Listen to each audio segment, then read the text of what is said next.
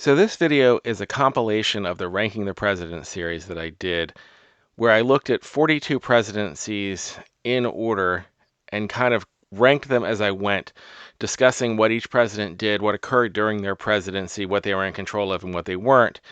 And at the end, came up with a full list where I ranked all of the presidents against each other. And I also did the rankings as I went. When I started this series, I didn't know if I would even finish the series. I didn't know the format would modify or change. And as you'll hear during the video, there were some small changes in the format.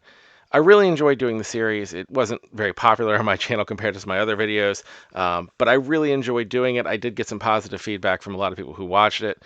And so I wanted to put them all together and release it on President's Day so that people could watch the entire series, put it on the background. I think it'll be almost 8 hours long and really see how it went sequentially, kind of get an idea of how everything went. But if you just want to watch an individual president's video, those will all be in the section below where you can just click on the individual presidents. I'm still going to leave all 42 of those videos up. I'm also going to add to the end of this video a discussion of the three presidents who didn't make it to the end because 20 years hadn't passed, and I didn't think it was fair to historically rank them. So I will have a brief discussion at the end of this video of the presidencies of Barack Obama, Joe Biden, and the ongoing presidents. I mean, we had one term for Trump, and now we have an ongoing term for Trump. But obviously with the caveat that these presidencies are not far enough removed for me to really do a serious historical discussion. In fact, when I talked about George W. Bush, I even said, I'm not sure if I'm far enough removed to be fair, but I'm still going to go ahead and do him because we are 20 years from his first term. If you like these videos, please like the video. If you like the work that I do, please subscribe, and hopefully you enjoy this compilation. Thank you. So I had an idea for a series of videos that I wanted to do that really didn't fit into what I was doing on the main channel, and so I thought I would do it as a members-only audio. If it goes well, I might eventually make these public. Part of the logic is these are not going to things that have a lot of visuals. What I would like to do is go one by one through the American presidencies, looking at each president, just their presidency, nothing else about them, not their history, just the time that they were president in office, and evaluate the success of their presidency in terms of, did they make the country better than they received it? And then as I go through each of them one by one, starting with Washington all the way up to, I'll probably stop around George W. Bush because of the 20-year rule. I don't want to do anything that we really don't have a little more history after. I might even stop after Clinton. I'll kind of think about it when I get there. But I want to kind of, as I go through each president, I'm then going to compare them to the ones before, and that's how I'm going to do my ranking. So rather than just doing a number of saying, okay, we're starting with Washington, he is this in the ranking, and I'm telling you about the history, I'm going to have a discussion of like, okay, this is what happened during their presidency. This is what they inherited. This is what they left. Was it better? Was it worse? How did they do? And then I'll reflect that on other presidents and kind of do the rating from there. So there are 4 criteria that I'm looking at primarily right now. I might adjust these criteria as I go. Their growth, as in how much did the country grow, both in terms of population, physical area, in power, how much better was the country after? Finances, how did the president manage the finances of the country within their reason? Obviously, there's Congress, but part of being president is navigating Congress. International politics, how did they navigate international politics? And then war and security. If they had a war during their time, was it something where it was a necessary war? Was it an unnecessary war? Did they do things to cause the conflict to occur? Did they help end the conflict? What was their role in that? Again, I might add some more later, but I think that's a good starting point. So the first president is the first president, George Washington. So what did he inherit? George Washington comes in after the failure of the Articles of Confederation. He's got a brand new constitution. It doesn't have the Bill of Rights yet. He has a huge deficit from the war, which is why the Articles of Confederation failed.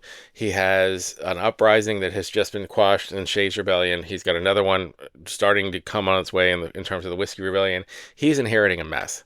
He's starting off with a country that is very poor, very disorganized, just wrote a constitution after having a failed Articles of Confederation, not a decade removed from the Revolutionary War-ish, not even a decade. So like coming out of the Revolutionary War with a lot of war debt, He starts in 1789 with Europe in disarray. Well, Europe going into disarray because the French Revolution is about to start.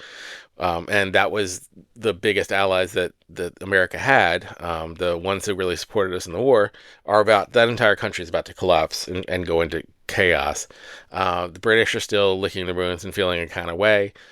And this is what Washington inherits, an absolute mess. Not the worst that any president will inherit later, as we'll get to, but not a great situation. And what did he do with it? Well, let's start with in terms of growth. There were additional states added. He was able to do westward expansion to a certain degree, but at the same time, he didn't push in the way that some others did.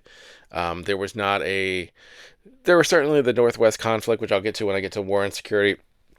The Northwest Territories conflict, obviously Native American complex. I'm not going to defend the occupation of land, but that was an actual war. That was actual battles and fights and war. And I think it was not, again, I want to be clear. I'm not saying that it was good or the occupation was whatever. I'm saying in relative terms with what the expectations were at the time, I think he navigated that as well as a president was going to in that time frame. So in terms of growth, I believe they added 3 states. The country grew in population and scale and size. In terms of finances, it's absolutely amazing if you think about it and take a step back, how they came in and how they came out. The entire Articles of Confederation failed in large part because there was no funding mechanism, and there was huge amounts of debt, and there was huge questions as to whether a government could be financed. And he managed to not only get tariffs passed, but to enforce the whiskey taxes, even though eventually the whiskey taxes fell off and it was one of the things. But like the assertion of government power, the assertion that no, the federal government will be taxing and doing things, and what the federal government does, it will, if the government does, it's going to happen. The Whiskey Rebellion itself, the quashing of the Whiskey Rebellion, is an amazing thing to think about. It's a scary thing to think about in terms of comparing to today, that the idea that the federal government is simply going to assemble an army and march to put down protesters right after the revolution. But in the context of the time, it was a necessary thing to happen. It was necessary to establish, the federal government is legit and we're doing this. And he personally marched that army out to Western Pennsylvania and was able to quash it without really any bloodshed of significance. There was some, but it could have been a really bloody, revolutionarily, almost a civil war kind of thing, and it wasn't. And that was impressive. The Conscription Act, very unpopular, did it anyway, got it done. It was a necessary thing to do that was not popular, but it was an outcome that needed to happen. And the Whiskey Rebellion is kind of impressive. You can debate whether or not it was right or wrong, but it is still an impressive feat. And the fact that after he did that, he still didn't go with the authoritarian route. He had established at this point, I can conscript an army as I wish. I have the power to do that. But then he quickly disbanded it when it wasn't necessary. He did not abuse that power, and he made clear throughout his presidency that he did not want power, and he was preventing authoritarian rule and setting that precedent. That's not normal. That's not what happens most of the time in most new countries, which is why you usually see the new revolution go to dictatorship. That is a uniquely Washington thing. It's a rare thing. And he doesn't, and I think that's one of the things historians give him the most credit for, because when you study other cultures, the person who raised to power, usually the revolutionary leader, becomes a tyrant or becomes a dictator, or at least within a generation or two, if not the initial person, the next person will. And it usually will be accompanied by a cleansing and purging of political opposition and that kind of stuff. And that didn't happen with Washington. Washington chided people for being part of political parties and not being on the team. But he was very much of the mentality of, we're creating a nation, we're creating a country, we're creating an ideal. And if you disagree with me, I'm not going to use or abuse my power that much. He was still a politician. I'm not going to say that all of these things are compared to the absolute worst. But given what the expectation was, you compare him to his contemporary Napoleon.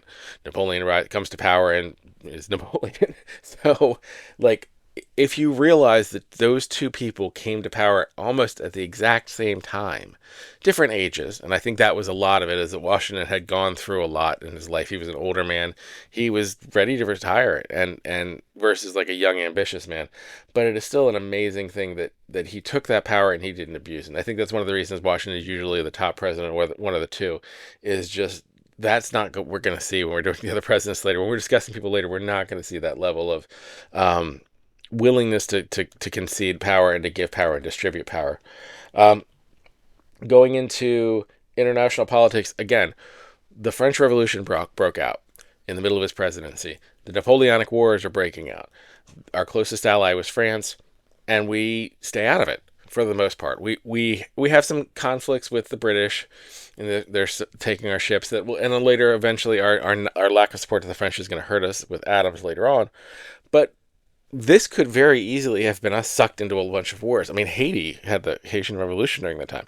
We very easily could have been pulled into a lot of stuff, and Washington managed to navigate a way to stay out of it without also alienating people to the point that, sometimes you try to stay out of messes and that really just gets you more entangled. He did a great job of navigating it, staying out of it, while also quietly and slowly building up a navy to help protect against piracy. And also an army after the failures in the Northwest Territory. When the largest military failure in the history of the American military happened, St. Clair's Army, I think it was 60-some% of the entire paid military force of the United States, when we had a tiny army, was destroyed in one battle because we didn't really have a standing army, because we had this whole concept, which I'm going to go into in another video.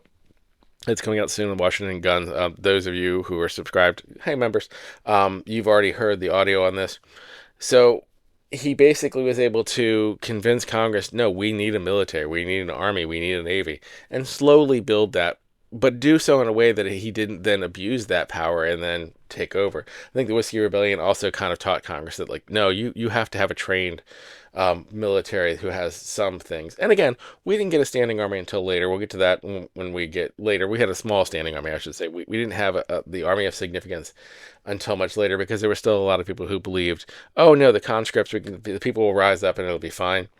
But he did set the foundations. And I think that's, again, might be cliche. Washington laying the foundations for what came after is the core to his presidency, and it was what was necessary. But you also have to give him full credit for that, because they hadn't been able to do that during the Articles of Confederation. They had failed. They had tried to set a foundation. They had not succeeded.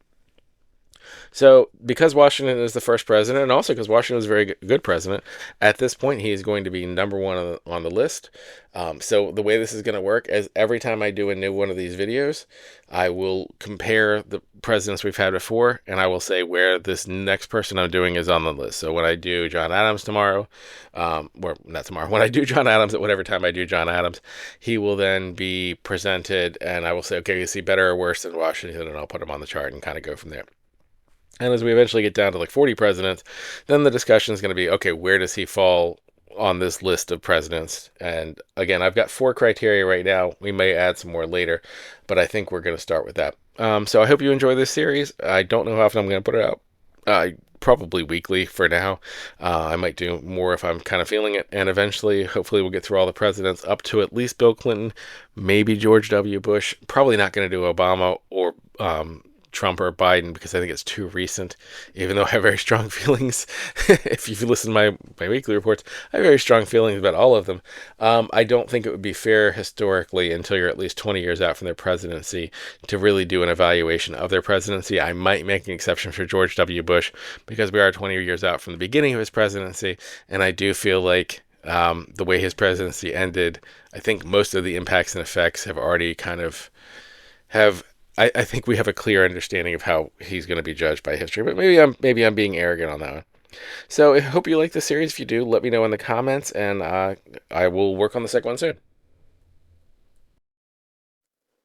So moving on to the second president of the United States, John Adams. I am going to try again to look at 4 criteria as kind of a framework for the discussion. I may add more later, just to give a baseline of the conversation. The discussion is around comparing each president to who came before, looking at what they inherited and what they left. Adams The four factors are growth, finances, international politics, and war and security. Adams came in with a fairly stable country. Washington, as I said before, inherited a mess, left it much better than he found it. And I think that's the goal of any president, is to take what you have and leave it better than you found it. Adams, I don't think you can argue, left the country significantly better than he found it. And I think there is some debate that he left it worse than he found it. He certainly left his political party worse than he found it, but that's a separate argument, I think, than to say whether that was good for the country. Adams is one of those, when I was thinking about this project, was one of the ones I was thinking about the most, because I think most people who study American history would say John Adams was a really good founding father. He did a lot of positive things in the foundation of the country, in the American Revolution, in the early stages of setting the framework.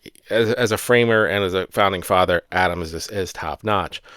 And so people think of Adams and go, okay, he was very good. But as a president, it's a different thing. And I think Adams' skill set in being able to push things and form things in a nascent country that had not existed yet didn't work as well when he had to be a politician. He just wasn't a very good politician. That might be to his credit as a moral thing. Morally, he might be a better, very good people aren't necessarily good politicians. It's a different skill set. I think Adams was very ham-handed in his negotiations with Congress. I think a lot of the things he did were overly aggressive. Looking at the four criteria, in terms of growth, I don't think the country didn't grow at a rate that was particularly exciting. Under Washington, I think there was a lot more westward expansion, or at least taking control of more westward land. I think Adams probably continued that, but I wouldn't say like he was notable, like we will talk about next week when we do Jefferson with the Louisiana Purchase, for God's sake. But I don't think it's a knock. I don't think it's a negative for him. Finances, I think he had to spend money because of things that were happening with regards to international politics, because he didn't navigate the international politics well. We'll discuss that when we get to international politics, but I think he had a situation where he needed money and he didn't handle it well. Passing a tax that was functionally a property tax, I think they called it the window tax in Pennsylvania, a horribly unpopular tax. Adding this new tax led to, protests, and then he didn't handle the protests very well. He was way too aggressive.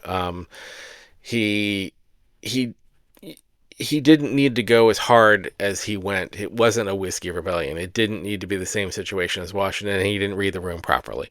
And so I think his aggressive ham-handedness, combined with the fact that the weakness of his party was the claim by his opposition that they wanted to have too much federal power, to be too domineering, to abuse power. And then he did abuses of power. Like, you're accused of being someone who's going to abuse power, and then you give your political enemies all the evidence they need when you send when you arrest protesters and charge them with treason and threaten to kill them. Like, he just didn't navigate that particularly well. So Fry's rebellion was not handled well. I think everyone pretty much agrees on that historically. Every historian I've read agrees that was a horrible mistake, just handled poorly. Speaking of handled poorly, the Quasi-War just wasn't navigated well. The XYZ bribery thing, being caught, being caught in a bribery scheme to negotiate to get out of to kind of end the war. It's like, please, we'll pay you off to not steal our ships. It just, none of it looked good. And again, maybe it was because the politics of the time forced him to have a vice president who was of the other party. That certainly can't be something that navigates well when you're trying to keep secrets and internal things, to have your vice president be literally a person who is your opposition.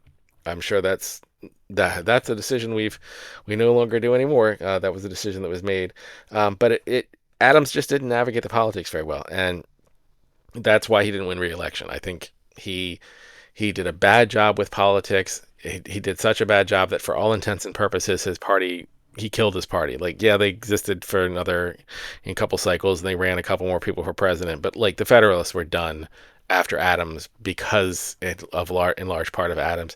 When coming in, they won the presidency, and although Washington wasn't overtly a Federalist, I think most people agree he had Federalist leanings. He was definitely more in favor of a strong federal government, more toward the Adams side than the Jeffersonian side. At least I think that's pretty clear. And Adams squandered all that. Now, there's an argument that was not a bad thing for the country, perhaps. And I think one of the things that I would give 100% to Adams credit is, ironically, one of his abuses of power turned out to be one that added a lot of stabilization to the country, and that was the appointment of Marshall to the court and the functional creation of the Marshall Court. Yes, the midnight judges were, again, another example of Adams being ham-handed, abusing powers, pushing judges in at the last minute. It was not great as far as optics. As far as outcomes, though, I think when you think about the Marshall Court, even if you disagree with some of the decisions, foundations like Marbury versus Madison allowing judicial oversight for constitutionality are core to everything that has come after. Absent that type of federal oversight, I don't know that we would have a country that was functional. That was a necessary thing. That was a necessary check on power. And ironically, the Federalist, the pro government power person, is the one who put that check in place, or put the person who put that check in place. So Adams 100% deserves credit for Marshall. If you have any doubt about Marshall as being valuable, consider who came after Marshall in terms of Taney.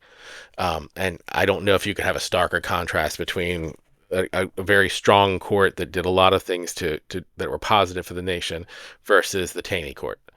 So I will give that to Adams' favor. I think that probably takes him out to be like a net neutral when we're looking at coming in, going out. And that's the main thing I'm looking at, is like, did he leave the country better than he found it? As far as every president, you were handed this and you left. Was it better than you found it? I would say I would not make an argument that the country was left better by Adams than when he found it. I wouldn't make an argument that it was significantly worse than he found it. It was different. I think the foundation of the court was different, but I also think the Alien Edition Act haunts us to this day. So I would say that comes out to be a net. If you ask me if it was better or worse, I would say I'm torn and it's in the middle. I can't say that about Washington. Washington 100% left a much better country than he inherited. So this is an easy which is better president question when looking at the two. Clearly, Washington is better than Adams. And that's how we end all these segments. So I will see you all next week for Jefferson. Next up on the Ranking the President series is going to be Thomas Jefferson, the third president of the United States. Jefferson, again, we're looking at 4 criteria. I'm actually going to make it 5 criteria. The 4 criteria are growth, finances, international politics, war and security. And I'm adding something that I've already been discussing with the other 2, but I'm making it formally a 5th criteria, and that is, did you leave the country better or worse than you found it? Because I think that really is the fundamental question to ask of every president. That's the most important question, because if you come in with an absolute mess and you leave less of a mess, I think that's a more successful presidency than someone who comes in with a great option, with everything going well, and leaves it not going quite as well. So starting with growth, Jefferson knocks it out of the park. Louisiana Purchase. You cannot argue that the Louisiana Purchase was not a wonderful thing for America, for the country, in every way, shape, or form. Sure, the Native Americans actually owned the land, but having the Europeans just acknowledge that that huge amount of land is now considered to be American, for the price of, I think, $500,000 in today's terms. I think it was $15 million at the time, $500,000 then. Yes, you had to borrow money to do it, which, again, this goes back to I wouldn't even call it a problem with Jefferson. It's something that you have to deal with when you're talking about Jefferson. Jefferson is a hypocrite. Jefferson says one thing and does another. In so many instances, it's almost funny. And in this instance, he came in like, we shouldn't borrow, we shouldn't take any debt. And then he borrows to purchase Louisiana. It was the right thing to do. And that's what I also kind of circle back to with a lot of Jefferson, is he was a hypocrite, but a lot of the times his hypocrisy, not always, we're not going to get the sale of him, this thing. A lot of times his hypocrisy was also him going, oh, yeah, the thing I was talking about with a flowery language and writing in these flourishes and having my idealized world, I'm more of a realist. And when the opportunity comes, I'm not going to say to the French, no, I'm not going to take half of the country, doubling the size of the United States, expanding it basically out. Arguably, if you want to have the whole fight over what the Oregon Territory was, arguably all the way to the West Coast, I'm not going to concede that because on principle, I don't think we should borrow money. So Jefferson, for growth alone, that's one of the greatest presidents in terms of growth, possibly the greatest. I think there'll be a debate later when we get to maybe Polk. but otherwise, I don't think anyone really can argue that Jefferson's expansion of the country is amazing, and full props to him. Finances. Jefferson balanced the budget, despite borrowing money for the Louisiana Purchase, despite spending on things like the Lewis Clark expedition and beginning setting the foundations for the National Road that would come later. Although I guess the National Road funding would come to later presidencies, so maybe that's something we should hold against him. I think that there's some stuff he left unfinished and some things he left broken for the past presidents that I think often gets overlooked that should be on his tab. We'll get to that in a minute.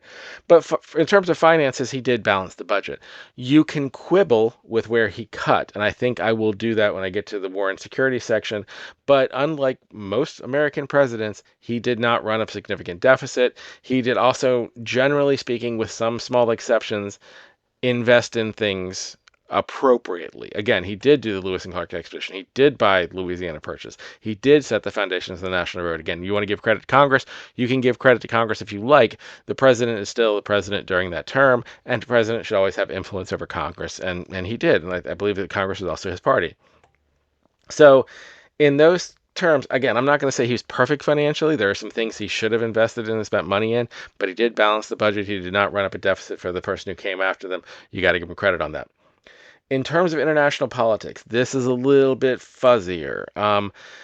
The Barbary War and the war with the Barbary pirates is interesting and a difficult conversation to have because he did build some ships to go.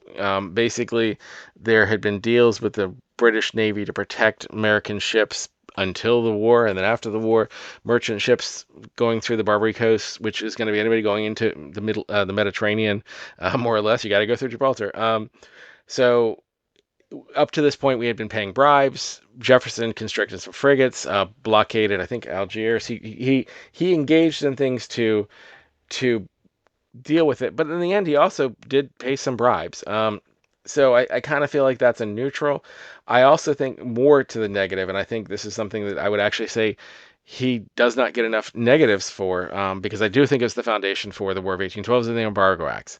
In 1807, I believe it was, he started putting embargoes on France and Britain because they were trying to make the Americans not be neutral in their war. So the French and British were at war, the Napoleonic Wars and all that kind of stuff. And Jefferson's antagonism was unsuccessful, and it really set the foundation for the War of 1812, which is where I'll go ahead and drift into war and security. This is the one area where I think you have to knock Jefferson. Jefferson, yeah, he did send the ships to deal with the Barbary pirates, but he did not invest nearly enough in the Army and Navy. He argued that it didn't make any sense to invest in these things in peacetime, and I think that came back to bite us all, to bite Madison, particularly during the War of 1812, and was a large part of why they were able to burn Washington to the ground. In defense of Jefferson, in a light defense, because it's his own making, there was a presumption by a lot of the founding fathers, not by Washington, which I discuss in a video. Well, I will discuss in a video that'll be coming out at some point on Washington the Second Amendment. There was an assumption by a lot of the founding fathers that the militia would be sufficient, that if the people were united, they would be strong enough to overthrow a powerful trained military, and that just ain't so. You can't just have farmers pick up rifles and act like a military. That's not how anything works. I think that was exposed during the War of 1812, and even though the War of 1812 wasn't on Jefferson's watch, I think him defunding the army, not sufficiently investing in the Navy, was a large part of why, and also being antagonistic with the Embargo Act, was a large part of why 3 years after his presidency ended, he left office in 1809. 3 years later, Madison found himself in a whole world of hurt during the War of 1812. So I think that is something you have to put on his ledger. All that being said, the final category: was the country better or worse after Jefferson left? I think uncategorically, you can't argue that the America wasn't better off after Jefferson left than before. The Louisiana Purchase alone would certainly make that argument. You doubled the size of the country. You set the foundations for the Lewis and Clark expedition to even explore that country. You started investing in the National Road. You banned the international slave trade. So that occurred during his time. Now, obviously, people were still going around it, but the banning of the international slave trade, huge a huge thing for America, and setting the foundations of us stopping to be this state that was basically dependent on international trade, dependent on people sending slaves. Jefferson was, I think everyone was at this point, more than open to having people come to America. I think one of the reasons that America was successful was because during the wars of Europe, there were a lot of refugees who came to America, and we had lots of land. And it was a great situation for people coming from other places who had skills or were just farmers. And not the farmers don't, take that back. Farmers have skills. People who had skills, including farming, who could come here and take advantage of the land that was widely open because of the unfortunate events that were happening to Native Americans since we got here, specifically the fact that every time the Native Americans were exposed to people from Europe, some like 80% and 90% of them caught diseases they'd never been exposed to before and died in great numbers. So there was a lot of open land because of the death of many, many Native Americans, plus all of the other horrible genocidal things we did. I want to make sure we acknowledge that every time we go through this. But Jefferson wasn't like we will get to later. We are going to get to some dark places in American history with regards to the Native Americans in the not too distant presidencies we have coming up. And I think Jefferson was not among the worst of those. And I definitely think Jefferson left the country better than he got it. So where does it leave us in the rankings? So the point of this video is once we discuss the president, we're going to compare them to all the presidents that came before. So we're going in order and we're going to compare them. So only two presidents have come before Jefferson, Washington and Adams. I think Washington is better than Jefferson. I think Washington left the country much, much better than he found it and inherited a situation that was far worse than Jefferson inherited. Jefferson inherited a fairly stable country. Washington inherited an absolute mess after the collapse of the Articles of Confederation. And you're just coming out of a war, just completely horrible situation. And he made a country out of that. So I'm going to put him not ahead of Washington. Washington's still going to be number one. But I am going to put him ahead of Adams. I don't think Adams moved the country forward. I think the Alien and Sedition Acts, which Jefferson largely rescinded, although they still stay on the books, but he didn't operate them. I think Jefferson was definitely better than Adams. Adams made a lot of mistakes. If you were asking me which was the better founding father, I would have a difficult time with that. I probably would take Adams over Jefferson. In terms of president, I don't think it's a contest. I think Jefferson's a better president. So the rankings are going to be Washington number 1, Jefferson number 2, Adams number 3. Moving on to number 4 in the ranking of the presidents, we have James Madison. And James Madison is a very difficult one to assess. And one of the great ones to do in this format, because since we're going in order, we can look at who came before and we can look at him in context. So again, the 5 criteria: growth, finances, international politics, war and security, and did he leave the country better or worse than he found it? So Madison, the elephant in the room is the War of 1812. It's very hard to say you're a good president when your capital got burned to the ground. That seems to be kind of like asking Lincoln's wife, but otherwise, how was the play? So I think you have to have that front and center. That being said, the War of 1812 itself, while it was overly ambitiously planned, the intent was to try to, I guess the intent was, let's get Canada while the British are distracted with Napoleon back in Europe. It went horribly, but in the end, it came out to almost a neutral outcome. And it did set foundations going forward where Madison did learn quickly from his mistakes. The War of 1812 was dumb, and the way it was conducted was dumb, and the cockiness of it was a huge mistake. How much of that do you want to lay on Madison? How much do you want to lay on Jefferson for not setting a foundation for the military, for defunding the military going into expansions? That's a difficult question to have. I definitely don't think you're going to put Madison as one of the great presidents when the capital gets burned to the ground. You can't ignore that. I do think, so that's the war and security thing. I do think in terms of growth, finances, and better or worse, though, there's a different conversation to be had. In terms of growth, there was expansion into Florida. Again, the attempt to take Canada was there, but it also kind of solidified that the Louisiana Purchase was for real. Indiana came in as a state. I believe Louisiana technically became a state during this time. The country was growing despite the war. And there did need to be some sort of action done with regard to the British impressment of Americans. There was a conflict that needed to be addressed. Just the arrogance of thinking we can just simply take Canada, I think, was just a bad decision. Can't deny that. His first term, if Madison had not been reelected and it was just his first term, I would argue, very poor presidency. lots of problems. It's that second term, though. He was reelected. He was popular. And if you look what he left, and if you look at the financial situation, he learned from his mistakes. He learned that his assumptions that a citizen militia could stand up to a real army were false. He learned that he needed to reinvest in the military. He learned that he needed to invest in infrastructure. He did invest in the Cumberland Road. Um, he did increase the power of the military, and all doing this while balancing the budget. That second term was a very positive term. And I think you have to look at it and go, was the country better off after he left than when he got it? I have trouble. I don't know. I kind of think it is in a lot of ways because I think the burning down of the Capitol, the invasion by the British, the success the British had demonstrated that the country wasn't ready or wasn't as strong as I think Jefferson thought he left it. Again, I'm not going to put the War of 1812 entirely on Jefferson, although I'm not going to not put the Embargo Act and the start of the tensions there. I think the Americans overestimated their power when they tried to take Canada. It didn't work out, but again, it wasn't like America was reconquered. Yes, the capital was burned to the ground. Yes, that's a huge embarrassment, but the war ended in more or less a neutral outcome. Neither side really getting a treaty that I think either side was viewing as winning. The Americans didn't lose any real territory, and during his presidency, actually expanded and got more territory. And when we're contrasting with who came before him, I think leaving the era of good feelings, even though, as we'll talk about when we get to the next president, the era of good feelings is definitely overstated. I think the fact that Madison was able to navigate his horrible mistakes in the first term to end with things all seemingly pointing in the right direction should also be to his credit.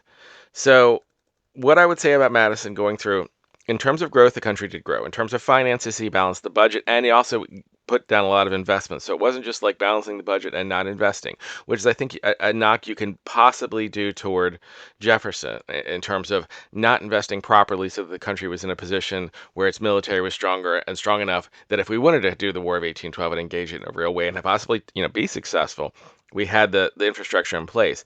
So I don't think you can ding him on finances. You can definitely ding him on international politics and war and security. The War of 1812 was a mistake. The capital was burned to the ground. British troops marched through into the Washington D.C.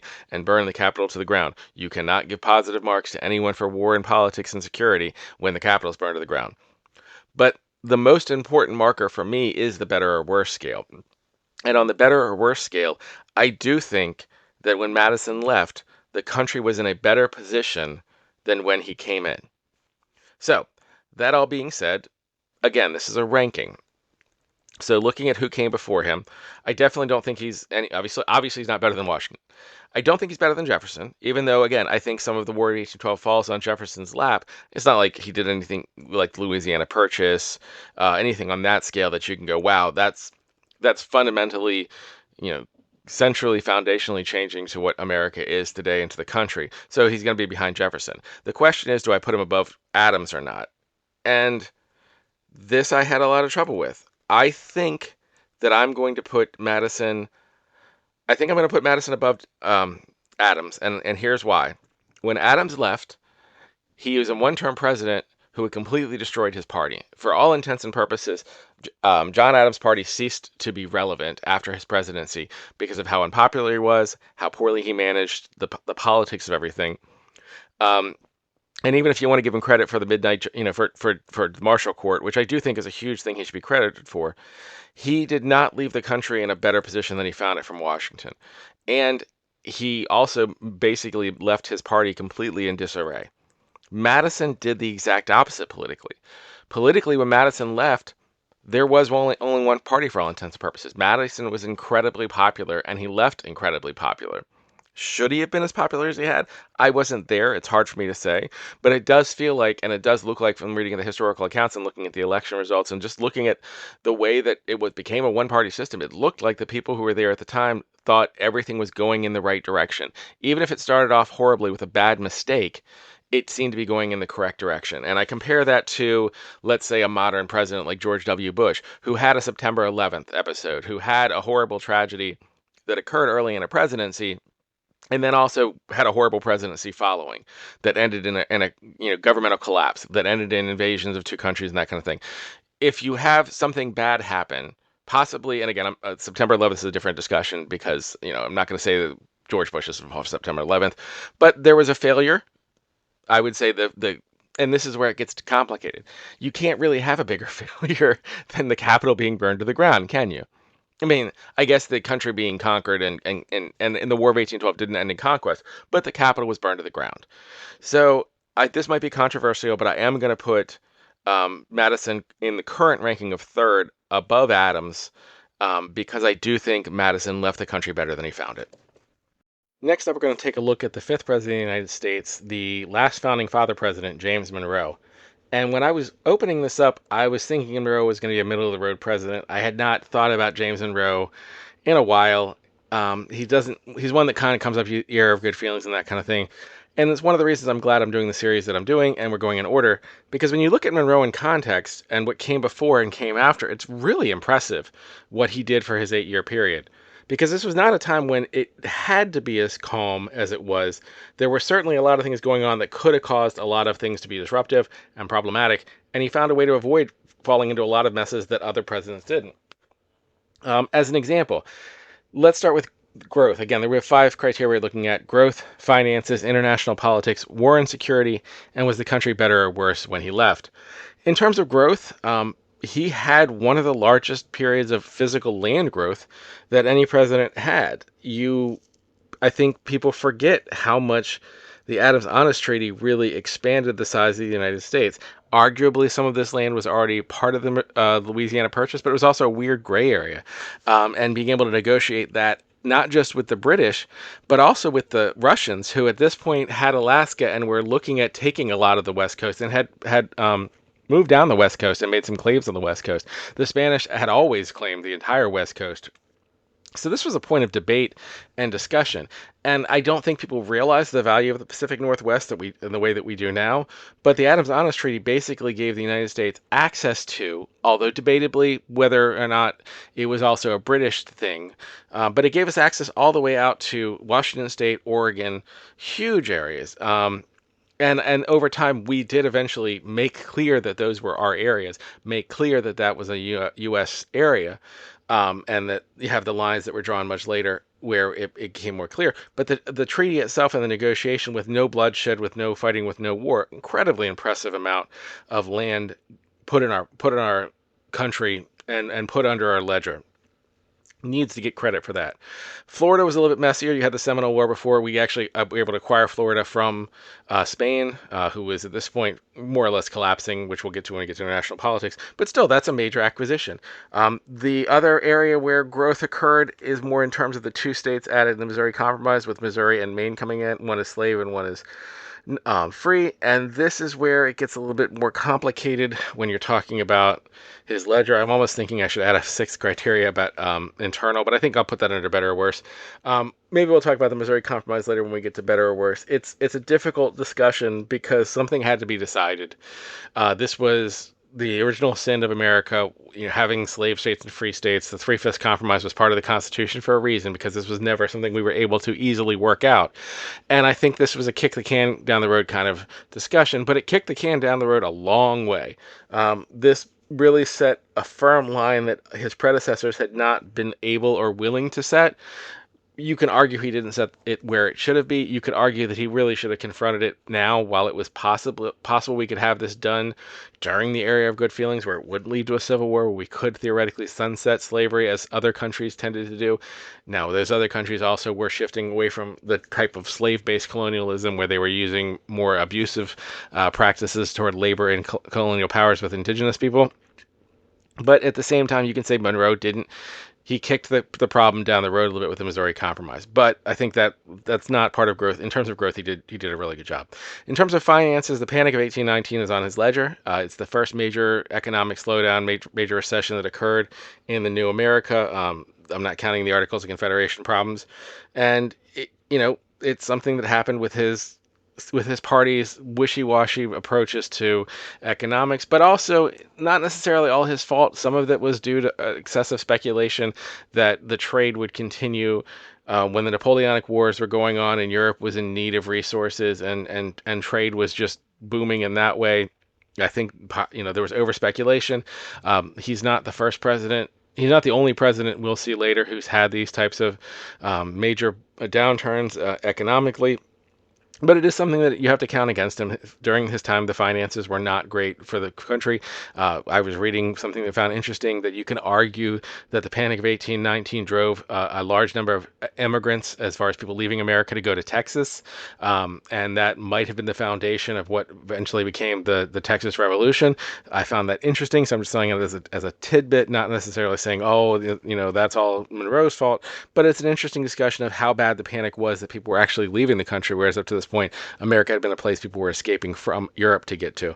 So that's on his ledger. But there also wasn't a huge amount of debt. He did a good job of balancing the budget while still spending on internal projects. So I'm not going to give him a huge downturn marks from there. So he's just not going to get, that's probably the one area, as I'm looking at the 5 criteria, that he had the weakness in. On the other hand, in terms of international politics, top notch. No wars, no major conflicts. The Adams-Onis Treaty, or Adams-Onis, however it's pronounced, I'm not sure, was an amazing treaty where we were able to, without bloodshed, secure rights to large pieces of land that greatly increased the country, took arguably the control of American territories now from coast to coast. That was already part of the argument for the Louisiana Purchase, but now it was formalized, and the amount of land that was now clearly either American controlled or at least American British arguable, however you want to describe that treaty as an agreement, basically saying we all had access to that land and could use that land. Huge foreign policy negotiation.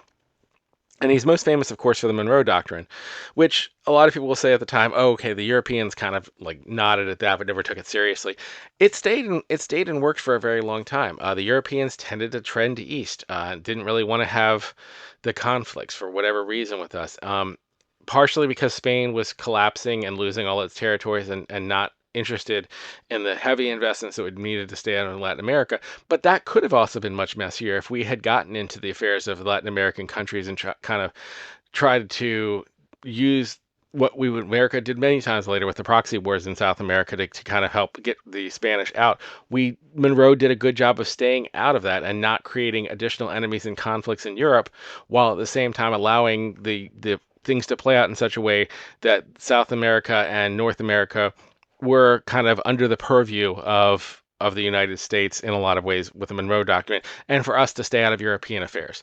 And I think the decision for us to stay out of European affairs served us very well in many things going forward. We didn't get pulled into a lot of colonial battles, which we very easily could have been, particularly once we get to the West Coast and some of the things going on there. So I think he deserves credit for that in terms of international politics. A lot of other people who were doing a lot of other things were not able to be successful in avoiding war, conflict, and that kind of things.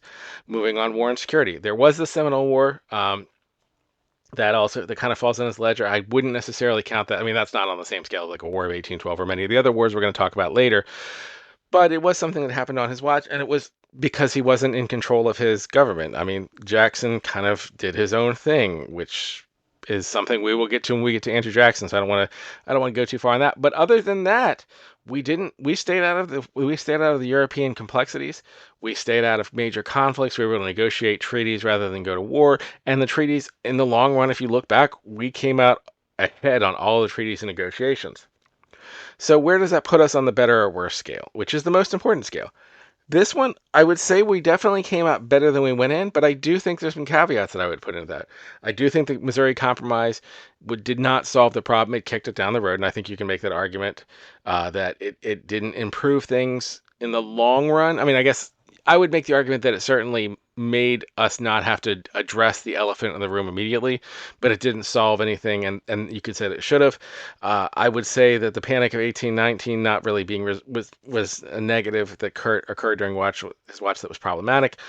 I would say that in terms of political stability, and this is almost unfair to him because he came in with such a remarkable time of political stability, and during much of his time in office, he had remarkable political stability. But as he left office, The election that followed was the foundation for the splits in the American party system that proceed to this day.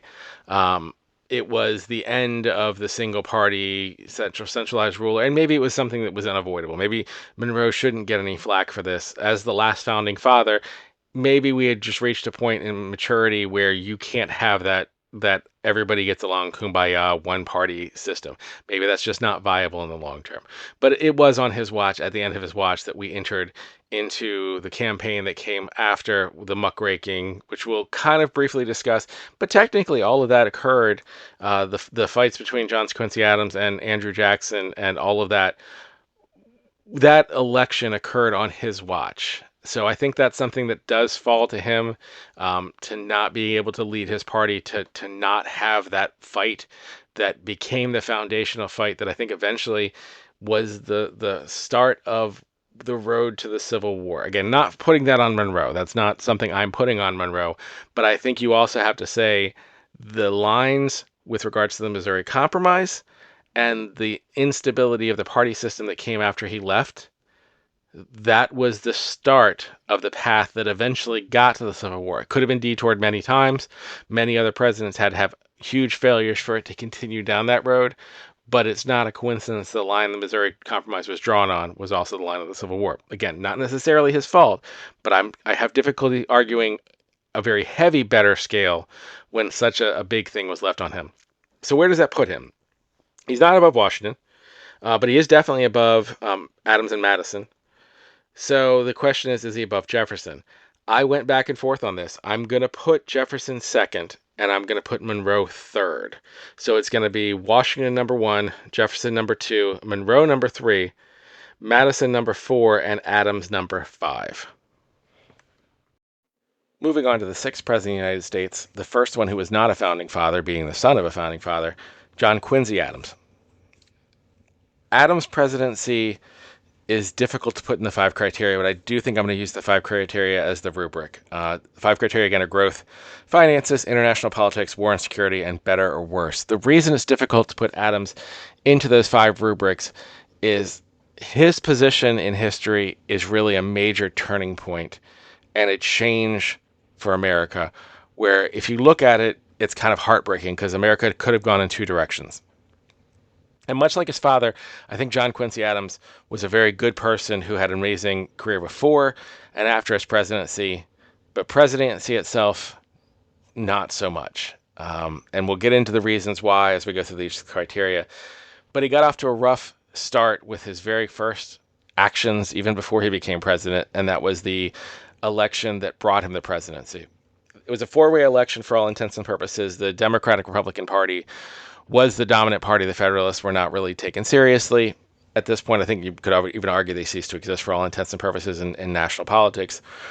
And so it was a 4-way race. And in the 4-way race, it came down to Adams and Jackson at the end. And Jacksonians will tell you there was a corrupt bargain made with Henry Clay, where Clay threw Quincy Adams the presidency in exchange for the Secretary of State.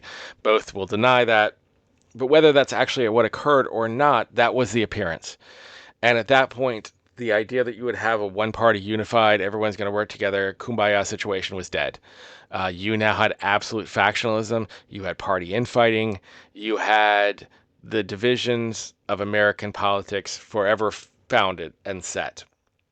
And Adams had an amazing agenda coming in. I think if he had been able to come in and accomplish the things that he wanted to put in place in terms of building a national college, building a naval academy, lots of infrastructure projects, I think we would look back at John Quincy Adams as one of the great presidents, because I do think with the hindsight of history, which is why we do these rankings and why I'm not planning on doing a ranking on anyone less than 20 years out, because imagine doing John Quincy Adams before the Civil War, before you realize how everything played out in terms of factionalism and the American division and the outcomes of Jacksonian democracy and manifest destiny and all of that. If you didn't understand the road we were going down, it would not be an accurate way to look at Quincy Adams' presidency.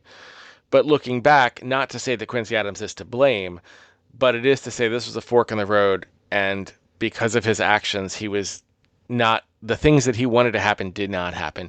And not only did they not happen, they became unpopular because of his unpopularity. So again, let's start with growth. Growth is not always going to be in terms of physical growth of the countries. I think in the earlier episodes, I may have put too much emphasis on that as far as the thought when I'm discussing it, but it was because we're discussing the huge expansion of the country. We're talking about the Louisiana Purchase and the Adams-Honest Treaty and the acquisition of entire states. Growth is also about whether or not the country is growing in population, growing in industrial power, just growing in many ways. You don't need physical land to grow. If the population of your country is growing or the strength of your country is growing, I would count that under growth. And so there are some things to his favor. I think the B&O Railroad and the C&O Canal being the two biggest, because both facilitated westward expansion in a way that wasn't possible before, particularly the B&O Railroad being the foundation for what would become the huge railroad system that was the backbone of American growth and expansion, and everything that came afterwards came from the B&O Railroad. So Quincy Adams deserves that credit, because that did happen on his watch and was funded on his watch. So credit to him for that. That being said, there wasn't much other growth in terms of economics because of things like the Tariff of Abominations, in fact, specifically the Tariff of Abominations. So he needed to fund these projects. The choice of what he did to fund these projects alienated people in the South. Perhaps his logic was, they're not going to vote for me anyway, so I might as well put that on there, and then I'll make the Northerners happy. But it didn't make the Northerners happy either. It was just a failure on all accounts. It created an even greater wedge, as if you needed a greater wedge between Northern voters and Southern voters, in terms of the South believing that Northerners were only going to focus on Northern industrial interests and never give a care about the South. So that gave even greater narrative to that, again, as if you needed it because of the slavery controversy, which is grounded in.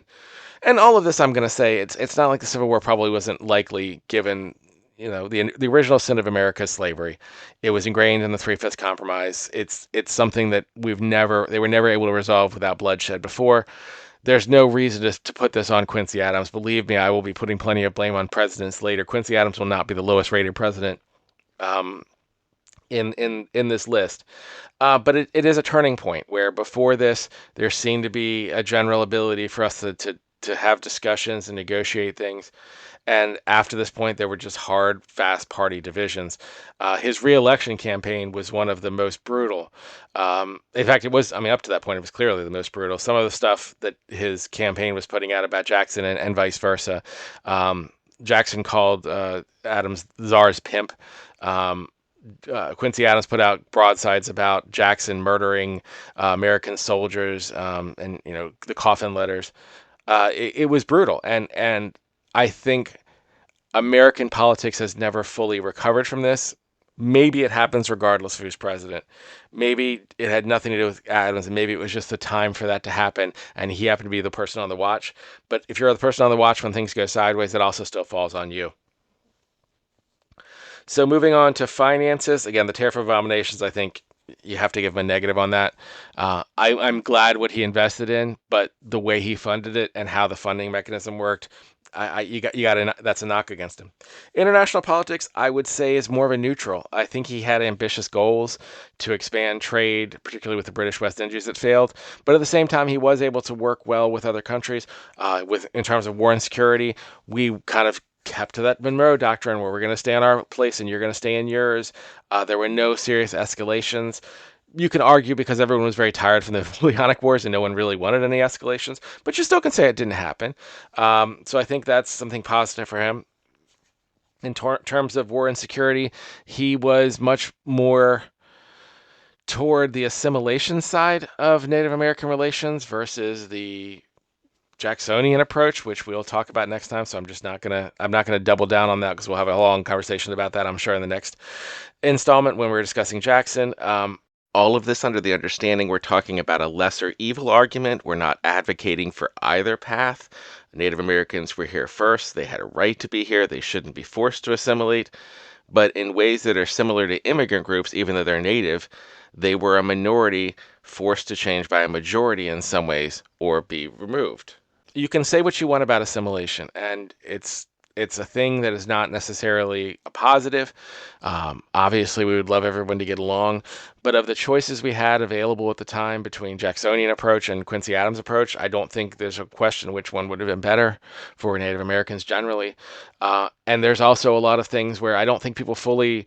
I think people should sit down and read the history of Native American groups and understand that there was a lot more assimilation going on at this point in history than people wanted to admit, because then they have to humanize Native Americans and make them just like anyone else and say, just like other immigrant groups were able to come to America and become part of the culture and make the culture a part of them, because it is a two-way street. Every immigrant group adds to the melting pot rather than being what they were before they came, or the country being what they were after they came.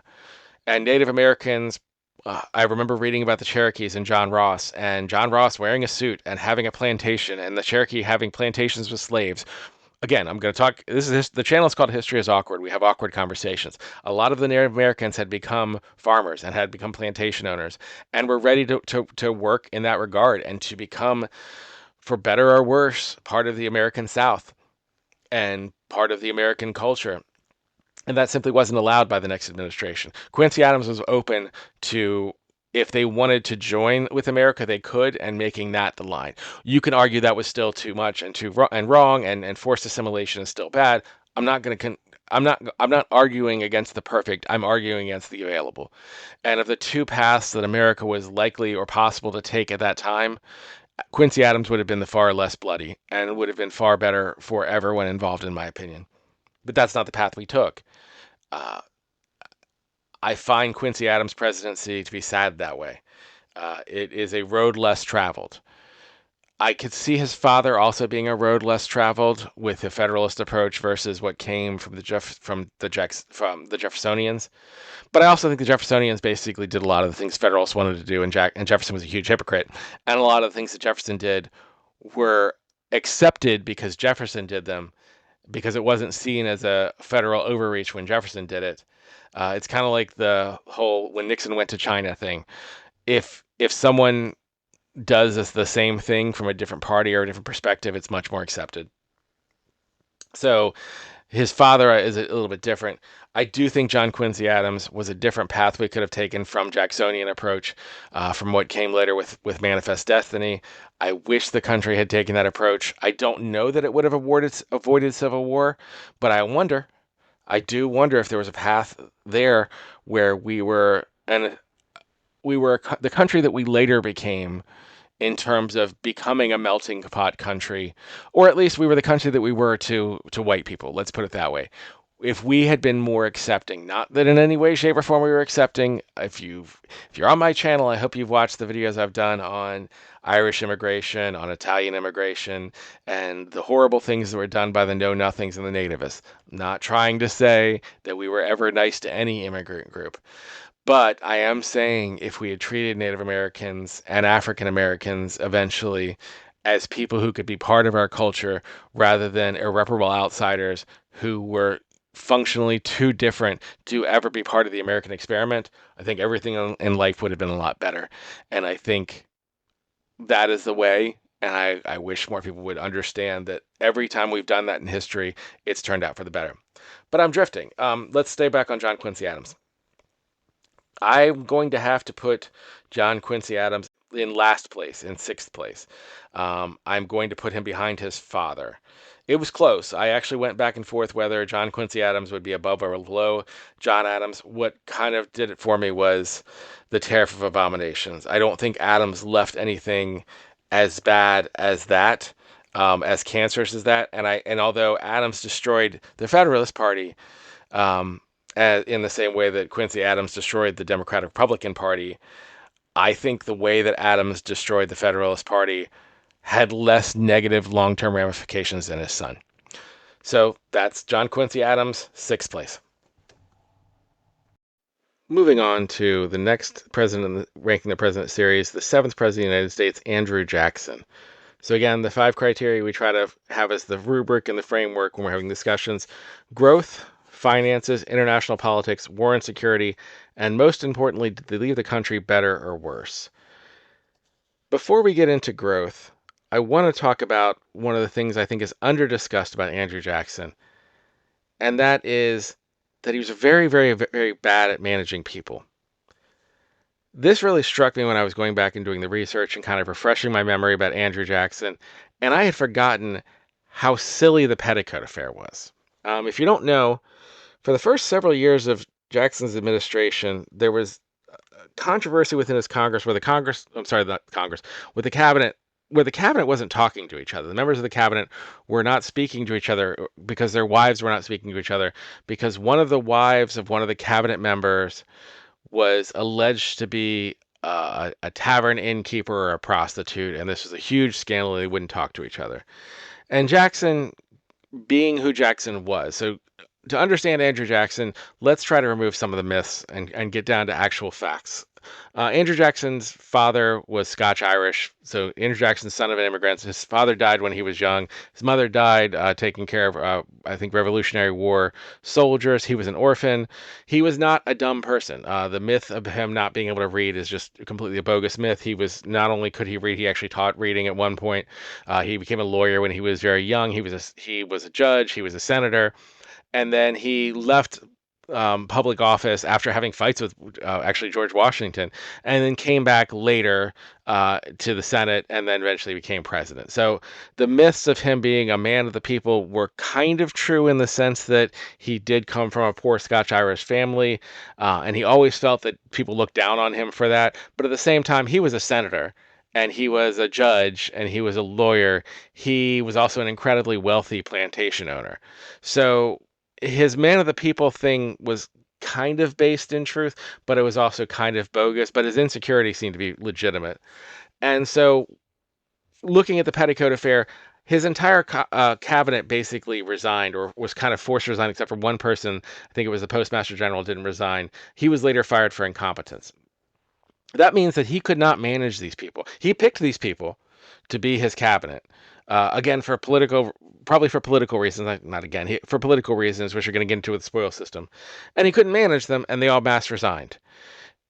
Jackson, I think, gets too much credit for being organized because he was a general. And I think people want to have this myth of what he was before and after. And again, that's part of why I like doing this series is when we talk about people like the Adams, John Quincy and John Adams, they were very, very good before and after their presidencies, not so much during the presidencies. Jackson, he was probably a very organized and great general, and he was not a very organized president. The people he picked were not good at their job, and that led to the outcomes. So setting that as a baseline, getting rid of your preconceptions about, oh, is Andrew Jackson dumb or is Andrew Jackson, he was not dumb. He was an older man, and that's the other things people forget. Like Jackson was old and not in great health for a lot of period of time, and he was picking these people basically politically picking them based on grievances, based on how he thought it would help him politically, based on him resenting people who he felt were looking down on him, and they weren't particularly competent people. He was not picking the best, and it kind of reflected in his presidency. Looking at in terms of growth, let's deal with one of the elephants in the room, probably the biggest elephant in the room, and that is Jackson's role in what would become the Trail of Tears and the Native American genocide. In the last video, hopefully people didn't misinterpret what I was trying to say when I was making comparisons of Native Americans to immigrants. Obviously, the Native Americans were here. They're not an immigrant group. This land was theirs by right, and it was taken from them. It was more in terms of the Native Americans being a minority group within the country, similar to immigrants. And I think one of the reasons we need to discuss them being a minority group is because every time Native Americans came into contact with Europeans for the first time, 80 to 90% of them died of a European disease such as smallpox, measles, something of that effect. So there was no chance that they had to really make a stand against European groups coming here, not because of any failings on their part beyond the fact that they didn't happen to be immune to the diseases that had already ravaged Europe for centuries prior. The Black Death and the smallpox outbreaks and all the things that had killed Europeans for millennia had immunity had happened in Europe, didn't happen here. So every time a native group would encounter Europeans, their entire city or settlement would be ravaged, and then Native Americans would be down to like 10% of their population, and the whites and Europeans would go, hey, it's a nice piece of land you got there, and 80, 90% of people are gone. We're just going to move in to the already cultivated, set up, designed land. That was the thing that kept happening, and there was no real resistance to that. By this point in history, a lot of the Native American groups in the area had either been forced out west by just physically being forced out west. They had fought the wars in the French and Indian War, and all of these different times they had tried to make stands and they'd been unsuccessful. And then they had what were called the five civilized tribes in the South, who were five tribes that basically were like, we were going to stay on our land and we're going to try to adapt some European behaviors. The most notable example I can think of is John Ross, the leader of the Cherokee, who literally was a southern plantation owner with slaves. If you see pictures of John Ross, he looks like a southern plantation owner. He had a southern plantation for all intents and purposes, and that was the intention: is they were going to go, okay, we're going to replicate this. We're going to become like you in many ways. We're going to keep we're going to keep our traditions and our cultures as best we're able, but we're also going to become what is successful. We're going to sell cotton and own slaves and do the things that southern plantation owners do. And that was still not going to be acceptable because, and this is where I'm not giving Jackson any credit. I'm just having the conversation that is awkward because the name of the channel's history is awkward. We had a society at that point that wanted to rationalize evil actions and had become very successful at it. We were literally enslaving an entire race of people at that time. And so, in our minds, in the American consciousness, we've already rationalized that God must be okay with us enslaving people because we are the chosen people. The logic is obviously whites must be the chosen people. Otherwise, why would God do these horrible things to the people around us? It's not us. It's God's decision to force them into enslavement. It's not us. It's God's decision that these diseases are being spread. Under that logic and reasoning, when they wanted to do something horrible, they'd found ways to rationalize it. And they picked Jackson because Jackson was going to support them in doing it. It's not like Jackson himself was the one going out and force marching Native Americans across off of the land and across to areas where they had no knowledge of how to survive. That's what the Southern plantation owners wanted to do. That's what the Southern militia wanted to do. Particularly after Nate Turner's rebellion, there was not a lot of empathy in America anymore. And that's the reality that Jackson was living in, and that's why he was picked. So I say that not to praise Jackson in any way, shape, or form, but to condemn where America was at that time. That being said, when you're looking at growth, there was a lot of westward expansion because of these horrible acts. There was the recognition of Texas as a separate state, which eventually would become the annexation of Texas. None of these are going to put him in the same area as like a Monroe or a Jefferson or a Washington as far as expansion. But it's to say that the growth was not a negative trait. During this time, the country was growing during his years in office for the most part, with one major problem that I'll talk about when we move into finances that I think also hits growth. Moving on to finances, Jackson kept the tariff of abominations, which absolutely infuriated his Southern voting base, particularly John Calhoun, who was his vice president, led to what was called the nullification process, where South Carolina threatened to secede, and Jackson threatened to send the military down and blockade South Carolina if they tried. One thing to Jackson's credit, which I'm not going to have a lot of things to his credit, but I'll say is, I think because who Jackson was, that South Carolina was probably more likely to concede that than they would have been if somebody else had been president.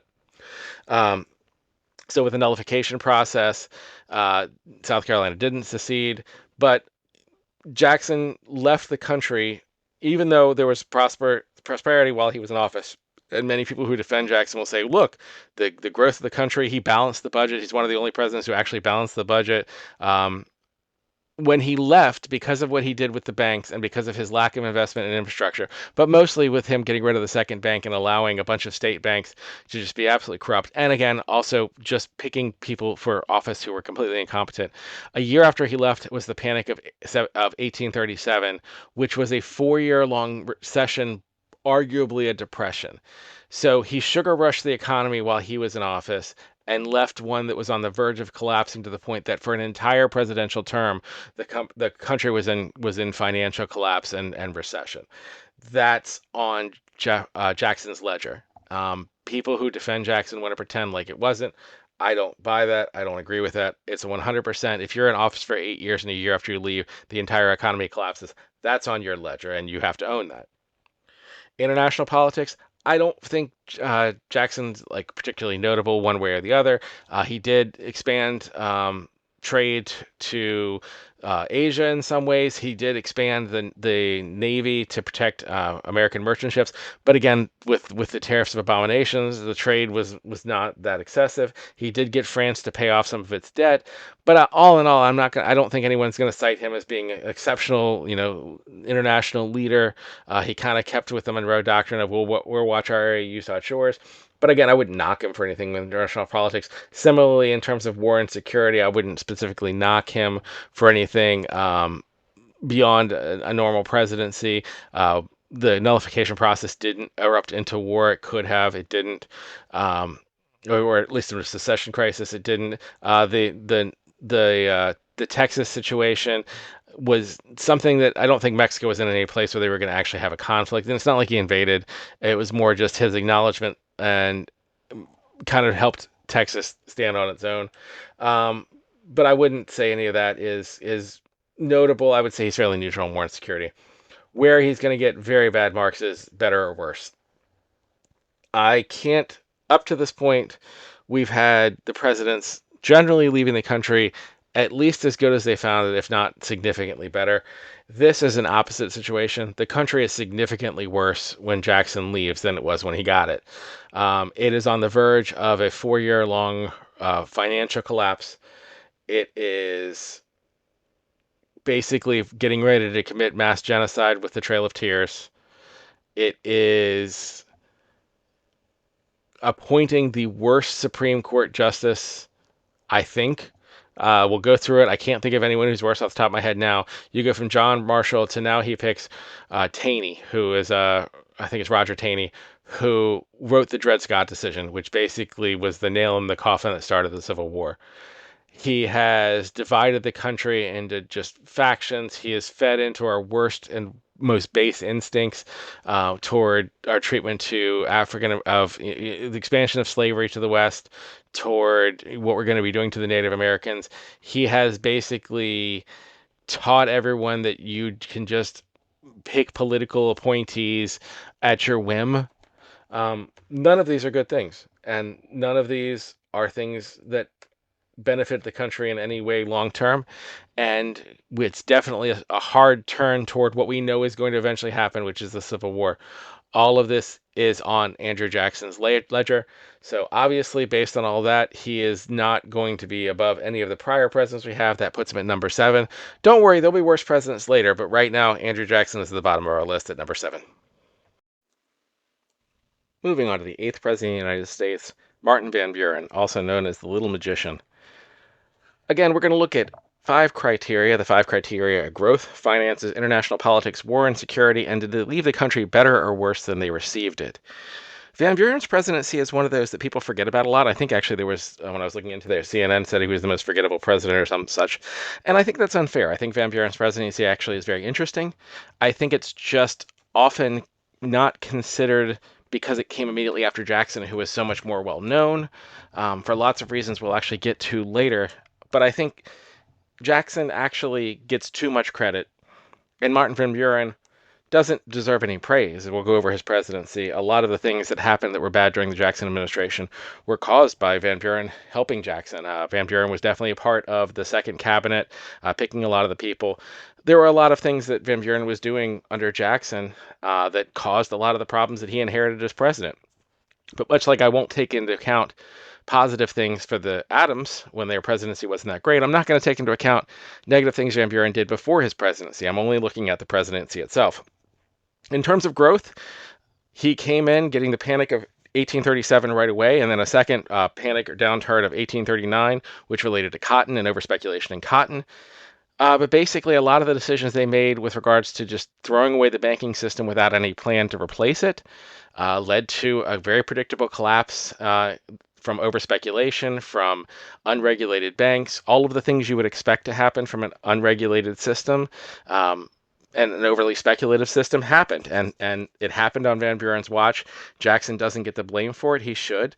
But Van Buren doesn't get should also get the blame because he didn't do much to resolve it. He continued a lot of the same policies, some of which arguably were good policies in the long term.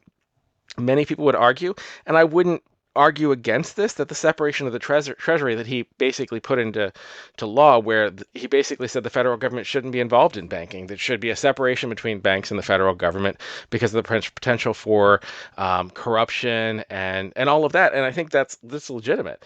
That doesn't help solve the crisis that they were in. It was probably the right decision, and so I won't hold it against him because, again, maybe it was the right decision, but it definitely made it more difficult for them to resolve the crisis, and I don't necessarily think it helped in the short term. But it might have been the right long-term decision, so I'm not going to ding him too hard on that.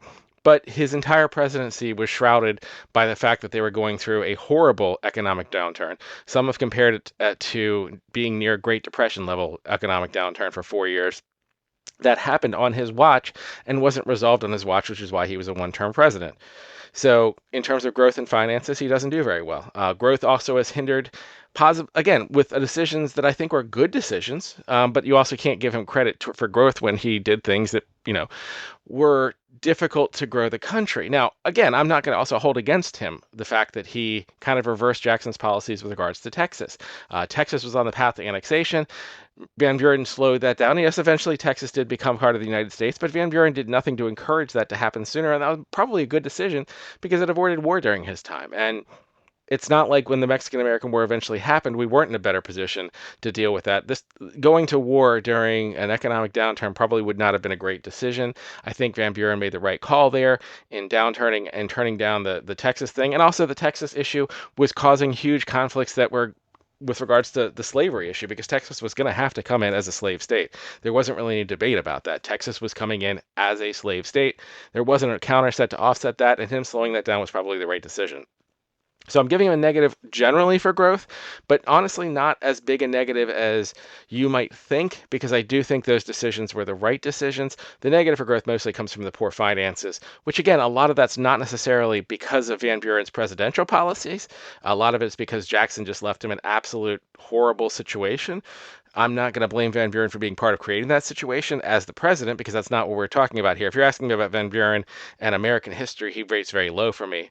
But in terms of his specific presidency, I think what he did was not that bad in terms of growth and finances, but it wasn't that good.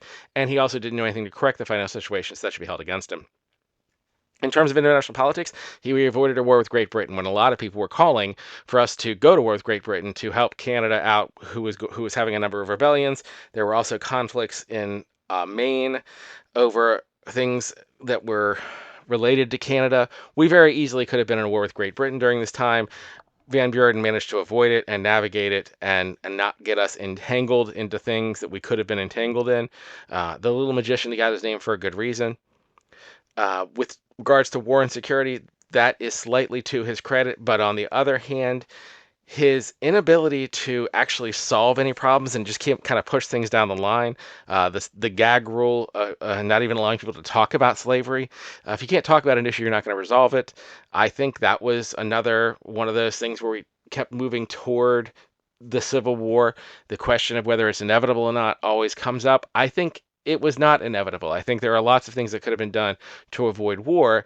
I think the fact that no one actually addressed the issues early enough is why we eventually had to have a civil war to resolve it. Maybe that fault falls far, far earlier. Certainly by the time Jackson came in, we were definitely on that path, which is why Jackson gets such a negative mark for picking Taney. But Van Buren didn't do anything to fix it. And in fact, kind of tried to pretend like it didn't exist. And a lot of Van Buren's actions also created additional party divisions. He is, the father of the party boss system and just the corrupt system of political favors. All of that comes from Van Buren's era. Almost every negative thing we think about with regards to political corruption, if it can't be traced to Van Buren, he certainly did a lot to push it forward. And I think that is something that definitely falls on his ledger and that was happening during his time. His backroom dealings, his manipulation, it was not in service of the country. It was in service of his political ambitions, and I think it was very negative overall. In terms of leaving the country better or worse, I think Van Buren definitely left the country bad.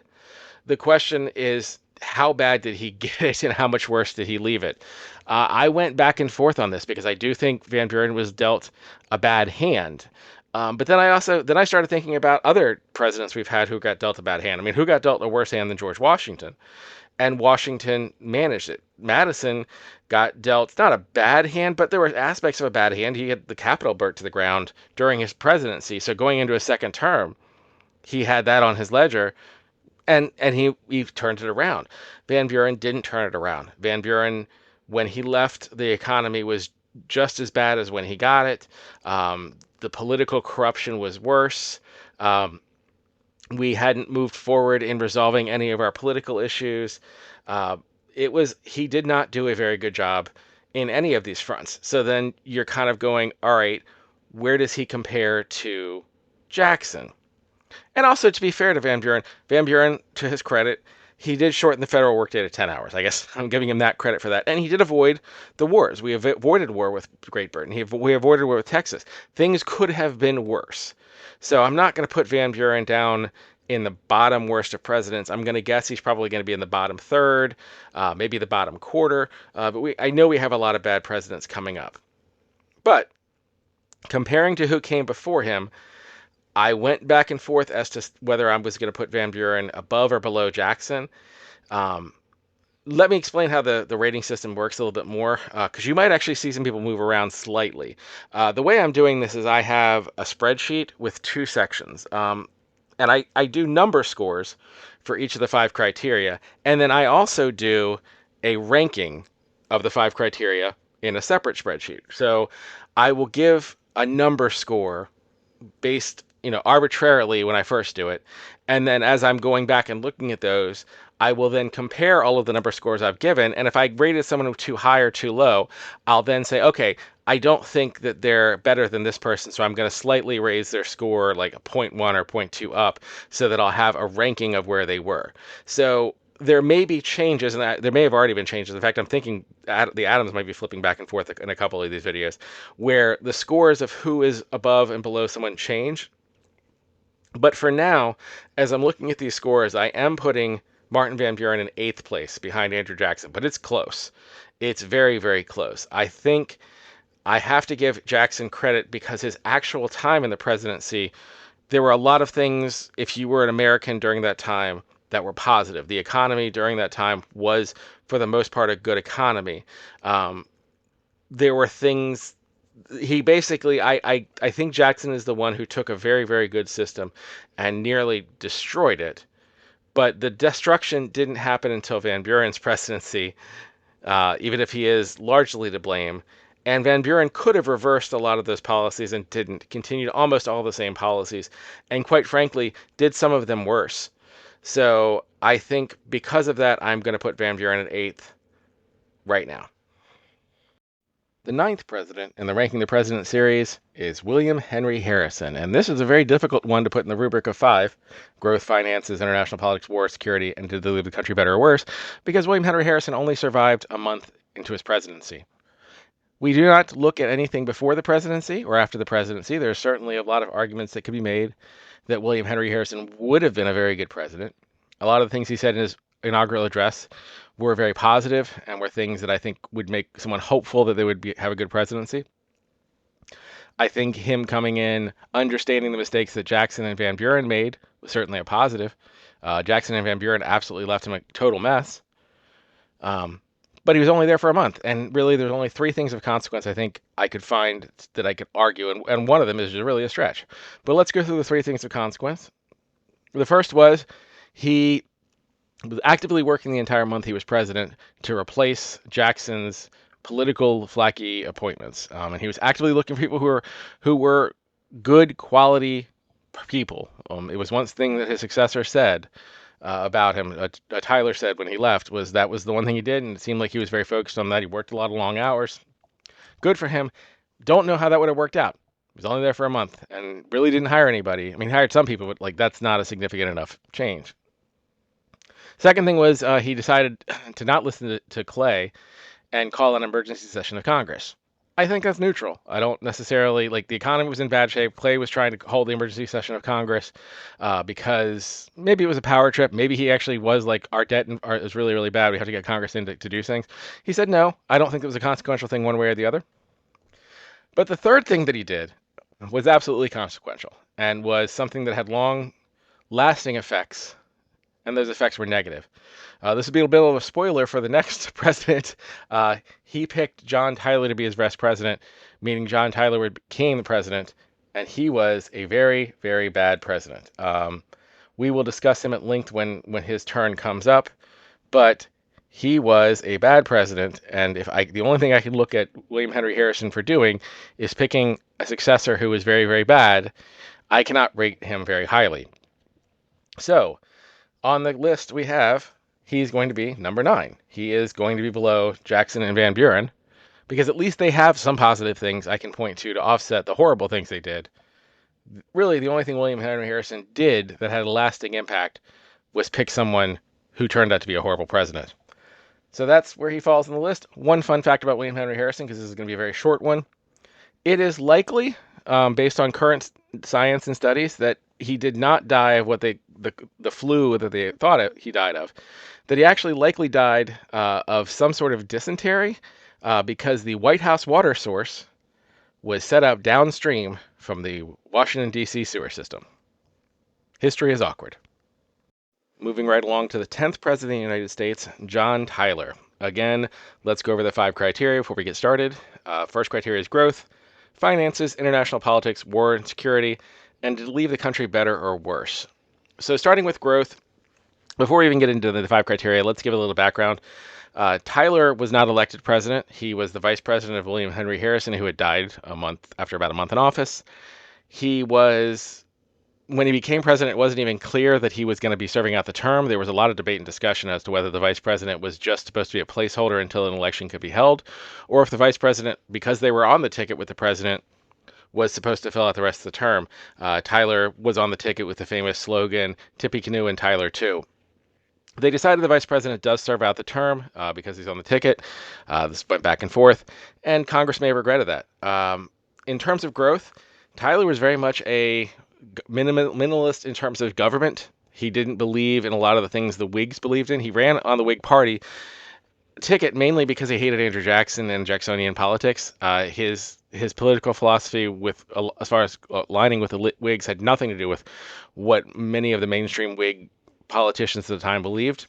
He opposed the national banks. He opposed infrastructure spending. And so when the Whig Congress came in very excited because they had won the election and they had, swept out all of the Jacksonian Democrats and had a majority in Congress, when Harrison dies, suddenly they have a person who really is in opposition to everything they say, who vetoes banking bills, who vetoes infrastructure projects, who's driving them absolutely crazy. His cabinet disliked him. I think the entire cabinet, except for one person, resigned in protest because of his vetoes. He did everything he could to minimize financial plans that the Whigs had. So when we're looking at terms of growth, there are a couple things I can give him slight credit for. He did, but it was more in solidifying things that existed rather than creating anything new. So I wouldn't say that he actually. And we'll get to this with regards to like Texas. He was in favor of the annexation, but the annexation didn't happen on his watch, partially because he was incredibly unpopular.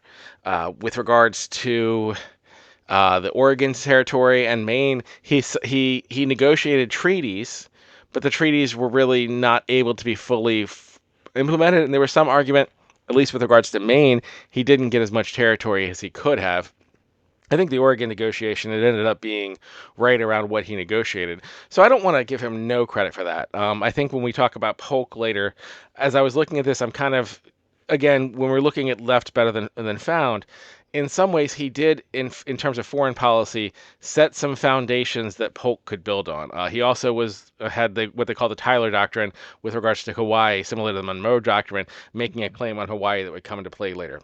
So you can make some arguments with regards to growth, physical growth of the country. He did some things that laid foundations. He did restabilize relations with Great Britain, which we'll get to in international politics. But he also did nothing to stop the continuing. Again, we have the Panic of 1837 still going and went on all throughout his presidency. He did little to help any type of recovery in the country that had started, under Van Buren. Again, I argue caused in large part because of the Jacksonian politics. He did little to make that change, and he just constantly fought with Congress, didn't get much done, didn't accomplish much in terms of growth, so I'm not going to give him a very good regard there. With regards to finances, same thing, if not worse. Again, he inherited a bad economy. He inherited bad policies from that had crashed the economy. Like my argument would be Jacksonian policies gave a sugar rush during Jacksonian times that became a huge crash in with the Panic of 1837 that they were still recovering from. Now we're going almost 8 years later at the end of Tyler's term, and was still had a country that was in this long of a recession, basically, arguably a depression, caused by these horrible policies, and he did nothing to correct it. He fought tooth and nail constantly to have any changes in policies that would have improved it because he didn't believe in government spending. He didn't believe in infrastructure projects. He did not work to fix the problems, and he was loathed by like he couldn't he wouldn't run for there was no point in running for the election. He wasn't going to win. His own party despised him, and the other party wasn't much a bigger fan. He couldn't get they didn't impeach him, but he wasn't a dishonest person. He was just bad at his job. In addition, he also picked, and this is where I'm going to get into growth and kind of get into the war and security, international politics. Again, going back to international politics, he was fine. I think he did a good job of de-escalating the conflict with Great Britain. The treaty negotiations seemed okay. I think he did a fair job. When you read about people who are trying to praise him, they'll usually point to international politics. I don't think he was exceptional. I think he was fine. And I also think he left a lot of things undone that Polk had to resolve.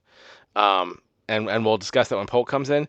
And if you want to give him credit because he kind of pushed us in a direction, I guess in theory you could give him credit. I particularly don't, because I think the way he left them was quite messy and left Polk in a situation where he was going to have a war with Mexico.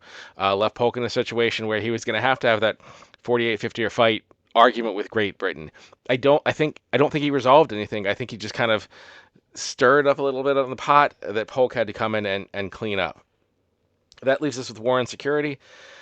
He did not do he left we were on the edge of a war with Mexico because of his Texas annexation stuff, and his picking of John Calhoun as Secretary of State. I keep saying this. John Calhoun is one of the great villains of American history.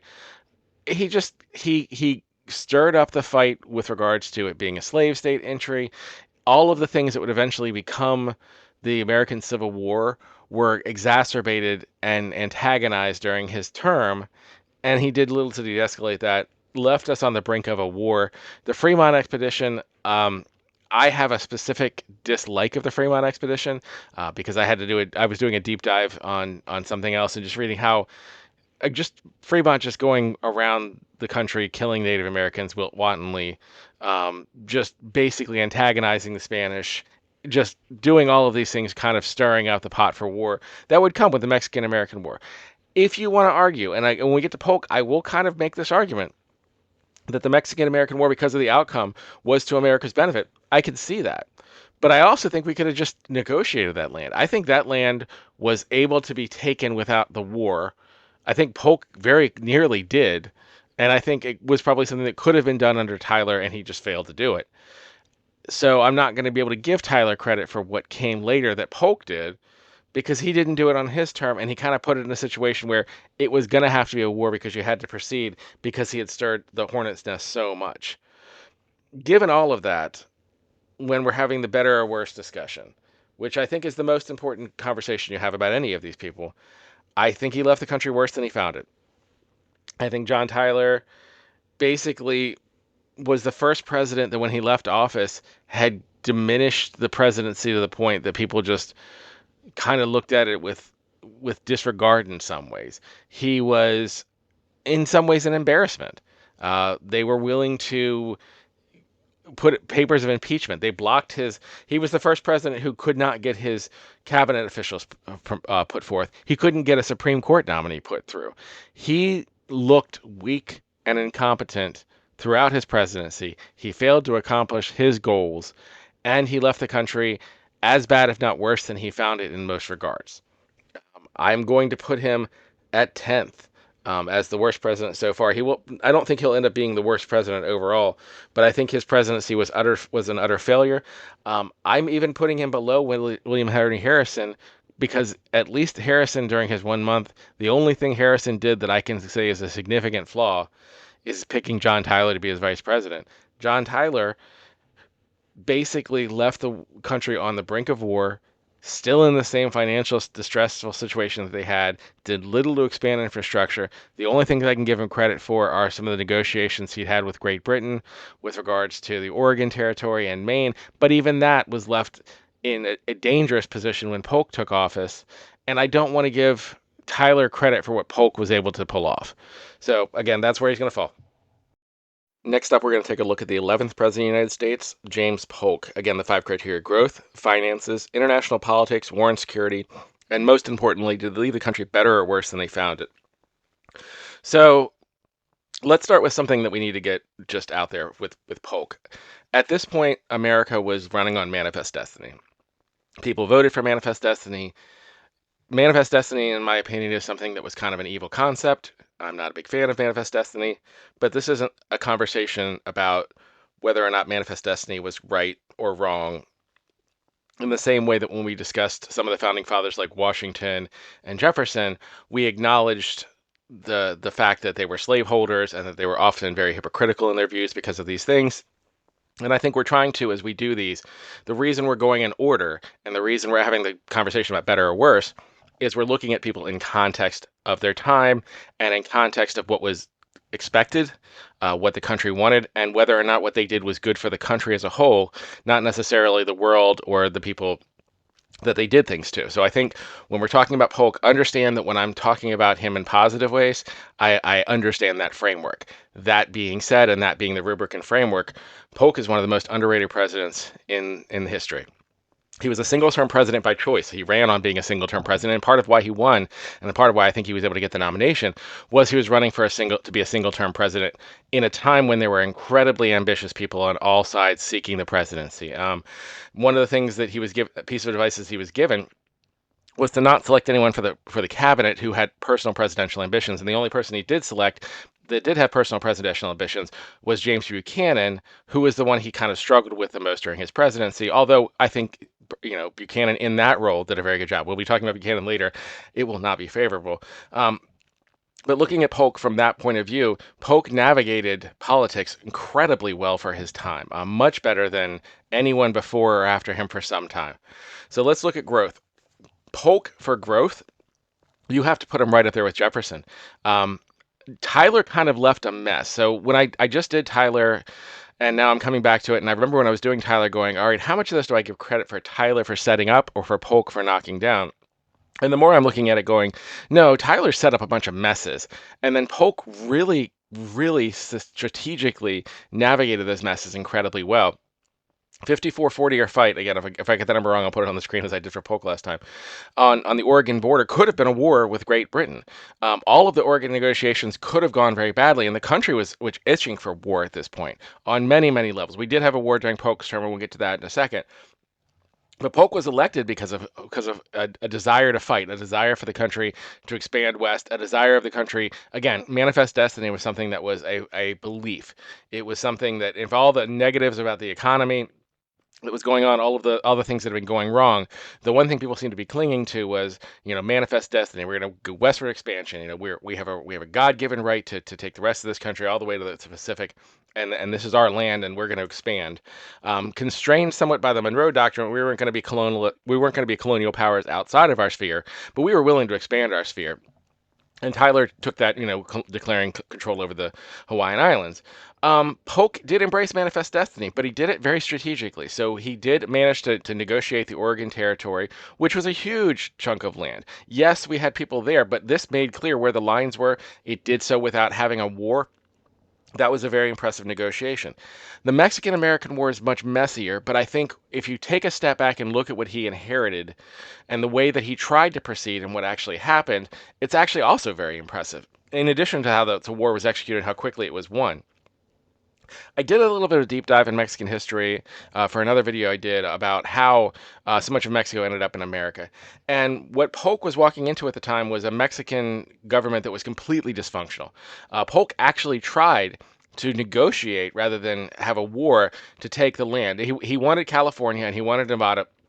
And both of these turned out to be hugely very good decisions, particularly California, because the gold rush happens right around 40 for the 49ers, 48, 49. So Polk's acquisition of California was a huge boon, and his acquisition of Texas, even though the annexation was set up by Tyler, the way that he did it and navigated it in such a way that, yes, there was a Mexican-American War, but by the time the Mexican-American War happened, America pretty much, just rolled.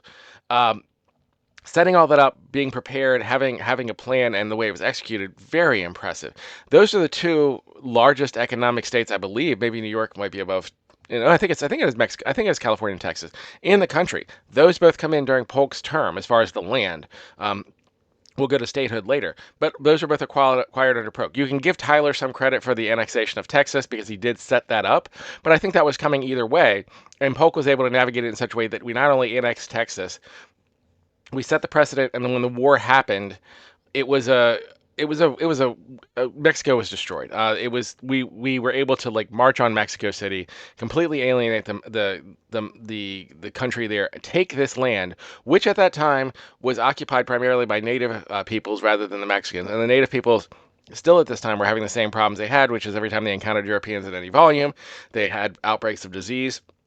And much of this area had been largely unexplored, at least in detail, by Europeans. So we were still having a lot of first contacts in this area. If you look into Californian history, you'll learn about the California mission systems and how many of those native peoples had been uncontacted. And then when smallpox came, the same effects it had there as it had everywhere else where they were been.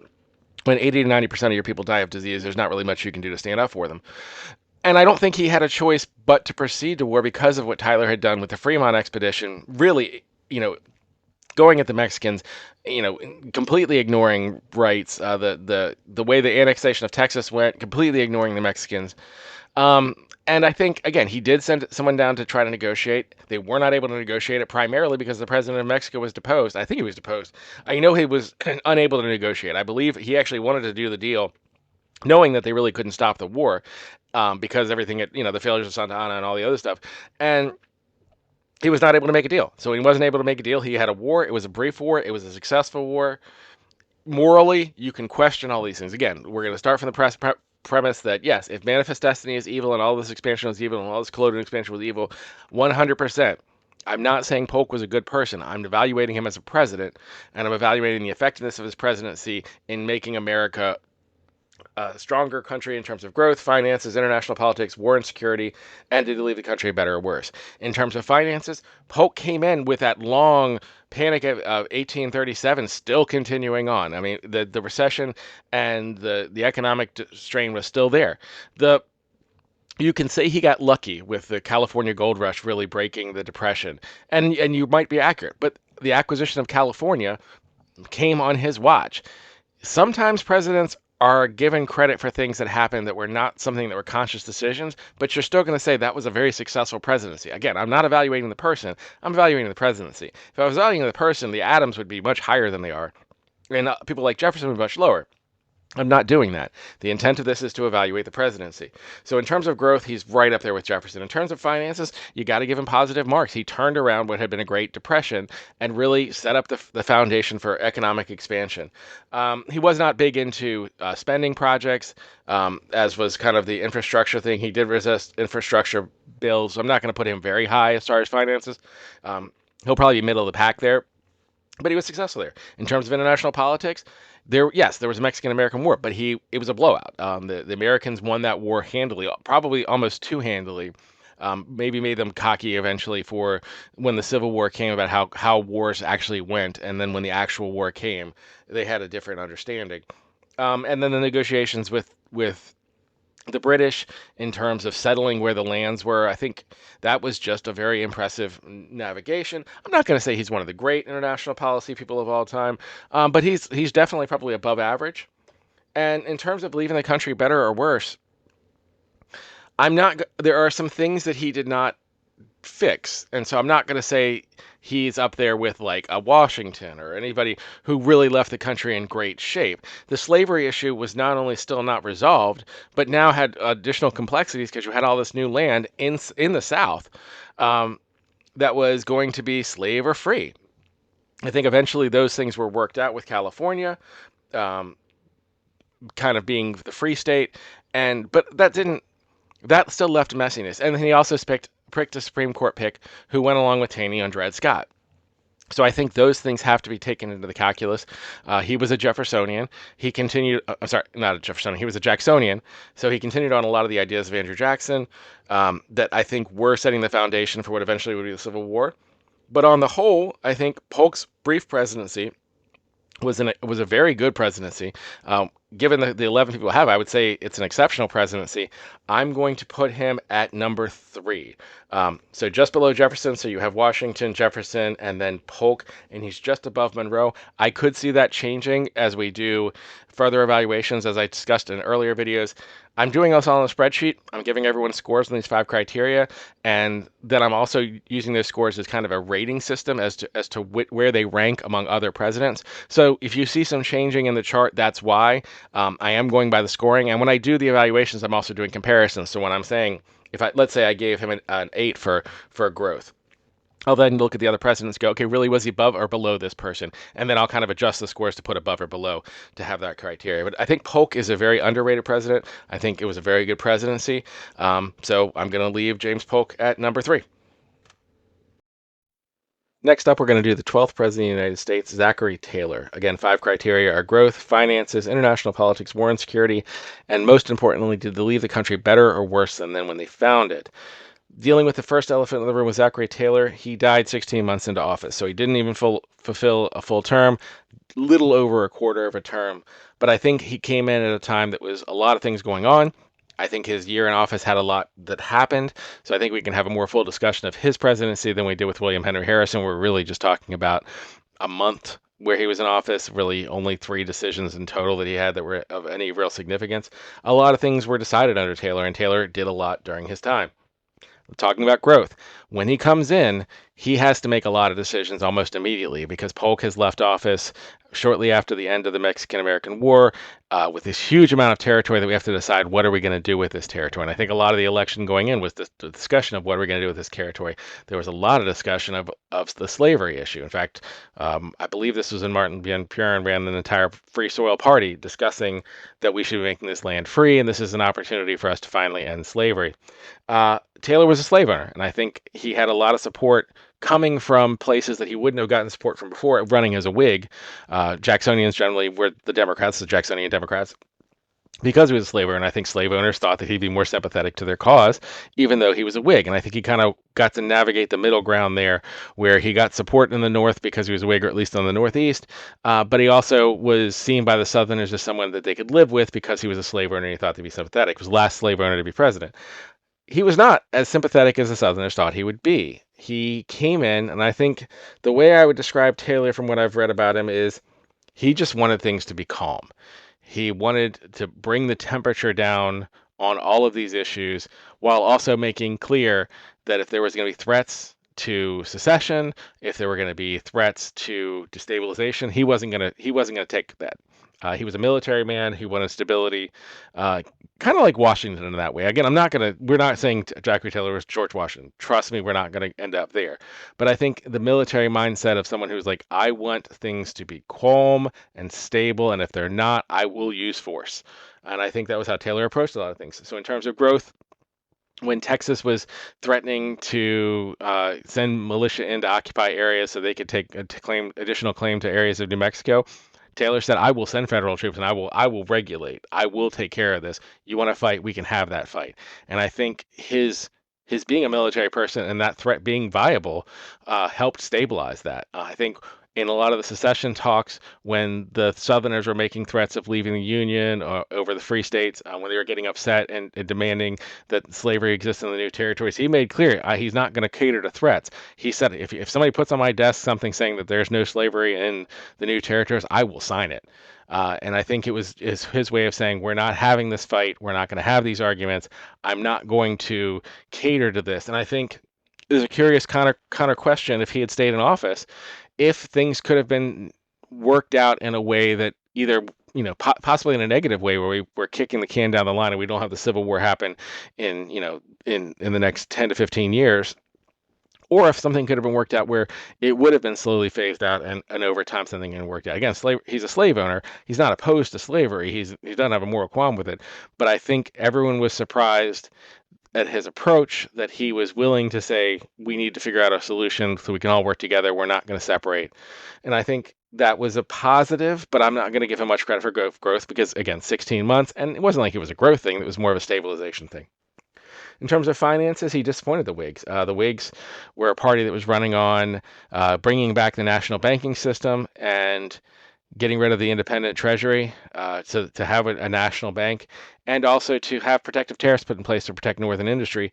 And he was opposed to both of those things. He wasn't running as a Whig because he believed in the Whig ideology on finance. He was running as a Whig because he was opposed to a lot of the ideas of manifest destiny and Jacksonian ideology. So I would say he was probably neutral. I don't disagree with his stance, and I think at that point bringing back a national bank didn't make a lot of sense, even if you think it would have been a good idea. The country was also doing much better because of the California gold rush and because of the expansion. We had all this new land, and so I think I would put him as neutral, but he certainly wasn't someone who did a lot of new things on finance or created a lot of new opportunities. Again, fairly neutral. In terms of international politics, one of the things he's probably best known for is negotiating the treaties that kind of set the framework for when they eventually built the Panama Canal. I think at the time they were looking more in Nicaragua, but the idea that we were going to build a canal and it was going to be an international canal, that we weren't just going to go down and take the land and occupy the land and basically make Central America America and have all these wars. Part of the fear of manifest destiny, that people didn't like it, is like, we keep having all these expansions and it destabilizes everything, and then we're going to have all these wars. Are we going to take over Mexico, or where do we draw the line? And there were a lot of people who were pushing for us to invade Cuba, or at least destabilize Cuba and make Cuba the another state, so we'd have another slave state. A lot of people in the South really were in favor of making Cuba a state because Cuba was one of the few places left where slavery was still legal. And a lot of people in the South were not just in favor of maintaining the process of slavery. They thought slavery was appropriate and good and should be expanded. I think there's this entire misunderstanding of the philosophy of a lot of the South, where they were like, they just wanted to keep their place and do things that they always done. They wanted to expand slavery. They thought slavery was good. They thought white supremacy was natural and good, and anyone opposed to it was opposed to the nature of the world, and they wanted to expand slavery wherever they could, including into the North. And they were very angry that the North was not going to enforce the fugitive slave laws, and they were, very, very upset at Taylor for not making them enforce it. And that was one of the reasons that Taylor was like, enough. If you really believe in freedom, that people can do what they want in their own areas, you have to accept that the North does not agree with slavery and does not want to send slaves back, and doesn't want your slave catchers coming up here and running around and trying to enforce law in states where they don't belong. So all of that international politics, I would say, fairly positive. I'm not going to say like one of the great international scholars of all time, but I think he was someone who was looking for peaceful solutions, for cooperation, for us to work together, that it didn't have to be the my way or the highway, or starting conflicts that were unnecessary. In terms of war and security, again, we could have very easily been pulled into conflicts where there could have been a secession crisis, where the Texas militia could have had a little bleeding Kansas situation happen in New Mexico. Didn't happen. Could have had a conflict, honestly, with Utah. At this point, the Mormons had moved into Utah before the Mexican-American War and occupied all this land out in Deseret. They were calling it. This is before it was Utah. This is back when they were trying to set up Deseret territory. That could have become a conflict. It did become a conflict later. We'll get to the Utah Wars. And he more took the approach of like, live and let live. You guys are out there. There was actually talk for a while that Utah might be pulled into California. He kept that separate and kind of divided things so that they would be able to live autonomously away without being under state control, and kind of live how they wanted to live. I think Taylor was more of a, look, I don't want to fight. I don't want to conflict. I want to de-escalate. I want to just let things be as they are. And I think that was a lot of his mindset on a lot of things. Some people say to a negative detriment. Some people say he wasn't working with Congress enough. Nobody knew what he was doing. He kind of went on his own way. But I think probably at this time that was not a bad course of action because there were so many ambitious people who were trying to force agendas. God knows John Calhoun was trying to pick a fight, and honestly Henry Clay also was trying to pick a fight on the banking things. You call him the great compromiser because he worked out things later, but I think you have to understand the ambitions of all these men.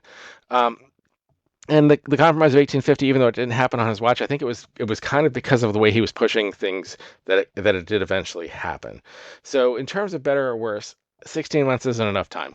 I'm very curious, and I wish we had a counter history where we could figure out what would happen if he got a full term or even 2 terms, and how things would have been fundamentally different. Whether this strategy would have worked or whether the strategy would have just accelerated the war, and eventually him being so, we're not going to decide these things, or being willing to sign off on things that would really upset the South would have accelerated the war, or possibly would it have delayed it, possibly could have de-escalated it. We'll never know. But what I can say is, looking at the list, I'm going to put him ahead of Jackson because he didn't leave the country in a complete dire strait financially and heading toward a death spiral to the Civil War. So that puts him at number 8. So Zachary Taylor, number 8. And to finish this off, let's continue something we discussed about with William Henry Harrison. Taylor is one of the 2 Whig presidents who died in office after less than 2 years. But what I think people don't always realize is, yes, Harrison died in office of a stomach disease.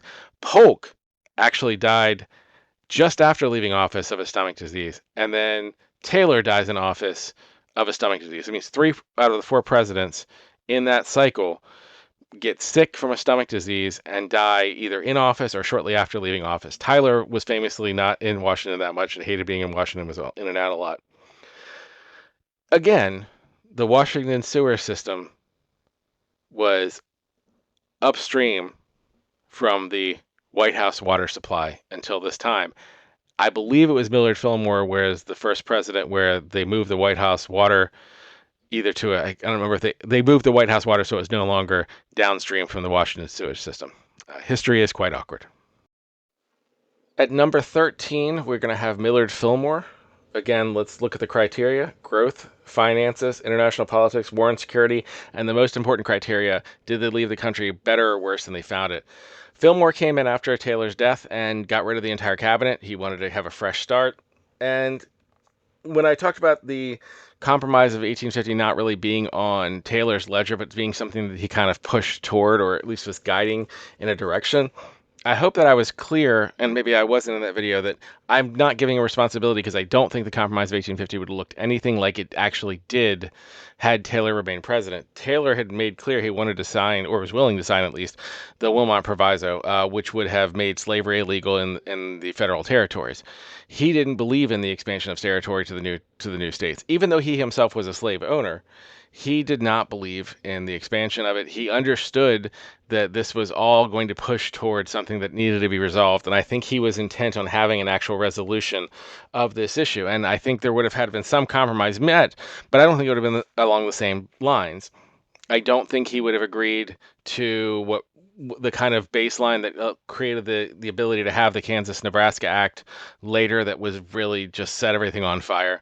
I think he would have called the Texans either bluff or had the fight over New Mexico and their wish to expand in that territory, and they're trying to leverage that as a blackmail to force them to do the Missouri Compromise extended all the way to the Pacific Ocean.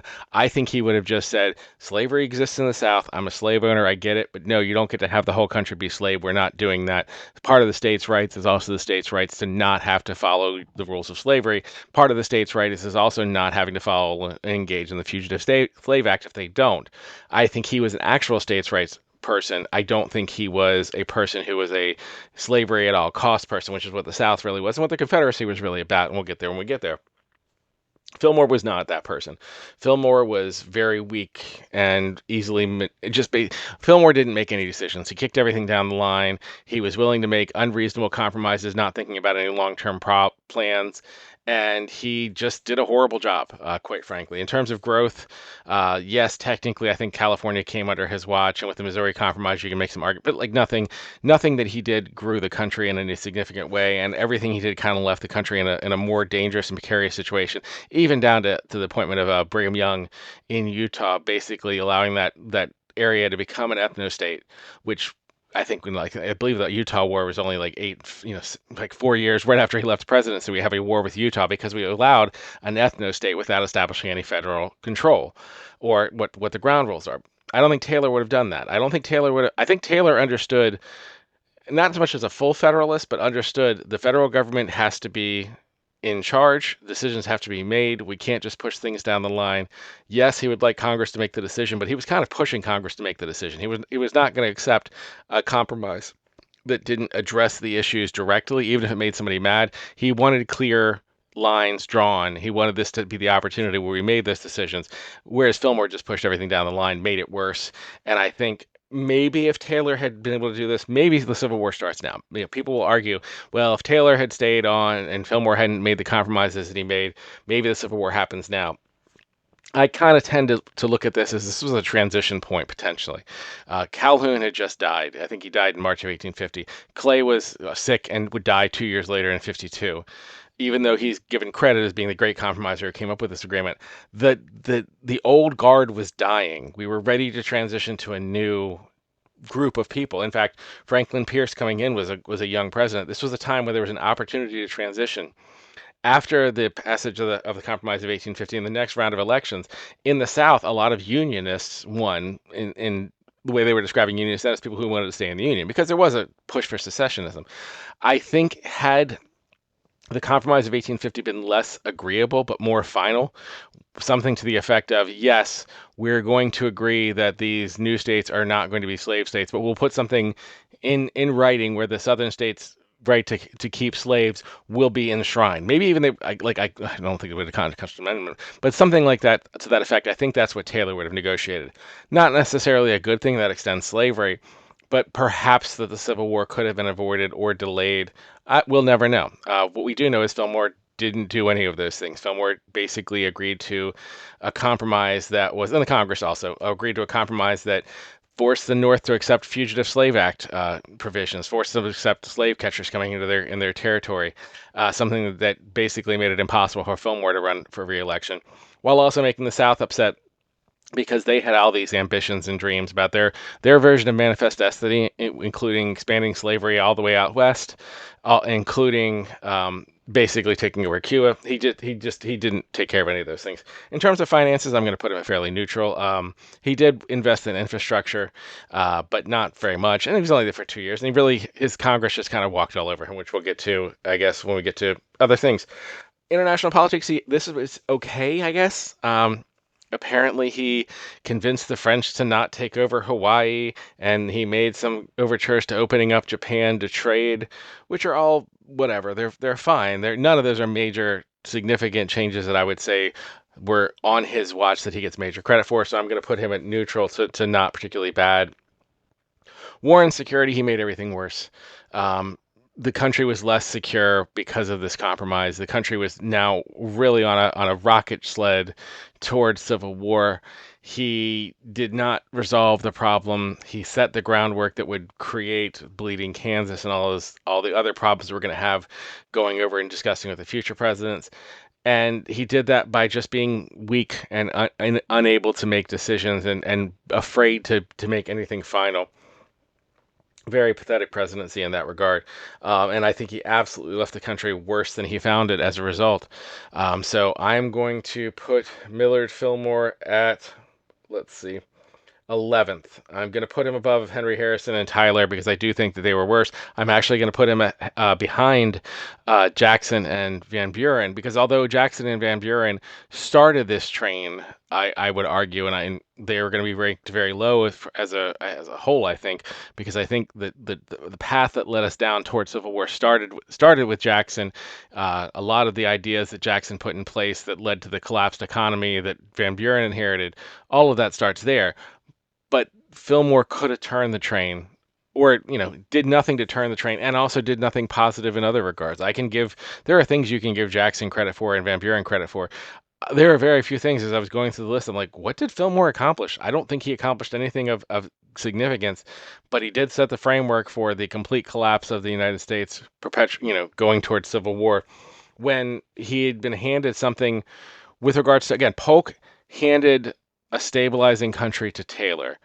Taylor was basically making clear, okay, there's still a lot of stuff we got to work out, but the plan going forward is if you want to fight, we're going to fight. We're going to set clear boundaries and lines. And then Fillmore was like, I don't really want to do this, and everything fell apart. So that's Millard Fillmore, number 11.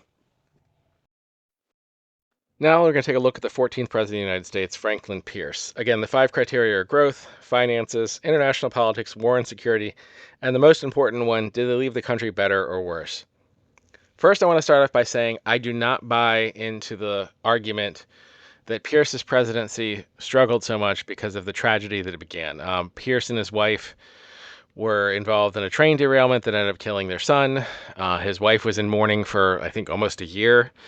And some scholars have argued that that had distracted Pierce and that he would have made different decisions. I don't buy any of that. Pierce ran on basically what he did and what he agreed with. Pierce seemed to believe that appeasing the South was the way to go. He ran on blaming the abolitionists for stirring up trouble, and he didn't understand the dynamics. He didn't understand the country. He didn't understand that manifest destiny was not going to be able to be appeased by its nature. Manifest destiny, by its nature, was constant expansion. The argument that we should be able to do whatever we want, whenever we want, because we're white. And they were already pushing to expand into Cuba. They were pushing to expand into New Mexico from Texas before. There was no point where they were ready to go, okay, we have enough, just leave us alone. That myth is completely wrong. It was never one that you should believe.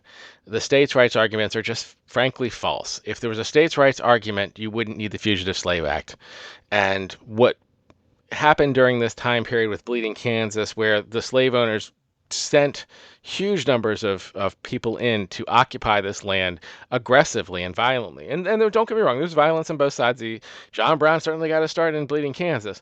But that made clear that there was not going to be a time where it's like, oh, okay, you can have Kansas, and no, they wanted to not only have slavery, but have slavery be the norm so that they could expand slavery wherever they want. They resented not being able to have slaves in the North, even if it wasn't economically viable. They felt it was their right. They weren't going to capitulate. Pierce didn't understand that. The only thing I can give him credit for in terms of growth, and I'll also give him credit for this on international politics, is the Gadsden Purchase and the Transcontinental Railroad being able to be expanded down on the southern route because of the Gadsden Purchase. But he also vetoed a lot of infrastructure acts and a lot of infrastructure planning. And the fact that Bleeding Kansas went the way it was, that could have been a clean expansion. That could have been, we've got all of this land and we can bring all these people in and just settle it peacefully. And we just didn't, because we decided to not make a decision, to allow things to fester and get worse, and eventually the civilian conflict became a military conflict with the Civil War. But that'll be the next couple presidents. In terms of finances, I'm going to leave it fairly neutral. I can't think of anything, and I didn't see anything that made me think he was particularly good or bad with finances. Obviously, he wasn't investing a lot in infrastructure, so I'm not going to give him very high marks because I don't think he left a country that was doing a huge amount of growth. But I also don't think he left a recession or major problems. That certainly wasn't the issue of the day, was finances. It was a secondary issue. International politics, I will give him slightly above average. Well, maybe not above average. I'll give him some credit for the Gadsden Purchase. I'll give him some credit for his negotiations with, I believe, Great Britain. There were some positives there. The Austin Manifesto was obviously an embarrassment. The Austin Manifesto was basically a letter leaked where he was attempting to, where some of the people in his cabinet, I should say, were attempting to bring Cuba, the Spanish island of Cuba, into the United States, and just kind of working through all that. Again, the Manifest Destiny thing, the idea that it wasn't looking for expansion is ridiculous. Southern slave states had been pushing for Cuba to become a state, to occupy Cuba, possibly even with another war with Spain, as they had a war with Mexico, to have more land.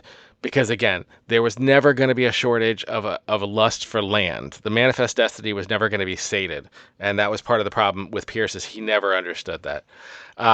So I'll give him neutral marks on that. There are certainly people who were worse at international politics than he was, and he was neutral. Now we get to the two things that I'm going to give an incredibly low marks for. War and security. You have a war taking place in Kansas for all intents and purposes because of the decisions that you made, because you decided to say, okay, whoever moves here can suddenly vote and decide whether it's slave or free.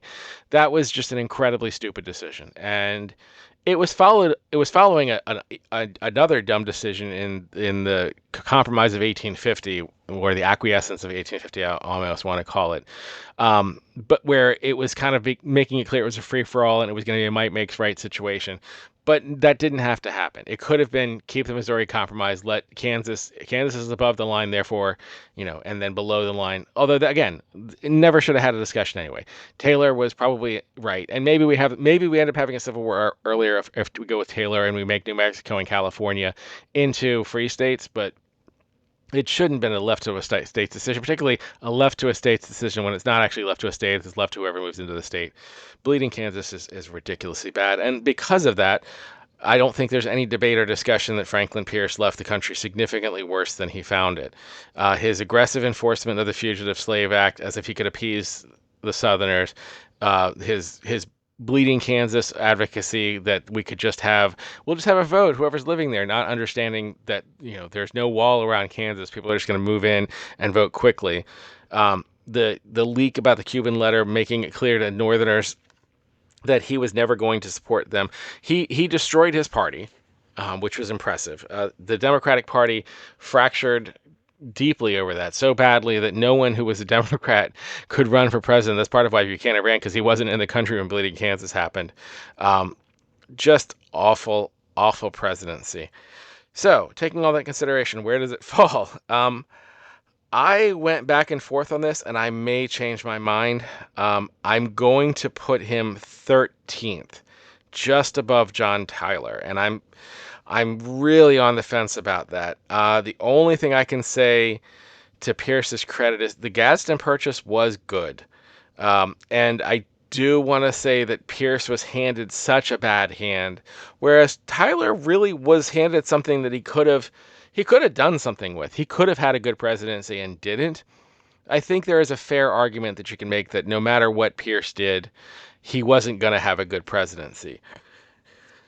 That being said, Bleeding Kansas is so bad. So again, I may change my mind later and make the adjustment. For now, by a hair, he's 13th and Tyler is 14th. So now we're going to take a look at the 15th president of the United States, James Buchanan. Again, we have a rubric that we look at as a guidepost just to make sure we hit all the key points when we're covering presidencies. 5 criteria: growth, finances, international politics, war and security, and to leave the country better or worse. For Buchanan, I'm going to use this, but I think there are some major overarching things that are like elephants in the room when you're talking about Buchanan. And probably the biggest one was the Dred Scott decision. You wouldn't say normally that a Supreme Court decision falls to the president. A lot of times the people who are on the Supreme Court prior are the ones making the decisions are appointed by other people. And that's one of the reasons I took a shot at Jackson for picking Taney. But in this instance, in Buchanan's inaugural address, he more or less made clear that he had been talking to the Supreme Court. He kind of knew what the decision was, and he thought it was going to solve everything. And there's a lot of information we have now that he was working behind the scenes to try to, lobby Supreme Court justices to go along with the decision, so it would seem like it was a more overwhelming decision, and to expand it, and a lot of this was seen as untoward, and some Supreme Court justices resigned over it. So I think it's fair to put a lot of that on Buchanan because it seemed like he legitimately thought he was going to be able to solve the slavery crisis with the Dred Scott decision when in fact he just poured gasoline on the fire. It was a horrible Supreme Court decision. Again, probably one of the worst, if not the worst. The only reason I don't say it as the worst is there are so many bad Supreme Court decisions. Maybe there's one worse. I can't think of one. Closest I can think of off the top of my head right now is Cruikshank, but even that I don't think was worse. It basically destroyed any of the states' rights arguments you might make about the Civil War. You basically had with this decision saying to the northern states, we don't care what you want. We don't care if you don't want slavery. You have to accept slavery in your territories, at least as if people come here to escape, you have to send them back to the fugitive slave laws. And quite frankly, the way it was written and worded, it sounded like if Southerners wanted to bring slaves up to the North, there really wasn't much the North could do about it. have to understand the states' rights argument's ridiculousness in the context of states' rights for who, and states' rights to do what, and which states' rights. And Buchanan and Pierce and many of the Jacksonian Democrats seem to just think that the North was going to acquiesce to the South. And the South was, and maybe they also thought the South, once it was given what it wanted in terms of, hey, we're never going to, we'll promise you can keep slavery, that's all the South wanted, not understanding the fundamental concept of the Southern Manifest Destiny mindset was we need to keep expanding. It was always about expanding to the West, and then it was talking about expanding to Cuba. There was not a point where the Southern Democratic Jacksonian mindset was going to go, yeah, we got enough, we're good, we can stop here, and we believe you guys will leave us alone, and we're just going to occupy this area and have this little slave area, and you guys can do what you want. It was never going to be you guys can do what you want. It was never about states' rights, unless you want to argue it was the Southern states' rights to expand and impose their belief systems and their economic systems and the concept of slavery and white supremacy upon others. That was the right they wanted to expand, the rights of the Southern states toward the Northern states. Buchanan never understood that. And again, that's why I also didn't give Pierce a pass. Pierce didn't understand it. The Dred Scott decision meant that the Civil War was now inevitable. There was no path forward for anyone who wanted to have a legal discussion, who maybe wanted to de-escalate this through slowly phasing out slavery. It fundamentally it made it a legal doctrine that slavery was going to continue on. It's not a shock that John Brown's raid comes in the years after. At that point, we can no longer negotiate. If you're a northern abolitionist, there's no longer negotiation. The Supreme Court has made clear we're not negotiating, and that's when it became functionally war. So growth, when half of the country secedes under your administration, you don't get a lot of points toward growth. Finances. Sometimes people forget Buchanan was not just bad in one area, he was bad in many areas. There was an economic panic, the Panic of 1857, so an economic recession caused by a banking run and panic. In 1857, his response was to do basically nothing. I believe the exact quote was he was advocated for reform, not relief. He had a banking run, led to a 2-year recession. He did nothing to fix it. He did nothing to ameliorate it.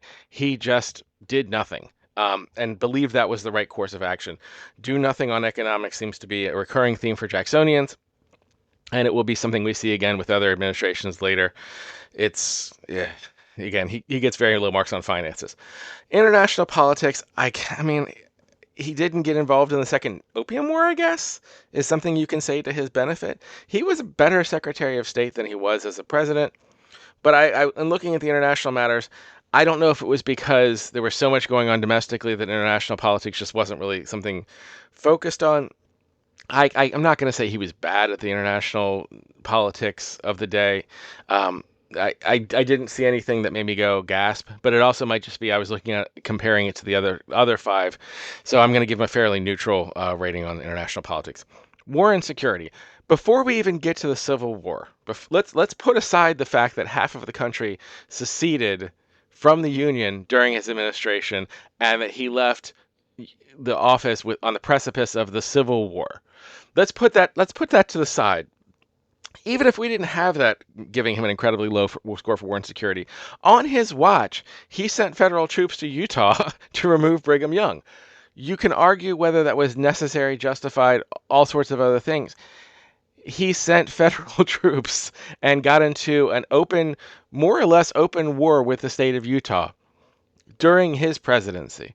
I have a whole video on that if you want to know the history of the formation of the state of Utah. It's a very complicated thing, so I'm not going to go deep into details, but he was unable to negotiate a way out of that until it had already become bloody and things had already gone quite sideways. Eventually, it didn't turn into something, I guess, as bad as it could have been, but the fact that it became a war on his watch is still just a black mark on his name that I would have put against him in terms of war and security, even if, again, elephant in the room, he left the country on the verge of civil war.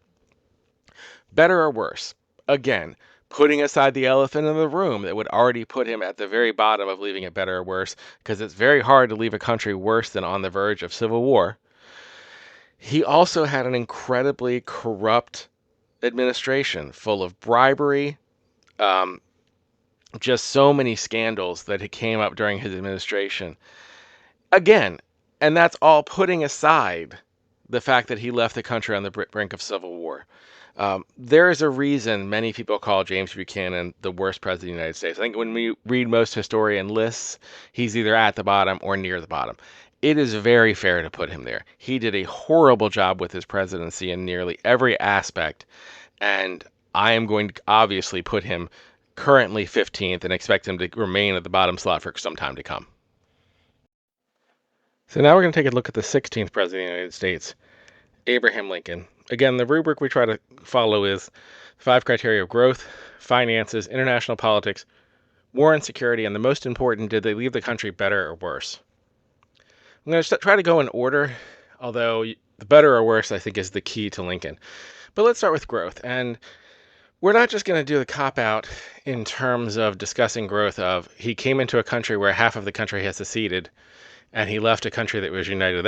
That is true, and that should count to his credit. But one of the things that's really impressive about Lincoln when you're looking at it, and I thought about this, but it struck me. The man could walk and chew gum at the same time. As he was conducting a war, he was finding creative ways to fund the war and also promoting westward expansion and also passing bills and laws that would start the Transcontinental Railroad, which would be foundational going forward. He was able to put into place a number of things that would eventually create the infrastructure that made the country successful and prosperous later. In addition to the Homestead Act, which really promoted westward expansion, gave people a reason to move west because they were able to purchase this land very cheap, and in exchange also give the federal government a source of income suddenly, which was needed during the war. He also had the land grants. The Congress issued a number of land grants to universities, both agricultural universities and standard universities, basically creating a higher education system that largely hadn't existed outside of New England, all across the country. And again, giving more reasons for people to move out west and to spread out across the country and to expand and grow. And that these land grants would then become many of the state universities we have across the country. That's huge. And I think it's overlooked how many things he was doing to grow the country in the midst of the Civil War. So I think he rates very highly in that regard. Again, growth is not just about physical growth. It's also about setting up the infrastructure that would become the increased power, economic stature, everything of the country. And I think Lincoln, in the midst of a war, accomplished more than most of his predecessors had when they had peaceful economies. In terms of finances, he had to fund that war. Now, did we go into debt? We did, but not as far as you would think, given the fact that we were engaged in total war. The ways that they found to finance things were quite creative and quite successful. Whatever you feel about the income tax, it came in during this time. And the way that it was created, it largely impacted the wealthy, who were also the ones who needed the war to end for them to be economically prosperous, or were prospering from conducting war efforts, funding things, those type of things. It's pretty impressive. I'm not going to say he's going to be one of the top finance. Certainly, there was a lot of debt, the creation of the greenbacks. But I think his Treasury Secretary was very creative in finding ways to fund the war. And I think the funding mechanisms he put in place a lot of them stood the test of time, becoming long-term sources of income and revenue for the federal government, which led to the expansion of the United States. I think he deserves credit for that. In terms of international politics, again, you have to look at what didn't happen, but I think it's rather impressive what didn't happen specifically in the United States when you consider France was at this point invading Mexico. France had an incentive to come in and possibly the Confederacy could have worked out something with them because France was already in Mexico. And there were deals that could have been made, perhaps. The British, same thing. The British did some things where they were, running blockades, where they did sell some ships to the Confederacy. But in the volume it could have been during the time, the Southern belief that King Cotton was going to rule and they were going to be able to use that to become successful really just never happened. And that is, to his credit, and very impressive. A lot of times I don't think we give enough credit to the the presidents that are boring, where nothing bad happens. And I think one of the things I've enjoyed doing this video series on, and one of the things I think is important to do these kind of video series, is the context of the time, to realize that the people before and after Lincoln managed it so poorly. It's almost like a shining star how well he was able to navigate all these things. So again, very impressive in terms of international politics, that in the midst of a war, when his enemies were certain that King Cotton was going to be the thing, that they would be able to work these deals with Europe, where they were actively trying to find ways to work deals with Europe in any way, shape, or form, he was able to mitigate that a great deal. Now we move to war and security. The Civil War starts before Lincoln takes office.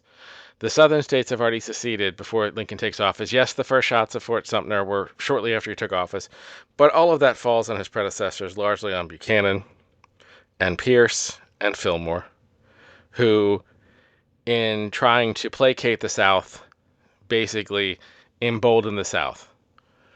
And the whole myth of the states' rights that has come in the revisionist history is completely bogus when you understand the demands of the South. The demands of the South that slavery should be expanded to the new states out west, should be allowed in states that have decided not to make it legal, should force the northern states to enforce fugitive slave laws and allow transportation of slaves through their states where, again, they have decided that slavery should not be allowed. The South was not asking for states' rights. The South was asking for states' exceptions for slavery. They were asking that the southern states be given priority and grandfather claused in to be able to have slavery wherever they went, however they went, whenever they went, and to be able to send law enforcement into other states to capture and bring back slaves. It was not a war about states' rights. It was a war about slavery and, I would argue, white supremacy. And I think that was said very clearly in the Cornerstone speech. And if you don't know what the Cornerstone speech is, I suggest you go look it up, read it, and then try to convince yourself that after that speech given by the Vice President of the Confederacy, that the war was not about slavery, when he explicitly explains it was the cornerstone. White supremacy was the cornerstone of the Confederacy. But I'm digressing a little bit. Let's get back to Lincoln. In terms of war and security, it is almost amazing what he pulled off considering where Washington, D.C. was.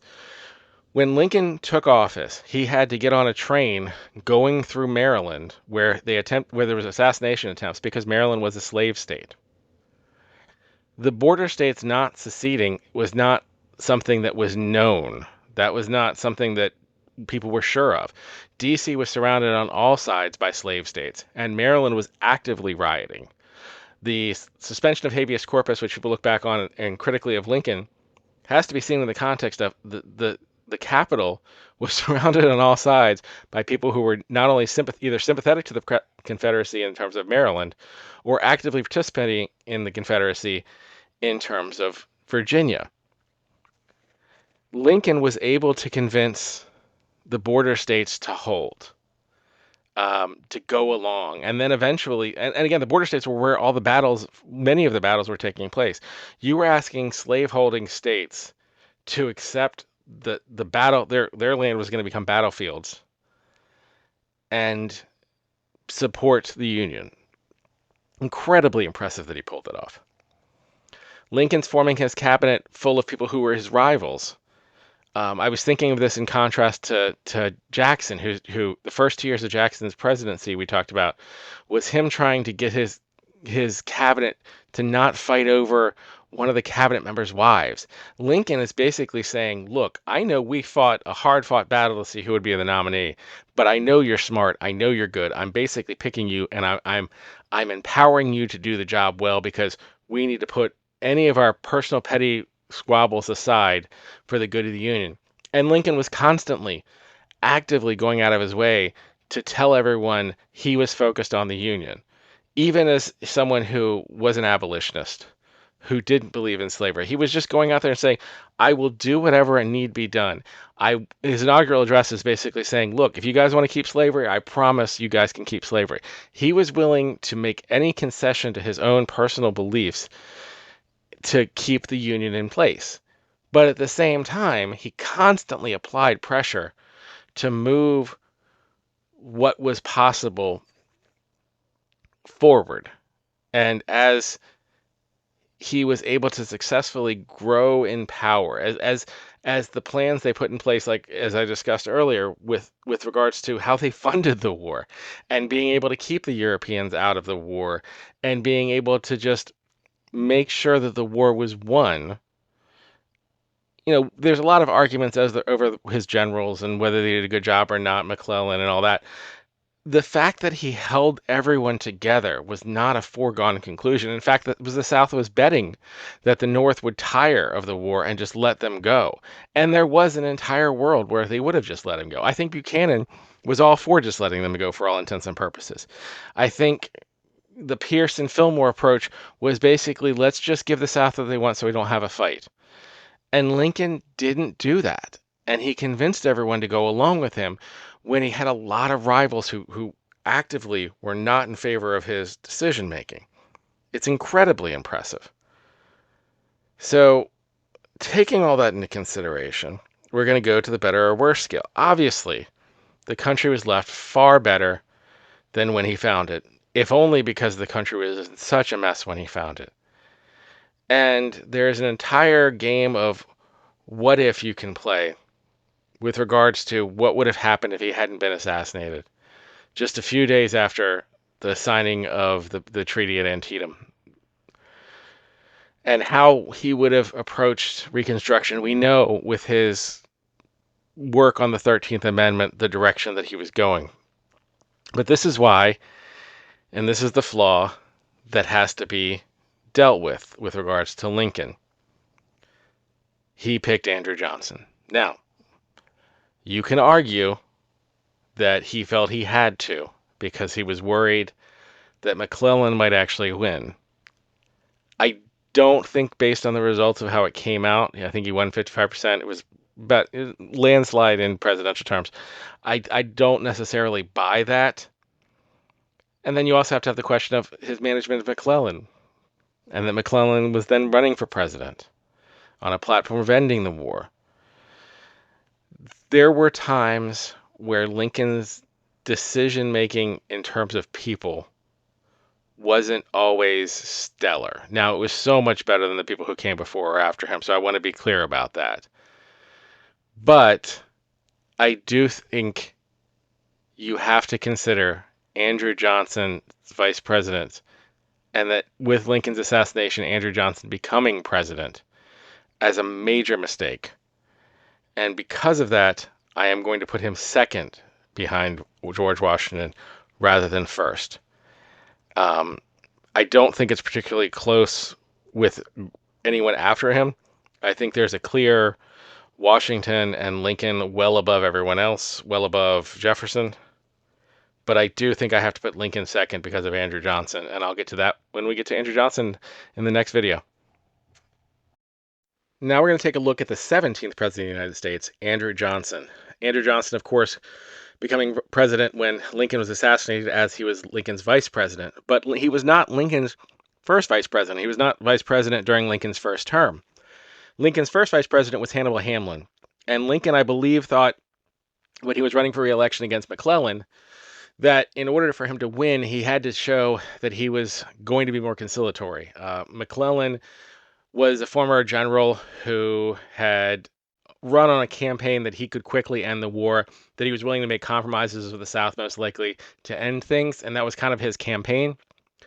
Lincoln, perhaps trying to show that he also was willing to be conciliatory, was looking at other candidates. He was looking at a number of war Democrats. He was also looking at, apparently, at one point, a guy named Benjamin Butler, which would have been very interesting considering what he did in New Orleans. But that's a topic for another discussion. If you want to look up Benjamin Butler in New Orleans, I believe he went by Spoons, or derogatorily went by Spoons. I think Reconstruction would have gone very differently had that been the pick.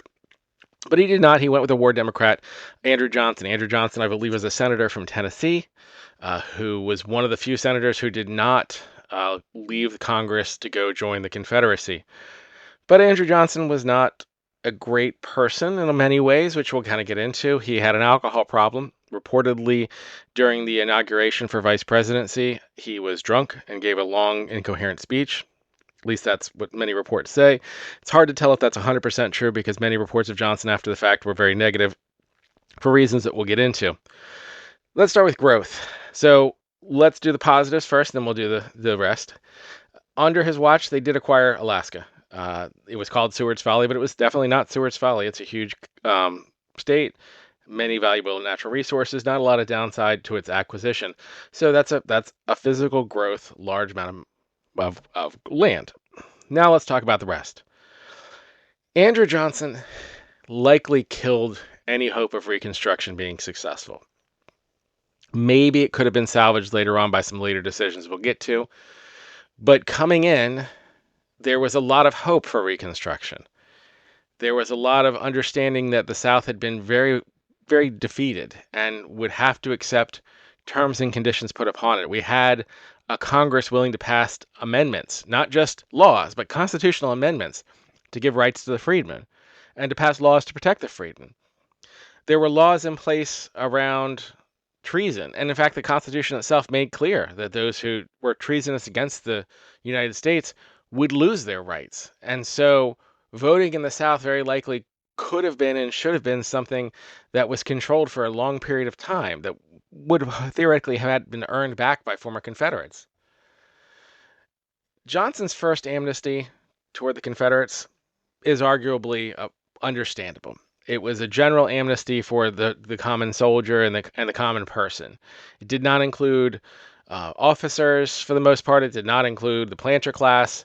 It was specifically just a general amnesty toward the common man who might have been a soldier in the war. And you can argue against it, but from the concept of truth and reconciliation, it made sense. Johnson's second amnesty is completely, in my opinion, unforgivable. Forgiving the political class, the planter class, basically reestablishing all of the old government that was the government that agreed to the Confederacy being created in the first place.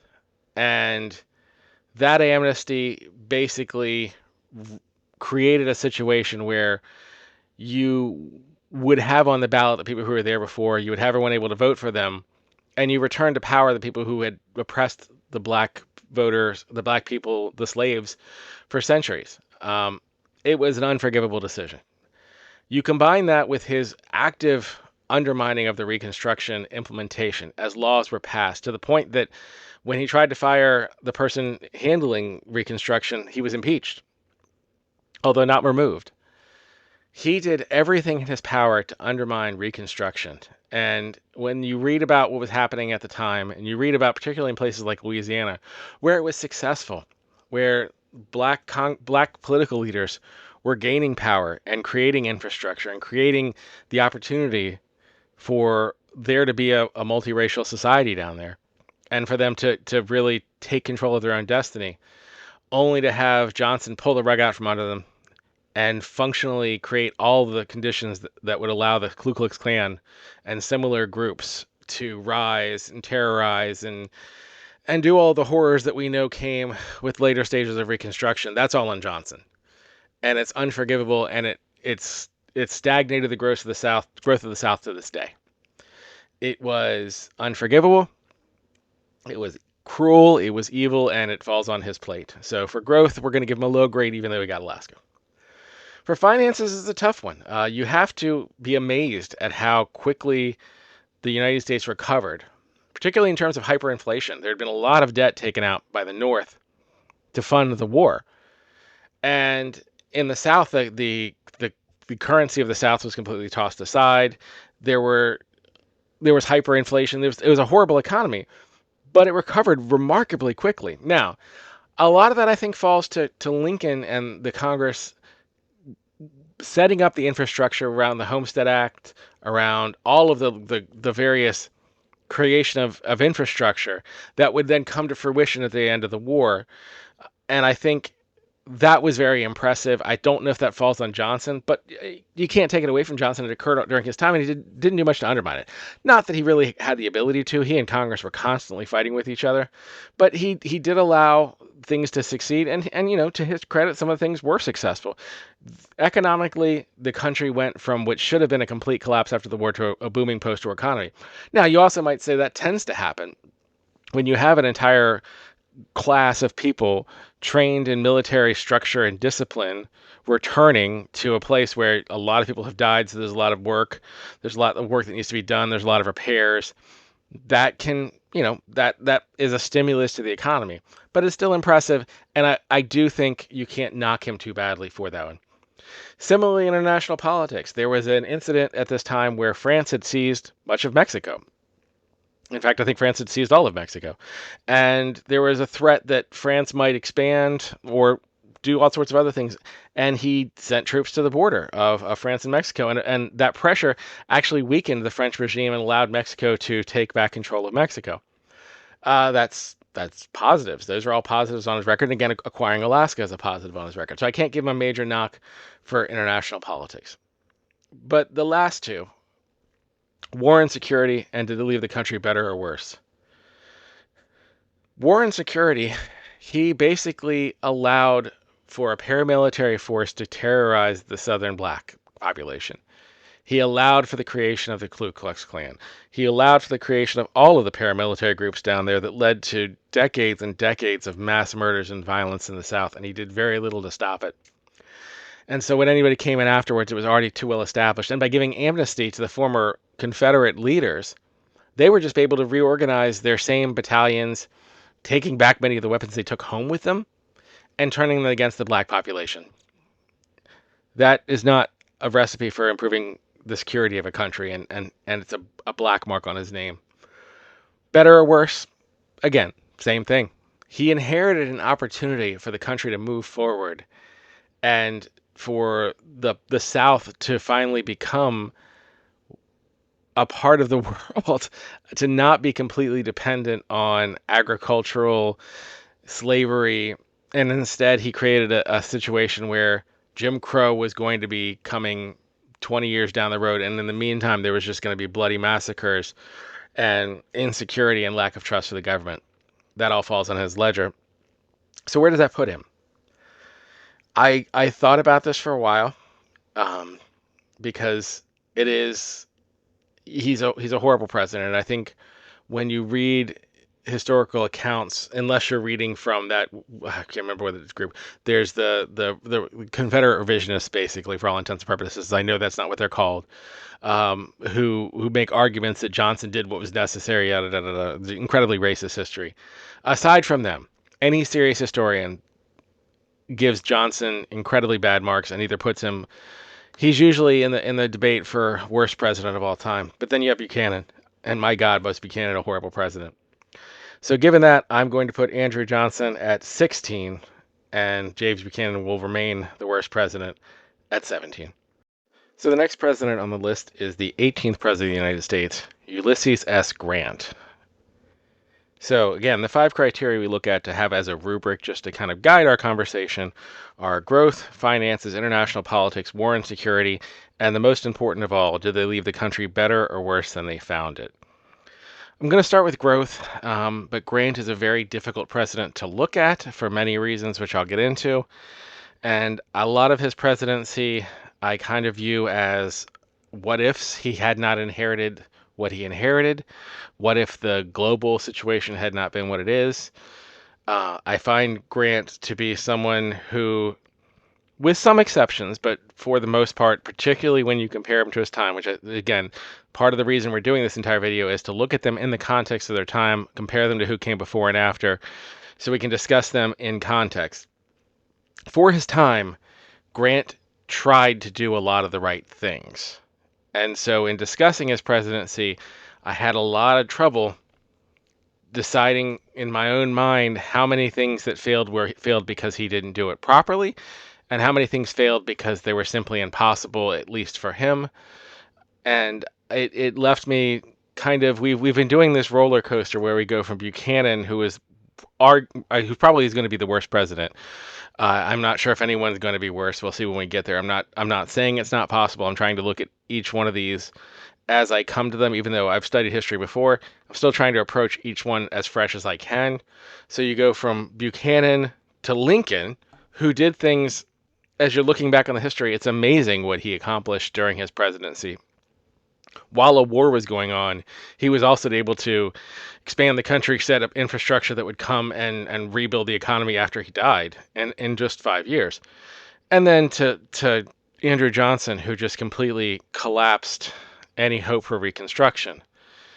So Grant comes in and he tries to do things that I think should contribute to the future growth of America, and arguably did.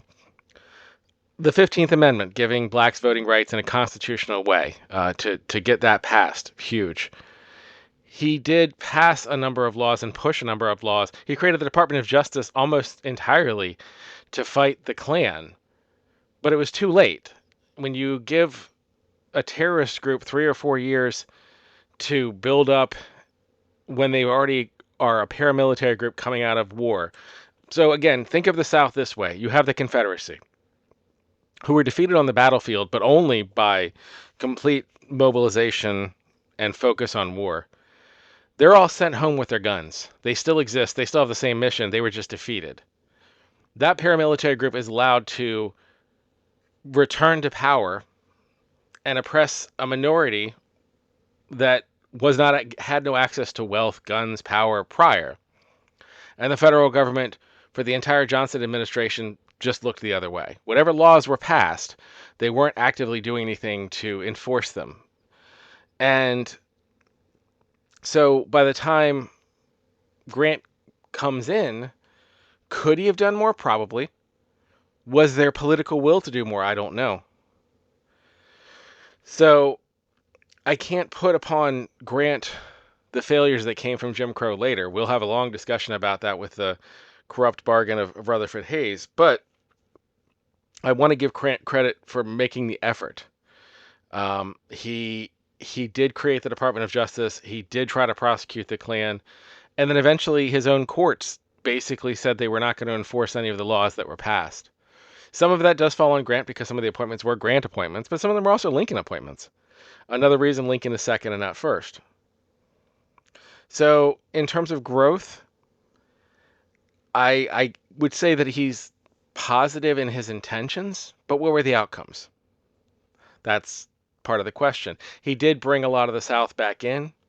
A lot of the southern states were allowed to reintegrate. The laws were there. He created the national park system, Yellowstone becoming the first park under his watch. He tried to do additional things, like he tried to annex Santo Domingo. He was secretly allowing aid to the Cuban uprising. But I think I'll discuss that more in international politics. But in terms of growth, I'm not going to give him a negative, and I'm not going to give him a positive. I think he did what he thought he could to try to bring the South through Reconstruction, to try to create the opportunity for Reconstruction to take hold. That it didn't take hold, I cannot lay completely on him. And I don't know if anyone could have, given what was left to him. So I can't give him high ranks, but I have to respect his effort. In terms of finances, there's his first term and his second term, but again, the major thing people will point to for Grant as far as his failures would be the Panic of 1873, which the United States did so much better than Europe, where the Great Depression, what they had called the Great Depression at that point until the actual Great Depression came later. There was a huge depression, there was a huge economic collapse in Europe that lasted for decades in Europe. In America, it lasted for about 3 years, give or take. There's some argument and debate. But starting in 1873, there was a financial panic. Again, where it originated and the focus of power in Europe, far worse. I don't think that Grant could do anything to stop it. And the fact that the United States had seemingly less effects than other countries should be to his credit, but it still occurred on his watch. Could he have done anything about it? That's a historical debate, similar to the Reconstruction debate. I think Grant did what he thought was right. I think historically, I'm looking back going, I think he made a lot of the right decisions. There were a lot of things that he did with regards to reducing debt before that put them in a position where they were able to be ready, and perhaps that's why they didn't collapse as much as 1873. But you can't say that the financial situation was good when you have a major recession on your watch. So something to think about. International politics, I will rate him fairly highly here because many historians argue he created the concept of international arbitration using the Treaty of Washington. This idea of negotiations and third-party arbitration was something that really didn't exist. It was mostly we fought wars to make these kind of decisions. And the modernization of diplomacy and having international arbitrators was huge and new, and I think is a very much a positive thing that happened during Grant's administration. He didn't engage in many international wars and conflicts. There was, again, as I mentioned, he tried to annex Santo Domingo but didn't. He probably was conspiring with Cubans to overthrow the Spanish, but he didn't entrench the United States into any major international wars, and there were many opportunities for that to happen. He avoided it. In terms of war and security, this is a tough one because, again, is it his fault that he inherited a terrorist state? By state, I mean not like an individual state. I mean the state of the South being full of the Ku Klux Klan terrorist forces.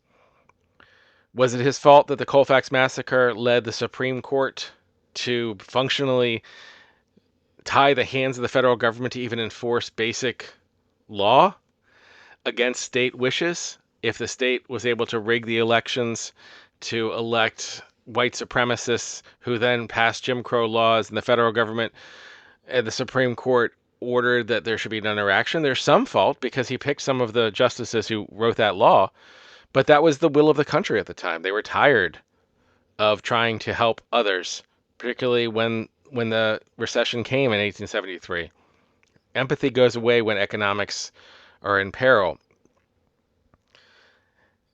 The Native American issues at the time. Custer's last stand occurs during Grant's time. But relative to what came before, he was probably more moderate. He appointed the first Native American to run, or the first Native American in the Indian Affairs Department. He was empathetic to the ideals for his time. For now, if you look at him now, obviously all of this is horribly racist and he didn't do nearly enough. If you look at him in our context, looking back, going, wish we'd done more. But for his time, it's remarkable. But it didn't work. It wasn't successful. Do I give him credit for trying? I think I kind of do, even if it didn't work. Similarly, some of the earliest women's rights acts passed, women earning property rights. That was something that was completely new. Doesn't really fall under war and security, but that's again, the rubric is loose because we're having these discussions. But the country was also unstable during this time. There was unrest in the South. There was unrest in Native American territories. That happened on his watch. You can't forget that happened on his watch. And that brings us to the final item, better or worse. Passing the 15th Amendment, to his credit. Attempting to have some more normalcy with women's rights. Attempting to restrain the military somewhat. Again, he condemned a lot of the Native American massacres, but he couldn't control them. The Colfax Massacre, with the Supreme Court tying the hands, making the Civil Rights Act of 1875 functionally moot, because even if it was passed by Congress, the federal courts basically said there was no constitutional ability for the federal government to enforce it. How much do you blame Grant for what other people in the states and in the courts refused to do? At the same time, I don't think you can give him a huge amount of credit because it didn't happen. But imagine any of the other presidents we have in the same situation. Do they even make the effort? Do they even slow the slide into the chaos of Jim Crow? Do they give in to the impulses to commit more bloody massacres with regards to Native Americans, to repress women's rights. The public school system arguably is beginning to grow during this time around black leaders trying to get mass education. That's a foundation that Grant helped to build. So where does that leave us? I think it leaves us looking at a president who I think, for the most part, had instincts ahead of his time, whose inclinations were positive, and his actions were overall positive, but he didn't do enough, and perhaps he couldn't do enough to get the country to not slide into what would happen in the next presidency with the corrupt bargain, to what would happen with the ever collapsing of the Native American rights. Perhaps no one could have done it, but at least he tried. So, looking at it that way, where do I put him on the list? He's not going to be in the top 5. Washington, Lincoln, Jefferson, Polk, and Monroe, I think, all left the country clearly better than they found it. There's quibbles about in Monroe and Polk on specific things, but I think they're above Grant. I think he's definitely above the Adams, Quincy, and John, because I can't comfortably say with 100% certainty that either left the country better or worse, better than they found it. And I think I can argue Grant left it better than Andrew Johnson gave it to him. So do I put him above James Madison? I think I do. So I'm going to put him at number 6. And I really think the only reason I'm doing it is because James Madison, I think, had a better second term. But on James Madison's first term, the British burned the Capitol to the ground, and that never happened on Grant's watch. So I'm going to put Ulysses S. Grant right now at number 6. Now we're going to take a look at the 19th President of the United States, Rutherford B. Hayes. Again, our rubric is 5 criteria that we kind of have as a framework: growth, finances, international politics, war and security, and to leave the country better or worse. But I think with Hayes, you have to start with the beginning, and you have to have a discussion as to how much blame you put on him for what I would call the corrupt bargain of 1876. Hayes's election, Hayes versus Tilden, was probably the most corrupt election in American history. In fact, I don't think there's much debate about it. Because of the outcome of the Supreme Court decision in Cruikshanks, there was no federal authority to enforce law in the South against the Ku Klux Klan and the terrorist groups that were violently murdering anyone who's black who tried to vote or run for office or be involved in civil politics in any way, shape, or form. And in addition, a new state had been brought into the Union in Oregon that was formed around white supremacy. I did a whole video on this, the history of Oregon. You can watch that video. There was no path forward for black voters to have representation. And there was incredible violence to oppress them, to murder them, to assure that the ballot boxes were fraudulent. In some places, there were literally more votes cast than existed voters in the county, despite the black suppression.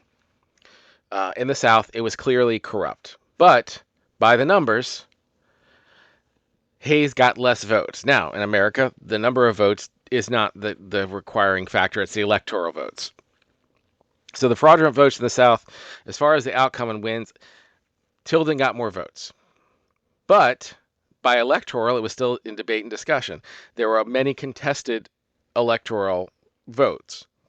The electors in Oregon, it was down to one vote. So an elector, I believe it was in Oregon, they were trying to make him not eligible, claiming he had some federal connection. In Louisiana and Florida, there was just outright corruption. And so there was a lot of debate and discussion as to who would be president. And I don't think Hayes would have the power to just assert that he was president. And I don't know what would have happened if he tried. Because having an honest conversation about America is having an honest conversation that at this point, the people who had the power to enforce law, those who had the guns, did not believe in anything but manifest destiny. They did believe in white supremacy. They were willing to assert that power. And we'll kind of talk about this when we get into Hayes later as an example of how racist America was at this time. And I don't think there's any way to describe it. Hayes was nearly impeached at one point when he vetoed a law that was just saying you can't restrict how many Chinese immigrants can be in a passenger. Like, it was a 15 passenger law. It wasn't even like restricting. It wasn't anything around even actual immigration. It was just how many Chinese could be in a location at a time. Him trying to veto that almost led to his impeachment. This is how racist the legislature was. This is how racist the country was. So do I blame Hayes for that?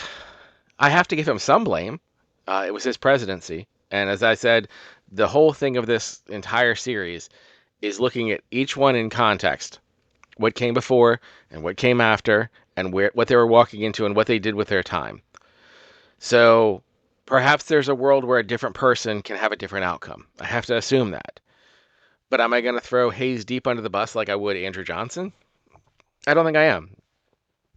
I think after Andrew Johnson failed to act in the first 3 years and allowed the Ku Klux Klan to form and reform and the former Confederates to go back with their guns and their arms and amnesty and ability to run, to let them reform as paramilitary groups in the South. And then once the Supreme Court indicated there was nothing the federal government could do legally to restrict them, that protecting the citizens of states fell entirely to the state. I don't know what Hayes could have done. You can argue there may have been more things that Grant could have done, and I did in the last video. Although, again, noting I don't know what Grant could have done short of issuing the entire federal army reconvene to go back and refight the Civil War, which would not have been popular and would not likely have happened, and he likely would have led to him not being reelected or just been ignored generally. I don't know. But he failed to do it. And so because he failed to do it, the South fell into Jim Crow for the next 80 years. I did a video on the Solid South. Feel free to watch that if you want a more detailed explanation. But that falls on his ledger because it happened on his watch. It also happened on Grant's watch, and it most definitely falls on Andrew Johnson's watch, which is why he's currently second from the bottom. But it is part of what occurred during his time, and that waste of an entire multiple generations and generations, 80 years of people over and over being repressed and forced into subjugation, and the South just being backwards as a result. That all falls on his ledger. So for growth, I believe all of that hindered the growth of the South. I believe all that hindered the growth of America. So that's not going to be a positive for him. In terms of finances, I look at Hayes' presidency as generally a better than average one. He did have a surplus, but he didn't waste that surplus. He used that surplus to create the Pensions Act. He was coming out of the panic of 1873. He managed a lot of complicated discussions around coinage, around currency debates. Things could have gone very differently, and I think he did a good job navigating that. I'm not going to say his presidency was, full of wealth, but I do like that he did have a surplus, and he utilized that surplus to put things in place for the long term. I also like that he continued the professionalization of the civil service. A lot of people will talk about Grant having a really corrupt presidency, and I think that's unfair to Grant, and it's definitely unfair to Hayes to talk about the corruption during this time because you have to compare it to what came before. You're going back to when Jackson started basically the spoils system, where he's basically giving away things for political favors, and Grant and Hayes are starting the reform process, and as part of the reform process, you're finding about a lot of corruption and grift, and people are being caught for it. Do you blame them for people who are being caught and say that their administration was corrupt, or do you say what was not caught before because we weren't even looking? So the Civil Service Acts, a lot of the reform there, I think was very positive. I think those are things that went on to create a more professional government. And again, the pension system, I think, is as an outstanding precursor for the Civil War veterans. I think that was something that was necessary. You can imagine how many people were disabled, how many people were, widowed coming out of that war. And, we're about 20 years out. Those impacts are still relevant. And I think that was very, very necessary, and I think it was the appropriate thing to do. With regards to international politics, I would say he's kind of middle of the road. There were some conflicts around the Panama Canal that kind of went to nothing. There were some issues with Mexican groups coming across the border to raid Texas. He sent the army down there to deal with it. I think it was the appropriate response. On Chinese immigration, I think I talked about this a little bit earlier with regards to the racism. I think he tried, but I think, again, the country wanted to be what it wanted to be. It did not. It wanted to be a white supremacist country. Just call it what it is. And so the idea of the Chinese being able to come in and take advantage of the gold rush, to work on the railroads, we were willing to have immigrants come in and do the work. We weren't willing to have them be part of our country, and that's just the reality of what was going on. So again, I would put him fairly neutral on international politics, but not in a negative. Nothing happened on his watch. No one burned down the Capitol. No wars were started. There was no major scandals, and that in and of itself should be something that you acknowledge, because it doesn't have to go that way. You can easily have many conflicts during a 4-year presidency. War and security, again, I would say similarly. There was the conflict around the Mexican border. He dealt with it. There were no major wars, but you did have the railroad strike. And I would say that's something that does hit it as a knock. The railroad strike of 1877 that led to riots all across the country, and led to Hayes, and I think this is something I do give him credit for, but he didn't control the riots. The Posse Comitatus Act, which basically said you can't bring out military troops to act as police force. I think this is a great thing that he should get credit for, because I think we could have gone down a dark, dark path if the federal government kept being the group that enforced as strike breakers and those type of things. I do think doing the Posse Comitatus Act and making that clear line and distinction between military and police was very necessary and very helpful, and something that has been, I was thinking about this today in regards to the Posse Comitatus Act being discussed when there were troops deployed to Los Angeles for the immigration, and the limits that were put upon them in their ability to act because of that act. That comes from Hayes. So I give him some credit for that, but I also need to acknowledge that the railroad strikes were mass riots across the country. They're also followed by the Chinese riots, anti-Chinese riots in San Francisco. There was a lot of unrest within the country during his time. It's also why, again, from the beginning, I'm kind of giving him a little more grace as to how the compromise of 1876 transpired, because I can imagine a world where the violence and anger that you saw during his presidency with the strikes and the riots against Chinese and the mass murders in some cases against Chinese immigrants would have exploded if it had become a full-on race war with the South.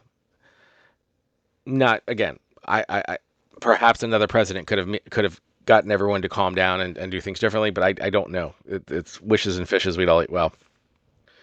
Last one, did he leave the country better or worse? And this is always the most important one, and I can't say that he left the country better.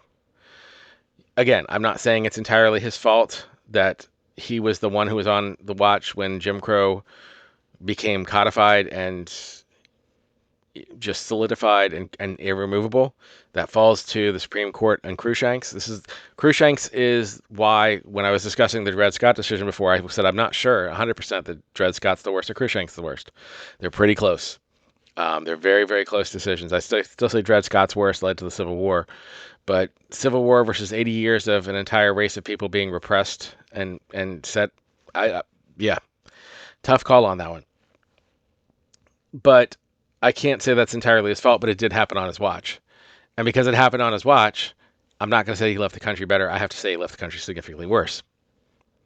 So where does that put him on the chart? Where does that put him on the 1 to 10 scale?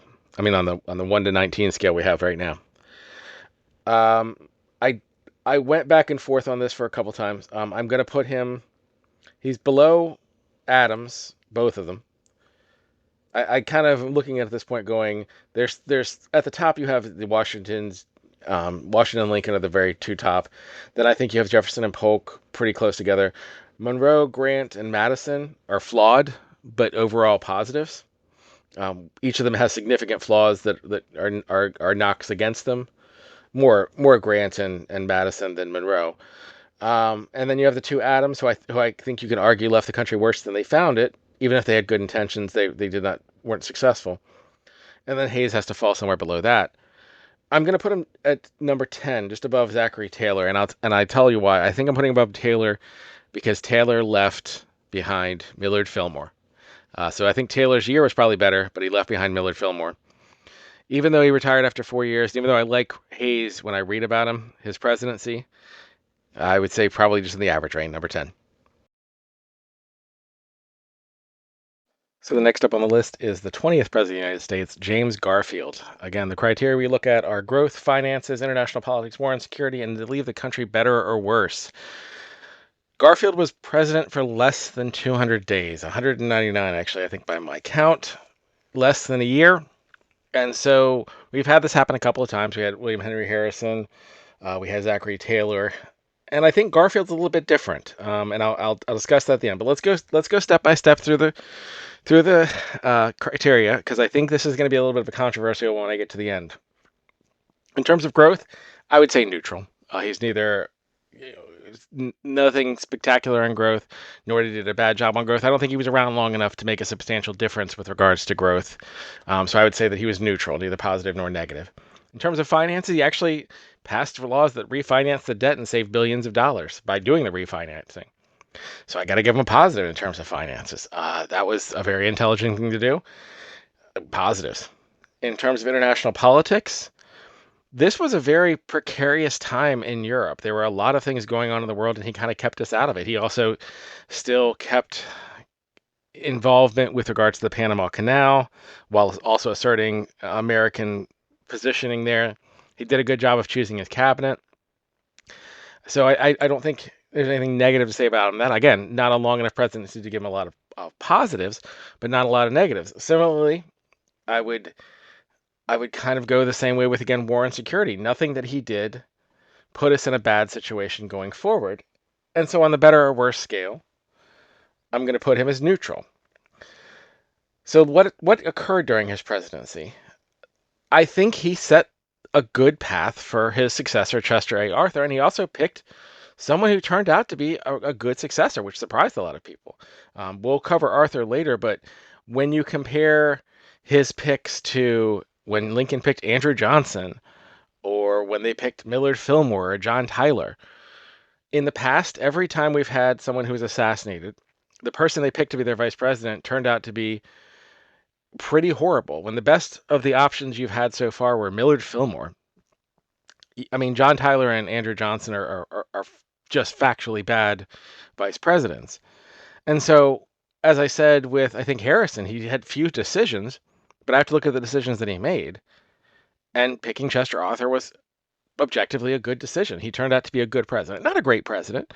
And maybe this is me, having the blinders on and comparing him to how horrible, John Tyler, Andrew Johnson, and Millard Fillmore were. And maybe as time passes, he will move down the list. But I can't think of anything that he did during his time that was bad, and I can think quite of a few things that he did that was good. He was involved in picking African Americans to positions within government, which was controversial, but he still did it. He started civil service reforms, which he actually seemed to be implementing and seemed to be focused on it. Again, the refinancing of the national debt. He was smart enough to pick people who were smarter than him about international politics, even though he came in with some political conflicts with Blaine. He understood his weaknesses and strengths and seemed to put things in a strong position. I think his presidency would have been a very good presidency. Not necessarily like a Lincoln, Washington, maybe even not a Jefferson level, but he was doing a good job when he was assassinated. And the assassination was seemingly random. It was someone who seemingly had a mental health disorder and believed that he deserved to be given a position in office, to be given a political position, and didn't. So what this does to me is I'm looking at the list, and where do I put him? And I think one of the things that I've been doing throughout this whole thing is, again, the better or worse scale. And I would say Garfield did not leave the country worse than he found it. He probably left it slightly better. I'm not going to give him high scores because he didn't do anything exceptional. But I'm in a difficult spot. I think I'm going to put him above both of the Adams and Rutherford B. Hayes, because I do think he did. I think you could argue that things that occurred during their presidency did harm to the country. So that puts him already up into the top 10 area. I went back and forth if I'm going to put him above Madison. If Madison's second term, I think would put him in third. If we were just looking at Madison's second term, he had one of the best presidencies we've had so far. Again, I think if we were just looking at Madison's second term, we would put him in third. But then you have to remember Madison's first term, where the Capitol got burned to the ground. You can't really look away from that. So, as a surprise to myself, just looking at the rating scale, I am going to put him at seventh. And I think he will not end up in the top 10 as all things go forward. But I think we also have to remember, as we've been going through, we had a long string of very bad presidents leading up to the Civil War. Not surprisingly, because the outcome was the Civil War. So perhaps you're thinking Garfield at 7 is way too high. I think you have to look at it in the context of where we are in history. We have more than 20 presidents left to go. I don't think Garfield will end up near the top. And Madison actually might rise in some ways as we do the score adjustments. As again, I'm doing this by scoring everyone relative to everyone before. But in so many of these categories, I think he was better because some of the people before him were just bad. And they did bad things and they were not very good presidents. And I think Garfield was fine. And I think most importantly, unlike the other short-term presidents who I gave lower grades, I also think he left a vice president who was perfectly capable of doing the job. And so I'm kind of also viewing the remainder of his term as also falling to Chester Arthur. So again, surprisingly to me when I did this, but I'm ranking honestly as I go. Again, the intention is let's just go as they come up. I'm going to put James Garfield at 7. Now we're going to take a look at the 21st President of the United States, Chester A. Arthur. Again, the 5 criteria: growth, finances, international politics, war and security, and most importantly, do they leave the country better or worse than they found it? Arthur takes over after Garfield's assassination, and I don't think a lot of people had a lot of optimism for Arthur. From what I was reading, it seemed like the assumption was that Arthur was going to be a typical corrupt politician, one of the party boss members. He had been someone who had been part of the party boss system for the longest time. He was going to do favors for his political allies, and he was exactly what they kind of voted for Garfield over him for, over those type of politicians, because Garfield was seen as a reformer and Arthur was seen as more of the same. And I think Arthur surprised some people because a lot of the things that he did were more reform oriented than people thought they were going to be. Maybe this was because of Arthur's health. Arthur had a disease that he believed was fatal, and it was fatal. He died a year after he left office. How early he knew he was sick, how early he knew that this was going to be his legacy, I don't know. But it does seem to be a shock to a lot of people who were watching his presidency that he wasn't corrupt or as corrupt as they expected him to be, that he did pass a lot of reform acts. The Pendleton Act, which created civil service exams in a lot of ways, was huge. We looked at the Gilded Age, and we're talking the Gilded Age, and often I think Grant and Garfield and Arthur and other Gilded Age presidents often get painted with this, oh, it's a horrible, corrupt time brush. And one of the reasons I'm glad I'm doing this series and that this series reminds me of is, yes, this was a very corrupt time relative to our perspective, but relative to what came before, these were the reformers. These were the people who were saying, hey, the spoils system that Jackson put in place was horrible. Hey, the party boss system that Van Buren created, we need to get rid of that. This is all bad. These things were created, and these were the people who were reforming them. And we know about the corruption, and we know about the things. We have all the newspaper articles and reporting on it because they were being investigated, whereas before it was just accepted as a norm. This was reform in a lot of ways, not to excuse things, but just to kind of put it in perspective. So I think you have to give Arthur some credit for being a reformer. Maybe he wasn't the reformer Garfield would have been, and we'll talk about that as we get to the end and we do final ratings. But the Pendleton Act was huge, and I think that's something he should be given credit for. In terms of growth, how that affected it, I think it was a big growth period of time, and I do think professionalization of the government in the United States and also in the rest of the world was a large part of why industrialization started to work. I think the idea of just putting people who knew what the hell they were doing in power rather than your uncle or your nephew or someone who was just related, but actually finding people who are competent and also educating your people, creating an educated workforce was just a huge change. And I think he doesn't get credit for that because he didn't come up with the idea, but that's what was going on in the world. So I also temper his growth numbers by saying the entire world was growing this time. He kind of came in at a time when growth was there. He had a surplus. We'll get to that in finances. But I also have to give him a knock for doing some things that I think slowed growth, particularly with regards to immigration. I think the Chinese Exclusion Act is nearly unforgivable. And yes, he attempted to he attempted to veto it the first time, and he got it to be less strong than it would have been. And yes, it was an incredibly popular thing at the time because America was, basically the only people who were voting were white men who did not want Chinese people coming here and getting jobs, despite the fact that they built the railroads in a lot of ways and that they were clearly a net benefit to the country. They wanted theirs, and so I will give him slight. I'm not going to give him a huge knock on growth, but I can't give him a huge bonus either. In terms of finances, there was a budget surplus that he inherited. He and Garfield both inherited because the taxes were so high to pay for the Civil War and never really got reduced quickly enough. But at the same time, they weren't killing the economy. There was not a major recession during his watch. Things were going well. He did reduce taxes on pretty much everything but liquor as far as excise taxes.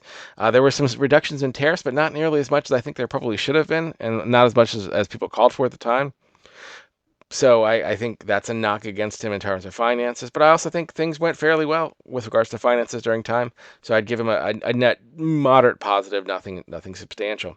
In terms of international politics, I was thinking about this a lot because I'm looking at the rest of the world. I'm looking at the Boer War with the British in South Africa, which I just did a video on for the apartheid video. I'm thinking about the French getting into the Sino-Japanese War. I'm thinking about the wars between Germany and France that are going on around this time. I'm thinking about the complexities of Europe and colonization and how America was able to stay out of that mess. And as that mess blew up into World War One, we were able to be on the outside, still getting the benefits of industrialization, still gaining things and becoming a major industrialized power, which would propel us into the 20th century as the primary power in a lot of ways. We'll get into all the discussions when we get into World War One and World War Two, but I think him staying out of that was also to his benefit. I also think, again, the Chinese Exclusion Act, I keep bringing it back up, but I think it's important. Our nativism, I think we had an opportunity. We had an opportunity to continue our growth and not be as a nativist a state. And I think every time America has grown and been successful is when we had waves of immigrants coming in, and we're basically taking everyone's best and letting our country grow. I've done many videos on the Irish, the Chinese, the Polish, the Germans, the Italians, all of these waves of immigrants, and they came over and how they were treated poorly when they got here, but then ended up being absolutely critical to the growth and success of the United States.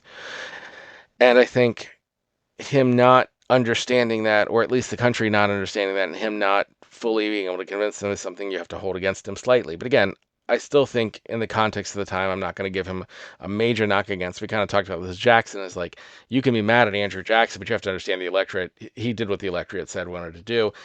Arthur actually fought against it a little bit. So I have to give him, again, lukewarm. In terms of in terms of war and security, he identified that we needed a Navy and that we needed to expand the Navy, we needed to grow the Navy, and he invested appropriately. And I think that was a major thing that showed to be a good decision. I'm going to give him credit on war and security. Again, we weren't involved in any of these international wars. We weren't doing the expansion. We were staying out of trouble, and I think that is sometimes underrated. I think boring presidencies sometimes get overlooked because people just assume that presidencies will be, that boring presidents were bad presidents, and I think the opposite sometimes. I think when nothing bad happens in a time when the world is going crazy, and countries all around the world are industrializing and getting into wars of resources, being able to stay out of those things, maybe because we had a country that had so many natural resources that we didn't have to get so deep and entrenched, but still staying out of it is something we need to identify and understand and create credit for. Some of his things on Native Americans weren't that great, but again, we have to do comparisons to what came before and what came after, and I think he was fine. I think a lot of things I'm saying about Chester Arthur really come around to he's fine. He wasn't exceptional. He wasn't poor. And maybe I'm also giving him extra credit because I'm thinking about the last time we had vice presidents come to power. Let's go through John Tyler, who was a horrible president. Millard Fillmore, who I don't think was a very good president in any way, shape, or form. And Andrew Johnson, who is one of the second, is arguably the worst president. I have him currently second behind Buchanan, but only because Buchanan was incredibly bad. That's what happened the last 3 times someone was assassinated. And Arthur, I think, did a decent job. I don't necessarily think that he did a better job than Garfield would have, but he did a decent job. Which brings us to the better or worse scale. Um, Arthur did not leave anything that I look back on going, wow, he was an amazing president. I think I have a little bit a tinge of sadness in realizing I think Arthur might be the last president we had that actively tried to even end Jim Crow in any real way. But I can't really knock him for the fact that he was unable to. The Supreme Court had ruled in Cruikshanks that the federal government couldn't enforce the Civil Rights Act of 1875 for all intents and purposes. So that's not on him. I think he tried to do some outreach in Virginia. Didn't work out. He still had black appointees. He made an effort. It just wasn't successful.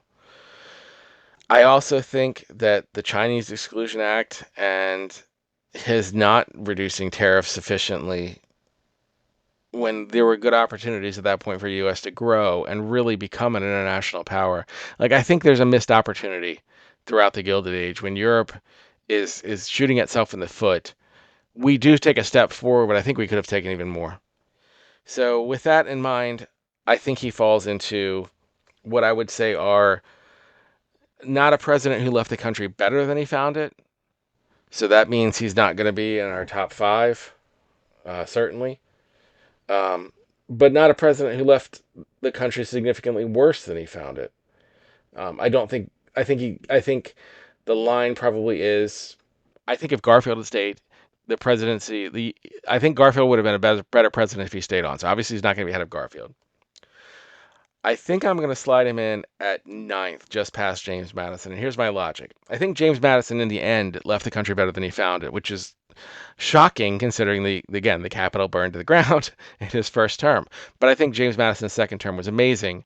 And I think he left a country that was in really good shape because he learned the lessons that he learned from the mistakes of the first term in terms of overextension, in terms of engaging in a war with Europe, in terms of not really. He set the foundation that would become the Monroe document, I guess you would say. But understanding, like, we needed to take care of our situation. We don't need to be getting involved in these international things.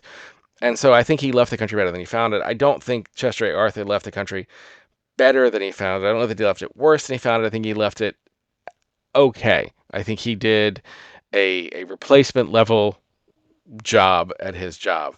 And I think the 2 Adams who would come after him left the country worse than they found it.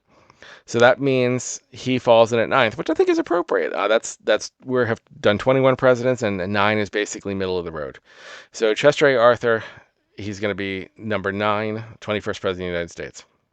Now we're going to take a look at the 22nd person to be president and the person who messes up my numbering system because they were also the 24th president, Grover Cleveland. Cleveland is very difficult to assess using these 5 criteria: growth, finances, international politics, war and security, and of course the most important, to leave the country better or worse, because he had 2 separate presidencies with Harrison's presidency in between. So when you're evaluating Cleveland, it's very difficult to determine what was him, what was his interim, what was on Harrison, whether his decisions would have continued had Harrison not been in the middle, whether the outcomes would have been different had Harrison not been in the middle. It just makes things very complicated. And so I'm trying to evaluate all of this fairly, but I think this is one of those presidencies where there are going to be people who can easily debate where the blame should lie outside of Cleveland. In terms of growth, I'm not going to give him particularly good marks, not just because of his complete disassembling of what little civil rights protections, the fact that Plessy v. Ferguson was on his watch, all of that, obviously with civil rights, he was a Democrat of that time, and Democrats of that time had no interest in the black vote. I think the only person who maintained office that was African American was Frederick Douglass, and then I think when Frederick Douglass resigned, he replaced that specific position with someone who was black, and there were no other political appointments that were black anymore. That just wasn't a thing that happened. The separate but equal segregation, I think Cleveland was a firm believer in the separation of races. There were many times where white supremacists were picked by him to do specific jobs, including Hawaii, which we'll get to later in terms of international politics. And I think that's a major strike against him. But that's not, I think, the only reason I wouldn't give him particularly high marks in terms of growth.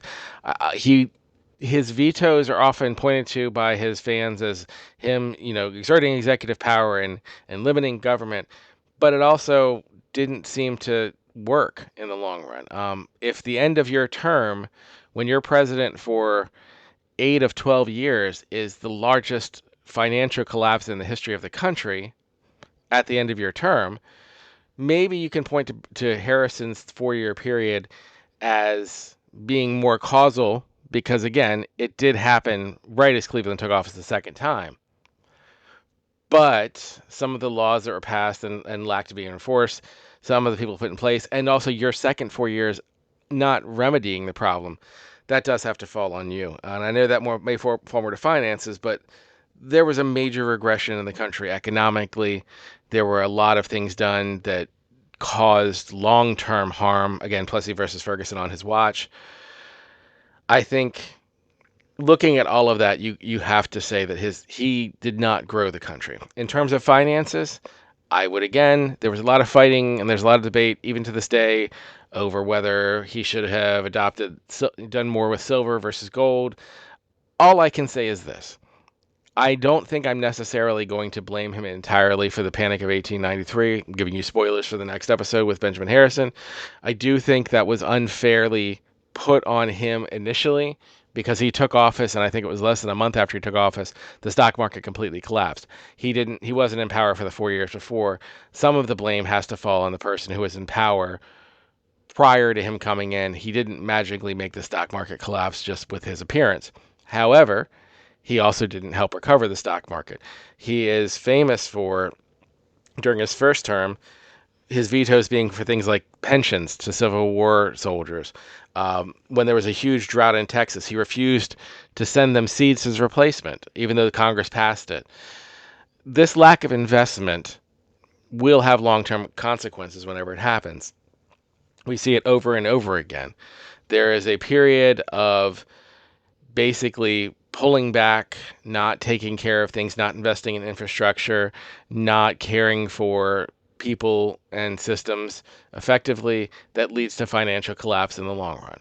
How much of that is Harrison, how much of that is Cleveland is debatable, but I think the lack of recovery on a second term does definitely fall on Cleveland. And so I think that hits him majorly in terms of finances, putting him fairly low down. I would say we're in the Van Buren-ish range of just badly run. Even though the first term went well, if I'm going to give him credit for the first term and then not look at the second term and what he failed to do, I also could say that he inherited an economy that was growing and doing well in the first term. So again, I think the Panic of 1893, the subsequent functional depression that followed, and then followed by a Panic of 1896 with another collapse, all, you can say that the Panic of 1893 shouldn't be his to blame, but the lack of recovery over his entire second term, that does fall on his plate. International politics, I actually give him very good notes. This was a time of a lot of chaos going on all around the world, and even a lot of things we could have gotten entangled and embroiled in, and his wanting to not be imperial, I think was very, very helpful. We will see in upcoming presidents, and even with Harrison, who we'll have to circle back to, which is, again, the frustration of doing this is that we're going to be talking about things after the next president, but we are where we are. The fact that he disentangled us from the Hawaiian situation, even though we became re-entangled. Similarly, we didn't get hugely entangled in the Cuban situation, even though we would later get fully entangled. We stayed largely out of international politics and wars, but also expanded the scope of the Monroe Doctrine to now say it was the entire Western Hemisphere, not just the limited sphere of influence, which had been up to that point less focused on South America. Having a standoff over Venezuela, and having the political muscle to even win that standoff, to make it clear it's not worth the fight. I think you have to give credit to that. So I think in terms of international politics, I actually think he did a very good job. He's going to get high marks there. Again, sometimes I think we don't give enough credit when nothing bad happens. Um, and in this instance, nothing bad happened. He did some things that I think were mistakes. Even if those mistakes were then reinstated after his presidency, he can't be blamed for that. I'm not sure where to put the Dawes Act. Because again, with Native Americans, they're technically a another country, the nation. And some of his Native American stuff was interesting. There were times where he honored treaties that his predecessors did not. And I think the Dawes Act probably had noble intention, even if it had horrible effects on the Native American community long term. The Dawes Act basically reestablished the law of the reservations so that rather than land being tribal, a lot of land became personal ownership of individual Native Americans. And this led to a massive sell off of Native American lands. I believe it went from like 150 million acres to 77 million acres in a rapid amount of time because individuals who were destitute and in poverty began selling off Native American lands as it was no longer under tribal leadership. I don't know how much that can be blamed on him. I don't know. I have a lot of conflicting feelings about the Dawes Act. I do think it ended up not being beneficial to Native Americans, but I also wonder about the benefits of tribal ownership versus individual ownership generally. I've just got done doing a video on apartheid, which will be posted very soon. Well, by the time if you're watching this as public, it's been posted for months now. If you're watching this and you're a subscriber, it'll be posted probably the end of this week. And so maybe that's why I'm having trouble with the Dawes Act. Is in my mind, I can see a lot of parallels to what happened in South Africa, where the using tribal ownership can negatively impact the value of the land and cause other problems. So that's something I wanted to mention the Dawes Act because I do think it's an incredibly consequential thing, but I honestly don't know how I feel about it being as a positive or a negative. In terms of war and security, again, internationally, I think he did a job of avoiding conflicts, of avoiding getting entrenched in a lot of international issues that were going on. Didn't involve himself in the Cuban things. Again, internationally, I think he's fine. Internally, I think there's a lot of concerns that I have with regards to how he handled the railroad strike, specifically the use of federal troops. In contrast to prior administrations saying posse comitatus, this shouldn't involve the federal troops. I don't know how, again, I'm not 100% sure how I feel about this because the strikes were problematic and they were causing huge issues economically at a time when we were in an economic depression. And so, on the one hand, I do think a response was needed, but the federal troops and the violence of the federal troops and the failure to manage this in such a way that we didn't have violence, I think that has to fall against him. And I kind of look at this as his do less approach left it to a point where when things got out of hand, there were less tools at his disposal.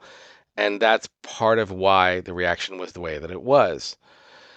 So I think that's problematic. Did he leave the country better or worse? I think he left the country worse than he found it. I don't think he left it worse in a way like an Andrew Jackson or Martin Van Buren.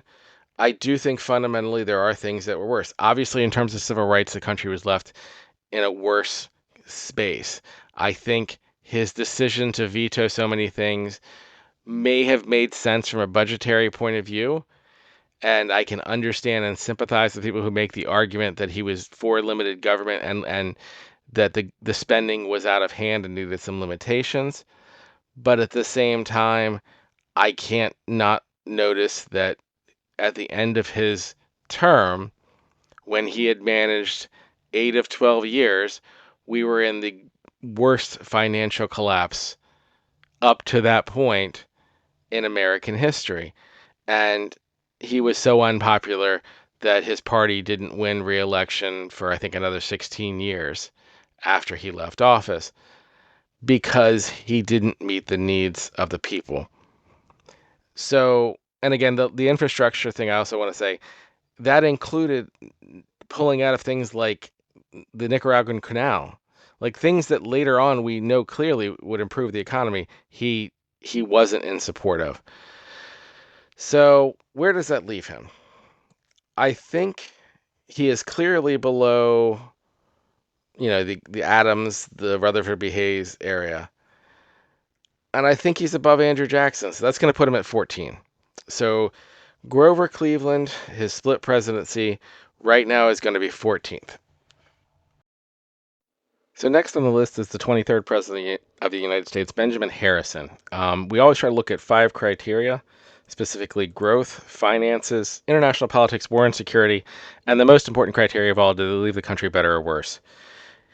In terms of growth, I have a hard time right now with the Gilded Age president, and I think Harrison represents a turning point from where we've had a number of presidents up to this point that I would argue were trying to do the right thing in terms of reform.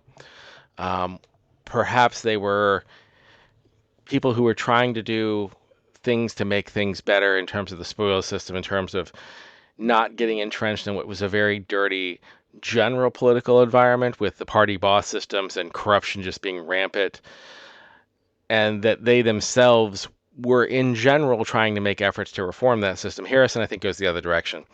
I think Harrison was very much supporting political corruption in a number of ways. Not saying that he specifically himself was corrupt, but saying that some of his actions were clearly for political gain above any actual improvement of the country generally. The best example of this I can think of is there were more states created under Harrison than I think any other president. Under Harrison, North Dakota, South Dakota, Montana, Washington, Idaho, and Wyoming all became states. That's, I guess, something you could argue in terms of growth. They met thresholds, but I think they had already met thresholds before. Perhaps they didn't. Argument, debate. All 12 of those then became GOP Senate seats. That was blatant and nakedly political in an attempt. And I think what I noticed about Harrison more than anyone I've seen since Van Buren, is just the brazen, open political acts that he committed throughout. And I mention that in terms of growth because I think this is a pivot point for America's conception of itself. Up to, I think you can break it down in kind of 5, we'll figure out how many it is when I count them off. The first 5 presidents or so, I would say, are the founding fathers. They're just trying to get the country to exist and to be considered a valid country, to not have what happened to Mexico happen to them, where basically they're a redheaded stepchild who is barely able to survive and is constantly harassed by European powers. We have the War of 1812, where we get to a point where we are now an established country who no longer has to worry about Europe coming in. We are going to stand on our own. And then the next set of presidents, I would say, is the Jacksonians up to the Civil War, where we're having a fight over what kind of country this is going to be, whether it's going to be a slave plantation, caste system kind of country with manifest destiny on its mind of the expansion, of westward expansion and taking control of the whole continent, perhaps. Or we're going to be what we eventually came. Well, maybe not became, you could argue that too. Or we're going to be a country that is more industrial, isn't worried about expansion. It's more about taking care of who we are in our time and kind of expanding industrially. Maybe that's overly flowery. But there was certainly a conflict that had to happen that resolved at the Civil War, and we were no longer a slave plantation country as an endorsement. Manifest destiny was still a debate going forward, but because of the Monroe Doctrine, it was still focused on North America primarily. There was some discussion of South America, more of a just leave this alone, Europe, don't come mess with this. This is our territory. And we definitely expanded into Mexico. But I think in terms of international overseas colonialism, that wasn't the direction we were going. You can argue Manifest Destiny is perhaps more cruel in some ways than colonialism because it required the genocide of the Native American people to just occupy and take the land. But I think colonialism is equally cruel in the terms of you're simply dehumanizing a group of people in a given area and saying you are subservient, you produce goods and services for the betterment of my country. Excuse me. And not for anything. Your country is now a servile state, a vassal of my country. And that's not something the United States up to this point had really engaged in. It was more territorial acquisition on borders to expand the territory itself of America, with the discussion of an expansion into Cuba, which I presume would have been an expansion into Cuba to remove the Cuban people and occupy the land. And in the intention of the South, we would keep the slaves, but the secondary discussion. Harrison is the first small pivot that'll become a big pivot under McKinley toward actually engaging in colonialism and actually getting into the same type of mindset that the Europeans were, which is overseas expansion. And that included whether or not the United States was actively involved in the coup that took control of Hawaii, the tacit approval of it, and the planning to annex it. That falls on Harrison. How that fits for growth is difficult for me. One of the things that I've been doing this entire time is comparing it higher or lower than people before. I do think the country grew under Harrison in a lot of ways because of these ambitions. I think it also grew because of things like the Homestead Act, again, cruelly just basically having a race to get land. If you've seen the movie Far and Away, I think it's depicted in that movie where they have a line and everybody lines up and they race to get land. And it was a very weird way to do things, very competitive. The Gilded Age was a weird time. But I think it's one of those, I will say that you probably are going to give him some credit for growth, but at what cost is what I would ask. Speaking of cost, let's move on to finances. Finances are going to be horrible. First, even before we get into the Panic of 1893, he lost the midterms because of the $1 billion Congress. And basically the tariffs were very high, and then McKinley's act, who we'll talk about later as president, but when he's in this Congress, he passes these tariffs, which up to this point, most of the tariffs have been kind of reciprocal tariffs, where it was more, oh, you're going to tariff me, I'll tariff you back. There were some exceptions for protectionism, but it wasn't like an overwhelming protectionism, and most countries were using tariffs as their primary financing source. So even though tariffs are not great in terms of economic growth and prosperity, if everybody's making the same mistake, the effects of the mistake are more muted. This was different, and passing the McKinley tariffs really were fully protectionist tariffs and would lead in large part, there were other factors, but were a major cause of the Panic of 1893, which, as we discussed during Cleveland, is one of the biggest financial collapses in American history up to this point. And even now that we're in it, at this point in history, it's still one of the worst financial collapses. That falls on Harrison's lap. As I said, with Cleveland, you can make a strong argument that it wouldn't have lasted long had Cleveland done things differently, and that the extent and depth of the crisis does still fall on Cleveland in a lot of ways. But the creation of it falls on Harrison, and the wasteful the wasteful spending of the $1 billion Congress is why he lost the midterm election. I mean, why the midterm elections were lost, and arguably why he lost the re-election to Cleveland, although there were other factors. So in terms of finances, very low marks, doing an awful job. In terms of international politics, I think it's a kind of a mixed bag. I've already made my complaint with regards to the drift toward imperialism, the Hawaii situation, but I do think he had a very effective Secretary of State in some ways by the name of Blaine, who was doing a lot of very effective negotiations to keep us out of things that could have escalated a lot more. There were some embargo situations. There were definitely some conflicts where other countries were definitely trying to pull us in, where we were able to navigate and avoid it. So I think in those terms, I will actually give him not necessarily positive marks in international politics. I would say of the 23 we have, he's middle of the road to slightly above middle of the road.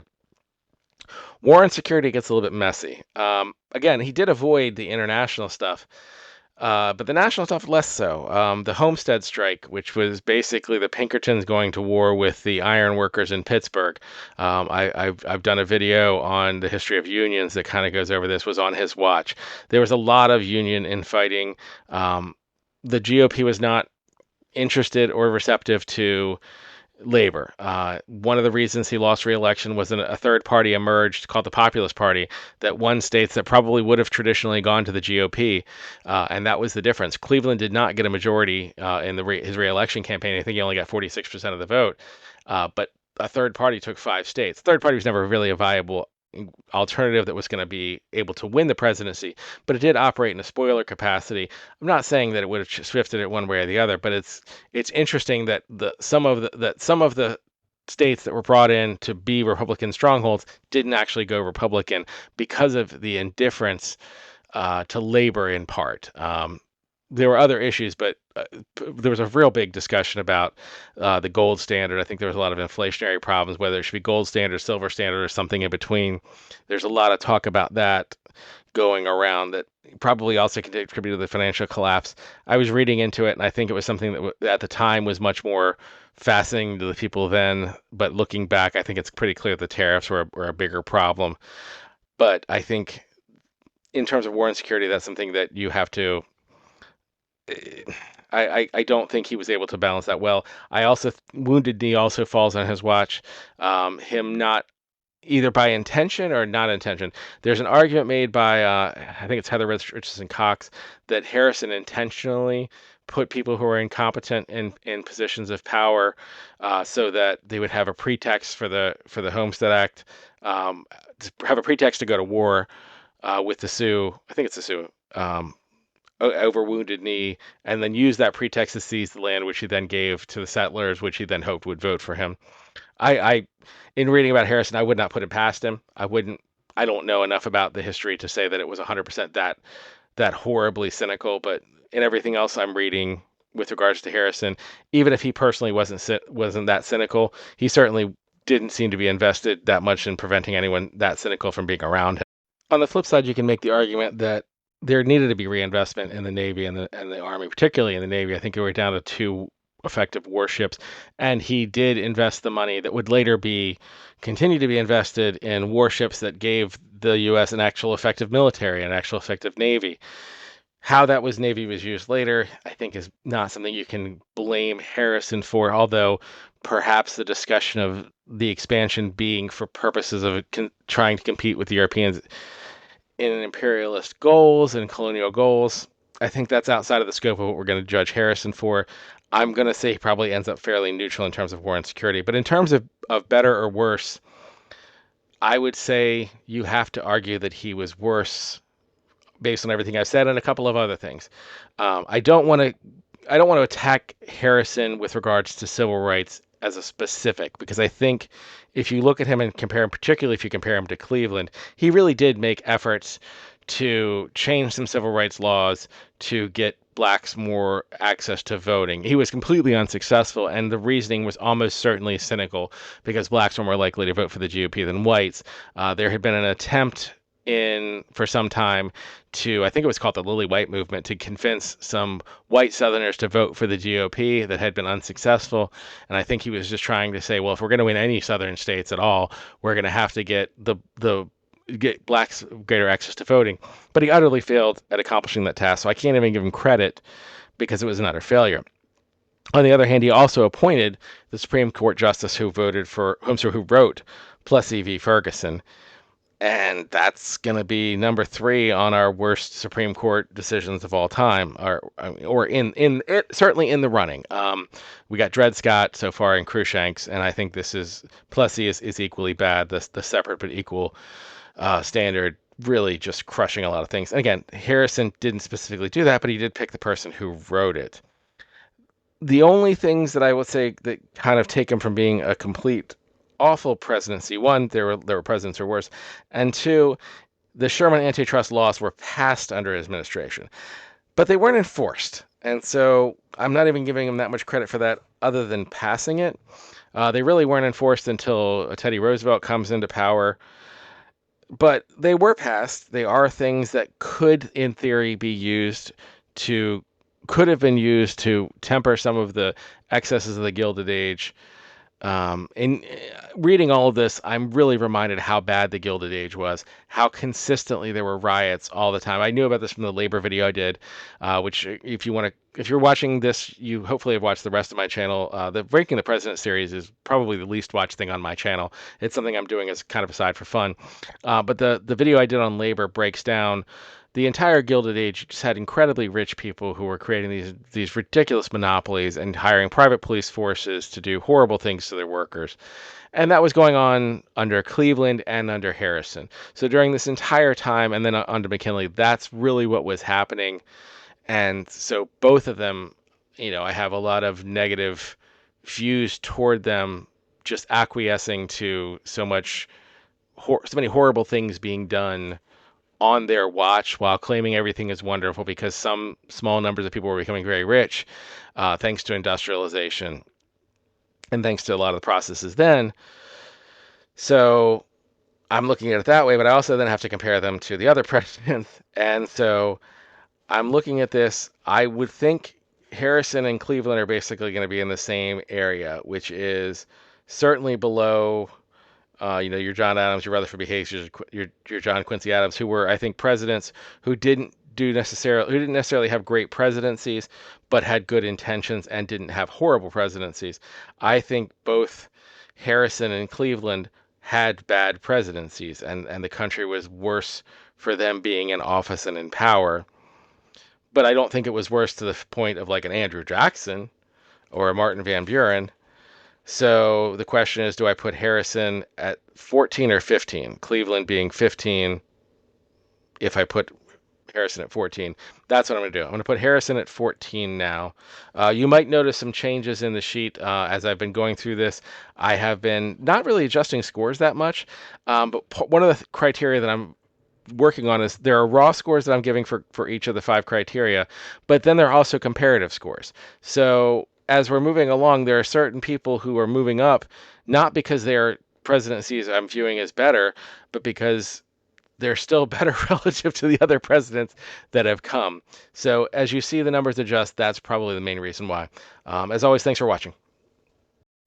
Moving on to the 24th President of the United States, William McKinley. We're going to look at 5 criteria as always: growth, finances, international politics, war and security, and the most important criteria: do they leave the country better or worse than they found it? McKinley comes in, and when we're looking at growth, we have to acknowledge that there was growth. At what cost will be the question we'll kind of be discussing as we proceed.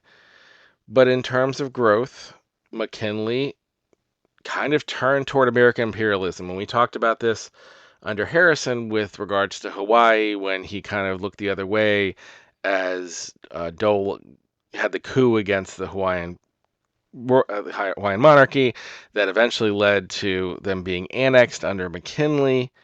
That was the first kind of test drive, I think, for the idea of America trying to replicate the European colonial model.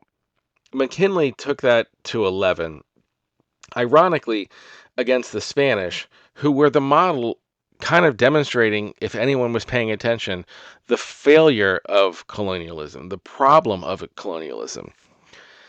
The fundamental problem of colonialism is if you occupy a place, but you do not allow that place to become part of your country, to be integrated into your culture, not forced, but to simply say, you are now part of our country, you are an equal to our country, we are now we, not separate. Colonialism is basically taking advantage of other people, making vassal states. Vassal states never are going to be satisfied with being vassal states. They're always going to want to overcome whoever is vassalizing them. They have their own identification, at least in the modern time, once we get to the point where nation states view themselves as nation states.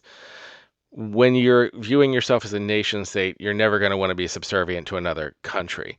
And so that's the failure of colonialism. The idea that you can simply force another country to send you goods, services, without expecting an exchange, an equal exchange, without them eventually overthrowing you and revolting. That's never going to happen. But McKinley wanted to dip his toe into that, and he had an opportunity because the Spanish were collapsing, because colonialism was failing. And so there were opportunities to go to war with the Spanish, to take Cuba, and to take the Philippines. I do not in any way, shape, or form buy the humanitarian argument. I find it completely bogus.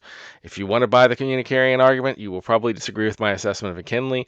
All I can say is 200,000 Filipinos died of starvation and cholera because of the Philippine-American War. Don't tell me that the expansion had anything to do with our caring deeply about their wants and needs. Cuba is more arguable, but even that, I don't buy it. America, particularly the American South, had been long calling to conquer Cuba as part of Manifest Destiny. Which brings me to a great comment that was left. And I'm not just saying it's a great comment because it's one of my subscribers, but it was a great comment. And it was challenging me on why I was so harsh on Harrison, but less harsh on Polk. Polk currently, I think, is fourth in the presidential rankings. And what it basically comes down to is this is not a discussion of who is a good person. It's not even a discussion of who is good for the world generally.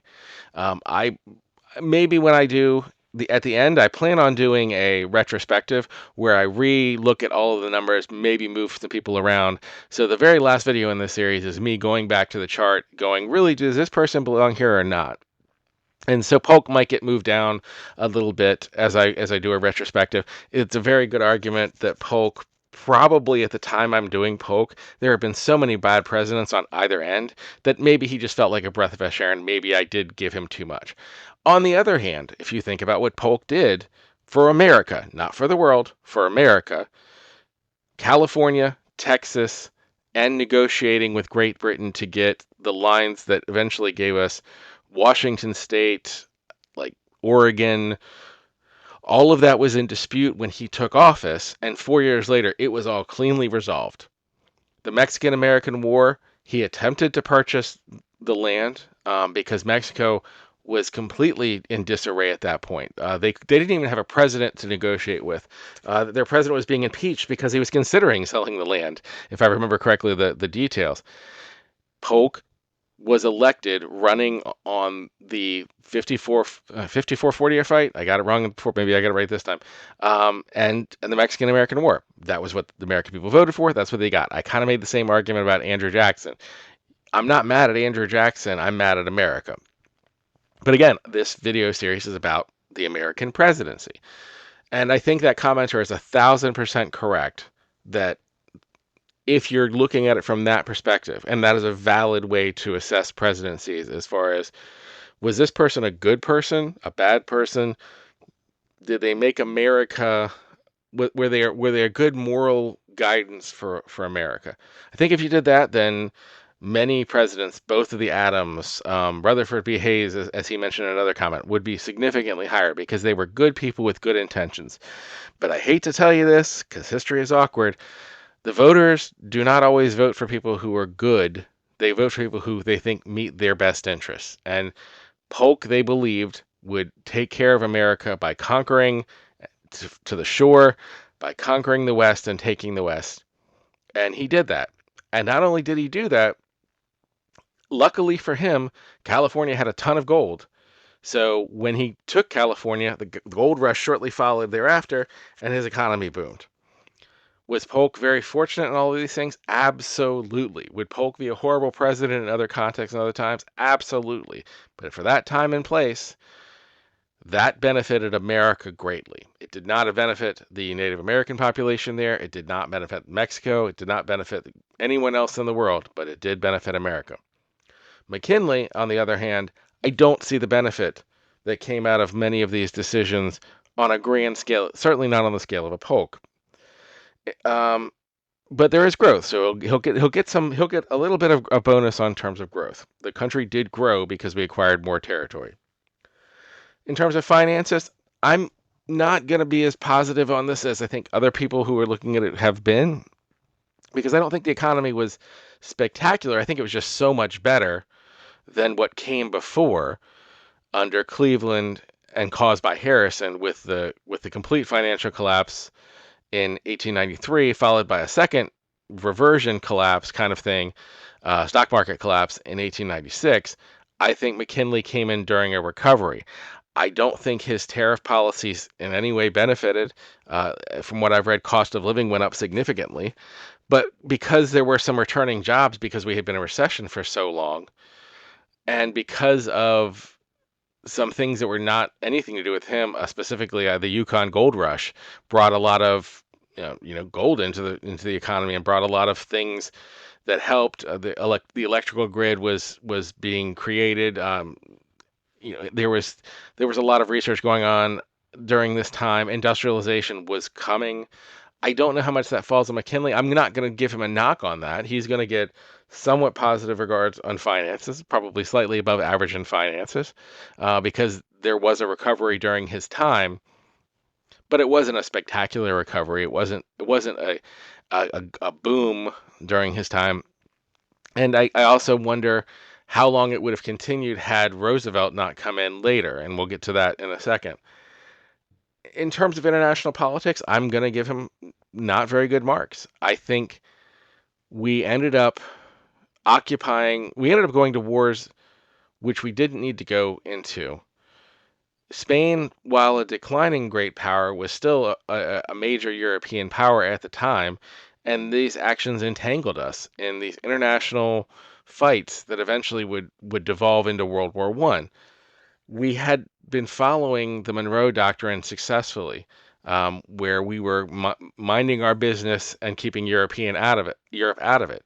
And I think that was the correct approach. We failed to do that for McKinley. The thing I will give him slight credit for is he was negotiating toward getting the Panama Canal finally built. And that did come to fruition under Roosevelt, so I will give him some credit for that. But I think that the Spanish-American War, even though we won it swiftly, at what cost and in what gain? We acquired no states. The Hawaii thing occurred before him, and he just finalized the treaty. The Philippines, again, as I said, 200,000 people died of dysentery and cholera and violence because they were trying to resist our occupation after resisting the Spanish occupation.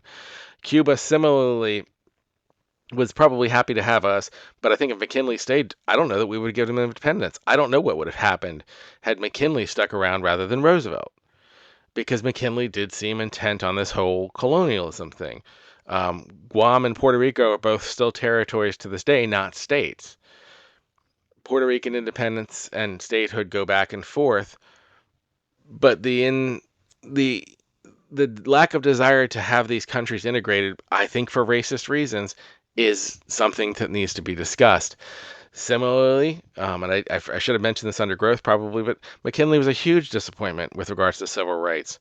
He came in with, a lot of blacks were optimistic that after Cleveland had pretty much abandoned any pretense, as the Democrats at that time had no interest in doing anything to support blacks, because they were not going to be voting in the South thanks to Jim Crow and mass violence. There was just not any opportunity for them to vote. There was hope when McKinley came in he would try to change that. And instead, McKinley was willing to embrace a lot of lost cause narratives and really started down the trend that would eventually lead to a number of presidents coming after him who simply let the lost cause narrative be the narrative, who completely abandoned any pretext of ever having restoring civil rights, that caused race relations to become far worse. I can't condemn that enough. Was it better than Cleveland? Probably, but the bar is low. So he started an unnecessary war that led to mass casualties and deaths. I don't buy the pretext that it was for humanitarian reasons. Again, Spain had been in decline. The revolutions could have happened. We could have supported them without, I just don't buy that. So he gets low marks in terms of international politics and war and security for me. The last one is better or worse. I think if McKinley had not been assassinated and Roosevelt had not replaced him and gone in a very different direction, the country would be in a very different place. I guess you could argue because McKinley picked Roosevelt to be his vice president, you should give McKinley some credit for that. I would say McKinley picked him because his first vice president died of a heart attack, and everything that I've been reading, McKinley was not really excited about picking Roosevelt. It was almost as if by picking Roosevelt, he was doing a favor for the New York delegation to get Roosevelt out of the Senate because he was causing problems there, and they would put him in this position where the vice president was considered as someone who really didn't do anything.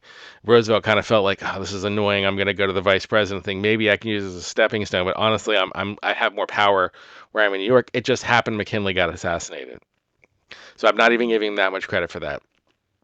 And I think had Roosevelt not followed him and gone in a completely different direction, we really could have gone down a dark path very quickly. And it's very fortunate that who followed McKinley was Roosevelt. Spoilers, who was a very, very good president in a lot of ways. Not a perfect president, but I think he will be probably rating very highly when I review these. Some inside baseball, whenever I do these rankings, I'm always doing one ahead and then I go back because I think it's very important when you're looking at a president to look at what they left and how that proceeded before you evaluate them. And McKinley left a mess, and Roosevelt did a remarkable job cleaning up that mess. But he absolutely left a mess. So where does that leave him overall? I think we're looking at the closest parallel so far, I would say, is Andrew Jackson. You have a president who his term itself wasn't that bad because he kind of inherited a situation that was on the upswing at the time he came in, or at least not on a significant downswing. But he did a lot of things to turn the country in a direction toward its worst instincts. But I'm going to put him slightly below Jackson at number 17, and this is why. At least Andrew Jackson, I think, was selected to do the horrible things that he did. I think McKinley, no one asked him to be an imperialist when he was elected. That's not what he ran on. That was a decision he made in kind of the same way he was reverting back to the spoils system. He was trying to undo a lot of the reforms that came before him. I think McKinley is remembered probably more favorably because of his assassination. People don't want to, people, and because Roosevelt did well after him. But I think 17 between Jackson and Van Buren is a perfect place for him right now. Let's move on to the 25th President of the United States, Theodore Roosevelt, or Teddy Roosevelt. The 5 criteria we always look at are the same: growth, finances, international politics, war and security, and did they leave the country better or worse than they found it? Roosevelt came in with a lot of people thinking he was going to continue on a lot of McKinley's imperialist ideas as far as not just making America a world power or a very important great nation, but I think McKinley was even pushing toward really getting into the competition with the European powers, really entangling us in a lot of places, really getting into expansionism in a very dangerous way. He was also a president who I believe was more working for the good of the businesses than the country itself. And I think if we're going to look at growth, there are many different ways to look at growth. We've discussed in the past with regards to Jefferson and Polk, physical land expansion and the value of that land. We've talked with other presidents with regards to population growth, with regards to protecting certain segments of the population so that the economy could expand.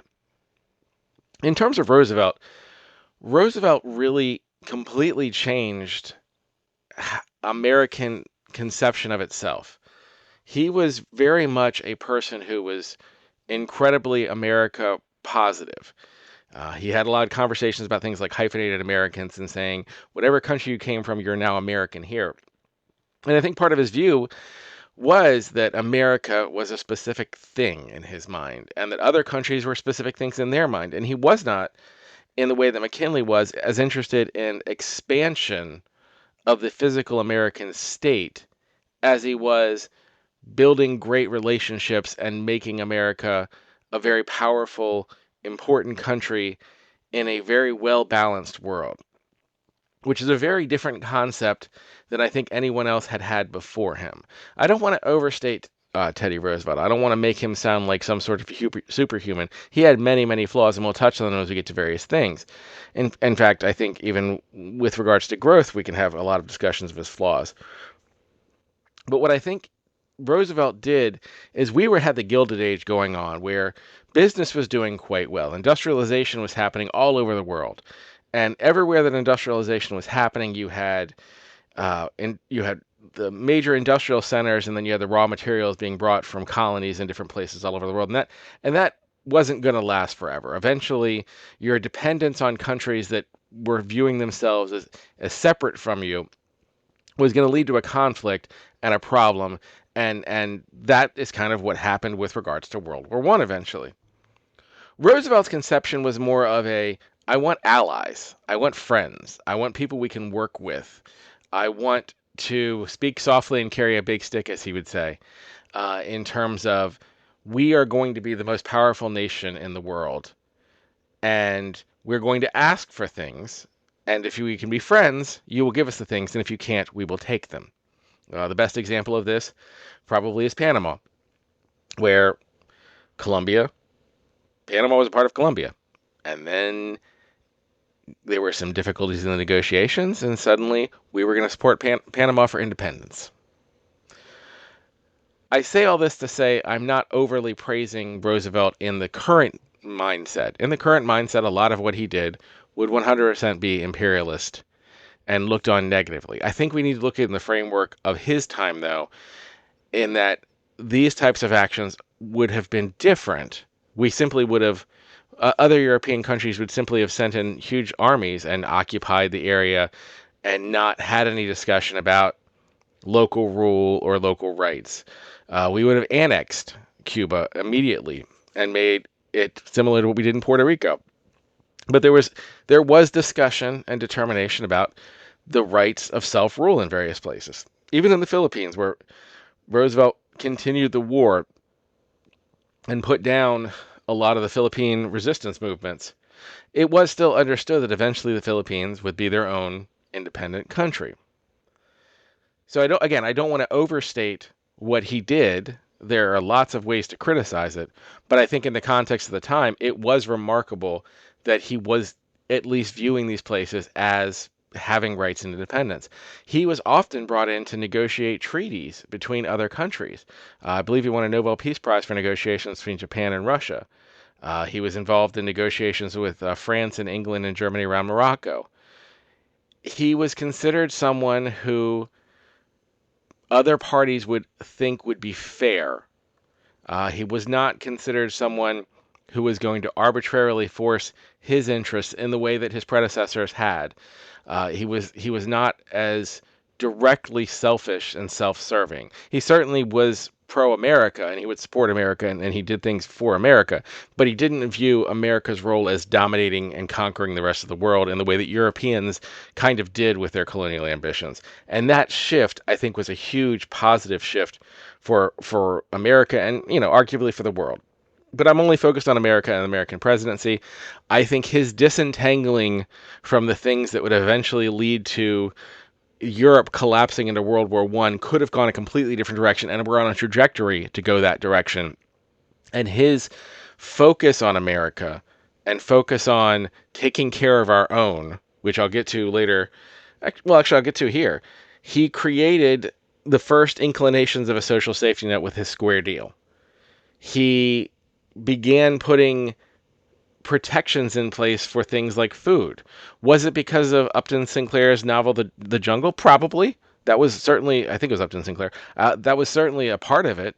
But he was interested in helping people. He wasn't interested in just hiding things or sweeping things under the rug. He was interested in reforms. He was interested in making sure that businesses also served the people. He was not a socialist by any means. I'm not going to stretch it to that point. But again, he was interested in fairness. He correctly identified the bankers' crisis as being something that was the fault of the rich, and adjusted accordingly. Which moves us on to finances. So in terms of growth, I'm going to give him fairly high marks. Not incredibly high marks, not like top of all time, but I think he did a lot to grow America, make America more powerful as a nation generally, and to help the people of America. So I think he gets positive marks there. In terms of finances, I think he also gets positive marks.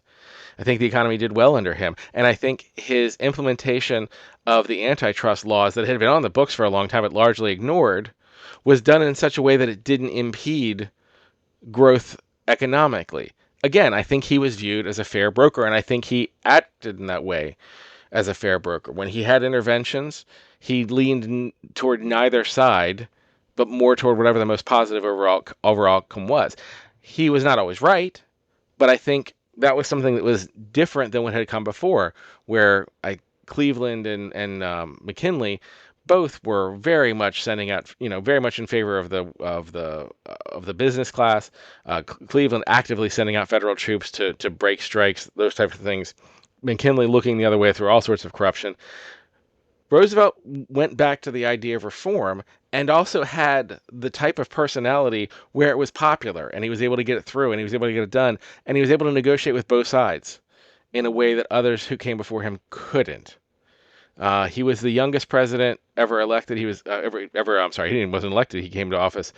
He wasn't initially elected, I should say. He came to office after the death of McKinley.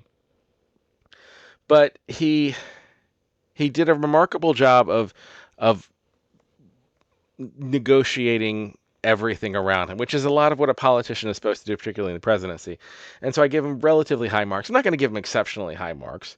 I would say, above average, because there was a financial panic under his watch, but I would say not one that was excessive. And when you consider the fact that he did things like having major tax reforms planned, having an 8-hour workday added for, I think the federal government specifically, many banking, pushing the banking reforms after 1907, and putting so many new laws in place that had not existed. Again, far less oversight than we would consider acceptable today, but we're going from the Gilded Age to this step forward, and there was no prior inclination by the other political parties on either side to go this direction. There were certainly calls by third parties, populist movements of like let's watch out for the workers, such and such, but they weren't winning elections, and that was an impressive feat.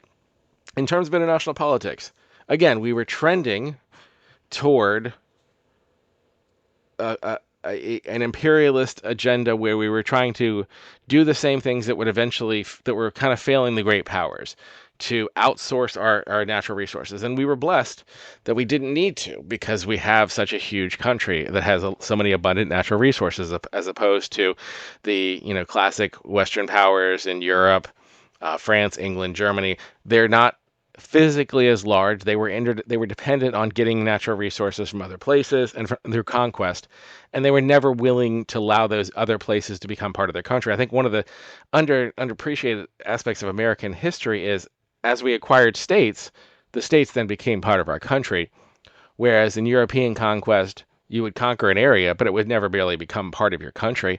And so it would be simply a few generations before the people there, because they were never part of your culture, simply revolted and wanted to have their own country. And as the concept of nationalism came into play, the various groups remained separated. But he didn't push beyond America like McKinley did. He came in with the Philippines occupied, with Cuba occupied, with Puerto Rico occupied, with Guam occupied, and he left basically in the same type of situation, but with a clear path for the Philippines and Cuba to eventually, in theory, become their own independent nations. There were many, many hiccups along the way. Again, don't want to give him too much credit, but for the time, that was not the norm. The norm was you were going to be under the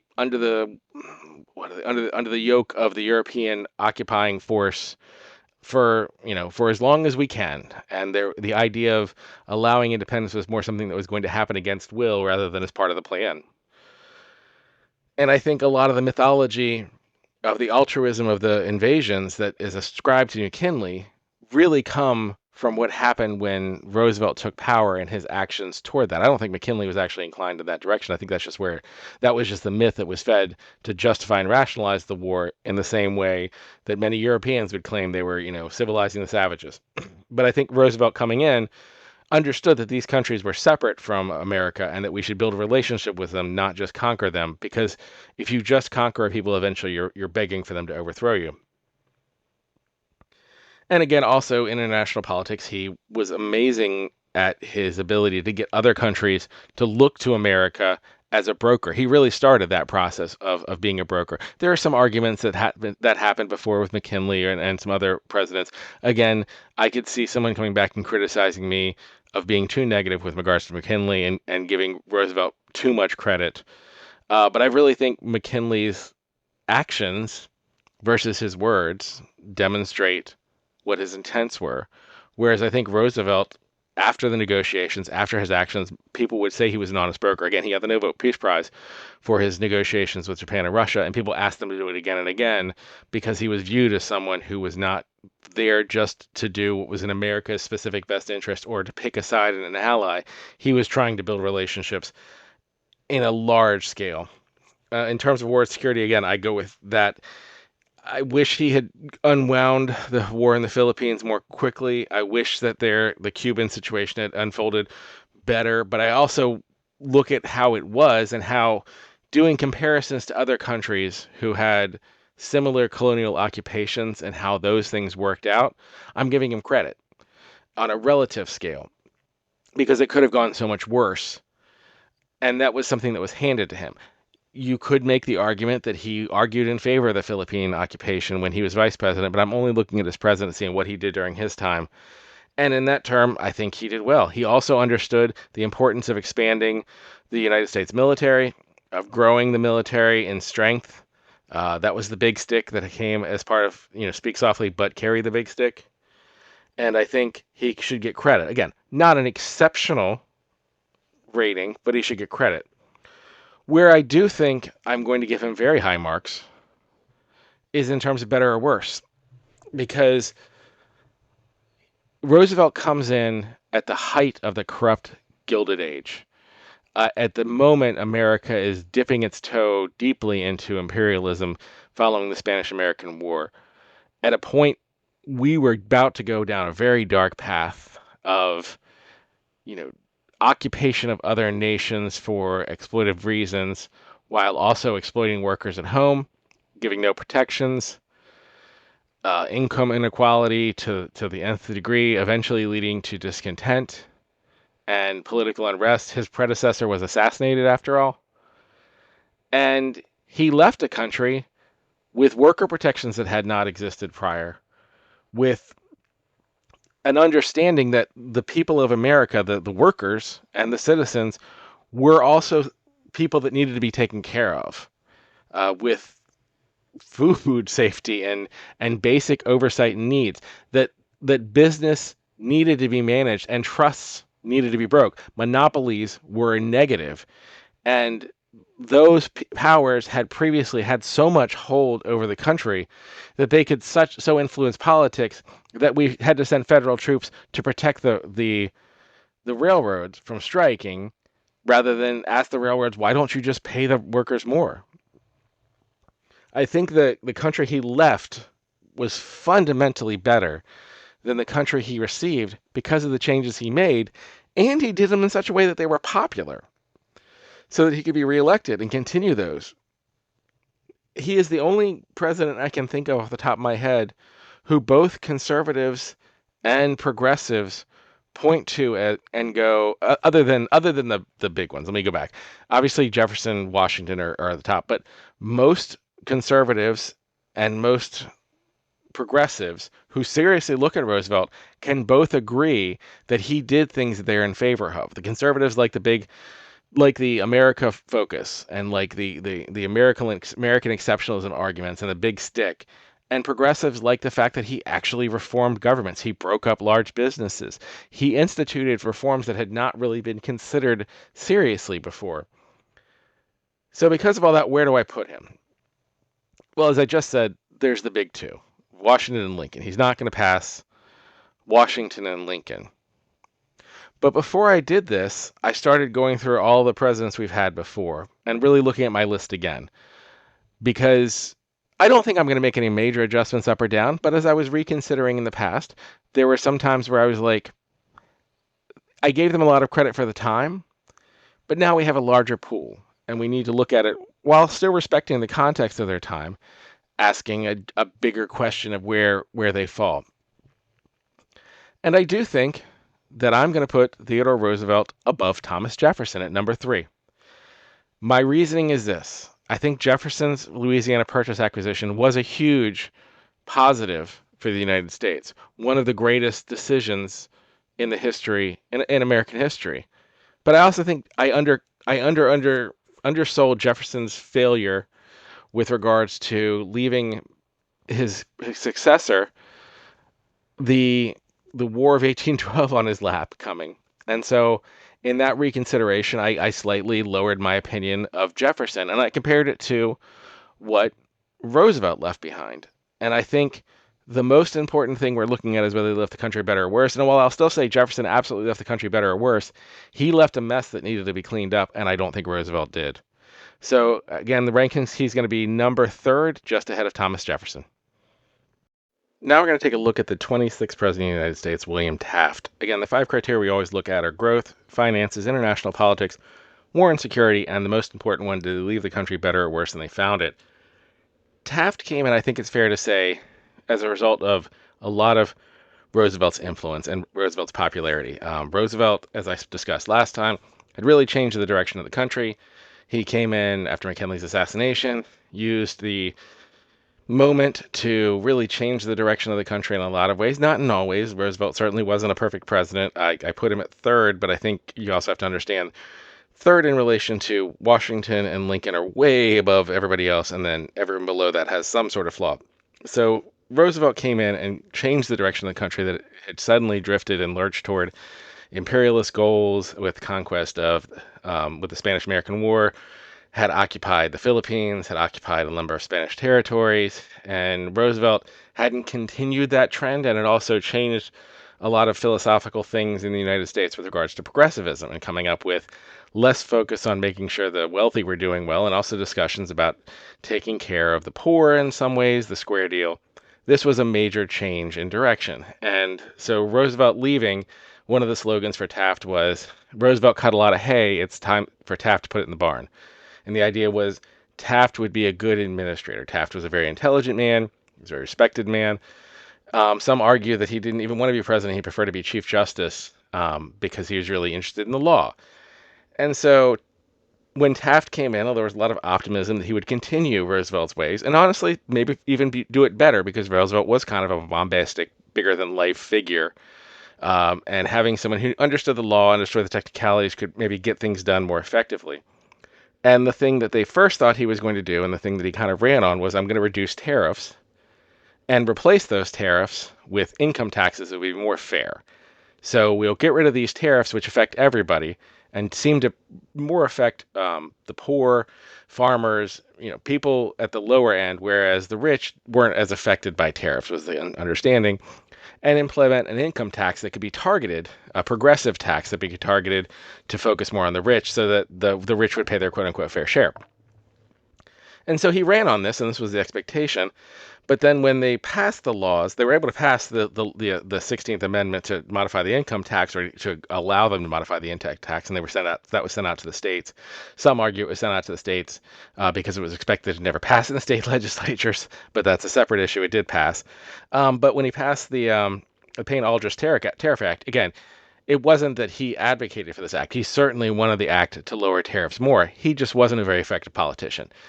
And that's one of the reasons why I give Roosevelt credit is he was an effective politician. He was able to use the bully pulpit to pressure Congress to do things that they didn't want to do, to pressure business to do things they didn't want to do. His popularity was able to be leveraged, and his relationship with the press was able to be leveraged. Taft didn't have any of that. Taft did not have a very good relationship with the press. Taft didn't have a strong ability to influence people to change things. And so this Payne-Aldrich tariff comes out, and although maybe technically, and I think if you look at it and really parse it, it did technically lower some tariffs, it also raised other tariffs and was seen across the country as an increase in tariffs and destroyed the unity of the GOP. The Republican Party fractured deeply over this. He then followed it up where he was doing things that he was doing antitrust. And again, he was probably doing more antitrust than Roosevelt. But when he was doing it, through the discussion of it, his people were criticizing Roosevelt and saying that Roosevelt at times got duped by U.S. Steel, which again angered Roosevelt, not understanding that Roosevelt's popularity was even more important than the policy. The man was very charismatic, and he was able to convince people to do things, or at least just push it through. And Taft didn't have that. And now he had an enemy in Roosevelt. So you go from having a GOP that comes in, a Republican Party that comes in, able to basically argue that they were a moderate approach to progressivism, because you still also at this time you have Eugene Debs running on a socialist agenda. The left is starting to realize that there's a populist path, and they're shifting in that direction, and they're arguing for these reforms. They've kind of, their party has shifted as they've tried to find ways to become relevant again on a national scale. And he just doesn't accomplish the thing he was supposed to accomplish. The tariff thing that was supposed to lower tariffs and make everybody's taxes less, and then shift the burdens to the rich, doesn't happen. He does pass a corporate income tax, but it's only for 1%. So it really has no major effect. I'm saying this under growth and finances because I think the two are combined. Like, I mean, under growth, you could say we added Arizona and New Mexico, but I don't really think that really grew the country. But in terms of finances, these things didn't do what he promised. I think the finances of the country were good under his administration. I don't think that there was a problem with finances under his administration because he did slightly lower tariffs, and he did pass the income tax amendment, and the amendment did get through, and he did create corporate income taxes, and those things would later be used to shift away from tariffs and to shift more toward an income tax that was able to get the income from the rich who were consolidating wealth and power. An income tax is, in a way, kind of an antitrust move in and of itself. In other words, too much wealth consolidated is too much power.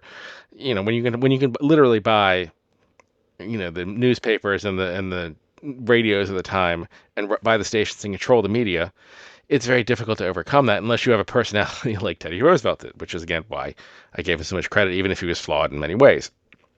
So, in terms of growth, I would say he did not do particularly well. The country didn't grow that much because he was not able to accomplish the things he wanted to accomplish and navigate it, because he's not a particularly good politician, but the finances are pretty good. In terms of international politics, he shifted the Roosevelt approach, the old speak softly and carry a big stick, to something that was a little bit more patronizing. It's been referred to as dollar diplomacy.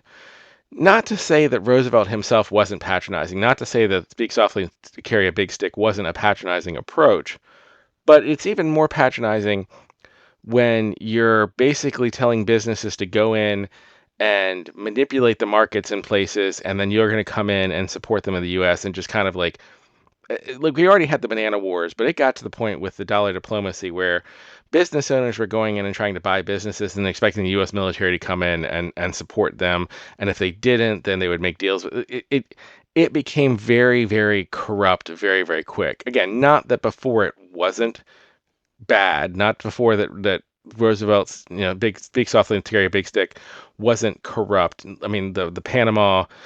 The Panamanian rebels and Colombia thing was very, very sketchy on many levels, but that was also a clear goal and a conflict. It wasn't a way of doing colonialism by economic means. There was still an understanding that the countries were separate and that we were having a kind of a conflict over a specific issue, but we weren't trying to buy the country. We weren't trying to use our financial leverage to force the country into debt, or to openly and brazenly try to take over the markets of the country. And so that was what dollar diplomacy kind of morphed into, even if that wasn't Taft's intention. And it just failed on every level. It did not succeed in terms of economics, and it also didn't succeed in terms of building relationships with people willing to work with us. It destroyed a lot of trust. It was very ineffective foreign policy. We also had Mexico at this point collapse. The Mexican government collapsed. And Taft really didn't do anything other than send 20,000 troops to the border to make sure it didn't continue to have the overflow that was starting. There were a number of cross-border skirmishes. People died. And his response was to send 20,000 troops to the border, but to not in any way intervene in the conflict itself. You can argue that was probably the right approach, but I think it's also reflective of Taft's policy generally, which is he was letting other people do the dirty work and just kind of standing on the sidelines. Like, dollar diplomacy was not a directed diplomat, I have a specific goal. It's more like, oh, businesses, you want to try something? Sure, you guys go negotiate something, and then I'll back you up as the U.S. I don't know I don't know if you're actually going to be the good guy, the bad guy. I don't know what you're negotiating. It was very messy. Again, outsourcing the actual decision making in a way that Roosevelt didn't. Roosevelt made the decisions, right, wrong, or indifferent. It was clear who was making the decisions, and if things needed to be discussed, they they were discussed. I think he was the one who said the buck stops here, and he was pretty fair about that. Again, not defending many of his decisions. I keep circling back to that because I think it's an important distinction. But more with Roosevelt's leadership, it was clear what he was doing, where he was doing it. You could get clear direction and answers. There would be finality on decisions. Taft was very fuzzy on a lot of things in international politics, and because of that, you couldn't really build trust with him. You could not have assurances that anything would happen one way or the other, similar to how the tariff went down, because he was not the one making the decisions. He was deferring, he was allowing others, and then kind of coming in and trying to clean up the mess afterwards. That also was kind of how I reflect on him with war and security.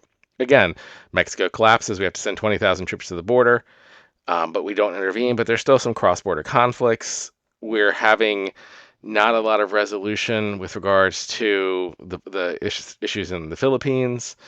It's indecisiveness, it's deference, it's kind of a symptom of his entire presidency. In terms of better or worse, this was a difficult question for me, and I think it's because I'm looking at what came before and after. I don't think that the country is significantly worse because of Taft, but I definitely don't think it's significantly better. His party was completely decimated. Um, Taft finished third in his own reelection, only getting 23.2% of the vote, finishing behind Roosevelt, who ran and who created the Progressive Party and ran completely independently of Taft because the party had been split so much. And this led to Wilson winning with only 41% of the vote. He was not successful at many of the things he wanted to accomplish. And I honestly think I'm going to give him a slightly worse grade because I think a lot of things were lined up for him to do. I think it was lined up for him to be able to get tariffs lowered and the income tax passed. I think it was lined up for him to do things like have more free trade agreements and to be able to continue the diplomacy that Roosevelt had set up, where America might be a country you're afraid of, but they're an honest broker if you make a deal. If you don't make a deal, then America's going to do things again, not defending it, but it's gonna use the big stick. But it would love to negotiate, and once the negotiation is done, it's not necessarily to your detriment. We're not necessarily doing things specifically to harm you. We have interests. We're going in to get our interests, and we would like to negotiate a deal. And if you won't negotiate a deal, we're going to have a problem. Again, the biggest negative example of this was Colombia, but other than the Colombia and Panama thing, and the Colombia Panama thing was basically we wanted the Isthmus of Panama, and we were going to build a canal there, and that was going to happen, and that wasn't a negotiation point. But I do think, generally speaking, relative to the rest of the European world, the colonial powers, and relative to McKinley before him, Roosevelt was trying to have more direct engagement and I don't want to say equal, but I do want to say fair dealings with other countries as other countries. And I think Taft was more interested in staying on the sidelines and then coming in to try to figure out how to solve a problem rather than having a clear goal and really taking a leadership position. So, because of all that, where am I going to put Taft? In some ways, he reminds me of John Adams in the terms that he kind of broke his party apart, but I don't think he did as good a job as John Adams, even if I was critical of John Adams.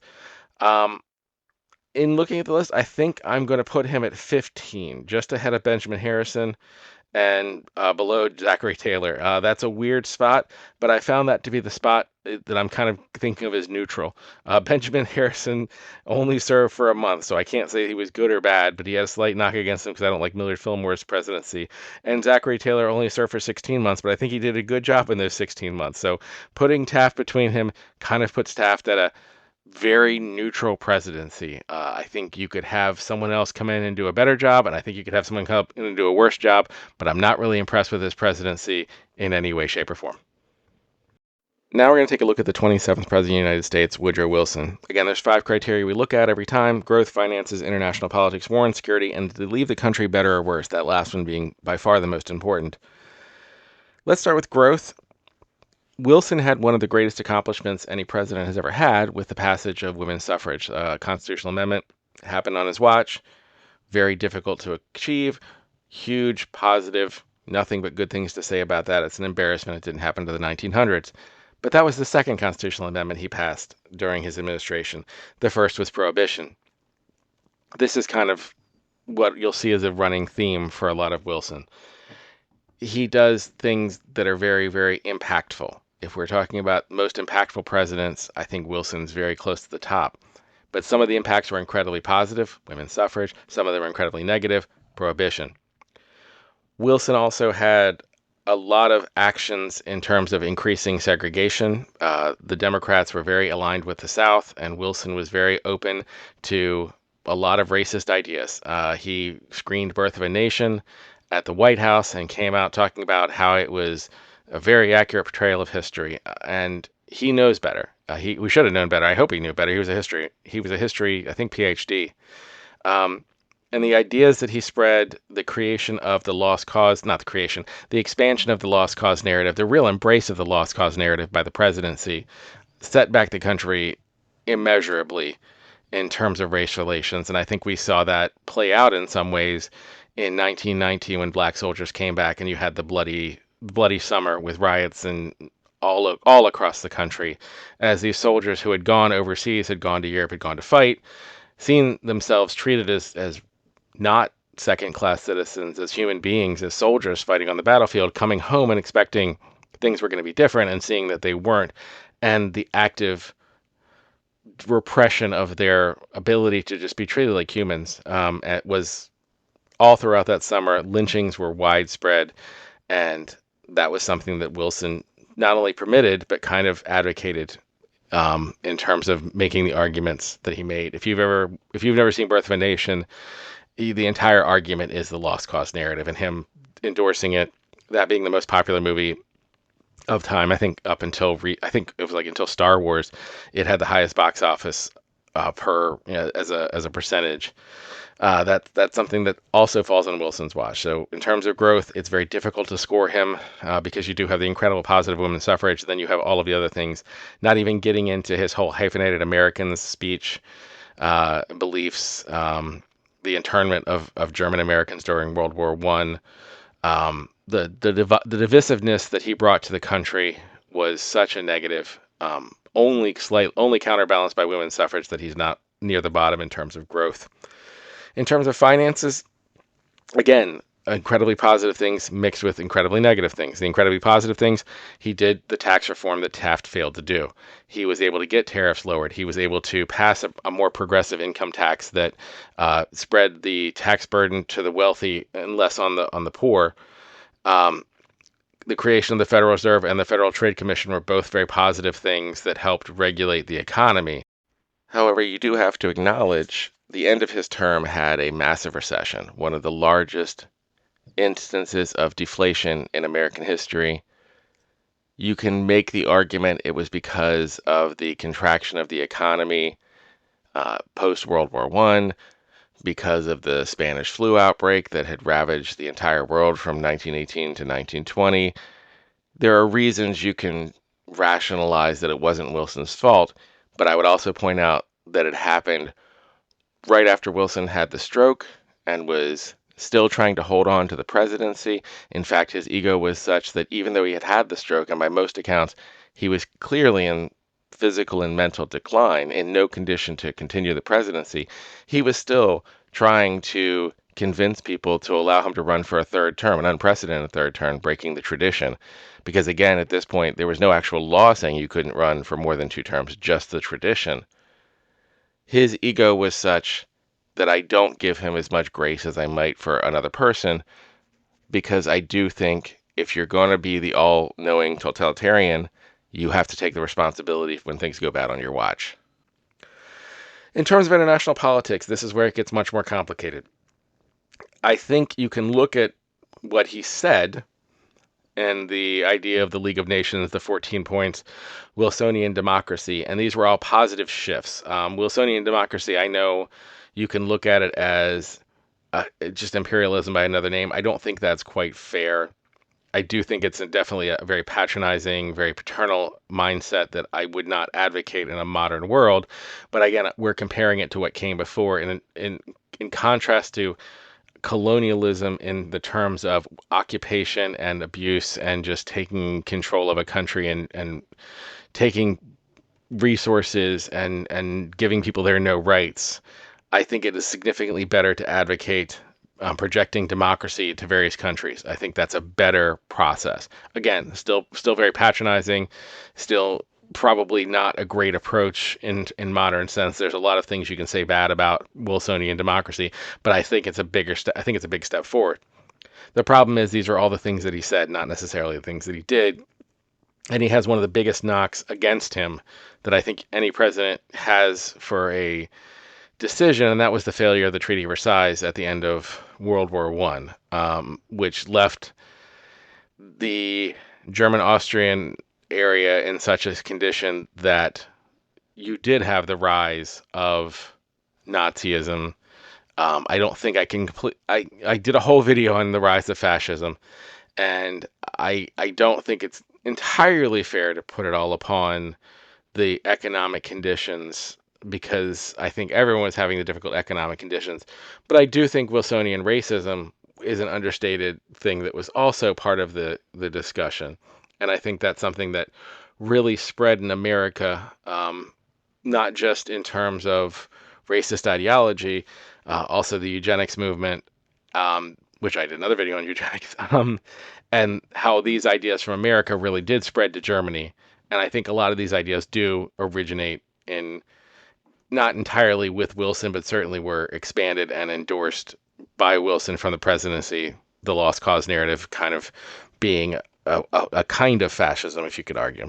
But in terms of international politics, he was able to make America a very important negotiator of the peace, but I don't think he did a good job of negotiating the peace because of the long-term outcome. This is another reason why I'm hesitant to do videos on presidents until we're at least like 20 years out. If you would look at Wilson prior to World War II, you might be viewing his performance differently.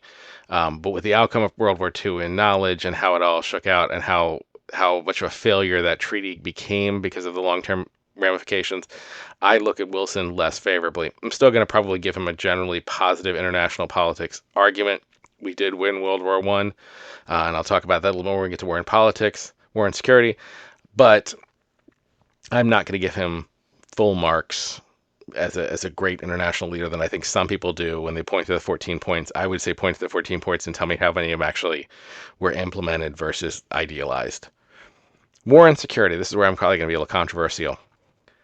I am not going to make a full-throated argument that World War I was a war of choice, because I don't think I believe that full-throated argument that it was completely a war of choice. But I am going to say that World War I is not World War II.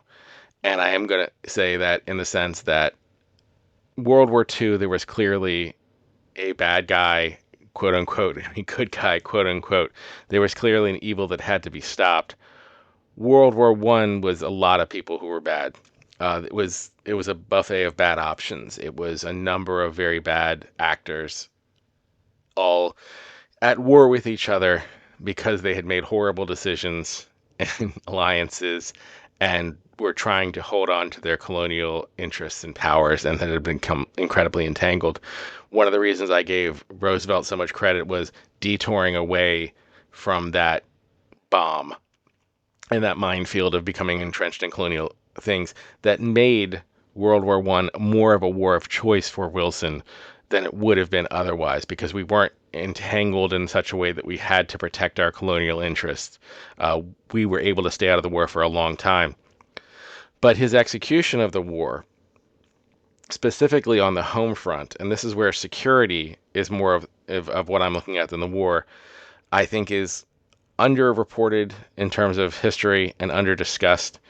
He literally put Germans in internment camps, German Americans, not German citizens, although he did put German citizens as well. German Americans were placed in internment camps. He ran entire campaigns about German as being hyphenated Americans and how all Americans needed to stop their alliances with Europeans and stop thinking themselves as hyphenated Americans and start being Americans.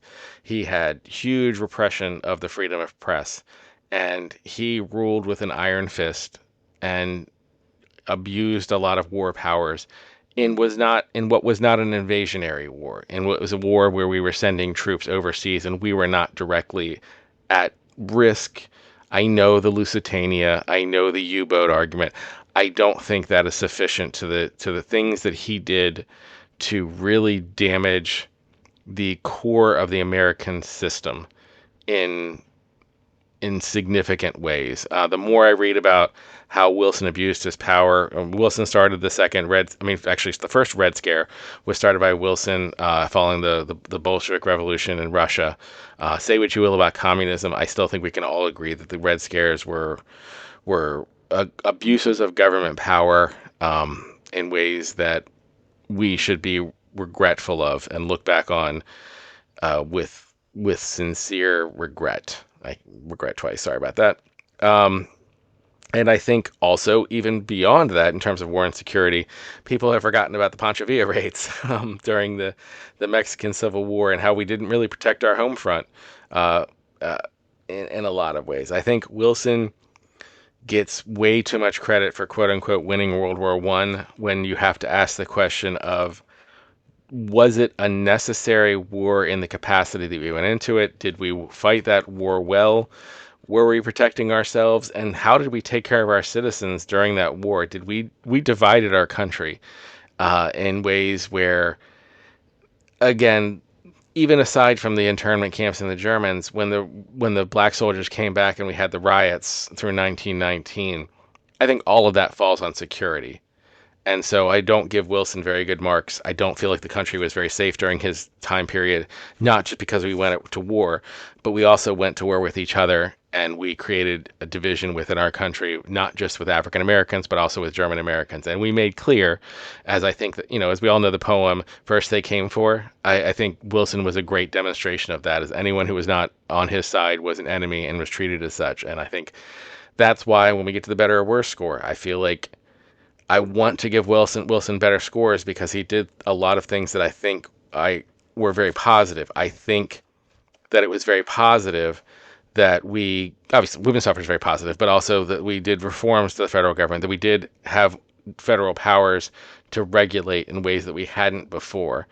But I think his abuses of power and his demonstration that we could abuse those powers was a dangerous precedent. And the way he abused those powers and the way that he, again, German citizens in internment camps, not for doing anything wrong, but for just being German, and in a country that had a huge German population, in addition to expanding segregation, basically openly praising neo-Confederate ideas in the Lost Cause narrative.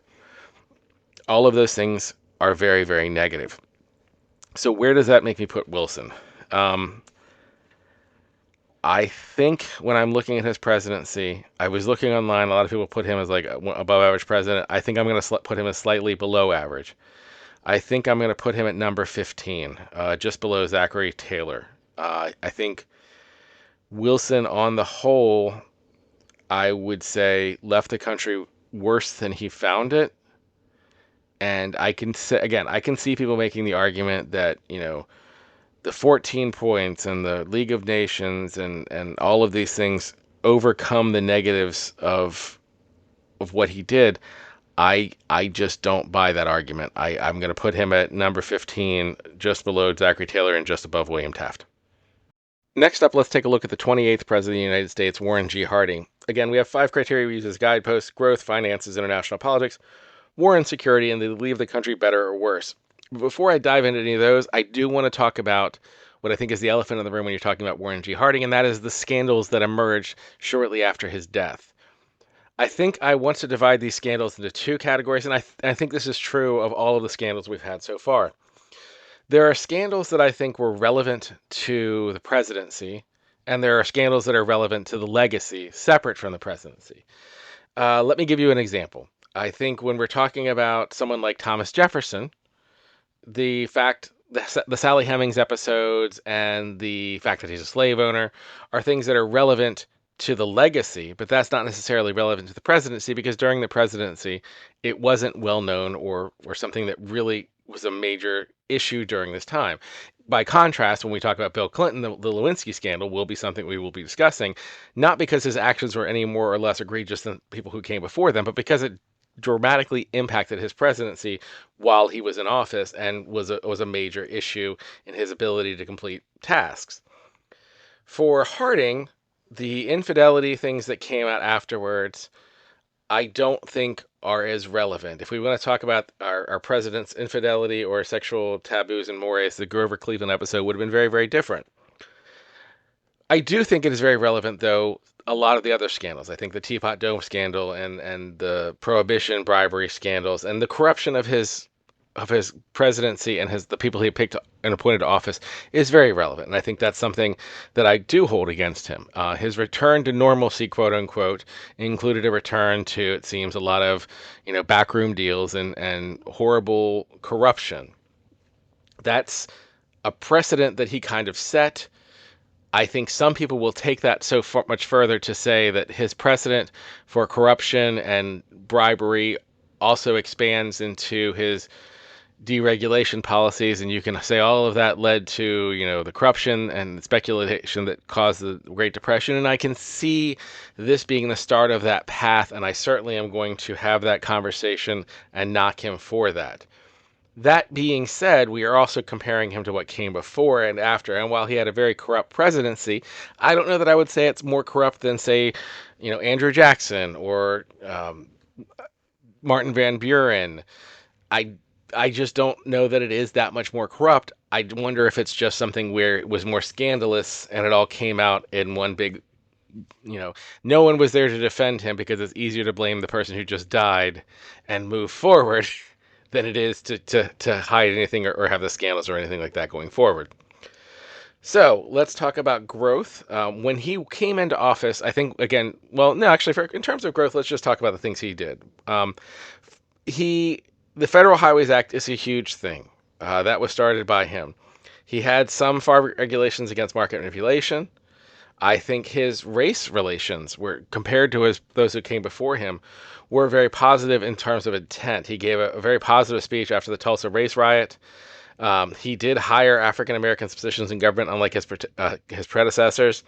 He started the Shepherdtown Maternity Act, which funded thousands of child welfare workers, something that had not an unprecedented growth in that area.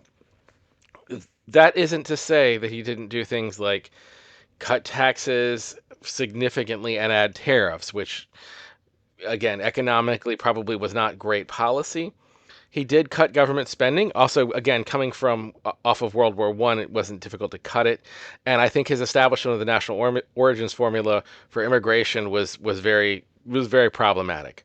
I give him overall a probably lower than average rating in terms of growth, even though the economy did improve significantly under him, which is why his finances are a little bit better. The economy did much better. He did help us recover from the first recession. He had a minor recession in the second half, but we were coming in with Wilson leaving an absolute mess. And we're going to kind of talk about the mess Wilson left at every step along the way. Researching Harding is part of why when I did the Wilson video, I graded him so poorly. Wilson was only saved by women's suffrage. If not for women's suffrage, Wilson would be down, in the bottom. He'd be down much further. He's not going to get to Buchanan territory, or probably not even Andrew Johnson territory, maybe in the Tyler territory. But women's suffrage went a long way. Harding really fixed a lot of the messes that Wilson left, or at least made some improvements on some of the messes Wilson left. Now, he created new and different messes, but he did help resolve a lot of the things that were left behind with regards to balancing the budget, cutting government spending. There were things that he did that were positive. Again, maybe it was just because we're coming off how bad Wilson was, but there were improvements in that area. Also, in terms of international politics, Wilson left an absolute mess in many regards. I know everyone wants to talk about the 14 points and all that kind of stuff. It didn't happen. The wishful thinking is not outcomes. And particularly with regards to Latin America and Central America, Wilson's actions were atrocious, and trust had to be rebuilt with our Monroe Doctrine neighbors. And I think Harding did a pretty good job of reestablishing relationships, of trying to fix a lot of the broken relationships that we had, try to rebuild trust. I think he deserves some credit for that. I do think in terms of war and security, again, I would also say it was a fairly stable time. There was a lot of disruption still around the world as we were coming out of World War One, and Wilson left riots and just things being out of control. And like I said, when the Tulsa race riots went down, he addressed it in a very positive way. I think he helped calm the country down in a lot of ways. He was very popular before he died. I think people forget that because he was so unpopular a few months after he died and all the scandals came out. But when he died, even before his death, not as a consequence of his death, he was popular. He was a popular president, very likely to be reelected. People were happy with it, the way things were going.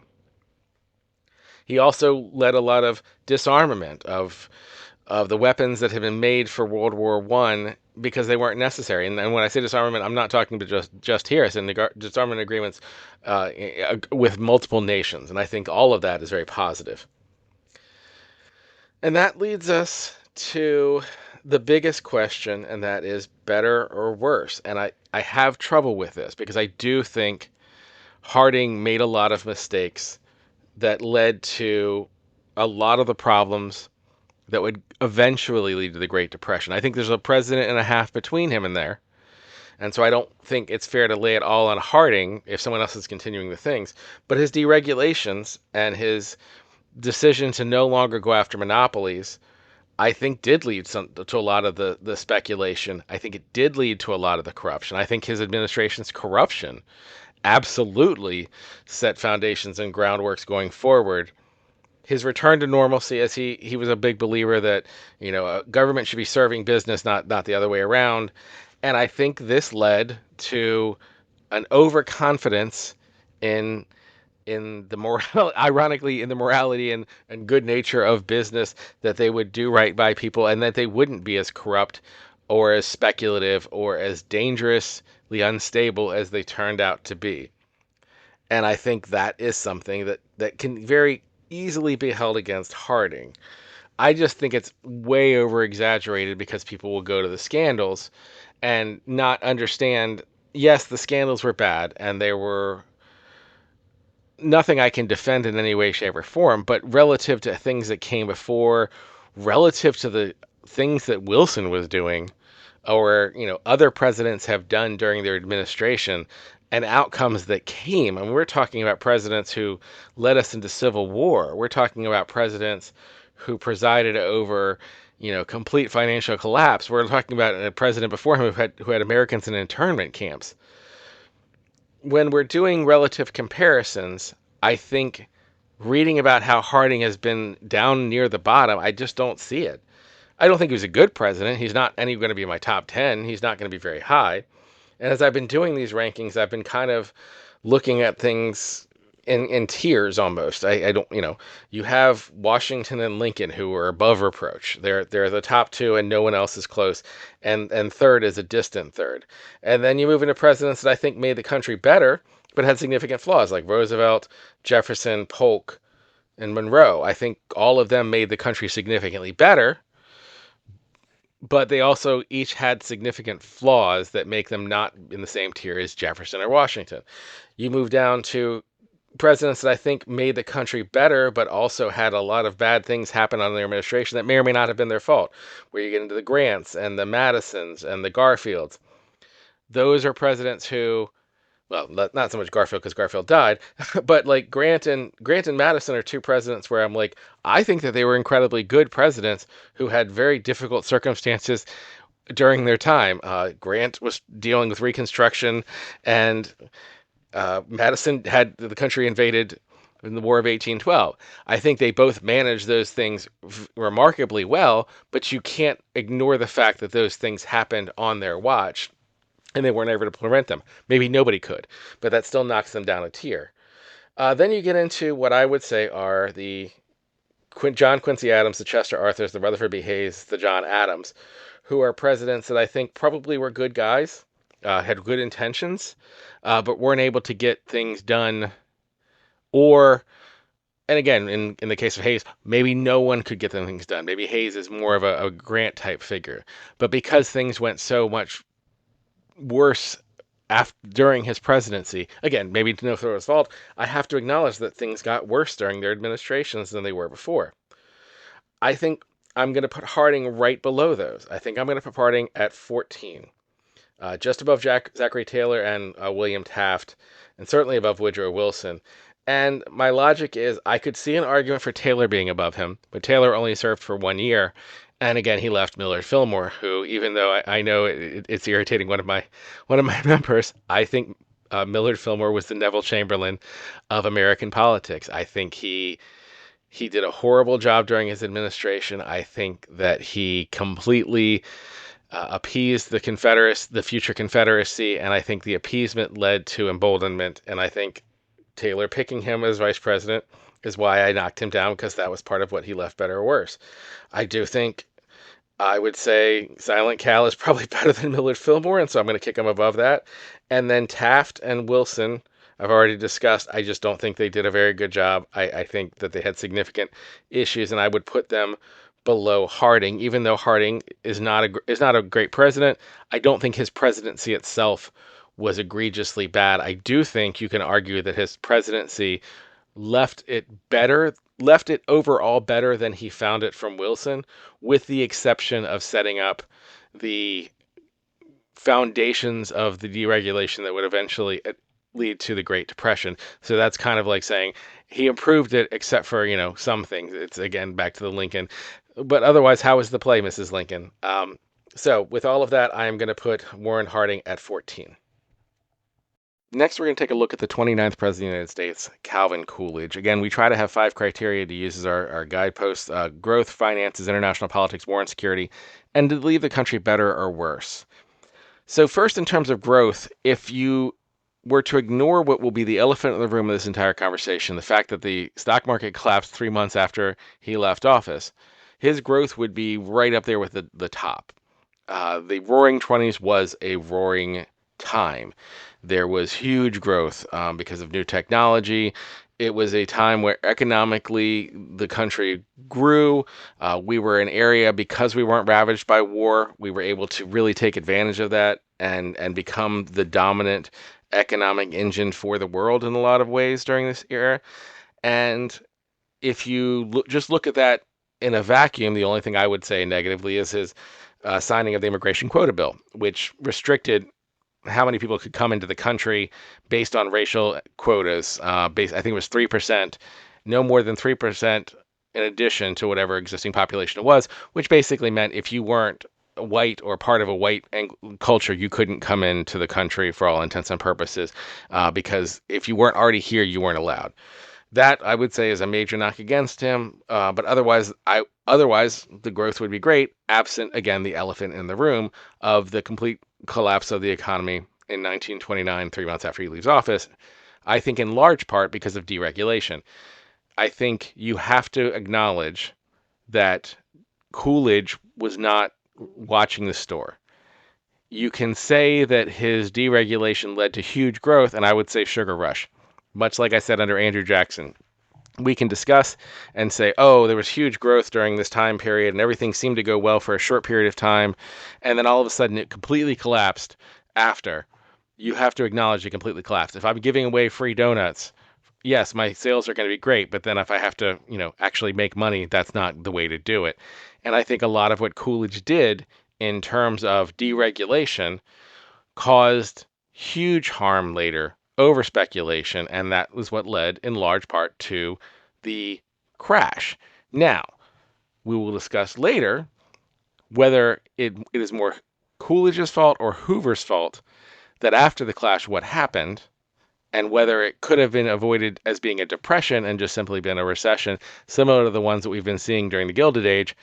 But that's something that has to be calculated in terms of growth. I would calculate it more in terms of finances, where you have a president who not only balanced the budget, but was able to pay down a significant national debt. First time, I think that's the last time that happened. The only other president who's done that since Coolidge is Clinton for a brief period of time. That would be, again, great financial, work. But again, elephant in the room, 3 months after you leave office, Wall Street crashes. So when you're looking at the positives from his finances in terms of he did cut spending, he was able to cut taxes while still paying down the debt, those are things that you can acknowledge. But I think then you also have to say, well, what did he cut? His refusal to sign on to farm legislation. When the Great Depression hit and the farmers were not able to be bailed out after having, everybody else was having this huge boom and the farmers not so much. And he basically, from what I've read, said, yeah, farmers are poor. That's just the thing that happens. Nothing we can do about it. I think that's something that you have to discuss as being on his ledger. I think you can also say that in a lot of ways, his not doing anything was strategic in other ways. He spoke positively about civil rights, but he abandoned the lynching bills in favor of trying to focus on getting tax reform and reducing taxes. He didn't really address the Great Mississippi Flood. He really reduced the role of government in a lot of ways, which again, for some businesses that were based on speculation, allowed them to grow greatly. Technological advances, expansion, but then that over speculation, because of the lack of oversight, because of the lack of checks and balances, is what largely led to the collapse. So finances, I'm going to give them a slightly negative. Growth, I'm actually getting them slightly positive, but both of that tinged by the fact that what happened after he left. In terms of international politics, I actually rated him fairly highly, particularly after remembering all of the things that Wilson did and how many things were still undone and needed to be fixed when Coolidge took office, particularly in Latin America. You might notice Wilson has fallen a little bit. It's not actually because Wilson's ratings have gone down. It's because as we add in new people, the people at the bottom get more to the bottom, and the people at the top get more to the top. And one of the grading scales I'm using is rankings. It's not just a raw number score of saying, oh, I give them this score and that score. I'm also comparing them to each other. And I think the comparison to each other is an important thing to understand when we're doing all of these rankings. So when we're talking about the Great Depression at this moment, I hope that we're also remembering the other American tragedies that came before. So when I'm talking about other presidents, and they're like, why is this so high or so low? I would say up to this point, we've had three absolute avoidable American tragedies. The Civil War, the failure of Reconstruction, and now we're approaching the Great Depression. These are, to me, the three largest events that I am very critical of those who did not act to prevent them. Slavery obviously is the earliest American sin, but that predated the government. That was in existence. And the failure to address that in a way that we could avoid civil war was a failure. The failure of us to, having completed the Civil War and having realized that we were not going to proceed on that path, that evil, horrible path of enslaving human beings, to not then proceed to a truth and reconciliation path where we allowed African Americans to be part of our society in a real and meaningful way, because we allowed Reconstruction to collapse and we allowed the terrorist Ku Klux Klan to win. Again, I understand that the presidents during that time, many of them did the best that they could and were completely undermined by Andrew Johnson specifically. But that is an American tragedy that was not addressed. Now we're approaching the Great Depression. And I would put the Great Depression third. So as I'm giving Calvin Coolidge negative marks for that, also remember that I have a whole litany of presidents before that I'm also giving negative marks for their failure to avoid the Civil War or to prevent the collapse of Reconstruction. And this is a ranking of all presidents. As I think I said in the last one of these we did, I'm not very impressed by a large number of presidents. So where Coolidge ends up is not necessarily a reflection of me saying he's a great president, as much as might be saying the people below him had more tragic outcomes during their presidency. And I don't think Coolidge was any more intentionally negative toward those outcomes than the others. And I do think that intentionality, while it matters, so do outcomes. So, putting that into perspective, back to international politics, I think Coolidge did a good job in trying to untangle things. I actually had forgotten about the Dawes Plan, where he was helping to restructure German debt, which, looking back, if that had been successful, or if the Great Depression hadn't happened and it had just continued and we had followed that path, that's brilliant by Coolidge. That's identifying specifically a problem and working to address it. I It just didn't work out because the entire economy collapsed, again, partially because of Coolidge's decisions. Similarly, the Kellogg, I think, Briand Act was the foundation of international law and discussing how, as silly as it sounds, making war illegal. But the idea and the concept that we would legalize things so that we could have international courts or international negotiations rather than war. It, again, didn't work out because of what happened with World War II, but those foundations and the intentions and actually getting things done, as opposed to Wilson, who talked about the 14 points but never actually seemed to get anywhere with it. I looked at these things and I'm like, I really respected Coolidge and those things. But then, as you have to deal with the fact that 3 months after he left office, the entire Wall Street collapsed. And how much of that followed would have followed if Coolidge had been less deregulatory, if he had his hand on the switch a little bit more stiffly, or would have that caused the Roaring Twenties to not occur? It's a cost-benefit question, and I can't not acknowledge the fact that the Great Depression happened. In terms of war and security, again, I give him relatively high marks compared to other presidents. There were no wars under his watch. We got out of the Dominican Republic. We certainly were continuing to deal with the things that had been left behind by Wilson and others in international affairs where we were at. But I think it was an appropriate undoing of a lot of previous problems.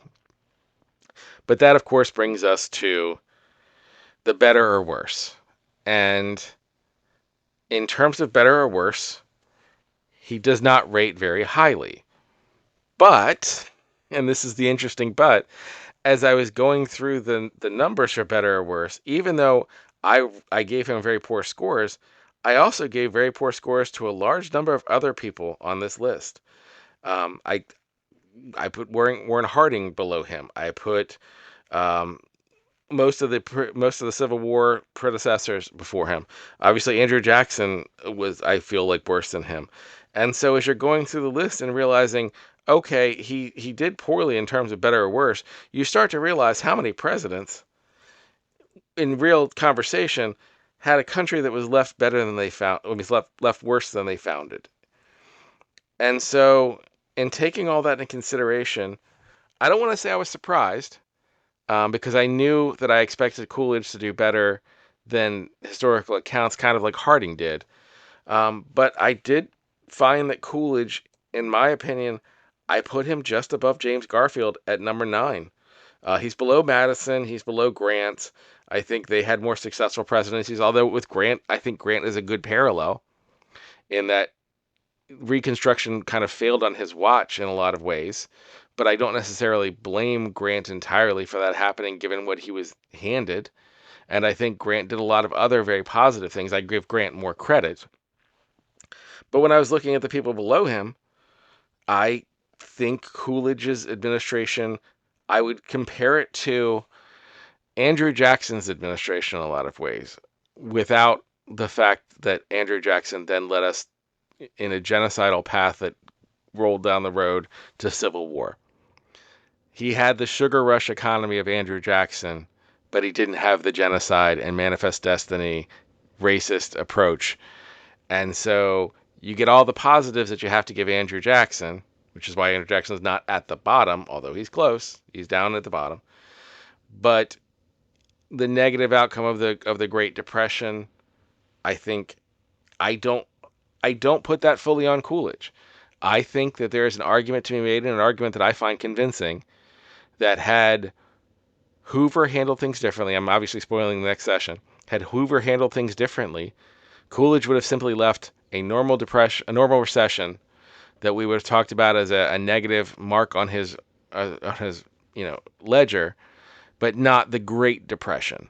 It would have simply been he left a recession similar to what Grover Cleveland left, or similar to what other presidents have left. A very significant downturn, but not the Great Depression. And so because of that, I feel comfortable ranking Coolidge at 9 right now. I don't think he will stay at 9. I think he'll get bumped out of the top 10 in the not too distant future. But I do think for now, looking at the presidents we have, that's where he falls. Now we're going to take a look at the 30th president of the United States, Herbert Hoover. Again, we have 5 criteria: growth, finances, international politics, war and security, and the most important, did he leave the country better or worse? Let's start with growth. He came in with what seemed to be a very strong economy. He won in a landslide as Coolidge decided not to run again. Coolidge was very popular. Things seemed to be going well for most people as outside observers. There were some warning flags with regards to the farmers, with regards to speculation, but I think most people thought things were going in the right direction.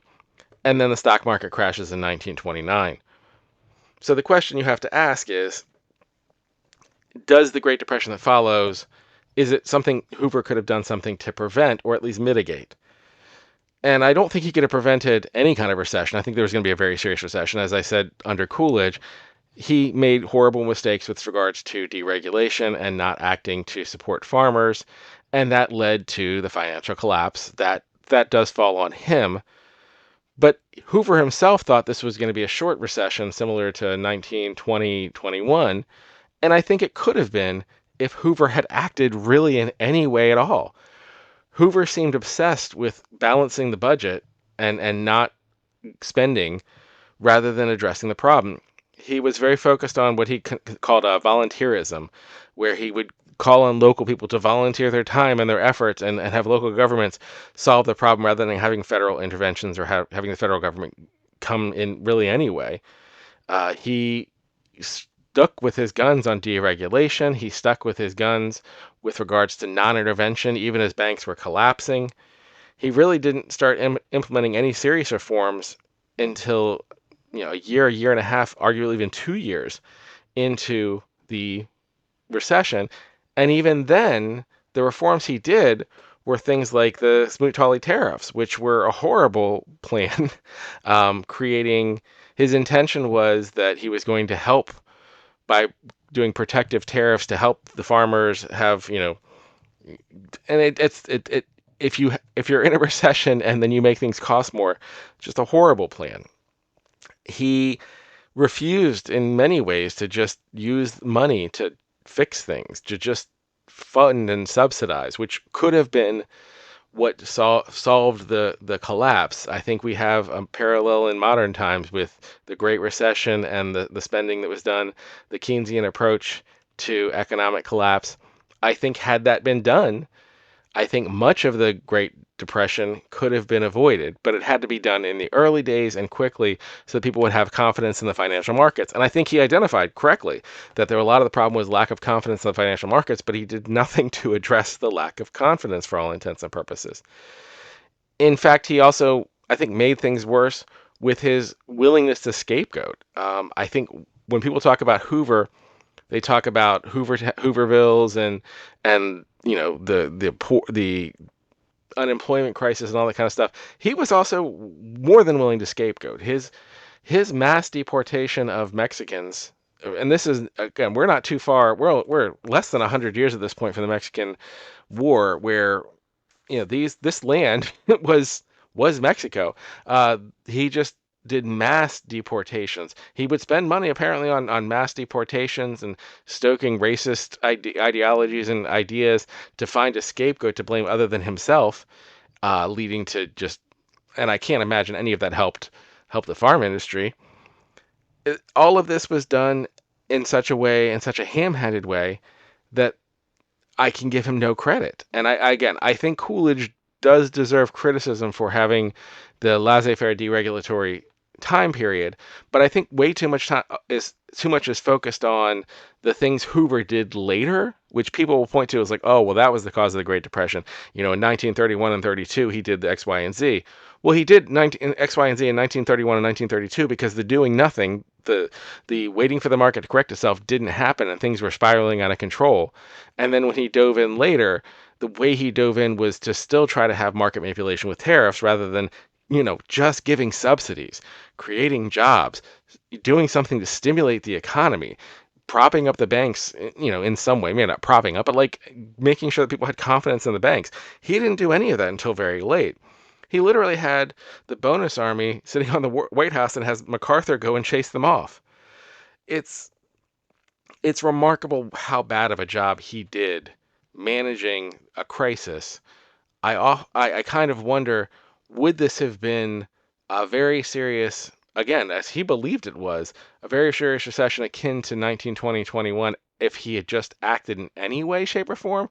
Or was this actually a necessary thing to the Great Depression? I think where you put Coolidge and Hoover, I think, depends on how much you blame Coolidge and how much you blame Hoover. I blame Coolidge, I would say, for about a quarter, maybe a third. I think he is the causal factor of the start of the collapse, but then Hoover just ran it downhill to the ground. And again, you can also blame Hoover because he was the Commerce Secretary under Coolidge, and a lot of the planning and policy was his.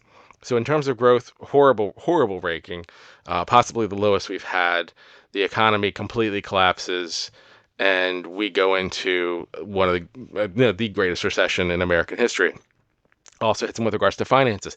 His obsession with keeping the budget relatively balanced, or trying to keep spending in line when this is the time to spend in a crisis, just unforgivably bad. In terms of international politics, I'd say he's fine. Um, he he's similar to Coolidge and Harding, was trying to undo some of the horrible decisions we made in Central America, trying to end the banana wars and undo all of those things. But the Mexican repatriation was also just disgusting, and also should be a mark against him. In terms of war and security, I would also say he was fine. I guess we didn't start any major wars. There were some issues of civil disobedience because the Great Recession was going on. But we didn't start the Civil War. And I think that's where we kind of get to the better or worse scale, which is where we're going to talk about where we're putting Hoover. When you look at Hoover and you compare him, you have to go down near the bottom. So we're going to start at the bottom, and I'm going to see how much farther up he goes. Is he worse than Buchanan? No. Buchanan led America into the Civil War. I would say he's not worse than Tyler. I think Tyler did many things that reset our system to a direction where we were now on a clear path to not specifically the Civil War at that moment, but when he left, I think we were on the brink of a war with two countries, one with Mexico and one with Great Britain. Polk narrowed it down to one war instead of two. And then Andrew Johnson, one of the worst presidents in terms of civil rights, completely ended Reconstruction. I don't think he's worse than any of those three. That brings us to Franklin Pierce. And I think this is where I would say the Franklin Pierces and the Millard Fillmores of the world are people who I think did not do a good job rising to the moment that was there. But I don't think that the moment was created by them. I don't think it was entirely their fault that they didn't rise to a very difficult moment that they were handed. They were handed a very difficult situation that they did not manage. Hoover was handed a very difficult situation that he created and then made it significantly worse with all of his actions. I think Pierce and Fillmore, I think, made mistakes. I think Hoover made worse mistakes. So I'm going to put him at 27th. Just an awful presidency, did an absolutely horrible job, and I have nothing else to say positive. Next, we're going to take a look at the 31st President of the United States, Franklin Roosevelt. The 5 criteria we use as guideposts are growth, finances, international politics, war and security, and the most important one, did they leave the country better or worse? Roosevelt made me realize that as I'm doing this assessment, that I've been giving a lot of bonuses to presidents who inherit absolute messes and are able to recover from them. And I think as I'm thinking through Roosevelt, I was also thinking about some of the other presidents. So you'll notice in the final tally of the ratings, there have been people who moved around. No one moved huge amounts, but I did reassess some rankings. A lot of the behind the scenes stuff is as much about rankings as far as how they were relative to other presidents as it is any individual scores I give. So I usually kind of go 5 as a baseline of an average presidency, and then I kind of look at a president as did they do better or worse than if no one had done anything at all, and kind of in a weird kind of way in my head. And With Roosevelt, he strikes me immediately because he inherited such a mess from Hoover, and he did things that fixed the mess. I think the bank relief that he put forward, in fact, just in most of his first 100 days, from Glass-Steagall to the bank holiday, where he was able to get things set up like the FDIC, um, the Securities and Exchange to deal with market manipulation, ending prohibition. I think he did a lot of great things during that time, and then also creating Social Security. A lot of the things he did to stabilize the subsidies market with regards to farming. Um, Later, doing the Tennessee Valley Authority funding to create electricity. These are all great, huge things that he did that I want to give him full credit for. But in that same New Deal, you also have redlining, and you have a lot of programs that weren't so great or efficient. And I think on the whole, I'm going to give him a very high score for growth because I think he did grow the economy greatly. I think these things that he put in place, particularly with regards to the Securities and Exchange Commission, the FDIC, are things that are amazing and helpful. We can argue back and forth about the farm subsidies, whether they get too far or not enough. But given we were coming out of a huge depression where we had not addressed these needs, and the needs not being met caused a huge economic downturn and just overall bad things to happen to America, putting these things in place was positive. But I also, again, look at it as someone who did some overreach. The fact that he bucked the trend to go for a third term and then a fourth term. Um, I think that there is some truth to the critics who say he was kind of similar to Wilson, overreaching with government power and doing things that went a bit too far. I don't think that that's an incorrect assessment. I do think most of it worked, so I'm going to give him an overall positive score. But I do think that his willingness to cater to the South, his refusal to address the anti-lynching laws because he needed to keep the solid South voting bloc, and him giving them things like redlining, I think that's got to be considered when you're assessing him overall. And I think we'll discuss that more when we get to better or worse. But I think you have to give him credit for all of the things that he did. But I think sometimes he's given too much credit because the recovery was from the Great Depression to where he improved to. And he had a recession during his time, perhaps because he didn't quite balance it. But it was such a difficult thing to balance. I'm not going to criticize him.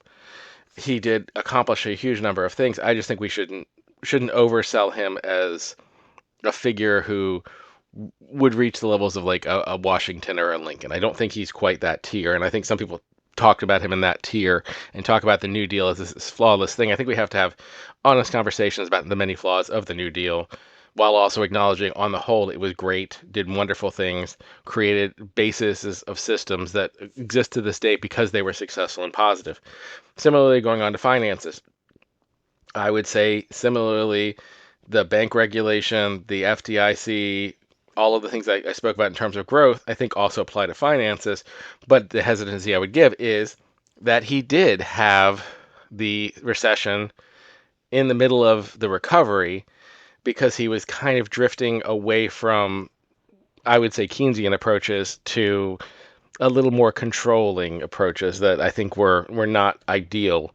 But again, it's almost nitpicking. It was so bad before, but again, this is why I had to rethink later, and you'll see some of the rankings changed because I think given how bad it was, I think he was given a little too much credit, but he certainly deserves a lot of credit.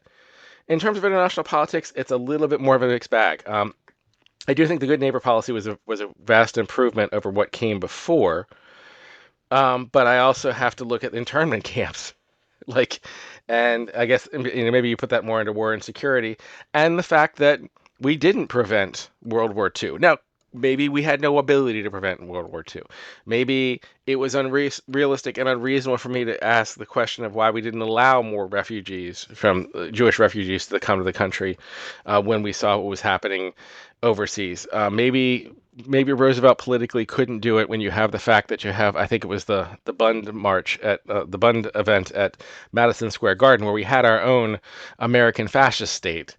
And maybe he was politically realizing that he didn't have as much leverage. Maybe I'm second guessing him unfairly. So I am going to give him a better than average rating in terms of international politics, but I am going to say, when you took office, it was around the same time as Hitler, and then Hitler rose to power, started World War II, and we got into it, and we eventually won the war, and again, positive on that. But is there anything we could have done to not appease Hitler? Again, I think that falls more on the European powers, but it's something that I'm going to question. It's something I think we have to have as part of the discussion. Maybe there's nothing that could have been done. Maybe it was beyond all our capacity and power. Maybe it was just an impossible task that I'm asking of him. But if I'm going to question a lot of like Grant and Rutherford B. Hayes and some of the Reconstruction era people for not being able to stop Reconstruction, I also have to have the same, to be fair, question for Roosevelt as to not stopping World War II. Again, might be an impossible task. Still going to give him a very good rating in terms of international politics, but I don't think we should ignore that that did happen during his watch. Again, that kind of all falls, everything we're discussing kind of falls on war and security. We did win the war. I also think people forget that Roosevelt wasn't part of the post-war recovery and stabilization. That more falls to Truman. Roosevelt died before the end of World War II, at least as far as with regards to the Pacific.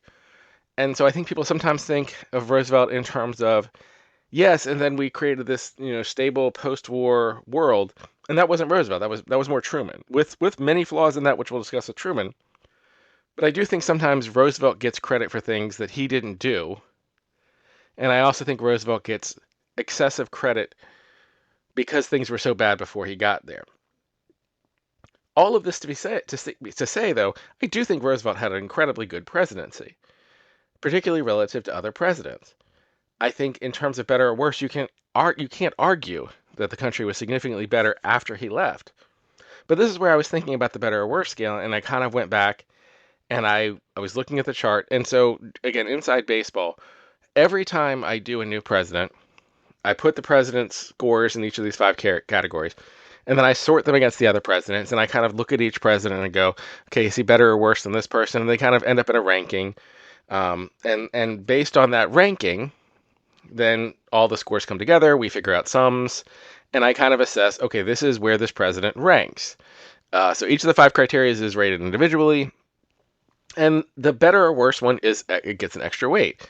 Because I do think leaving the country better or worse than you found it is the most important thing. But is it fair to presidents who inherited a fairly good presidency and continued to improve to not get good scores in better or worse because they just kind of kept the country the way it was, versus people who inherited absolute messes and were able to bring recovery out of it? I do think you should get a bonus to saving a country from chaos. And I don't think it's incorrect to have the people we have generally at the top, the Lincolns and the Washingtons, be people who were given messes and left stability. I don't know where I put Roosevelt in terms of that. I think Roosevelt left the country much better than he found it. I think you should score very high in terms of better or worse. I think you should score very high in terms of growth, because the programs he put in place were stabilizing in a way that hadn't happened for the presidents before him, going back through the Gilded Age, going back perhaps even to Lincoln. You can argue that the policies and programs he put in place, the reason that they're still here, things like Social Security, things like the FDIC, things like farm subsidies, these things are in place because they work. And things like the Tennessee Valley Authority and investment in infrastructure, the Civilian Conservation Corps in its own way, these are projects that have lasted. So he absolutely should get a lot of credit in terms of growth. But it also, I think, is shined more because we're comparing him to Hoover, who just utterly failed. So when I went back to look at the list, I knew Roosevelt was going to be very high. I knew he wasn't going to be number 1 or number 2 because I don't think he did anything on the scale of Washington or Lincoln. But I did think he was better than Teddy Roosevelt. And then I realized, did I put Teddy Roosevelt too high? And I think I did. I think I put Teddy Roosevelt too high because he was coming off of McKinley. And I was looking at McKinley basically taking the country in a hard, wrong direction, and Roosevelt going, whoa, whoa, whoa, we're not going that direction. We're going to go another direction. And the direction he went was better, but it wasn't a perfect direction. It was still flawed. In many ways, comparing the Roosevelts to each other, I think is a very fair comparison. Both of them inherited mistakes coming from before them and were able to redirect the country in a better direction, but they were also flawed. Um, they were people who had significant flaws. The Roosevelts, with regards to, I think, the Panama War and the Philippines, very questionable. And, Roosevelt, with regards to redlining and internment camps, those are major strikes against them that you have to look at as part of their presidencies. Whereas I think I underrated James Monroe. James Monroe did a lot of things well. The era of good feelings is not something that happens very often. Leaving with everyone so satisfied that there's really only one party for all intents and purposes, with the exception of the Panic of 1819, he just did a good job. And so I've moved James Monroe all the way up to number 3. So now we're going to move on to the 32nd person to be president of the United States, Harry Truman.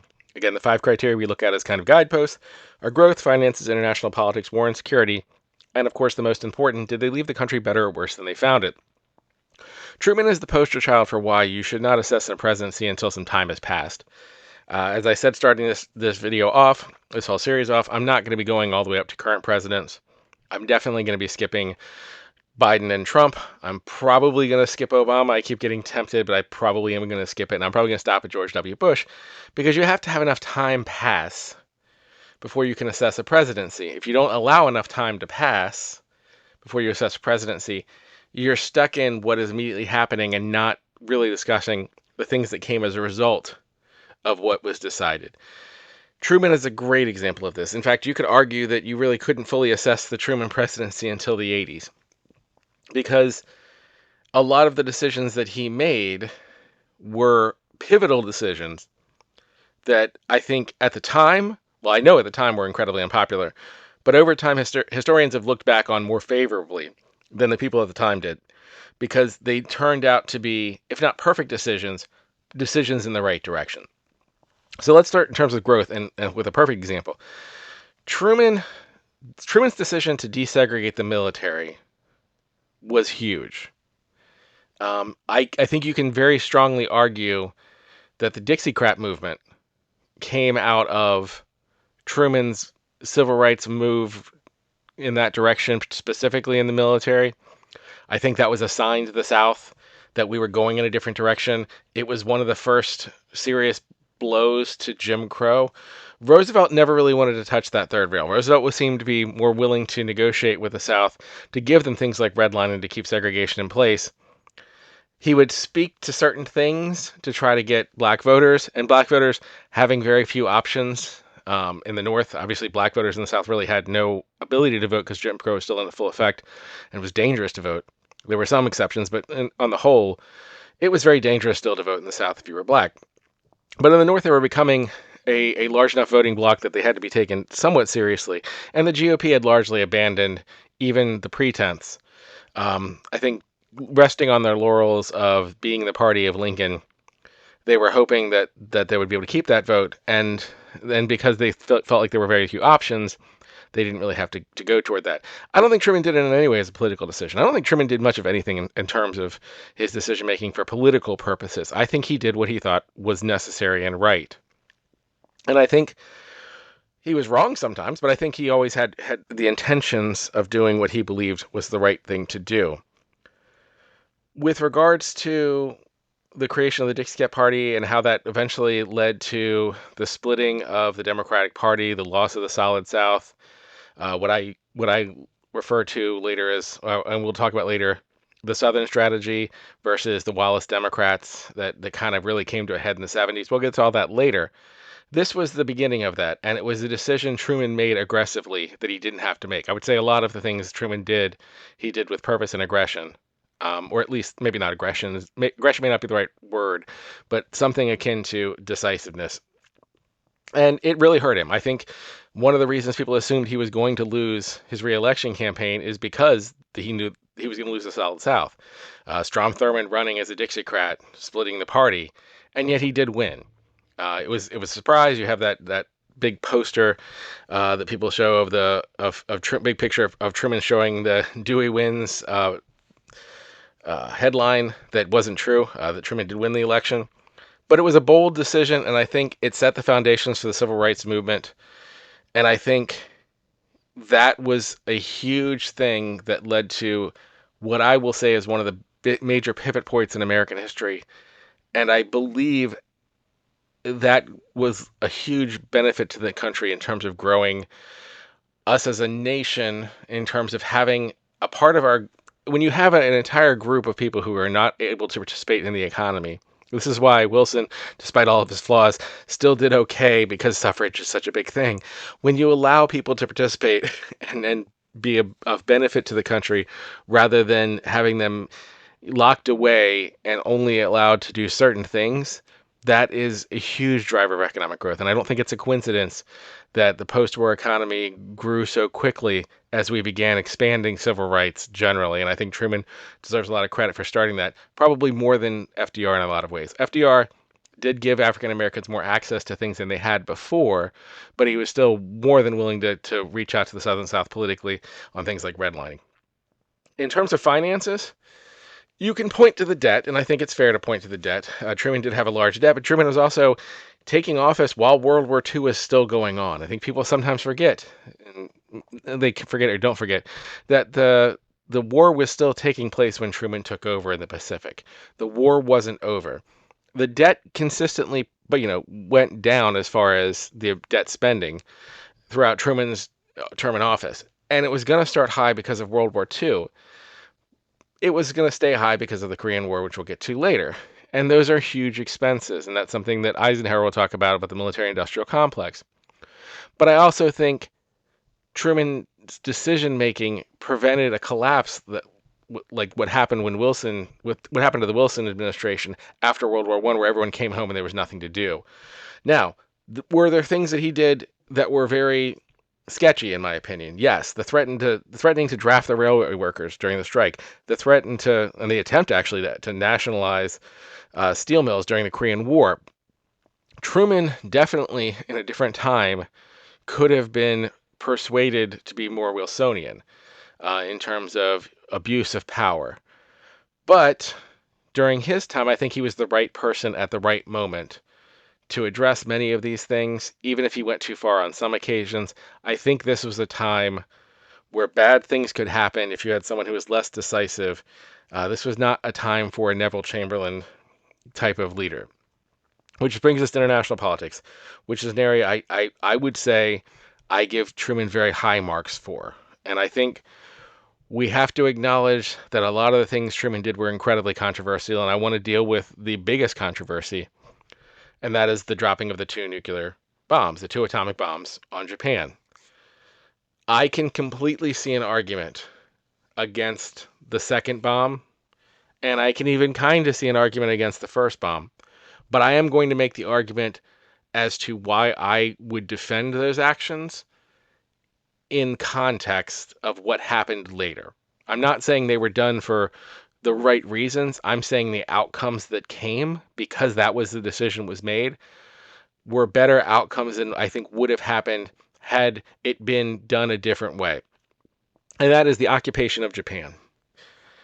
I don't think an invasion of Japan would have been beneficial to anyone involved. I think, absent the dropping of the two atomic bombs, which led to the unconditional surrender of the emperor, and the seeming understanding of the military of the precariousness of their position, I think Japan might have fought to the last. I think Japan had a mentality at that point where they seemed to be willing to continue fighting even though the war was long lost. Because by that point, the war was long lost. One of the reasons they were able to drop the bomb was they had achieved air superiority. And the amount of deaths is there's no way to justify that. There's no way to argue that it needed to happen, particularly on the second dropping on Nagasaki. Perhaps you can argue, and perhaps it would be true, that the first atomic bomb was enough. But they didn't immediately surrender after the first atomic bomb. Perhaps they were thinking you only have one. And then the second one was like, oh, you do have two. And at that point, we had a full unconditional surrender. And where I give Truman credit is we didn't become a colonial power. We didn't occupy Japan with no exit strategy. We didn't occupy any of the countries with no exit strategy in terms of Germany, in terms of any of the holdings. Truman took the approach of decolonization seriously. He walked the walk. And if you look at what happened to Japan and Germany relative to World War II versus World War I, particularly for Germany, but for Japan as well, these were countries that were able to recover economically and then stop being threats. They were not countries we had to occupy. We didn't have a long occupation like we would have later with Vietnam, or we would have later, where the Soviets had with Afghanistan, or that we had with Afghanistan, or any of these other situations where we were an occupying power. And I think absent the atomic bombs, we may have had to become an occupying power. There may have been a continued guerrilla war because hope wasn't lost. I do think the two atomic bombs forced the Japanese leadership to abandon hope and surrender unconditionally. And I think Truman's approach of still after you've unconditionally surrendered, allowing a pathway to return to self-governance in a reasonable amount of time. That's not what normally happens, and I think you really have to acknowledge how amazing that was that it happened that way. And then the second thing you have to talk about, which is incredibly controversial, is the Korean War. And here's all I'm going to say about the Korean War.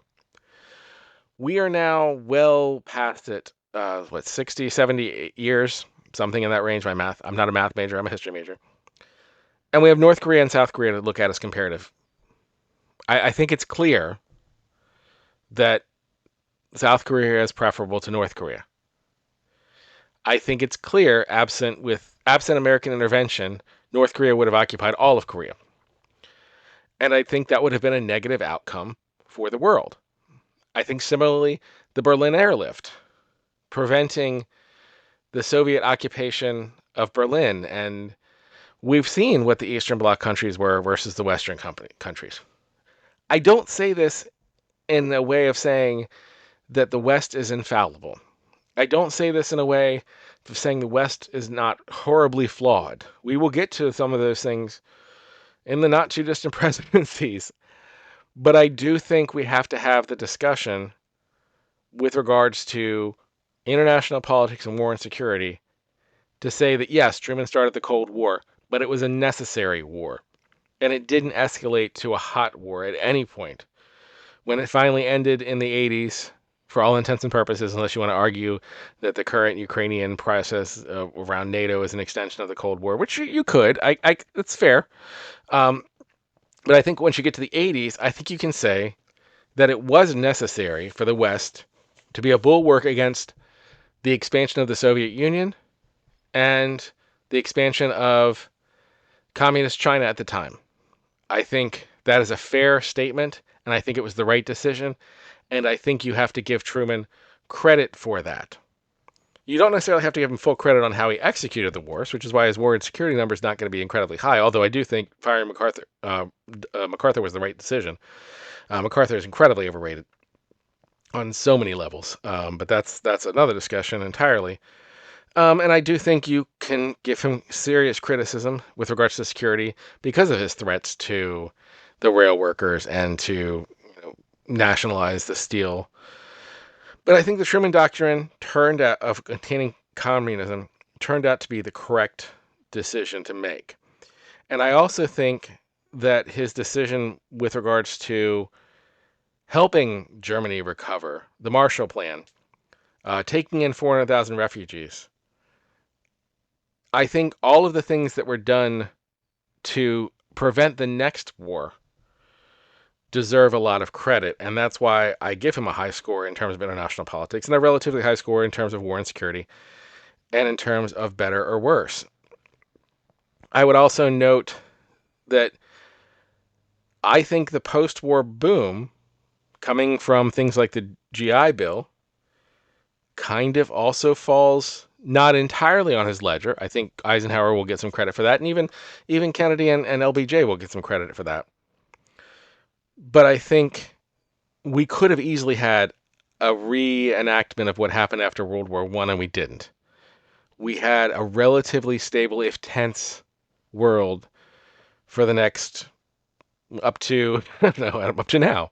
And that's remarkable. That is not what came before, as we've been discussing this. That was a remarkable change. I also think you have to give him a knock for McCarthyism. I think the Red Scare and McCarthyism fall on his ledger. Could it be avoided? I think parts of it could. I think it went to extreme levels, and I think that part needs to be talked about also when you're talking about Truman. I think that's why I'm not going to put him in my absolute upper echelons. I mean, there's lots of reasons he's not in the absolute upper echelons, but I do think that's a strike against him. So taking all those things into consideration, where does he fall? Well, certainly not in the top two. I have been looking at these for a while. I think he's going to be below both of the Roosevelts, but I am going to put him above Polk at number 7. I think he was an effective president who left the country better than it was. I think he had flaws. I think he was taking a country that was going in the right direction, and I think a lot of the decisions he made were a bit wild and perhaps not the ideal decisions, but I think the direction that he took the country in, and I think where it eventually ended up, I think you have to give him full credit for. Certainly much more credit than he got at the time when he was an unpopular president leaving office. So again, Harry Truman, I'm going to put him at number 7 so far. Now I want to take a look at the 33rd president of the United States, Dwight Eisenhower. So the 5 criteria we always look at are growth, finances, international politics, war and security, and did it leave the country better or worse? When we're talking about Eisenhower, we're looking at an era of time that most people look back on as very positive for the United States. And I think economically and in terms of growth, I think that's a fair assessment. I think that you have to acknowledge that the 1950s were a huge time of economic growth in the United States, also cultural growth, growth in power and influence. I think a lot of very good decisions were made with regards to setting the foundations for the United States becoming the dominant world power and an economic engine. I think the interstate highway system was a huge positive decision that kind of shaped the United States and helped increase expansion. I think the ARPA and ARPANET was the first step toward the internet, which is foundational to the U.S. prosperity today. I think the founding of NASA, even if it was done because Sputnik had happened, not necessarily done specifically because Sputnik had happened, but because of the space race, regardless of the reason that it was done, I do think that was a great decision that really took a national identity and made us the technological leaders, made us focused on science and tech and advancing. And I think all of that is a huge boon. And I think he should get very high marks in terms of growth for making a lot of very good decisions that grew the U.S. in terms of power, economic expansion, helped fill out the country, helped interconnect communities to the interstate highway system. I think all of that gives him very high marks with regards to growth. With regards to finances, I also think the 1950s was a time of economic prosperity, with the exception of I think a minor recession in 1958. The economy was growing throughout the 1950s. On the whole, people were doing better. There were some things I think you can point to with regards to race relations that could have been better, but were still significantly better than most presidents. I think it's difficult for Eisenhower because you're comparing him to Truman and Kennedy and LBJ who followed.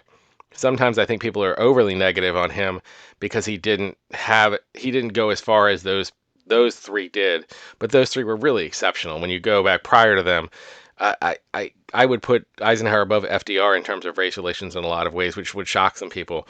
But I think he was less of a person. I think FDR made a lot of compromises to keep the solid South in place and the Southerners in place around redlining.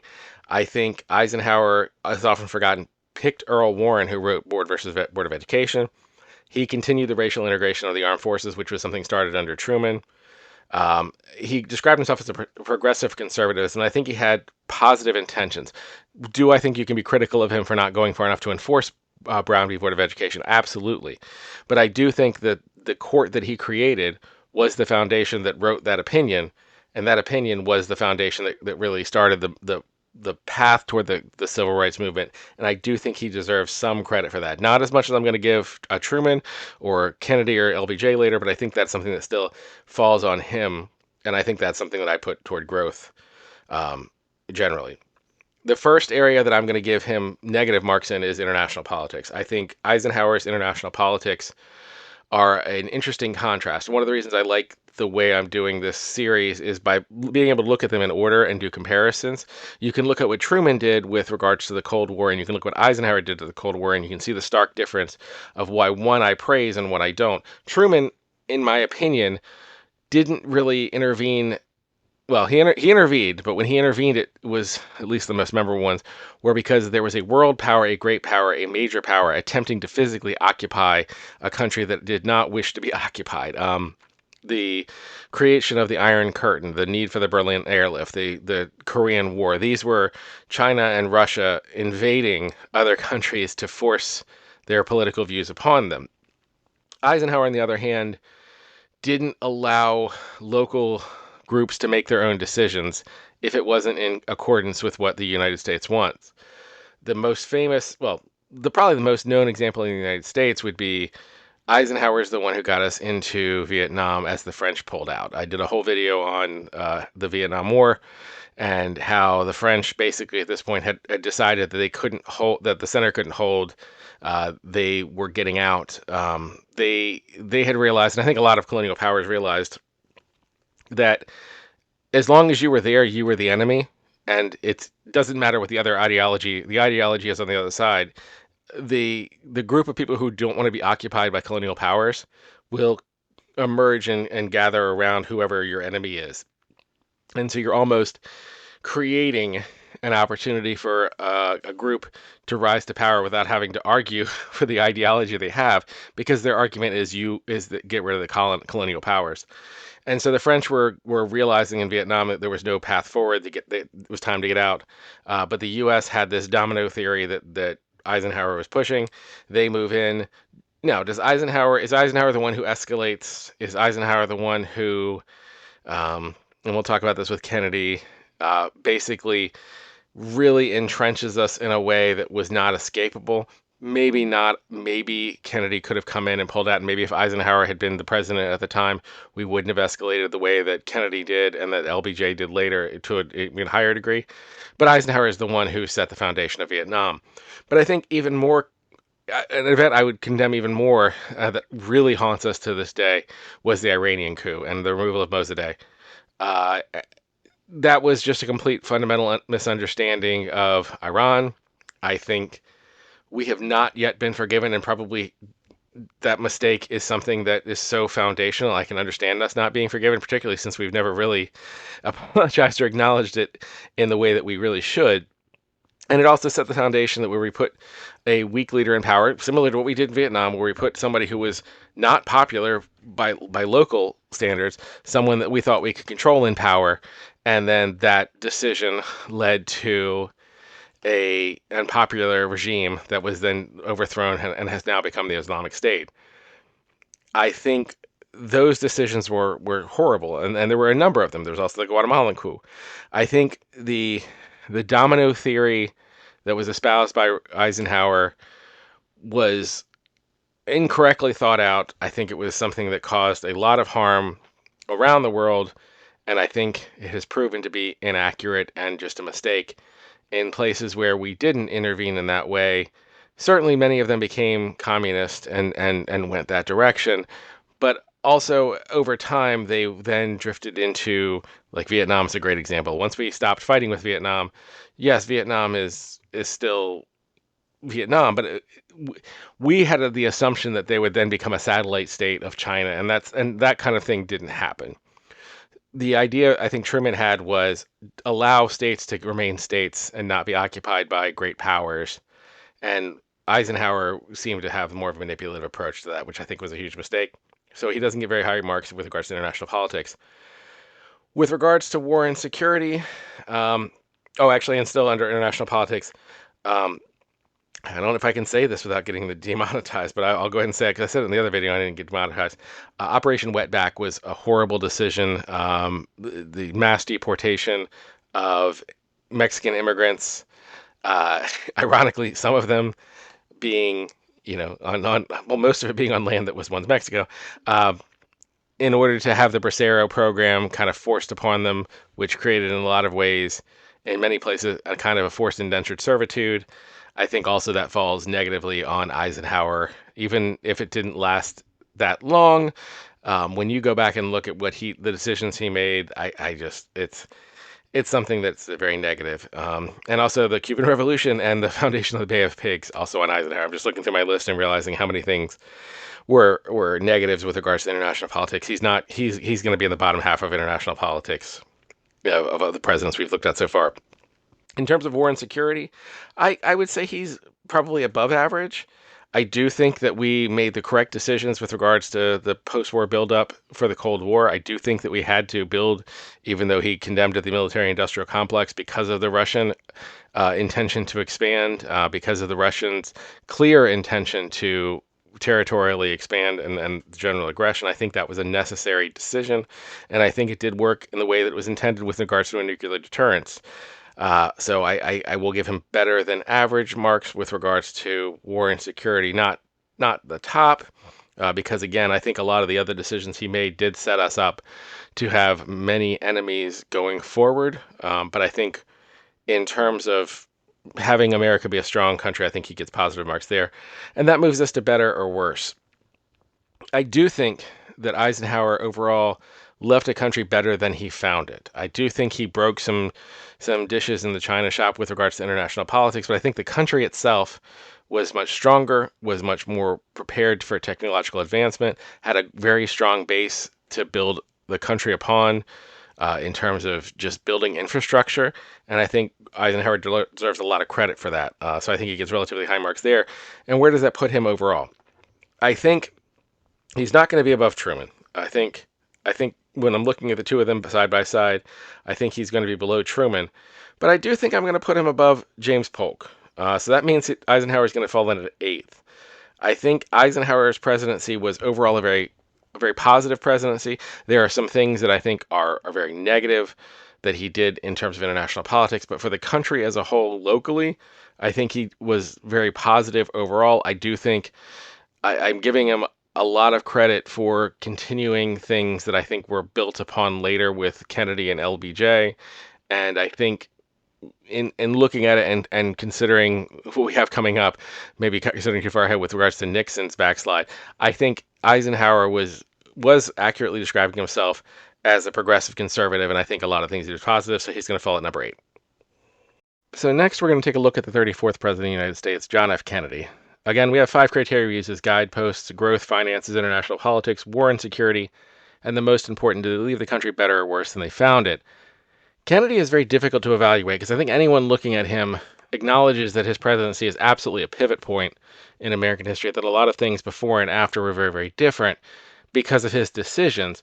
But at the same time, he served for less than a full term. People forget that a lot of the accomplishments that they put on him actually happened under Johnson. And a lot of the blame for things that, if you want to be negative with regards to particularly foreign policy, were things that were put in place before him and that continued on with him. So as I'm looking at his presidency, I think that's something that's very difficult for people to assess. And I could see people completely disagreeing with me because they blame Johnson or Eisenhower for something, or completely disagreeing with me because they think I'm giving Kennedy too much credit for something that was accomplished by someone else. I also think that the mystique around the Kennedy name really makes it difficult to have an honest assessment of him. And I'm trying to remove any of the soap opera politics around the Kennedy name, either before or after, because it wasn't really relevant during the time of his presidency. It wasn't something that directly affected him. Yes, the Jackie O mystique and aura around him certainly helped his presidency with a certain kind of charisma, but I don't know how much of that was actually there at the time and how much of it is kind of revisionist history because of his assassination. So let's start in terms of growth. And this is the area I think you can give him the most credit for, particularly with regards to the civil rights movement.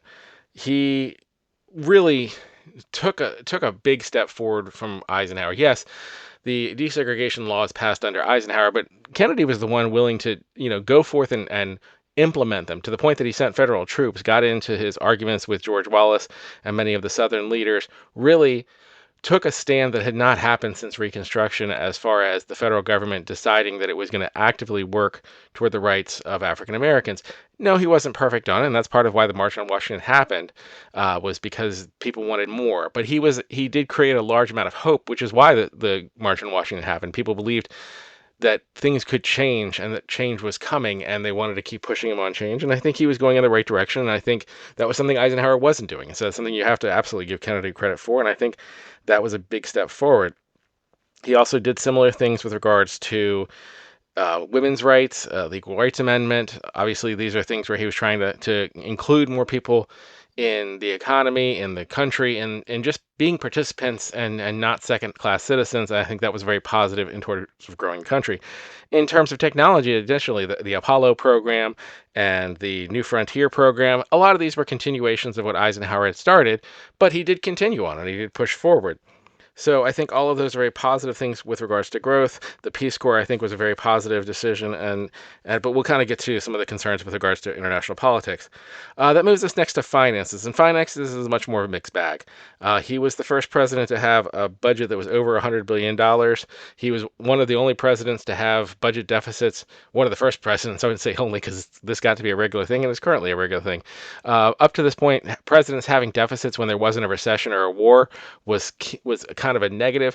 Kennedy kind of ignored the entire Eisenhower worry about the military-industrial complex and just blew past it. He was very much a Keynesian who believed in spending for growth, and his spending was high. So there were some financial balance problems that he had, but I don't think you would say that the economy was bad during his time. Again, he didn't have a full term, so maybe you could say negatively or positively, but I don't think I'd put him in the top half of finances because he obviously didn't balance the budget, but I don't think I'd put him in the bottom half either because the economy didn't collapse under him. The area that I would be most critical of Kennedy would be international politics. People talk about the Cuban Missile Crisis. I talk about the Bay of Pigs and the leading to the Cuban Missile Crisis and how tense it was. I think if international politics are going well, we shouldn't even hear about the threat of nuclear war. I don't think that the fact that the Russians folded changes the fact that we had gotten to the point where they were that close to war, where war was that dangerous. I think that's a negative on him. And again, started by his failure with the Bay of Pigs. You can say Eisenhower started that. I don't disagree with you. He continued it on. I would make a similar argument with regards to Vietnam. Yes, Eisenhower was the one who kind of stepped in it. Maybe you could argue, well, I'd say Eisenhower, who kind of stepped in it when the French were realizing that we had to get out of there and the decolonization, and we were trying to step into the fold and supporting a unpopular dictator. But I think the fact that the unpopular dictator in Vietnam was Catholic led Kennedy initially to go further, led the guy to believe he had more support, and then when Kennedy allowed the coup to proceed, we didn't have a fallback plan or option. And I think that entanglement is really what Johnson inherited. Now, we'll talk about Johnson when we get to Johnson. I'm not saying Johnson's inheritance of Vietnam was handled well. Certainly he expanded that. But Kennedy's actions and inactions, both directions, really made that a much more complicated situation. Similarly, his support of the Ba'ath forces in Iraq, which would eventually lead to the Ba'ath raising, in the long term, folks like Saddam Hussein. Obviously not a positive in the long term of American politics. The failures in the Congo. You could go on and on with regards to Kennedy just not doing a very good job of navigating international politics. Latin America, there was a number of assassinations of left-leaning leaders. Did Eisenhower start most of this? Yes. And I criticized Eisenhower before. Kennedy did it more and did it worse in almost every regard and respect.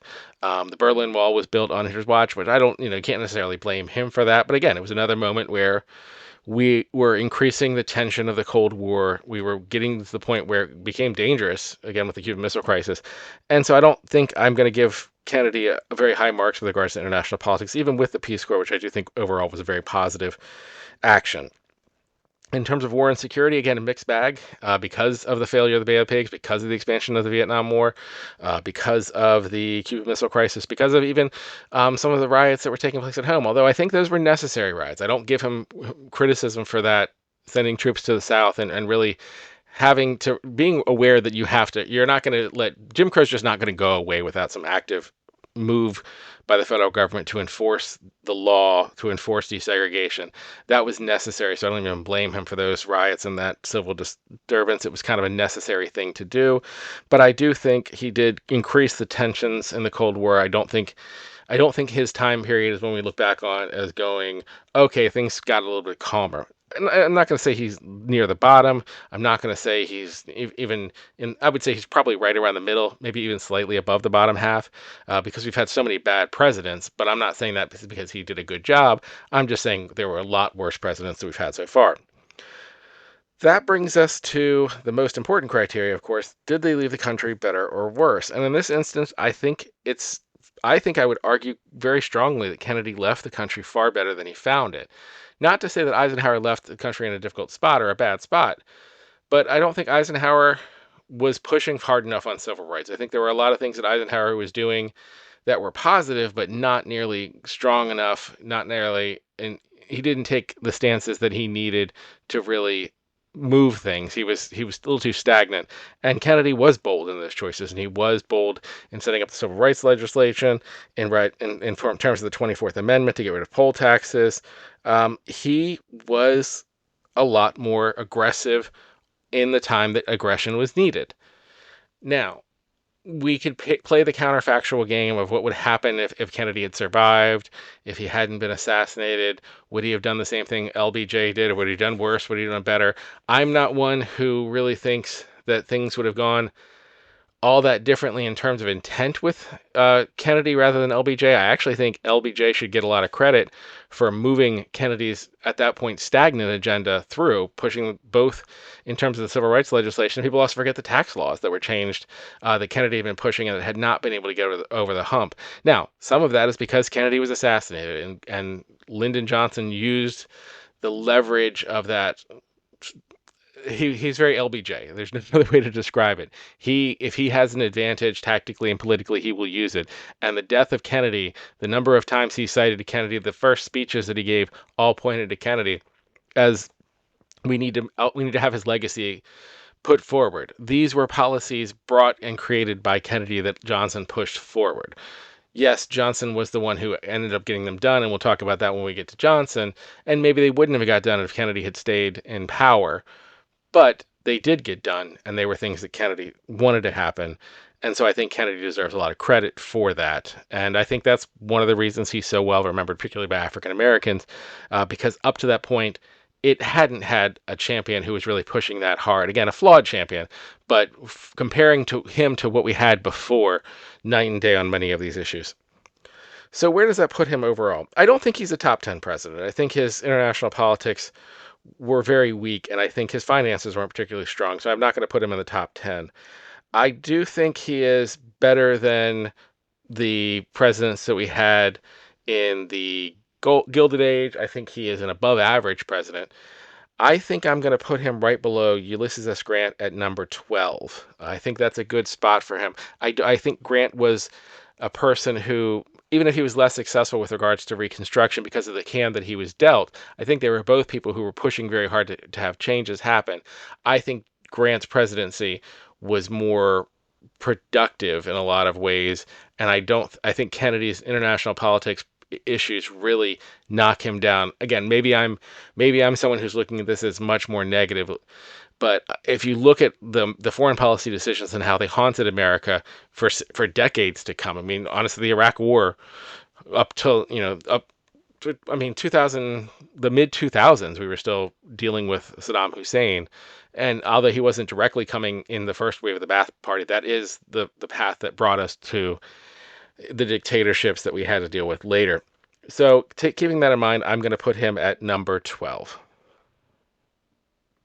Now I'm going to take a look at the 35th President of the United States, Lyndon Johnson. Again, the 5 criteria we always use are growth, finances, international politics, war and security, and the most important of all, did they leave the country better or worse than they found it?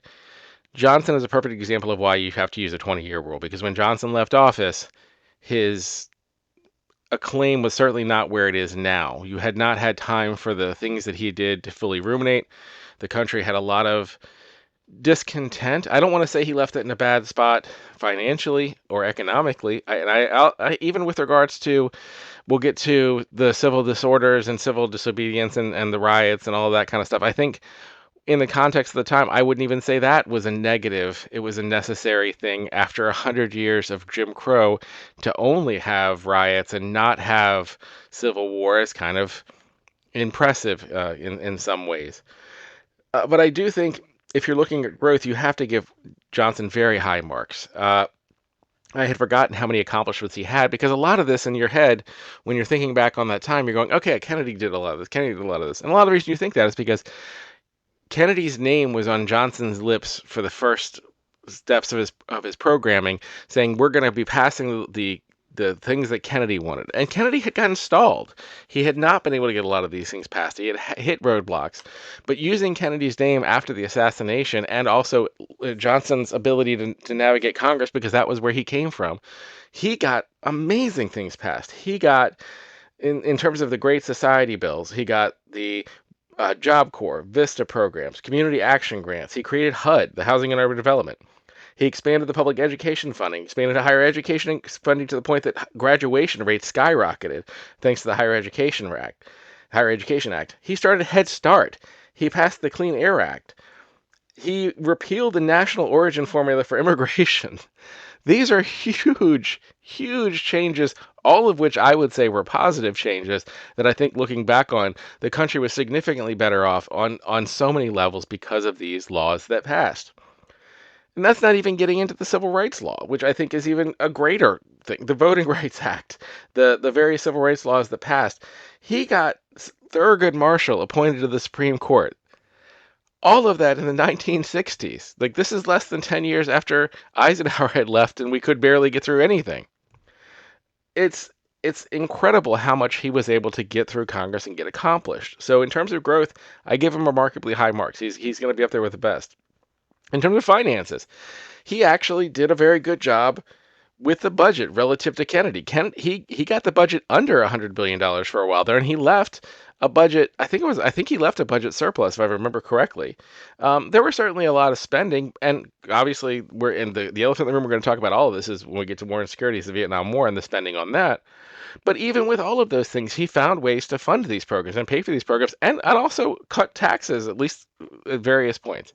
He was a very efficient governor of he knew how to navigate Congress. He did a great job with that part of it. So in terms of finances, I give him high marks. Now we the things that are less good, and this is why Johnson's not going to be a top five, but he's going to be up there. His international politics, I think you have to start right off the bat with Vietnam. He chose to expand the war in Vietnam, to go all in, to double down. I will say that I think when talking about Johnson, people do need to acknowledge that he didn't start. Well, I almost sound like Billy Joel. He didn't start the fire. He did not start the war in Vietnam. Eisenhower got us first entangled. And by the time Kennedy was assassinated, there's this myth that Kennedy was going to withdraw us, and I don't buy that at all. If you look at Kennedy's actions, it seems clear to me that he was not looking to withdraw; he was looking to win. I think Eisenhower and Kennedy both were of the Cold War mindset of of believing fully in domino theory, and I think LBJ fully embraced that and needs to be directly criticized for that. I think his actions in Vietnam were not positive. I think a lot of the other stuff that he did internationally, particularly negotiations around the nuclear arms treaty, were a positive. I think there were things that he did that were positive in terms of international politics, but it can't. The elephant in the room is the Vietnam War, and that escalation and the mass bombings. Just, you can't ignore that. That is on his plate, and he needs to be criticized for that. And that's also going to hit him with regards to war and security. And it's not just Vietnam; it's also there were riots at home. There were riots in almost every major American city over race, over the war itself. There were protests, and some of those protests, as I said earlier, were things that I don't necessarily think were fully avoidable. I think the Civil Rights March and the conflicts between the Civil Rights Movement and racist segregationists, I don't know how you do that bloodlessly. And I think the actions that took place and the violence that took place, while you never want to justify violence, I think you have to look at it in the context of what they were going against. This is coming from a he accomplished a lot of the goals of Reconstruction, arguably in a lot of ways. I would say he accomplished a lot of the goals of Reconstruction in the same environment where there was a Klan. He did what Johnson undermined. I don't want to say he did what Grant couldn't, because I don't think that's fair to Grant, because by the time Grant came in, the Ku Klux Klan was functionally a paramilitary force that would have taken the entire U.S. Army to send down, whereas Johnson was more dealing with institutional systemic structures that had not got, that the paramilitary wing had, I don't want to say faded out, because certainly there were a lot of Klansmen who were doing a lot of murdering, but it wasn't the same as the Ku Klux Klan, which was the Confederacy reclothing themselves, but equally well armed. And that probably would have required Grant to restart a civil war, which no one was apt for. I think Johnson did a very good job of seeming to make civil rights inevitable, seeming to just keep pressing forward to the point where it became accepted that the right side of history was the civil rights movement for most people. Obviously, to this day, we still have many people who are trying to roll back the clock. But I think his inevitability and the fact that he was a Southerner, I it it's we'll get to the saying, and I don't know if I agree with this saying, but I'm going to say it anyway. Only Nixon could go to China. I think only LBJ, I think only a Southerner, really could have implemented the civil rights strategy that he did, and had it not be as bad as it was. Not to say that it wasn't horrible. Again, there were riots in every major American city after there were bloody summers, and it was not good. And so that's why he doesn't get great marks with terms of war and security. Mostly the Vietnam War is bringing him down. But I do think you have to take into consideration that it was a volatile time in American history.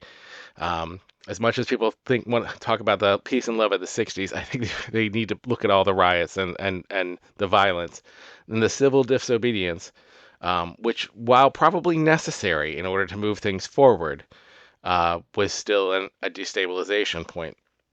But I think all of that being said, it isn't arguable to me that Johnson left the country significantly better than he found it.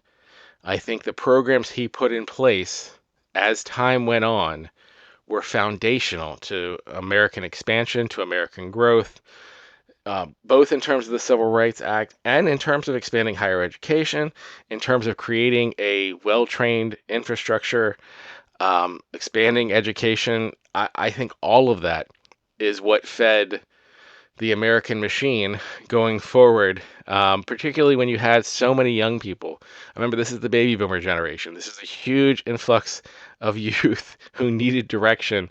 And within the States, there was a lot of direction. The cloud over Johnson still, though, is the Vietnam War. And because of the Vietnam War, again, he's not going to be in the top five. He's not going to be up there with your James Monroes and your Franklin Roosevelts and your Thomas Jeffersons. Where do I put him down? Do I put him around more of a Truman? I don't think he's that high. Am I looking at a Teddy Roosevelt? I think we're getting closer, but I don't think we're necessarily there. I think I'm going to put him below Teddy Roosevelt at number 8, just above Dwight Eisenhower. I do think Johnson's presidency was, because of the big expansions in terms of rights, in terms of the country, I do think that puts him above Ike. And they're comparable when you're talking about international politics. Obviously, Eisenhower's era was much more stable, and you can argue with regards to our domestic politics, war and security, clearly Lyndon Johnson's is much more volatile, but Eisenhower wasn't willing to make the steps that were needed to start the civil rights movement, and Johnson was. And so Lyndon Johnson at this point is number 8. Now let's take a look at the 36th President of the United States, Richard Nixon. Again, we have 5 criteria we look at as our benchmarks: growth, finances, international politics, war and security, and did they leave the country better or worse, that being the most important one. Before we get started, I think I want to deal with an opinion that I have that might not be popular, but I think it's true, and I will make my argument as I go forward. Watergate wasn't that big of a scandal. It was less of a scandal, I think, than even things that happened earlier in the Nixon administration, and certainly less in terms of what actually it was about than it happened to many presidents before and many presidents we have later. Watergate took down Nixon because Nixon was a completely incompetent president who was an utter failure. His economy was doing horribly. His international planning and politics at that point, with regards to Vietnam, which was the central issue in discussion, we can get to the other stuff later, and we will, was demonstrating that he was all show and no go. He was doing a horrible job and he was unpopular, and because of that, he was not able to be saved from a scandal, even a scandal as meek as Watergate. Watergate was not great, but Nixon won 60% of the vote. It didn't change the election. It was not a positive thing. It's an example of one of the many things that Nixon did that was corrupt and bad. But many presidents we've had do corrupt and bad things, and we've discussed them as we go through, and they didn't get removed from office. Nixon was removed from office because people didn't want him to be president anymore, and no one was coming to his defense, and it was a good reason to get rid of him. And the discussion around, oh, Watergate took down Nixon, I think misses the fact that Nixon's incompetence took down Nixon. Nixon being a bad president took down Nixon. And I think that narrative being lost sometimes gives Nixon more of a pass than he deserves for the quality of his presidency because we're fixated on his corruption. His policies were bad and they had bad outcomes. So saying that, let's get to what I'm talking about. In terms of growth, when Nixon took office, inflation was relatively high. It was at 4.7%, I believe, which was relatively high. I think it was the highest since post-war. I want to make clear that he did not inherit a perfect economy. He did, however, inherit an economy that was in a budget surplus. In 1969, LBJ's budget, even with the Vietnam War at full speed, was a surplus. Unemployment was at 3.5%. He inherited a good economy with a slight inflation problem. In 1974, his last year in office, inflation got up to 12%, from 4.7% to 12% in his last year in office. We have been discussing in this country under Biden very high inflation that was crippling, that had gotten there for a couple of years after COVID, which we're probably not going to get to because we're not going to get to anyone within 20 years. But inflation had gone up for many reasons. I think one of the reasons it went up is everybody got a check in the mail, and that you give free money and inflation happens. But we'll put that aside and we'll just move forward and not discuss modern politics. But it was at 12%, a remarkably high rate, significantly higher than it was under any term since. And in addition to that, generally speaking, when inflation's high, it's because the economy is charging forward. What the Fed tries to do is, when unemployment is high, they lower interest rates. So employers will borrow money to do construction, to have more business, and lower unemployment. And when inflation is high, they raise interest rates so that there's less money circulating in the economy, and that tends to increase unemployment. Unemployment also went up. Unemployment went up to 5.6% in the same year that Nixon left office. So inflation had more than doubled. Unemployment had not doubled, but had gone up by a significant amount. I would say my math is probably bad. My math is bad, but like 60, 70%, it seems like, just doing my quick head math. That's pretty bad. And all of that happened very quickly and because of what I would describe as Nixon shock. And I'm not me describing it. Nixon shock is a term that people use to describe Nixon's decisions. One of the ones people focus most on is removing the United States from the gold standard. And I do think that was part of why the inflation went up. But he also implemented some price controls. He implemented a lot of weird, I wouldn't call it tariffs, but in his tariffs, he did a lot of economic micromanaging. I think in large part to make sure the economy was good going into the election in 1972, which he won in a landslide. Another thing people don't talk about was Nixon was very popular in his reelection. He was able to convince people to vote for him, in part because he's told people exactly what they wanted to hear, even some horrible things that people wanted to hear. We'll get to the Southern strategy later. But by doing all of that, it was all short-term rev for long-term collapse. We were still suffering from the decisions that Nixon made a decade later, well into Reagan. We were still suffering from the stagflation and economic turmoil brought by Richard Nixon's decisions. So in terms of growth, no, I'm not going to give him a particularly good review on that. There were some things that he did during his administration that weren't bad. I think the Environmental Protection Agency was very good. Him creating that was good. DEA is established. I think that's more of a mixed bag, but I think the intention is fine. OSHA passed during his administration. The voting age was lowered to 18. He passed the 26th Amendment. These are positive things. I don't want to make it sound like Nixon did no positive things. We put a man on the moon, although, probably a lot of the planning came before Nixon got there, but we did put the man on the moon. I don't want to just say everything he did was bad, Nixon bad, Nixon bad. I want to be fair to him. But no, I do think it's fair to point out that he did a horrible job on the economy, and that's why he got removed from office. And so that kind of fills in our financing. Growth in finances, he's not going to get very good rankings. He didn't do a very good job. International politics is usually what people point to when they say, okay, yeah, Nixon was bad about this, but in terms of international politics, he was great. So let me start with the positives. I don't agree with that assessment, just as a spoiler. I don't think Nixon was particularly great in terms of international politics.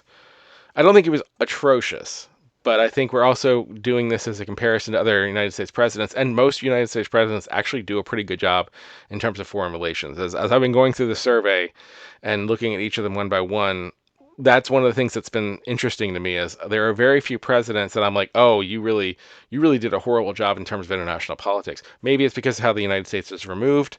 But most of the presidents, relative to especially other leaders in other countries, I think did a pretty decent job in terms of international politics. Nixon did not. But on the positives, first thing everyone else points to is Nixon going to China. And like, oh, Nixon went to China, Nixon went to China. I think reopening connections with China and the detente we kind of got into with the Soviet Union, those are very positive things. I do not want to take those things away from Nixon when we're having this conversation. They were positive. But I think that they get overstated because I think there was an assumption when Nixon came in that Nixon was so anti-communist that anything he did with regards to these regimes was just remarkable, and he gets too much credit for it because, no, it was unexpected. And I don't think they offset the horrible things he did in other places.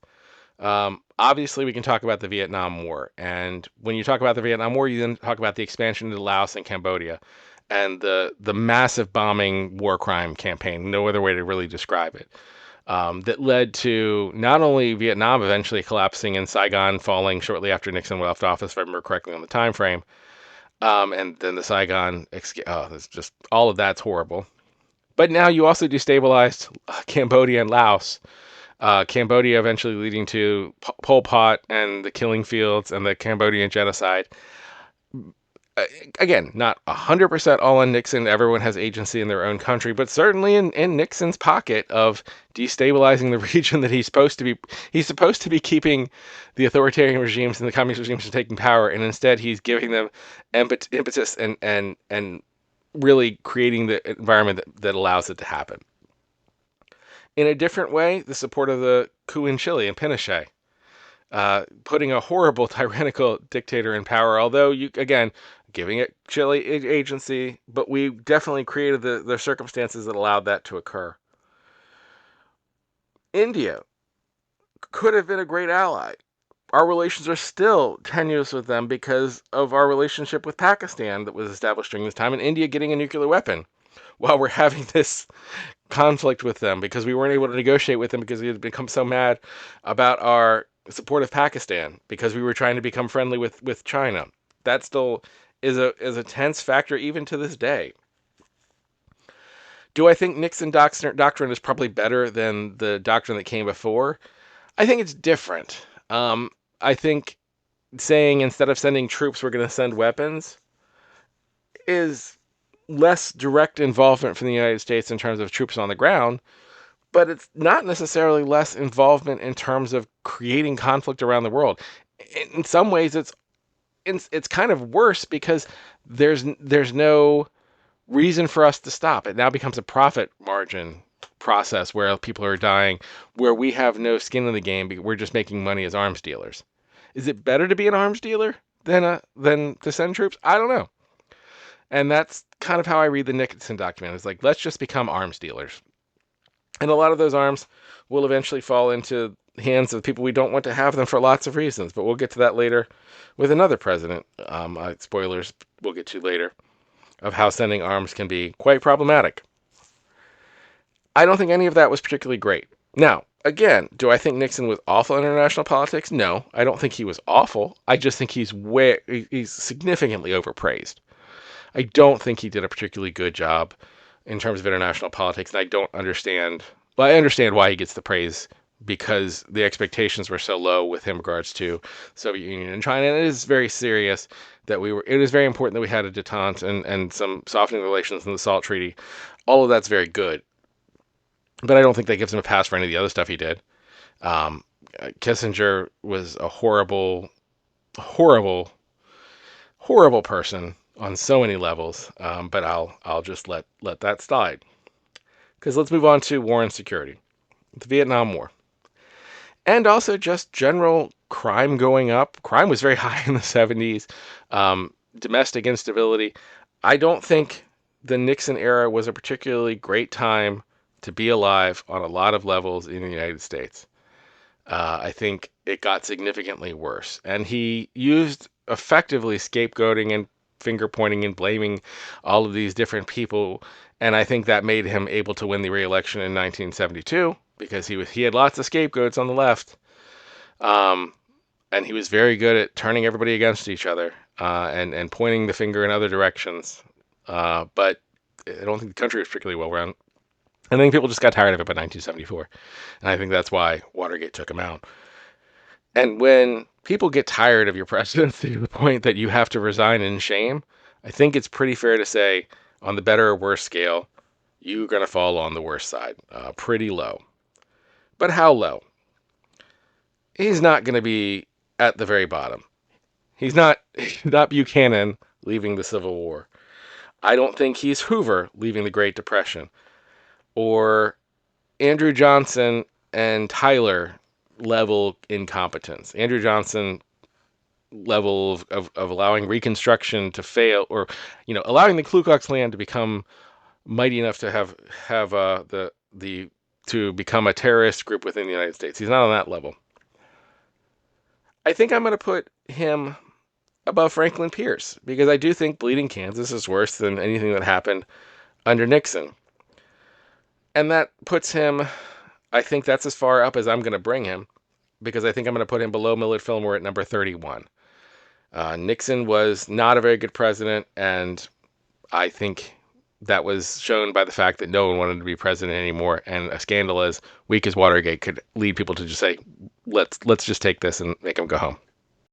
So now let's take a look at the 37th President of the United States, Gerald Ford. Again, the 5 criteria we always look at are growth, finances, international politics, war and security, and most importantly, did they leave the country better or worse than they found it? Most people think of Gerald Ford, and the immediate thing that pops to their head is the pardon of Nixon, and that is a factor we'll talk about probably when we get to better or worse. But I don't think that's the main factor of the Ford presidency. I don't think that's the main factor around Gerald Ford. I think he's both more interesting and less interesting. Gerald Ford became vice president not because he was Nixon's first choice, but because Nixon's original vice president, Spiro Agnew, was forced to resign in disgrace over a scandal completely unrelated to Watergate. And at the time, Nixon was looking for someone, at least by most accounts when I'm reading, Nixon was looking for someone who would be easy to confirm.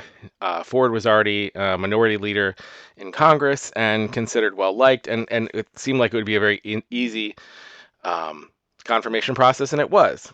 And so Ford was not someone who I think had planned to be president at any point in the, well, I mean, I think every politician plans to be president. That's part of the reason you run for office.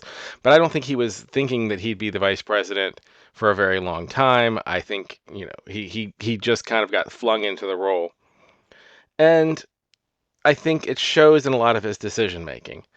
In terms of growth, I have a difficult time here because so much of what went wrong was entirely Nixon's fault. Nixon, as I discussed under him, completely crashed the economy and achieved something that many people didn't think was possible, to have both unemployment and inflation rising at the same time. Again, the general theory and consensus understanding of economics was, and still generally is, that when unemployment is high, you decrease the interest rates because then more people will be able to get jobs because people will invest. And when inflation is high, you increase interest rates, which will slow down the economy, which might lead to a rise in unemployment. Those things should be acting in opposite, and you use the interest rates to adjust those.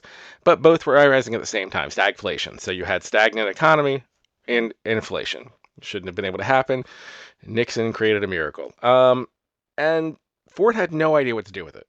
Ford had this whole whip inflation now with all these crazy pins. If you look around, the whip inflation now pins they're kind of funny. And he went from planning to reduce spending to fight inflation to then also wanting to cut taxes to spike the economy to make the economy grow because he realized it was so bad. He just didn't have a clue what to do. And in his defense, I don't think anyone really had a clue what to do, but it is kind of his job, and that is something that has to be held against him. So in regards to growth and finances, you can't really give him high marks when his basic plans were both inconsistent and unsuccessful. In terms of international politics, I do think that Ford is better than most people give him credit for. I think one of the things that he was made fun of for a long time, and one of the great reasons we do the 20-year rule, even though I'm going to be ignoring the 20-year rule with at least one president, but one of the reasons we use the 20-year rule is that sometimes the immediate understanding of a decision, and even a decision for 10 to 15 to 20 years after, people might view it one way. And that, I think the Helsinki Accords fall under that. At the time, a lot of people condemned the Helsinki Accords. And I think even into the Reagan administration, Reagan was making fun of the Helsinki Accords as being soft on the Soviet Union and acknowledging that they had control of the Eastern Bloc states, even though at the point it was obvious that they did. Like, it was just declaring the sky is blue. It wasn't anything that was a major concession to acknowledge that reality was occurring. But some of the things that came with that exchange, specifically the cultural exchanges, the human rights discussions, the ability for interaction between people in those countries and people in the West to see what was actually going on and to not be completely engulfed in propaganda, did lead to the eventual uprisings that did overthrow the Eastern Bloc countries and led to the downfall of the Soviet Union. And that was, in the long run, a very positive thing, and that's something that had not happened in the past before the Helsinki Accord. So I think looking back, the Helsinki Accords, well, not perfect, well, certainly flawed. You certainly always want to get more. And I think part of the problem is when you're always arguing against the perfect, you don't acknowledge the good. I think the Helsinki Accords were on the whole a good thing. I think some of his other negotiations were less great. His work in the Middle East was so-so. There was the Yom Kippur War and the Egyptian surprise joint attack that was, maybe outside of his control, really happy early in his presidency. I do think he should be given some credit for beginning the distancing of the apartheid regime of South Africa. I think a lot of the things he did on the whole, while I wouldn't say were the most positive in terms of international politics, coming off of what we've just had with regards to Eisenhower and Kennedy and LBJ and Nixon, Ford didn't create any great new messes that had to be cleaned up by those who came after him. Ford was the one who presided over the Saigon airlift as the Vietnam War collapsed, but that was not his fault. That was something that he inherited from Nixon, and I think was condemned because it went so poorly. But again, that was something that he was handed. He didn't have much control over the final collapse of it. Similarly, I do think he deserves some credit for the Rockefeller Commission, which started to bring some transparency to a lot of the CIA operations that had been so scandalous during the prior administrations. It wasn't as fully transparent as I wish he would have been, but I think it was a good step forward. And I think in a lot of ways, Ford does deserve some credit for coming in and being transparent over things that were certainly controversial, certainly didn't help him get reelected, but it was probably the right thing to do. I do, though, as I was going through this, it struck me right away that his primary, I won't say primary advisors, but two of his main advisors were Don Rumsfeld and Dick Cheney, who will come back in this cycle, who will come back into our discussion in about 30 years, I guess, from this event in a very different way to be viewed in a very different lens. that was one thing that really struck me as I was looking at the Ford administration as to his selections.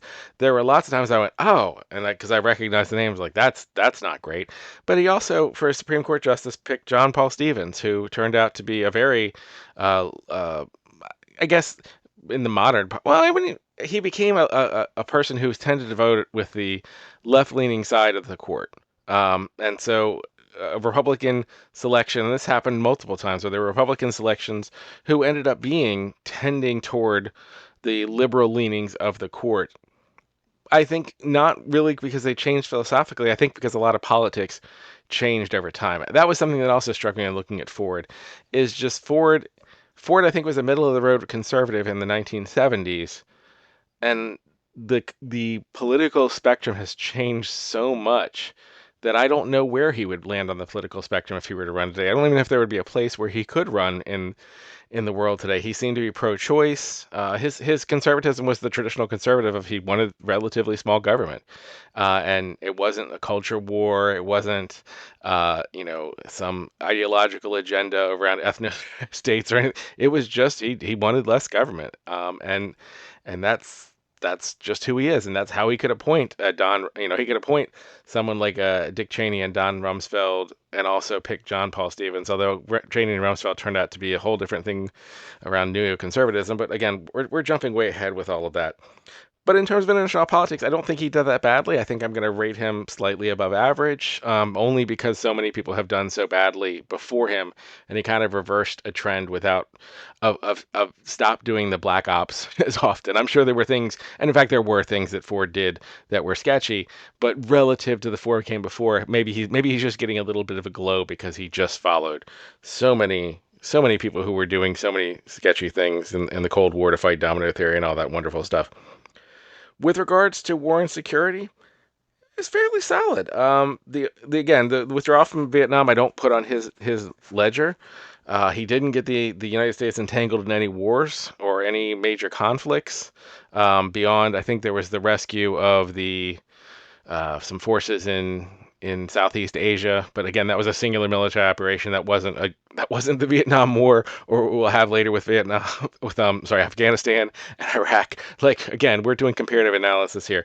I think he did a pretty good job. There was some violence around the busing desegregation, but again, I think that's part of the extension of the civil rights movement. I'm not going to knock him too much on that. And that brings us to the better or worse scale. And I had a little bit of trouble with this one because I don't know how fair it is sometimes when a president comes in and was given a problem. If he leaves and the problem is the same problem, how much of that falls to him? I do think I'm going to negatively say that if you have time in office to correct the action, specifically this on stagflation, that does fall a little bit on your ledger. I'm not going to knock him as far down as Nixon, not just because stagflation, because Nixon had a lot of other things to do well, but I do think it is a mark against him that he left an economy that was in such bad shape. And this is also the part where I'll talk about Nixon's pardon. I don't necessarily know what would have been different if Nixon wasn't pardoned. I don't know if a prosecution would have proceeded. I don't know what the prosecution outcome would have been. But I'm living in a time where I do think more oversight over the executive branch would be beneficial. And there's a lot of things that could have been figured out one way or the other at that time had we not used the pardon power to just push it all aside. And we didn't. And so executive power is still rife for abuse, and we're dealing with that in the current events. And maybe that's why it's weighing on me more right now. But that's part of the problem of doing historical analysis. You always are doing it from the perspective that you are in at the time you were doing the analysis. So I do think he gets a barely, slightly below average, fairly close to the middle of the road, better or worse score. Where does that put him overall? I think that middle of the road is right where Gerald Ford belongs. I do think he's going to be slightly below some other presidents. I think he's going to be slightly below the Adams. In fact, I'm going to put him right below the Adams and right above Zachary Taylor at number 20. So Gerald Ford currently, I would say, is the 20th president on the ranking of the presidents. So now I'm going to take a look at the 38th president of the United States, Jimmy Carter. Again, 5 criteria we look at as our guideposts are growth, finances, international politics, war, and security, and to leave the country better or worse. Up to this point, we've been talking about presidents that, in my mind, were images that were provided to me from history books that I had studied roughly, but we don't have a living memory. I don't have a living memory of Jimmy Carter, but technically we are now entering the era where I was alive during the Carter administration. But even though I was alive, I was a child, I was a small child, I was an infant, and so I don't have any actual memory of Jimmy Carter. I only have what was presented by people who did have memories of him. So we're kind of entering that era. And when I was looking at Ford and now looking at Carter, it strikes me how much different the policies were than what the memory of them was. And I think this will be even more emphasized during Reagan. But what I was really aware of and what struck me when doing these back to back, and one of the reasons I wanted to do this back to back is because I do think it's important to look at the history in context and in order so that you're not just pulling people out of their frame. Ford was so much more, I guess, liberal in terms of a lot of ideas than I really envisioned him as a Republican. And Carter, fiscally at least, was so much more conservative. And when looking at growth, that is one area where I do think you can really condemn a lot of Carter's decision making because, yes, he inherited a horrible economy and he inherited the stagflation that Nixon created, Ford failed to fix. But there were opportunities that he just passed.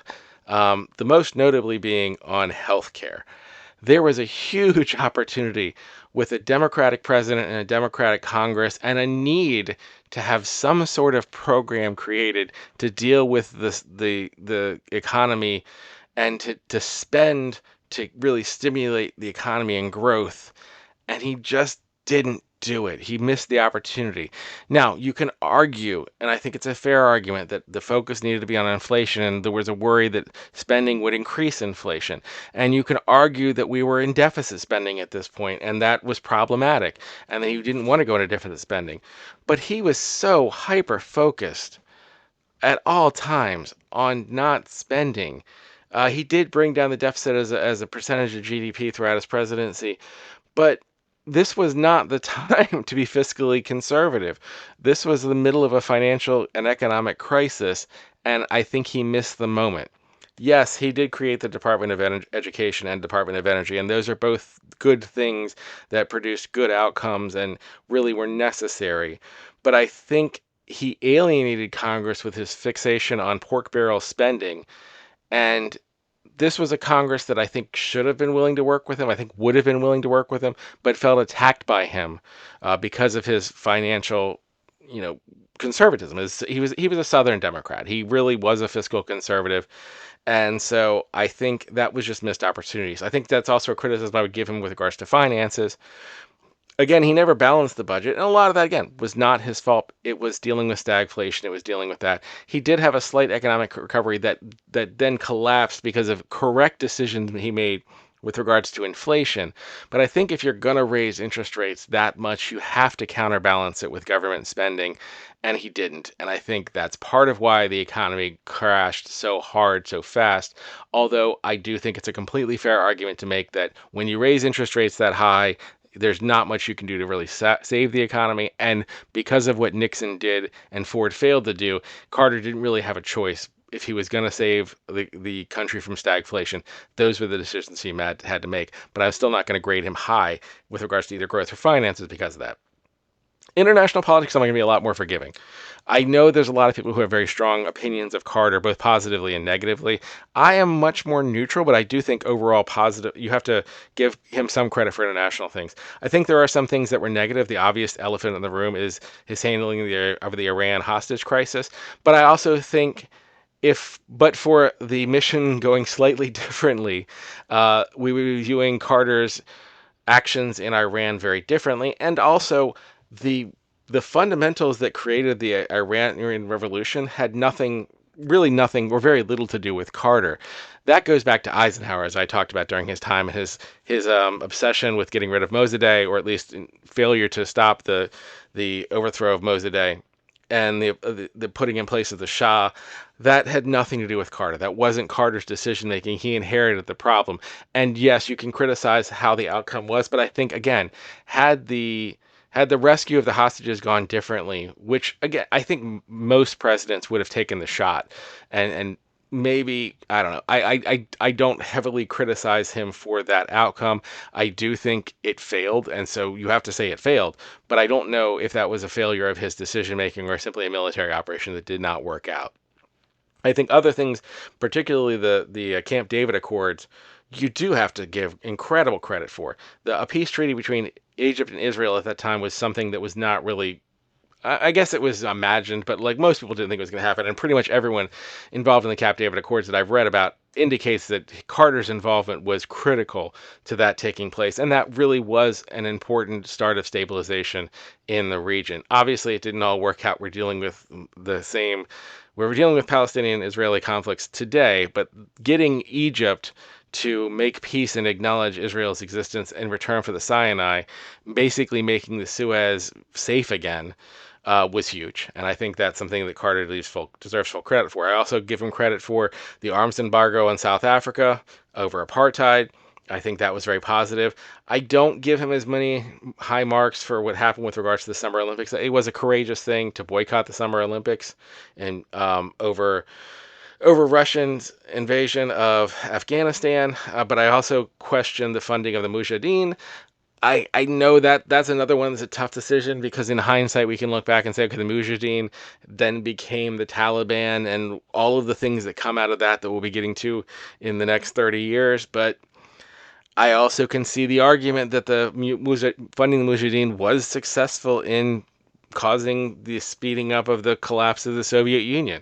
So this is another example of something that I think future presidents got a positive outcome from that Carter really started and did not benefit from.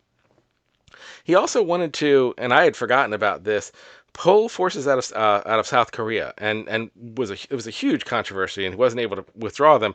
And that was an interesting thing that I had forgotten about, that I kind of view as I think that was probably the right decision, and it didn't follow through, because I do think South Korea at a certain point needed to. We still have troops in South Korea today, and he was trying to shift them over to Europe, where at the time there was a real threat on the Cold War, and maybe that was the right decision, but it didn't proceed. The Mariel boat lift with the Cuban refugees leaving and coming into Florida, again, something that at the time highly controversial, highly unpopular in Florida. But looking back, I think the number of Cuban immigrants that we have in Florida who came over as refugees, that community is really a fundamental part of South Florida. Ironically, very conservative leaning at this point, so that had a negative impact on the Democratic Party. But I don't think it had a negative impact on America. I think that was a positive. So all of those things put together, I think overall. Oh, and I forgot one of the most important ones, the Panama Canal. This has been a recent controversy. There's been a lot of discussion about this recently, because our current president, President Trump, has been criticizing the deal, saying we never should have given up Panama. Here's the reality, in my opinion. You can't hold those kinds of things in countries that are not yours without expecting at some point huge backlash, terrorist attacks, and it's a canal. If you basically tell a country that you're going to take control of a part that is in the center of the country against the agreements that you made, you're begging for a revolutionary action. You're begging for a terrorist attack, and it's just such a huge, easy target. So the amount of money I think you would have to pay to secure the Panama Canal was definitely outweighed anything we did. It wasn't a feasible thing. It could have been done, but it would have cost more than what we pay to use the Panama Canal and allow it to revert. So I think Carter made the right decision there. I think it's just silly to think that we could have held Panama absent Panama becoming a state or in some path, because the resentment that would have been there and just the ease of someone just needing to sabotage such fragile infrastructure that a canal is. A canal can't move. There are locks. It would be. And it would be too easy for people to just plant bombs or do horrible things to the Panama Canal in response if we had not followed through on our promises to allow the canal to revert back to Panama. So I think that was a necessary and correct decision. On that same note, going to war and security, I think Carter kept us out of conflicts. I think Carter did a very good job not getting the U.S. entangled and entrenched in complicated things. Could he have done better with regards to some of the treaty negotiations? Maybe, maybe not. I don't know. But again, I'm perhaps because I'm comparing him to the people that came before him, where we had the entire Vietnam War era and we had all of the various conflicts that the U.S. kept getting entangled in with regards to the Cold War and domino theory, and Carter being able to not only avoid those but disentangle. He was pulling us out of the conflicts in Latin America, where we stopped. I mean, we didn't entirely stop giving funding to dictators. We gave less funding to dictators. I think you can make a point that he probably shouldn't have funded the Sandinistas, but we were doing a lot of things with Pinochet and other places in Latin America because we were of a domino theory that we stopped doing, and we got ourselves disentangled, and we didn't get ourselves caught up in those messes, and I think that's a positive. So overall, for war and security, I would say he's above average. Not exceptional. Not going to give him incredibly high marks, but I do think above average. And that brings us to, of course, the most important category. Did Carter leave the country better or worse than he found it? For me, I don't think this is a difficult question, but I don't think it's as much better as some people would argue. It's certainly not worse, which most people at the time would have argued when he left office. He was incredibly unpopular leaving office because he did make a lot of difficult decisions that didn't pay off initially. The raising of interest rates to get rid of inflation. With regards to the oil crisis, getting rid of price fixing, which the decisions made by Nixon and Ford with regards to the first oil crisis were really causing problems with the second oil crisis that we had in 1979. And reversing those decisions was unpopular, but it was necessary. Carter made a lot of tough choices that really caused the economy to collapse, and also that were just unpopular. It was unpopular to say that we're going to give Panama back. It sounds unpatriotic, but it was the right decision. And so I think, even though again I've criticized Carter for not taking advantage of opportunities, and I think he could have done so much more, I do think he left the country better than he got it because he was given such a mess, and he made some very difficult decisions that I don't know most politicians would have made. I don't know if a lot of politicians would have decided to jack up interest rates at that point to get inflation under control, knowing it would probably mean they would lose re-election, because it was pretty clear that it was going to collapse the economy. So taking that all into consideration, where do I put Carter? He's not in the top 10.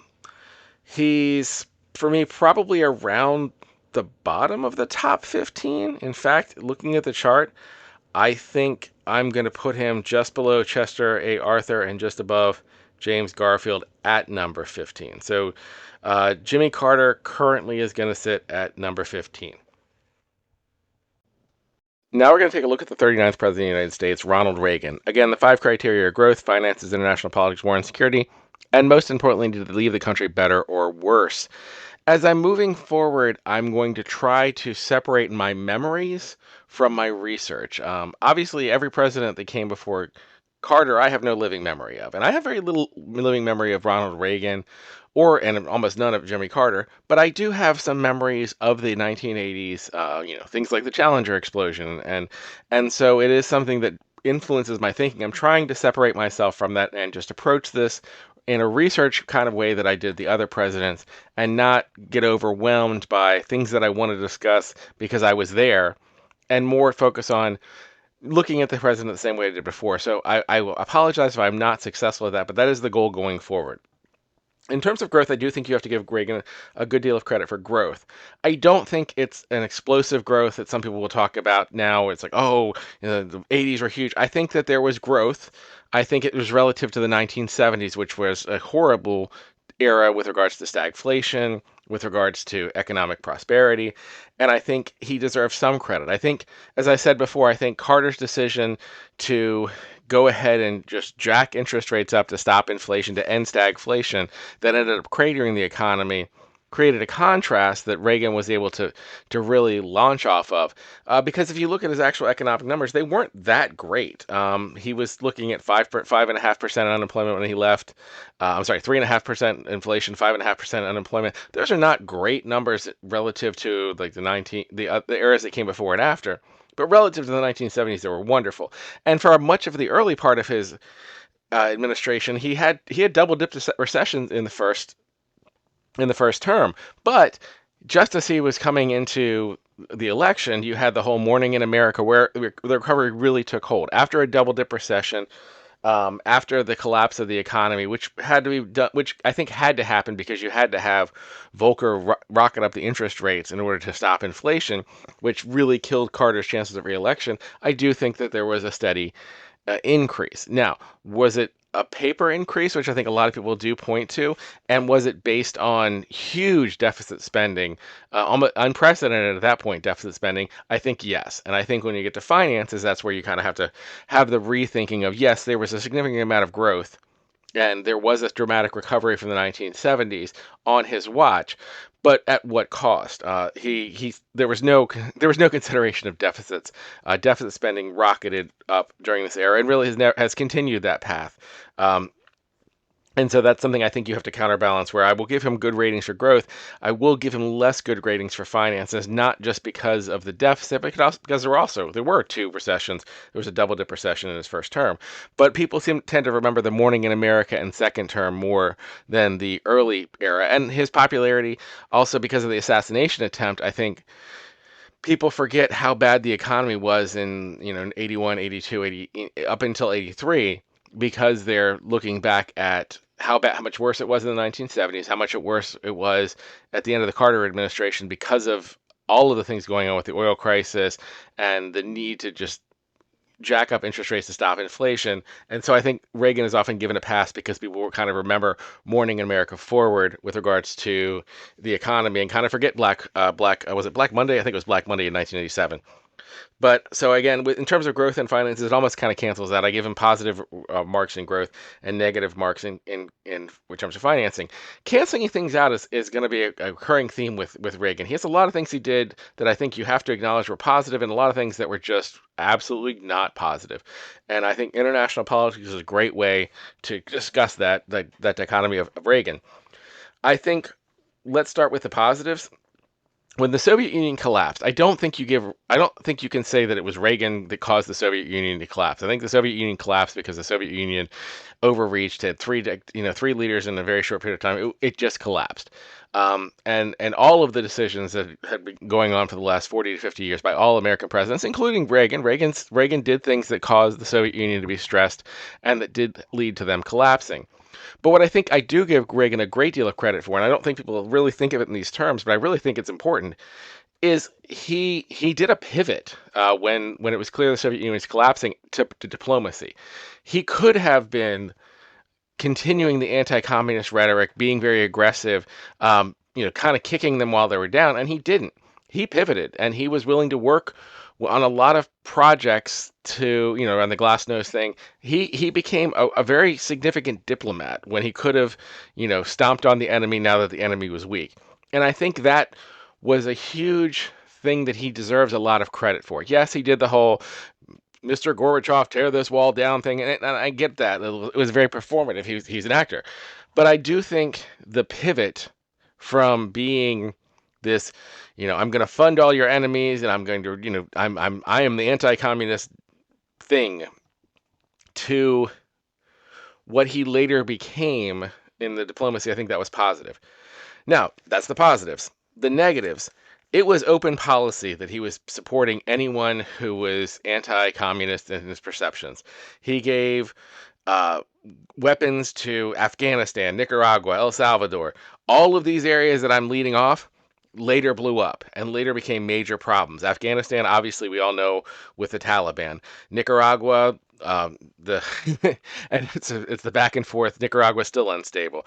El Salvador, the rise of MS-13 can arguably come from the massive amount of destabilization we did in those areas.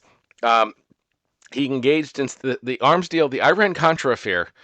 People forget we literally sold 2,000 missiles to Iran. Iran. After the Iranian after the Iranian hostage, we sold them 2,000 missiles so we'd have money to secretly give to Nicaragua. It's insane. Like the short-sightedness of all of these decisions is just remarkable. With regards to Lebanon, we sent troops in who got killed in Beirut. In Beirut, hundreds of Marines were killed in bombings. When we exposed ourselves in so many ways that were very short-sighted, and I don't think led to positive outcomes. The bombing in Libya, I'm more neutral on. I do think it was a response to a terrorist attack against a regime in Gaddafi that I get that one. I am less critical than probably other people would be with regards to the bombing of Libya as a response to a terrorist attack.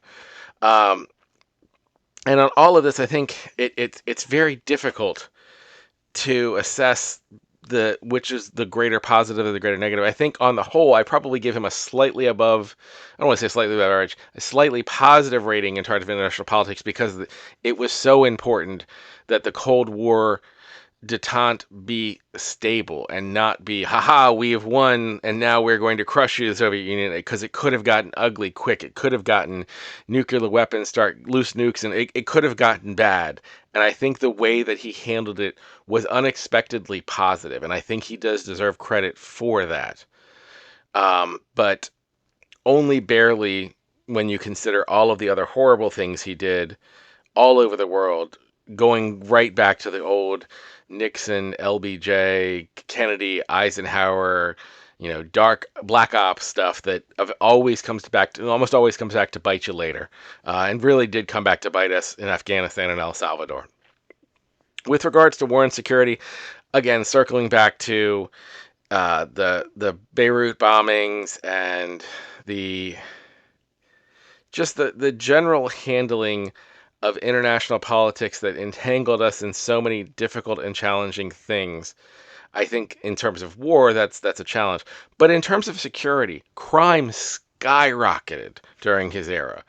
Absolutely skyrocketed. There's lots of reasons people will point to. Some people point to the fact that we cut so many services that that institutions, that all of the people who were, needed serious mental health treatment didn't get it because so many services were cut.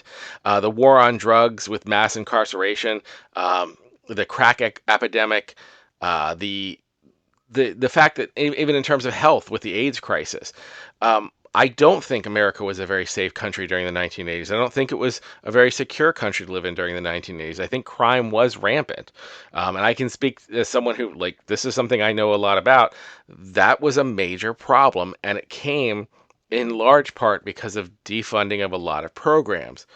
I think that's something that needs to be discussed, and I think that's something that is not discussed significantly enough.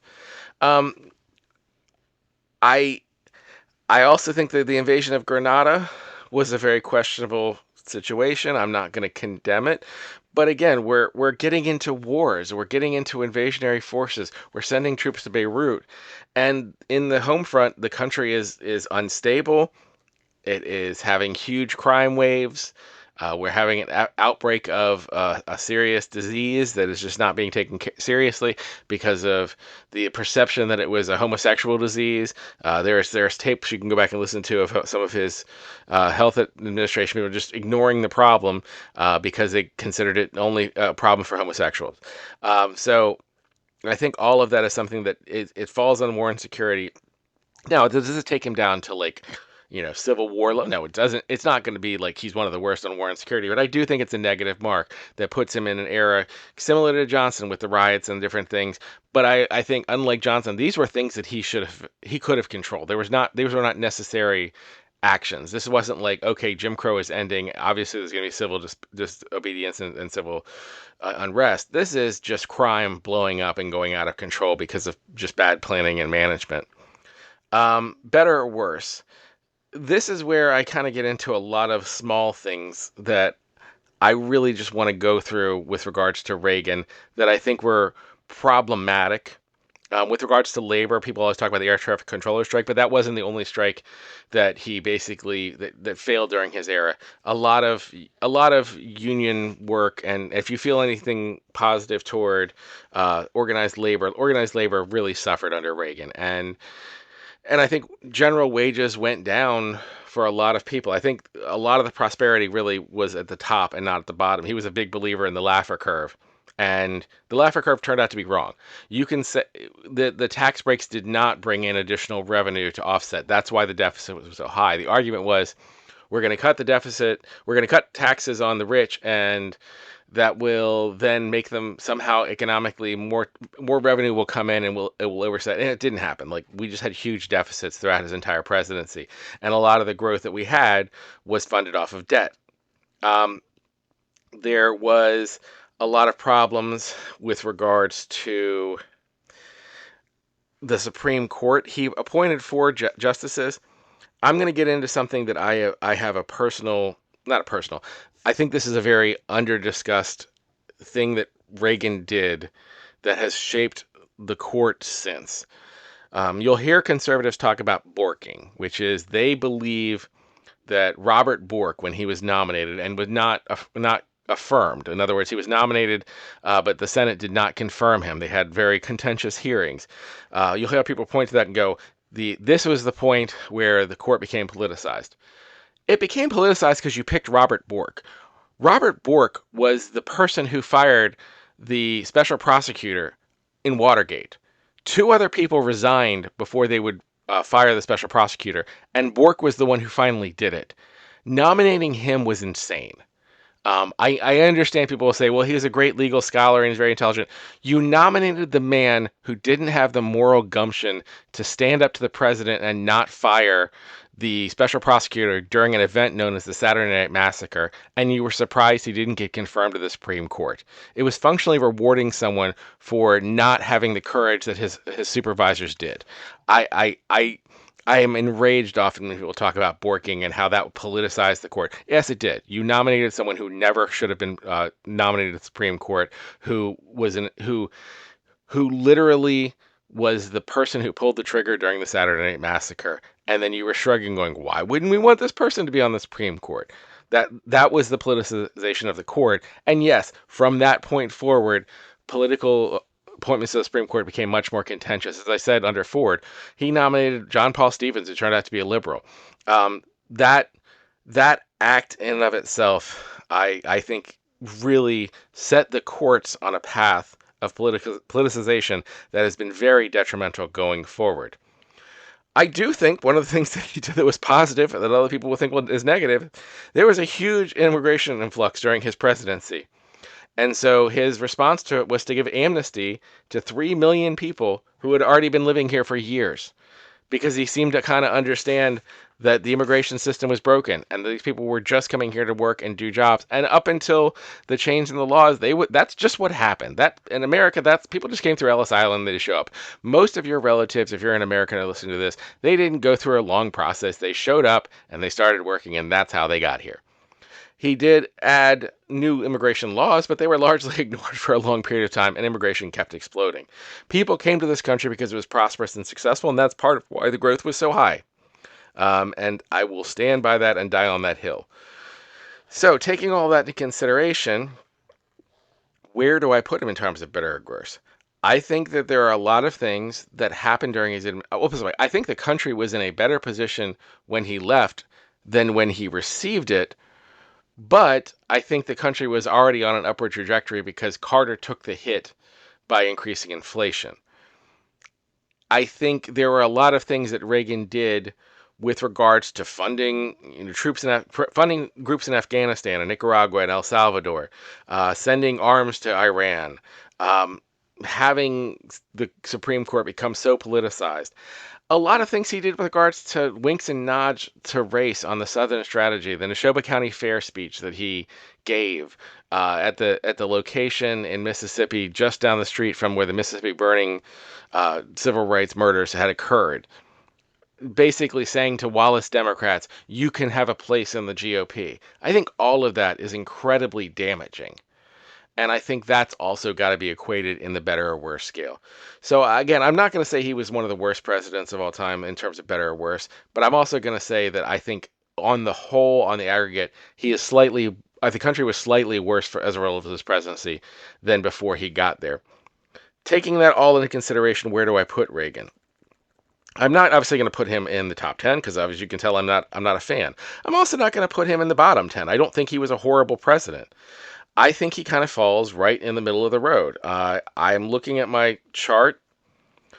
I think I'm going to put him at number 20, just below Rutherford B. Hayes, and just above John Adams. I think that's where Reagan belongs because for all his incredible positives and his incredible negatives, I think it balances out to about an average presidency. Next up, we're going to take a look at the 40th president of the United States, George Bush, or George Herbert Walker Bush, as we've kind of had to designate him because his son came later.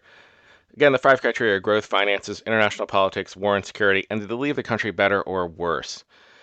Bush, I don't want to say he was left a mess because I don't think that's entirely fair, but he was left a lot of messes. There were a lot of things that he had to clean up that Reagan left behind, as I kind of discussed under Reagan.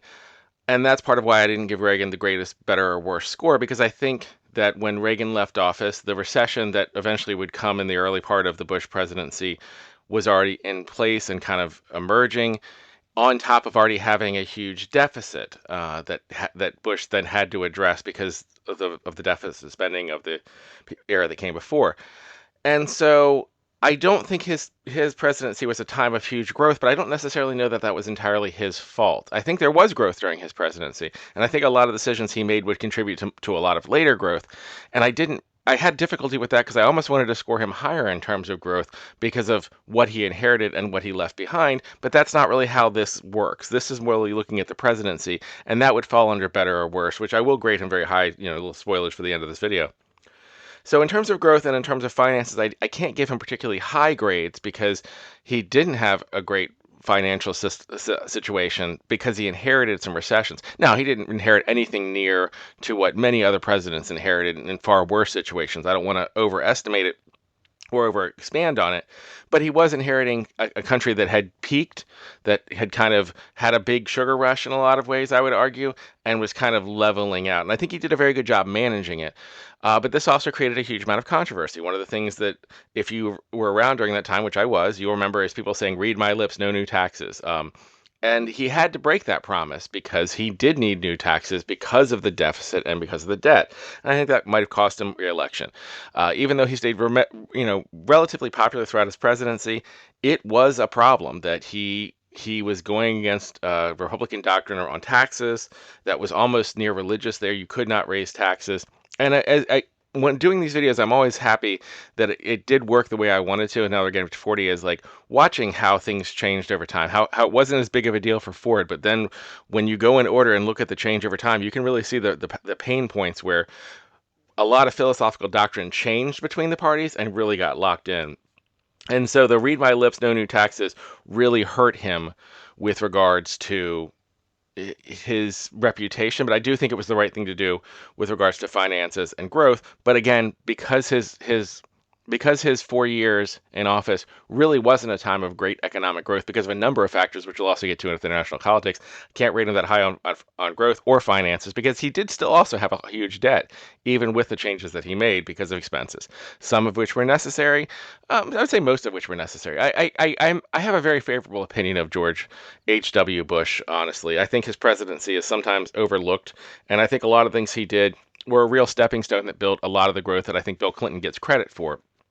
But at the same time, I do have to acknowledge that his presidency had recession, had all the things that happened. So again, I'm not going to give him incredibly high scores on growth or finances, but if you wanted to and put him higher, I would not disagree with you. I can see the argument. In terms of our international politics, I think he is one of the best presidents ever. When I was sitting here remembering all the things he did and the decisions he had to make and why the decisions came about, they weren't really decisions he got to make. And he kind of was confronted, and he seemed to generally make the right decision. No president is perfect. I'm not giving him a perfect score on this. He made mistakes, and he made a number of mistakes, and there were a lot of things that he did that he disagreed with. But on the major decision points, I think particularly let's start with the START treaty. That was great. Negotiations with Russia. The thing I praised Reagan most for was taking the right approach to Russia to avoid huge destabilization. I think he did a great job with regards to the START treaty, with regards to the reunification of Germany. I think the Panama invasion, which is often cited, I don't necessarily think that was his fault. I think that that was a necessary thing created, quite frankly, by a lot of the Reagan policies, which were propping up a lot of Central American and South American dictators because of the anti-communist ideology. We had shifted from sending troops to sending money, as we've discussed. And again, I'm very happy that this series worked out the way I wanted it to, where as you're talking about the other presidents and you can kind of see the morphing in policy, you can see the good and the bad of each thing. So instead of us sending troops to stop, a communist expansion or fear of the dominant theory and all that, we were sending money and weapons. And then all of a sudden now you're propping up these dictators like Noriega, who now we have to deal with. You're propping up the Mujahideen in Afghanistan, who we'll later have to deal with. And so these kind of things that were left as almost mines for Bush, I think he navigated well. Because one of the things that I think Bush did amazingly well that very few presidents have is understand mission creep. Understand we're here to do a specific thing.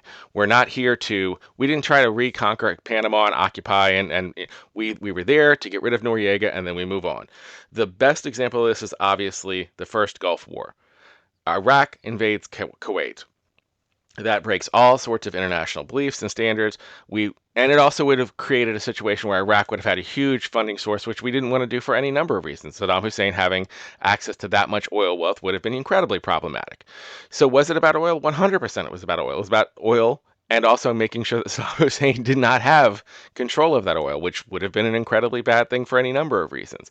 And he was able to build international consensus and coalition. He was able to go in there and push Iraq out, and he stopped. He didn't get caught by mission creep, which so many other presidents have, going back to the Vietnam War, going forward into Afghanistan. He understood that I was here for a specific purpose. I may detest Saddam Hussein. I may think that his administration is abhorrent, but that's not what we're here for. We're not here to take over the problem. We are here to protect international boundaries, protect international goals. I wish that mindset had continued on with his son, and it's incredibly frustrating that it didn't. I'm obviously giving you spoilers for future videos, probably one that I'll actually record later today, as I think we're finishing up the series soon. But I think he did a great job. One of the ones I would criticize him for is obviously the Tiananmen Square response. But I think at that time, I understand it. We were trying to have a detente with China in the same way we had a detente with the Soviet Union. I think the mindset at the time, and it wasn't entirely inaccurate, was that China was pivoting away from such a focus on the things that he was opposed to. I don't want to get into the whole argument of capitalism versus communism versus socialism. I'm not going into those weeds, but I think the idea was China could be a less than perfect ally rather than being a full enemy. And I think the idea was also the Soviet Union was kind of becoming a less than perfect ally rather than an enemy, and having the idea that we don't have to have these firm, locked-in ideological wars is not a bad thing. Now, the Tiananmen Square massacre needed to be condemned, and there was some late sanctions and probably not significant enough sanctions. So I'm not saying that George W. Bush is a perfect president in terms of international politics. But again, we've been doing this series now up to 40 presidents, and this is a comparative analysis. We're not comparing presidents to the perfect. We're comparing to the most came before and after. And I think he did an excellent job with regards to international politics, and should be rated very highly. Similarly, in terms of war and security, I think the fact that, yes, we did engage in wars, but they were very targeted wars, they were very specific wars with very clear missions, and I think both of the wars were necessary. It is necessary to keep the Panama Canal open. It is necessary to have it not in the hands of someone who I think was arguably a drug trafficker. I think that war was a necessary war, probably created by policies that came before that propped up Noriega and allowed him to take and control power there. Again, when you prop up dictators, bad things happen. But I think that was a necessary war that I think time has shown that was correct and necessary. I think the first Gulf War, again, when it was done, it was done. Saddam Hussein was significantly weakened. Iraq was significantly weakened. There was a greater stabilization in that area than had been for some time. And the future peace talks that kind of sprung out of that Clinton, we'll get to when we talk to Clinton, I think were because of the understanding that the United States was a dominant world power, that was the superpower, and could come in and just win. And so you didn't want to pick a fight with the United States. That was such a decisive victory with a clear end. At that point, I would almost say that was near the peak of the U.S. influence and power internationally. and that was under the first Bush administration.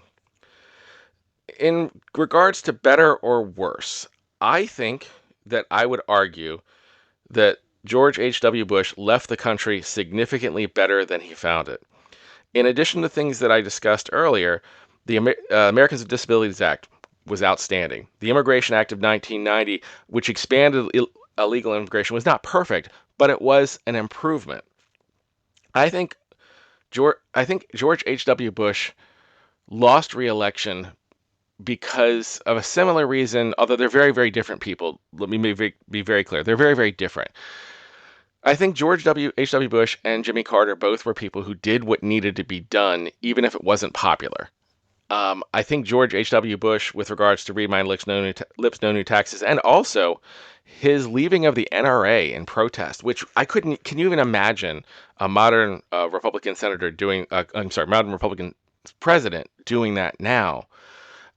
Because he disagreed with the NRA's on assault weapons. I think George H.W. Bush did the things that he thought were right. And I think more often than not, he was right. Was he perfect? No, far from it. There are many policies that he instituted that I fundamentally disagree with. And so I'm not going to put him incredibly high on the list. I don't think he's like a top 10, but he's not far from it.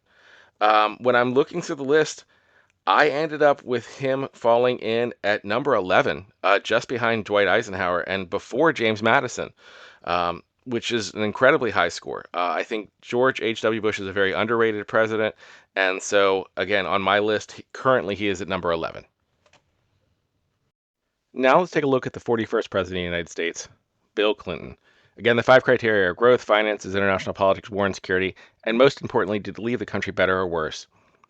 I want to start off this video just in case this is the first one you clicked on and you haven't followed this series, because for Clinton specifically, this matters. We're talking about the presidency. We're not talking about the president specifically. Certainly the actions of the president affect the presidency, but it's also what occurred during his time. We do talk about issues that involve judgment and corruption and morality if they affect the presidency, and we certainly will with regard to Clinton. Obviously, the Quincy scandal and the impeachment that followed are critical discussion points for Clinton. But I think a lot of those fall under the better or worse category rather than the earlier things we're going to discuss. So as you're watching this, understand I'm going to get there. But I also think you need to understand we've been doing this series since the very beginning, going president by president by president. And we started off with presidents who had slaves. We're not having a morality discussion. That's not what this video series is about. This video series is about progress, about what each president did that it helped the American country progress forward or caused the American country to regress.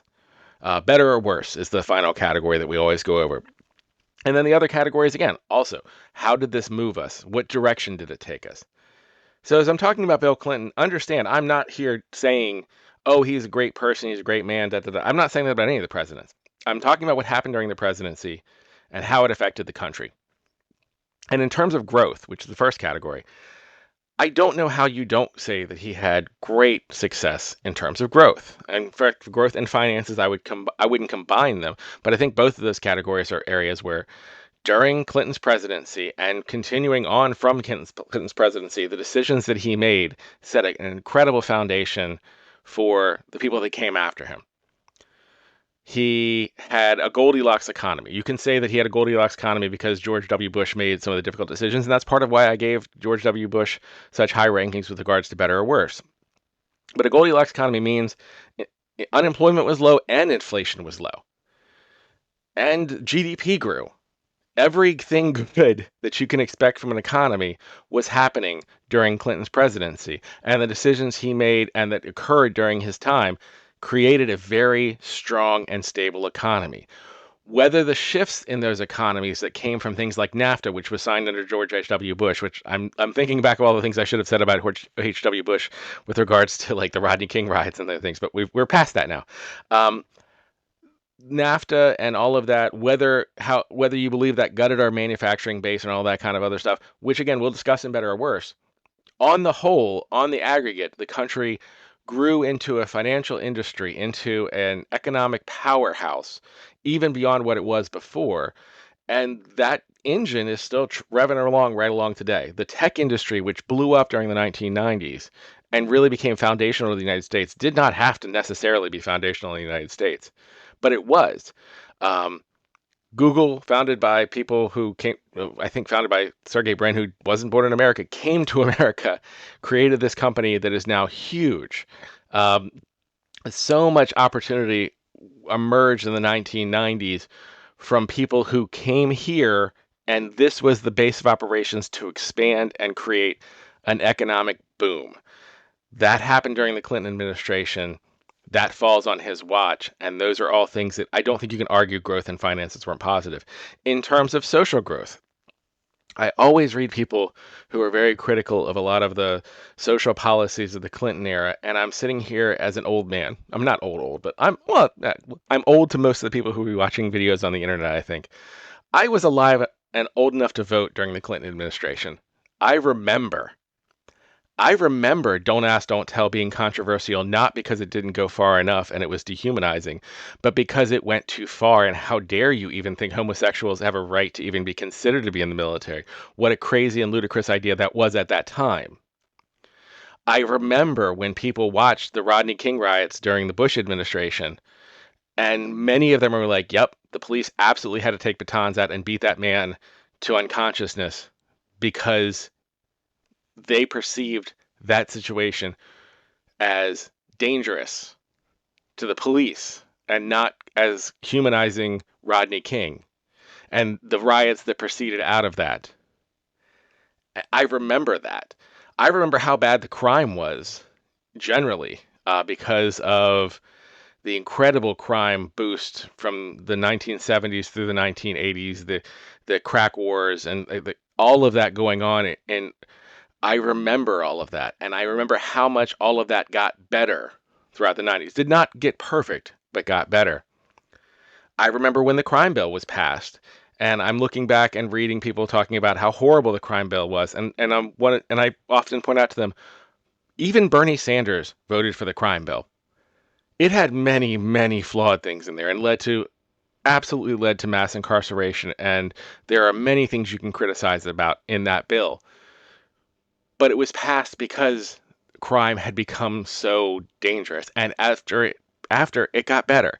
I'm not saying it got better necessarily because of all parts of the crime bill, although some parts of the crime bill I do think did cause some improvements. I think it got better because economically we started investing in dealing with a lot of the mental health needs, a lot of the crises, a lot of the issues that had been disinvested during the Reagan administration and even before in the 1970s. Because I think sometimes too much gets put on Reagan. I think defunding started earlier than that, and failing to fund is always an issue. I remember how much changed during the 1990s, and while Bill Clinton is a horribly flawed human being who made a lot of bad decisions, which we will talk about when we get to better or worse, that I think were hugely negatively impactful on the United States, I don't think you can say with regards to growth, with regards to finances, that his presidency was negative. I think he did remarkably well, and I think he scores very high in those two categories. In terms of international politics, I do think he scores high because of things like the Oslo Accords and with regards to particularly the Good Friday Agreement. But I can see people saying he fell short with regards to things like Somalia, Rwanda, Haiti. Even in the Balkans, the response was a little bit too late, even if I think he did a very good job of balancing it. I would say overall, in terms of international policy and politics, I would rate him above average. I wouldn't say he was exceptional. In terms of war and security, this is again where I still think it's slightly above average, but I do understand the mixed bag. And this is an area where I will say the mass incarceration, I don't think made our country more secure. I don't think it improved our country in that way. I also think some of the decisions he made in international politics later came back to bite us with regards to Afghanistan and Osama bin Laden and things like that. Not to say that Bill Clinton it's Bill Clinton's fault that Osama bin Laden committed 9/11, which we'll talk about in the next presidency. Not to say any of that.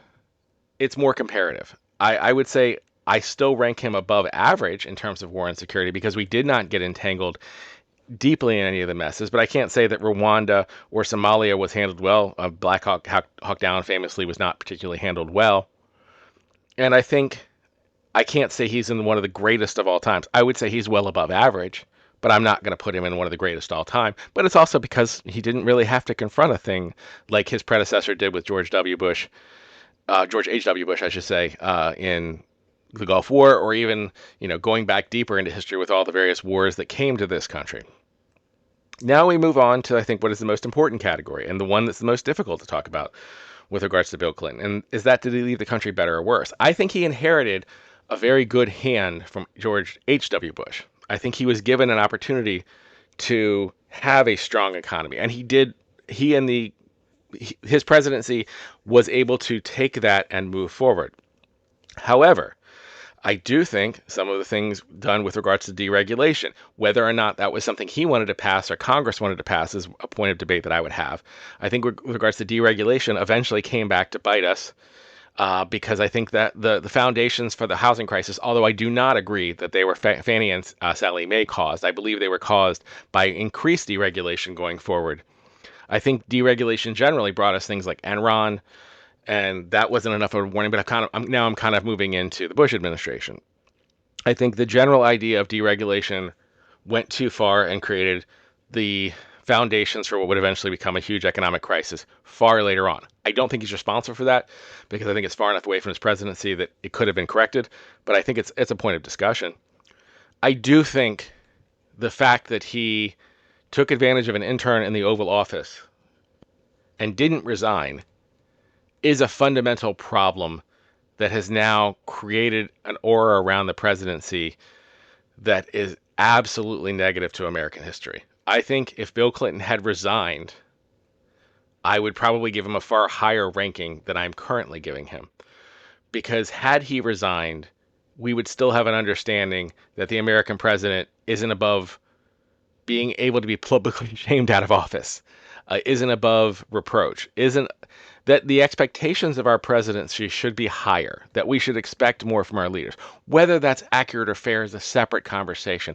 Obviously, as again, we've gone through this throughout 40, if you're I've been watching this in the beginning, we've gone through this with 40 presidents, and a good 30 of them have had horrible things that I can point to and say, yep, that person was pretty bad. That person did something that was pretty egregiously bad. I can point to a huge moral failing in the same realm as Bill Clinton. Slavery, obviously, hell of a lot worse. So this is not about the moral failings of Bill Clinton having an affair with an intern.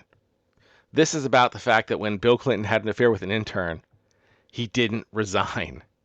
He continued to stay in office because he was popular enough to do it. I talked about this during during Nixon with Watergate.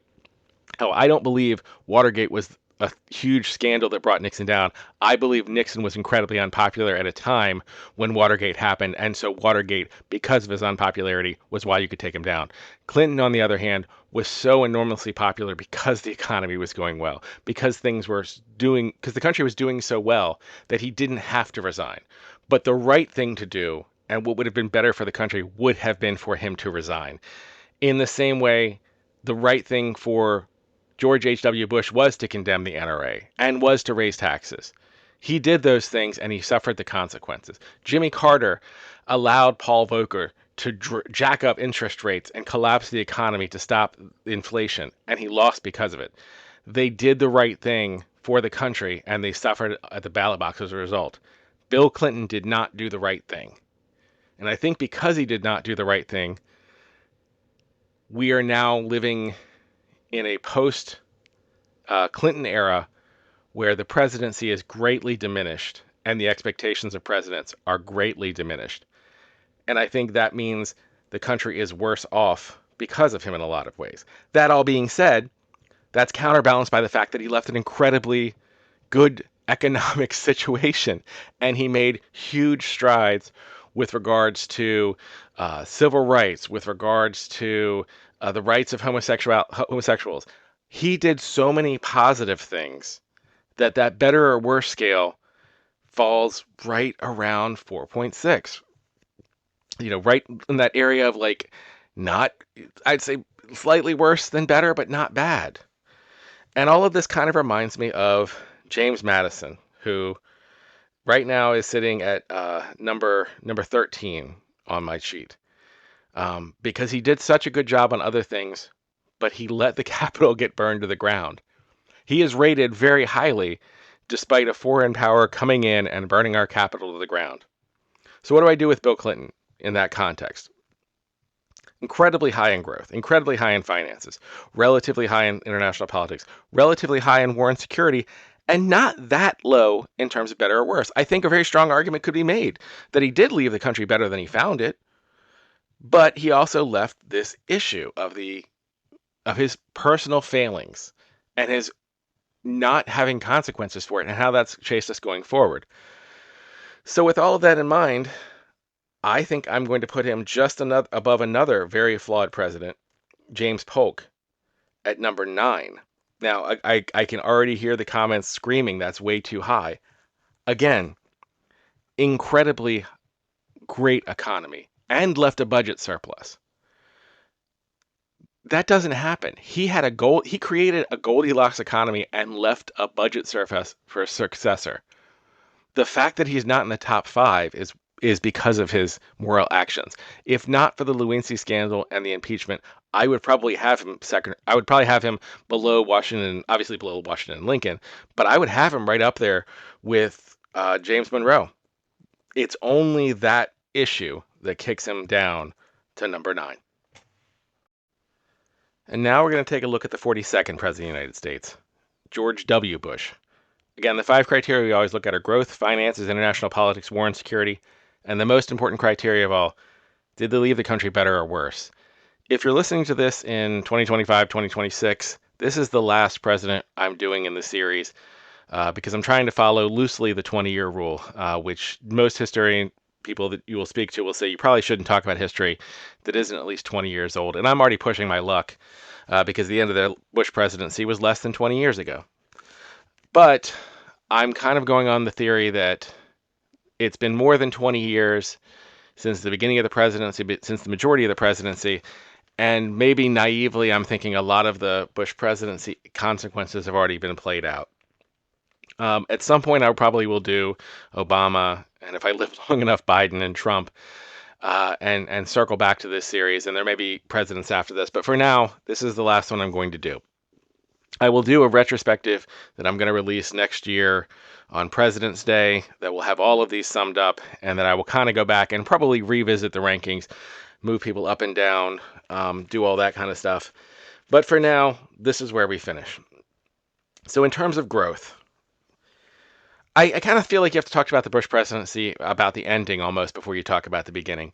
He inherited a budget surplus, and he inherited a strong economy, and he did inherit something that happened that was tragic, and that was 9/11. I don't think Bush is at fault for 9/11. I don't think Clinton's particularly at fault for 9/11. I think Osama bin Laden and Al-Qaeda are responsible for 9/11. And we can go back and forth about whether or not it was preventable. Terrorist attacks happen. The causal factors that led the Mujahideen to become the Taliban, to support Al-Qaeda because of funding mechanisms. We can go through all of that, and I kind of have loosely discussed that. There are a long series of decades of presidents we can blame for all of those factors that led to someone to specifically target the World Trade Center and attack the United States, and the blame still would fall on Al-Qaeda and on Osama bin Laden for making that choice. What we can be responsible for is the response that we have from that. So again, as I talked about with Bill Clinton, we're now in the point where I'm voting in these elections. This is not this is not, pure research for me. This is memory. And I'm trying to push the memory to the side and just look at the research so that I can assess them in at least in a similar way that we've done to the rankings so far. But it's difficult because I know how the story ended. I know the progression. I remember all of this. I remember how the focus on Afghanistan quickly shifted to Iraq and not to Saudi Arabia, where actually Osama bin Laden came from, and how targeted that was and how intentional that was. And as I'm doing this series, I just did his father a few days ago when I'm doing these recordings and research, and the contrast between having a clear plan without mission creep. Maybe I even gave his father additional international international politics credit, because I could see just what a stark contrast it was to have someone who was like, yup, that's the problem. We're fixing on the problem. We're not going to let mission creep stay in place. We're not here to solve all the problems in the world, just the one we came for. And how that could have been what happened in Afghanistan. How if we had just stayed focused on addressing taking the Taliban out of power to make clear that if anyone ever attacks the United States, there will be hell and fury that is brought down upon them, to make clear of a consequence for the action. If we had stopped there, I think we would view the Bush presidency completely differently, but we didn't. And there was a moment where I think his approval rating was like 91%. And so much could have been done in that moment, and it was just so squandered. And that wasn't the only failing. So again, let's circle back to the 5 criteria, because now I'm drifting. In terms of growth, he left the Great Recession. The decisions made by Bush and the Congress, he had a Republican Congress who would do more or less whatever he needed them to do. There were periods of time where the Democrats did take power, particularly at the end, and there was a block of time where I believe Jim Jeffords, I hope I'm getting the name right, flipped over some issues. But for the most part, he had the ability to push the agenda he wanted forward. And that agenda led to deregulation and lack of oversight in financial industries. And we had the warning with regards to Enron that we should have known that deregulation is problematic and that there could be problems. And the housing bubble kept growing and growing and growing until it exploded.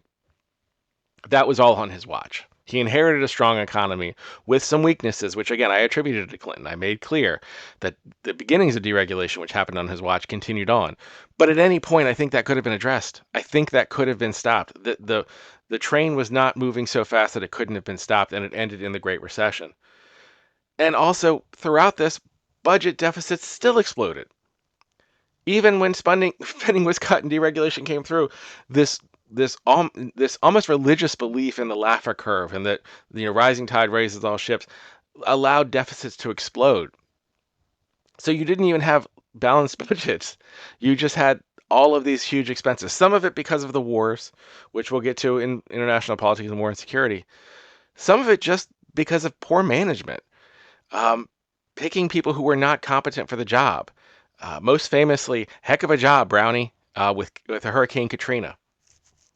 He didn't do a good job. He didn't pick people who did a good job.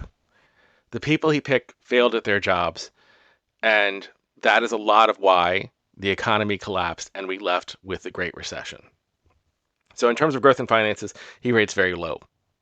Not Hoover level, but very low.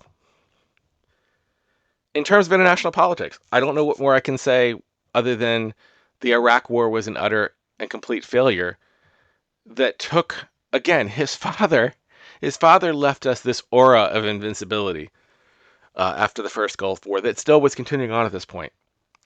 And maybe because he believed the hype. Maybe he believed in that aura, that we could just go in and magically make places comply, that we'd forgotten all the lessons of Vietnam. We go into Afghanistan and we make it an occupation. We lose focus on what the mission is. We become the occupiers and we become the enemy.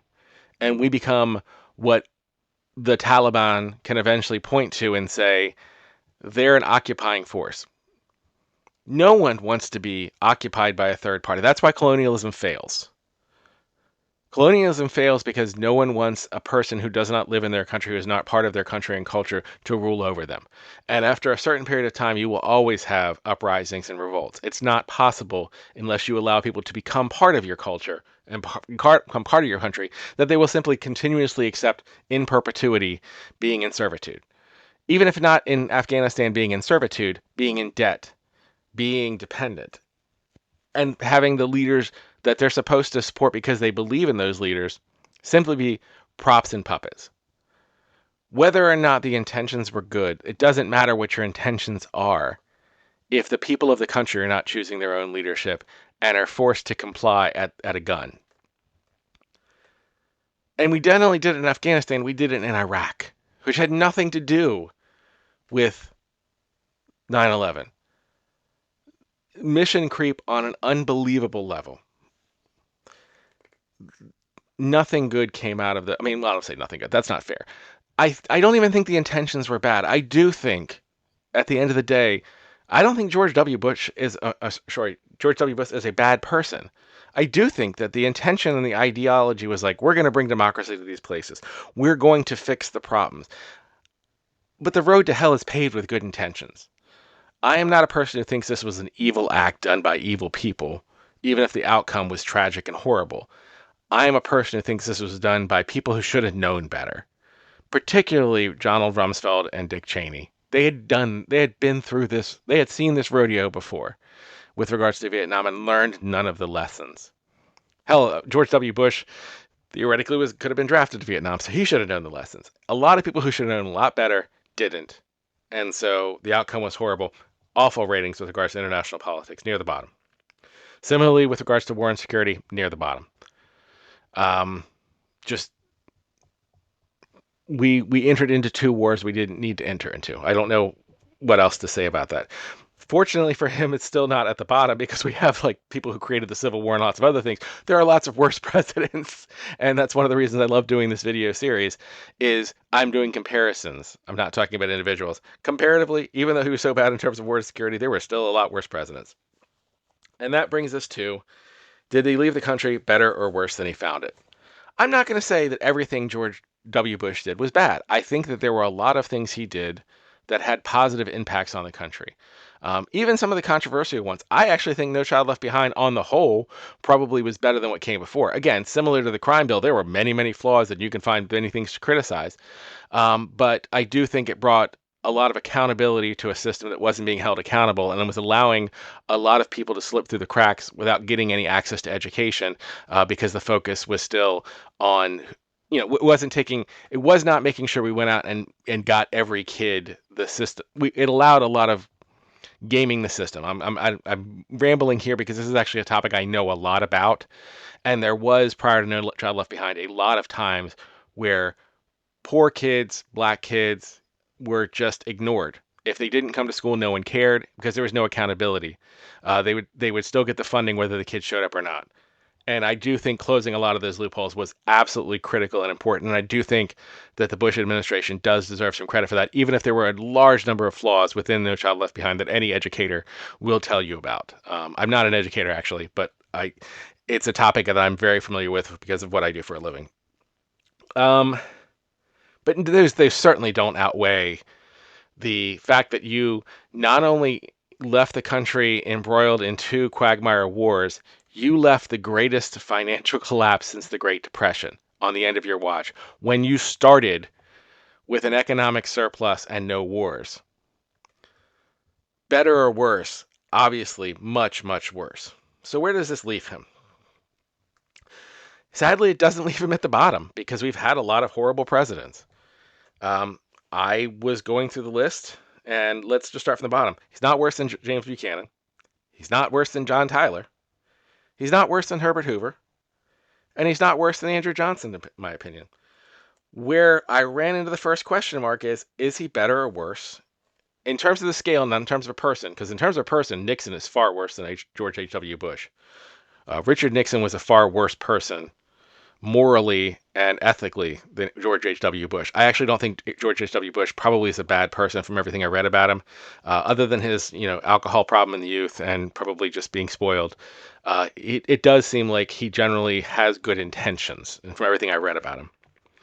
But in terms of his success as a president, absolutely, I'm going to put him at worse than Nixon. I think at number 38. Just an absolutely tragically horrible presidency. With the country being in far worse shape than it was given to him. So now that we've gotten through the 42 ranking the presidents videos that I did, we're going to, as promised, discuss the three presidents that I'm not doing a ranking the presidents on at this time because it's too soon. I want to wait at least 20 years past their first terms before we look at them as historical figures. I probably should have waited for 20 years past the end of George W. Bush's presidency to assess him, but I feel like a lot has happened, and a lot that is going on now is the post George W. Bush things, and I think it's far enough to assess it, but maybe in 10 years I'll look back and feel differently.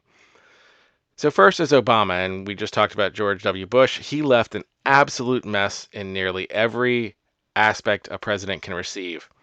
There were two wars that were going poorly, that were definitely quagmires, and most importantly, we were in the very, very depths of the Great Recession, which was the worst financial situation collapse since the Great Depression, and many thought would become a Great Depression. It certainly was a worldwide economic collapse caused by the mortgage crisis, and Obama righted the ship. When he left office, I don't think there is a strong argument you can make saying anything other than the economy was going in the right direction.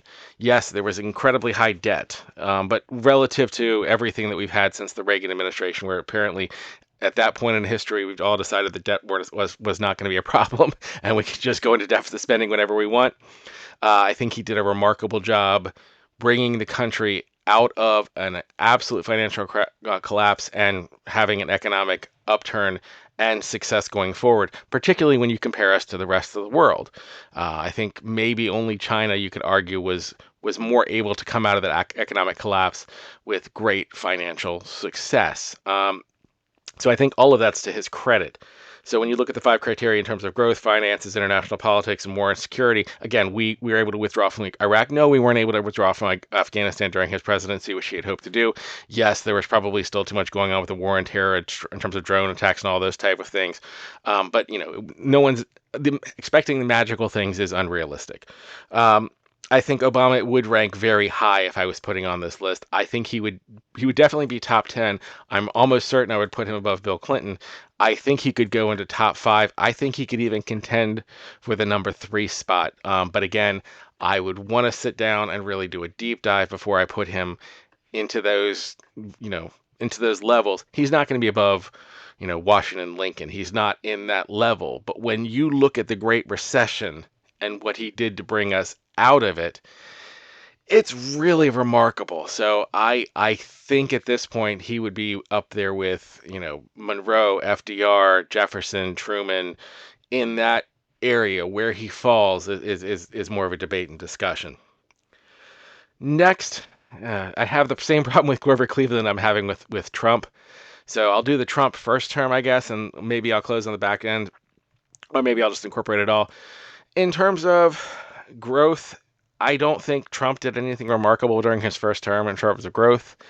I know that if the way you're going to look at Trump is, I think, either you're going to say that the financial collapse and the economic collapse that came at the end was entirely COVID and he should have no responsibility for it, and you're going to give him credit for the economy of the first few years that he had, or like me, you're going to say he inherited Obama's economy, ran the deficit up even further to maintain that economy. COVID hit just as the economy was beginning to cool off anyway. And then the way that COVID was handled, both in terms of America should have been in much better shape than other countries because we have no direct connection to the area where it originated. We should have been much more able to do preventative things to quarantine the country better or to delay it long enough. We did a remarkable job as far as science and technology, did a remarkable job getting a vaccine to market and out to mitigate the harm from COVID incredibly quickly. But we could have used the delay. We could have stalled things a little bit longer, and we didn't. And I think that's something to discuss. And then with regards to the economy, I think there's a lot of questions you have to ask about the way the loans were handed out. There was so much corruption in the loan payments, and then just the complete loan forgiveness plus the stimulus checks. I think all that felt good at the time, but is it any surprise that, if you send people $2,000 stimulus checks and you send businesses huge checks to cover unemployed workers for long periods of time, and you just cancel the repayment of those loans, you just say, never mind, we're good, running the country into huge debt, that a spike of inflation would follow? Is that really a surprise? I kind of think what Trump did at the end of his term was very Nixonian, in that he tried to do a lot of things to stimulate the economy at the last minute so he would get reelected, but he didn't. And then I think what came after, and this is where we moved to Biden, was a mess that someone else had to clean up. And I don't rate Trump very highly. Now, I'm not going to put Trump at the bottom of one of the worst presidents of all time yet. If that's yet, we'll see what happens. He still has some time. Um, but at this point, I would probably put him down in the McKinley range. He likes McKinley. He probably won't be upset by that. So I would put him in the McKinley, Woodrow Wilson, bad president kind of range. But I'm not going to put him down with like, you know, Buchanan or Tyler or Andrew Johnson at this point. Now he certainly seems to be doing a lot of things to move that direction, in my opinion. But again, we're very early on. I am not far enough removed to make an honest historical assessment at this time. I certainly don't think he is in the top half of presidents right now based on his first term, and what's occurring in his second term is not making me think I'm going to be moving him up anytime soon. Now, Biden is a very difficult one to assess. Even I think when time passes in 20 years, he's going to be a very difficult person to assess because he inherited such an odd situation coming out of COVID. We were having a huge economic problem coming out of COVID, and there was all this dead money in terms of the loans that weren't going to have to be repaid, and people getting all this amount of money that they couldn't spend because they were in lockdown. So they were having these checks come in because we were basically paying everyone's bills. The government was going into huge debt to do those things. And so, unsurprisingly, inflation spiked during that time. And before Biden left office, he was managed to get the inflation under control. He was also going into huge deficit spending to do it, less than he inherited, which I think is what people want to make the argument is that he spent less than Trump, but Trump's deficit spending was astronomical. Like the amount of money that he was burning when he left office was mind-boggling. And I don't know how the country is going to be able to recover in the next decade or so, but that's projecting into the future. Let's not assume that there won't be a solution just because I can't currently see what that solution is. So I think in terms of growth and in terms of finances, I think Biden did an okay job. I think average to above average, taking something that was very bad and making it better. I think the better or worse scale is something where I would give Biden some credit. In terms of international politics, Ukraine was invaded on his watch. I don't give him a huge knock for the Afghanistan withdrawal because I do think, and in fact, I don't think I know. I was aware and following the news that Trump had set up the plan for the Afghanistan pullout that Biden just executed. You could argue he shouldn't have executed it, but you can also just say it was time and that we were never going to have a good time to get out of there. It was kind of like Vietnam.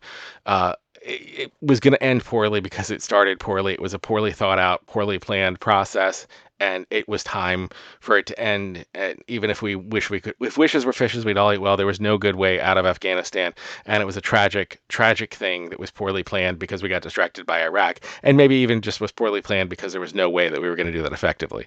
You can't force a nation to become what you want them to be. No one likes being ruled by people who are not of their country. So I don't ding Biden that much on that. I think that was a plan from Trump. Um, and so in all of those things, I think Biden's probably going to be a middle of the road, you know, Jimmy Carter-esque president. I think one of the things that I wonder if history will ding him for is his hubris in believing he could run for re-election when it was so obvious he should have been a one-term president. He was clearly in decline at the end, even before the cancer diagnosis. And if he had just made clear he's a one-term president, a la, some of the early presidents like Polk, and allowed the Democratic Party to have a primary to run people against Trump, and he just acknowledged that he was not fit for it, rather than picking Kamala Harris, and making it seem like she was selected and anointed without going through the normal process. And maybe she wouldn't have won the nomination. I don't know what would happen. We'll never know. Counterfactuals are counterfactuals. But it was clear that he was not an effective communicator in his final years in office. That even though things, I think, looking back, were going well, we're having a lot of reports come out now about how great the last year was of the Biden administration in terms of the drugs. The number of people who died from drugs going down and murders going down and all the things that were wonderful in that last year. But he was such a horrible communicator at that point. And to be fair, Joe Biden was never a very good communicator. I think there's this myth of Joe Biden as this, energetic communicator. Joe Biden was a gaffe machine as a vice president. Joe Biden was a gaffe machine as a senator. Joe Biden was never an effective communicator. He was just well liked as Uncle Joe. So I wish that he had understood that one term was all he would had in the tank, and that it was very clear near the end of his presidency he was going to be handing off the torch and to let an open primary happen. I think things might have gone differently, and I do think that's something that he should get a knock against him for. I don't think he's again, kind of like the Jimmy Carter. He didn't read the room properly. He was not great at doing some of the politics that he needed to do, and unfortunately that ended up burning him as a president. So those are the three presidents I didn't cover. I did go back and watch all the videos, and I went back and looked at all the presidencies. And so next, I'm going to go through the list and tell you what my final ranking the president is after watching the entire 8-hour series, and who moved and why. Starting at the top, 1 and 2, I think you can debate who should be 1 and who should be 2, but Lincoln and Washington, I'm putting Washington first over Lincoln as my number 1, and then Lincoln as my number 2. George Washington gets the number 1 spot primarily because Lincoln chose Andrew Johnson, but both of these people inherited incredible messes and did a remarkable job saving the country from horrible decisions of the people who came before him. My probably most controversial pick is putting James Monroe at third, and a lot of this came down to, as I was going back through the video, and I kind of discussed this as I was going through the series, if you watch the whole series, I needed to give more credit to presidents who just did a good job. Just because he didn't have any major issues during his period that are incredibly memorable in the same way as a Washington or a Lincoln or an FDR, is kind of not something that I should hold against him. He could have had those situations. Bad things could have happened during his term. Instead, he presided over the era of good feelings. Was he perfect? No. Was he challenged? Probably not in the same way, certainly not in the same way as like a Lincoln or a Washington, but the fact that he didn't have this challenge as occur should be to his credit, and that's why I put him at the number 3 spot. Number 4, I do put FDR, although I think, and I hope it came across when I was assessing him, I have very strong reservations about FDR. I think FDR is very overrated.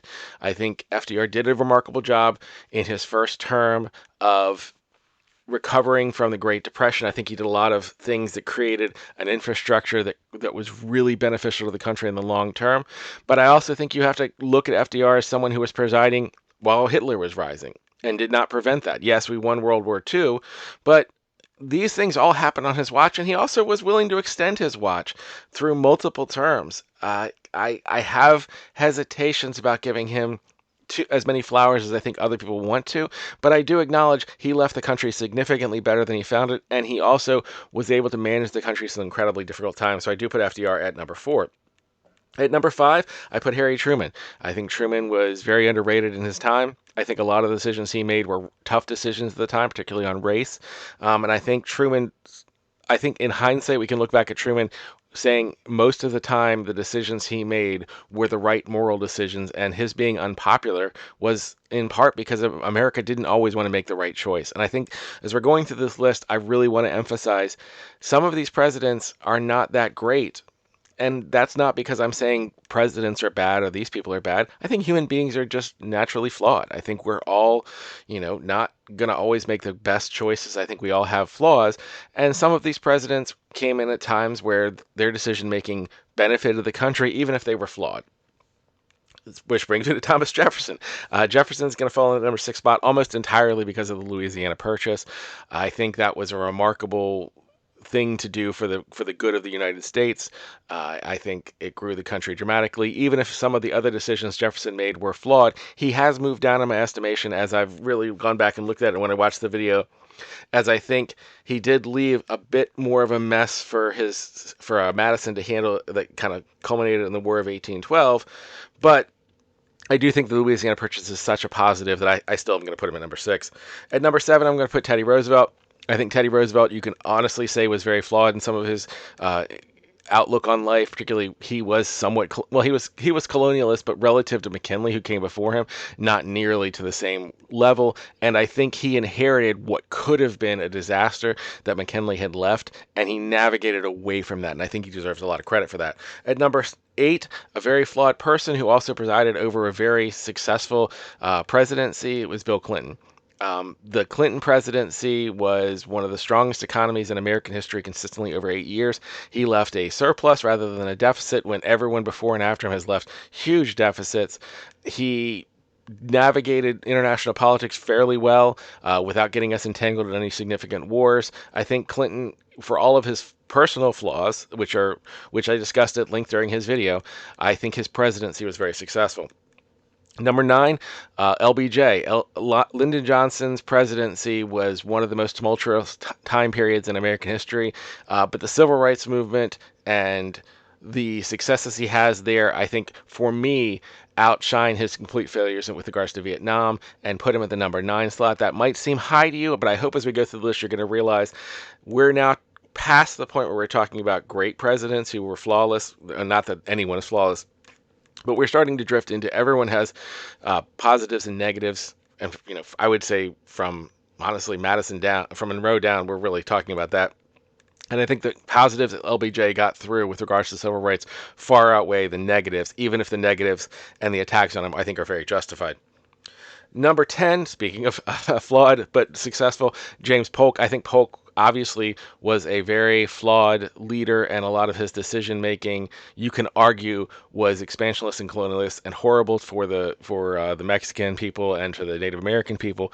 But for the United States, acquiring Texas, California, and most of the Pacific Northwest in one presidency is remarkable, and I think you have to give credit to that to Polk, particularly also him inheriting the mess from Tyler. And when you look at what came almost immediately after he left office, with other presidents not able to manage things nearly as well, I think Polk deserves the number 10 spot. Eisenhower, I think, is a little bit overrated by some people because I think some people don't really fully understand how much of the post-Cold War negatives with regards to Vietnam, with regards to Iran, with regards to he really got us into the domino theory entanglements that came later. But at the same time, I do think he understood that the military-industrial complex was dangerous. I think that speech was genuine. I think he had excellent intentions, and I do think the 1950s that he presided over were a very successful era economically, even if some of the groundwork for what would become the Vietnam War and become some of our struggles later did happen during his watch, and even if I don't think he went nearly far enough on civil rights as compared to those who came after him. Number 12, I put George H.W. Bush. I think even though he was a one-term president, I think he had a remarkable presidency. And I think he managed to navigate some very difficult world events in ways, when you contrast them with those before and after him, are remarkable. The Gulf War brought so many allies together to stop the Iraq invasion of Kuwait. Was it for oil? Absolutely it was. But it also set the framework that at that time, the world was not going to just allow dictatorships to expand and spread without having it be challenged. I think that was very appropriate. And I think things like the American with Disabilities Act often get forgotten. The actual, he did a lot of things very positive that I think he deserves credit for that didn't have to go that way. And maybe it's because I'm just contrasting with who came before and after him in terms of what happened later with his son. But I do think his president was very successful, and I think he was a president who, being one term, was because he made decisions that were not popular but were the right decisions. Going back to the Read My Lips, No New Taxes, and I think he also set a foundation that Clinton built upon. I think I could argue flipping him and Clinton and not lose a lot of sleep, but I am going to put Bush at 12 and Clinton above because Clinton did it over 2 terms and did leave the surplus. 13, James Madison, and the only reason James Madison's not higher is because of the War of 1812. The second half of his presidency, I would put him at number 3, but, when the Capitol gets burned to the ground, you can only be so high. 14, Ulysses Grant. I watched that video again, and I feel like I was very critical of Grant throughout that entire video, but I think the criticism I was putting upon him was because I know how difficult Reconstruction was, and I was reading at the time when I was doing Grant's video about how much of a mess Andrew Johnson left him, and Grant did everything that he could to pass laws to allow Congress to be able to act to save Reconstruction. But by then, you'd already had elections where there were state and local powers in place and running things in the South. And short of full military intervention, which Grant did at times, to try to stabilize the South, I don't know what he could have done to fix it. And I think a lot of the criticisms that he receives with regards to corruption are somewhat unfair in the context of Grant was the reason we know about so much Grant's corruption is because Grant was one of the first presidents to actually start looking for corruption and start correcting it in some ways. So while there was a ton of corruption in his administration, we know about it because he was looking for it, whereas up to that point, there was so much corruption that it was just kind of taken for granted as normal. John F. Kennedy, I'm putting at number 15. He deserves some criticism for the international politics decisions that he made. The expansion of the Vietnam War, the coup occurred during his watch. The Bay of Pigs. I don't even know that I give him that much credit for the Cuban Missile Crisis because it was such a dangerous thing. But on civil rights, just an amazing, amazing presidency to pivot the country so far away from what had been just over and over, embracing Jim Crow, refusing to even follow laws on desegregation. I think Kennedy does deserve a lot of credit for that. At 16, I have a president who surprised me at how high you rated him, Chester A. Arthur. I didn't think Arthur would be this high, but when I went back, I realized a lot of the things people give credit to Garfield, because Garfield was trying to do things before he was assassinated, were really executed by Arthur.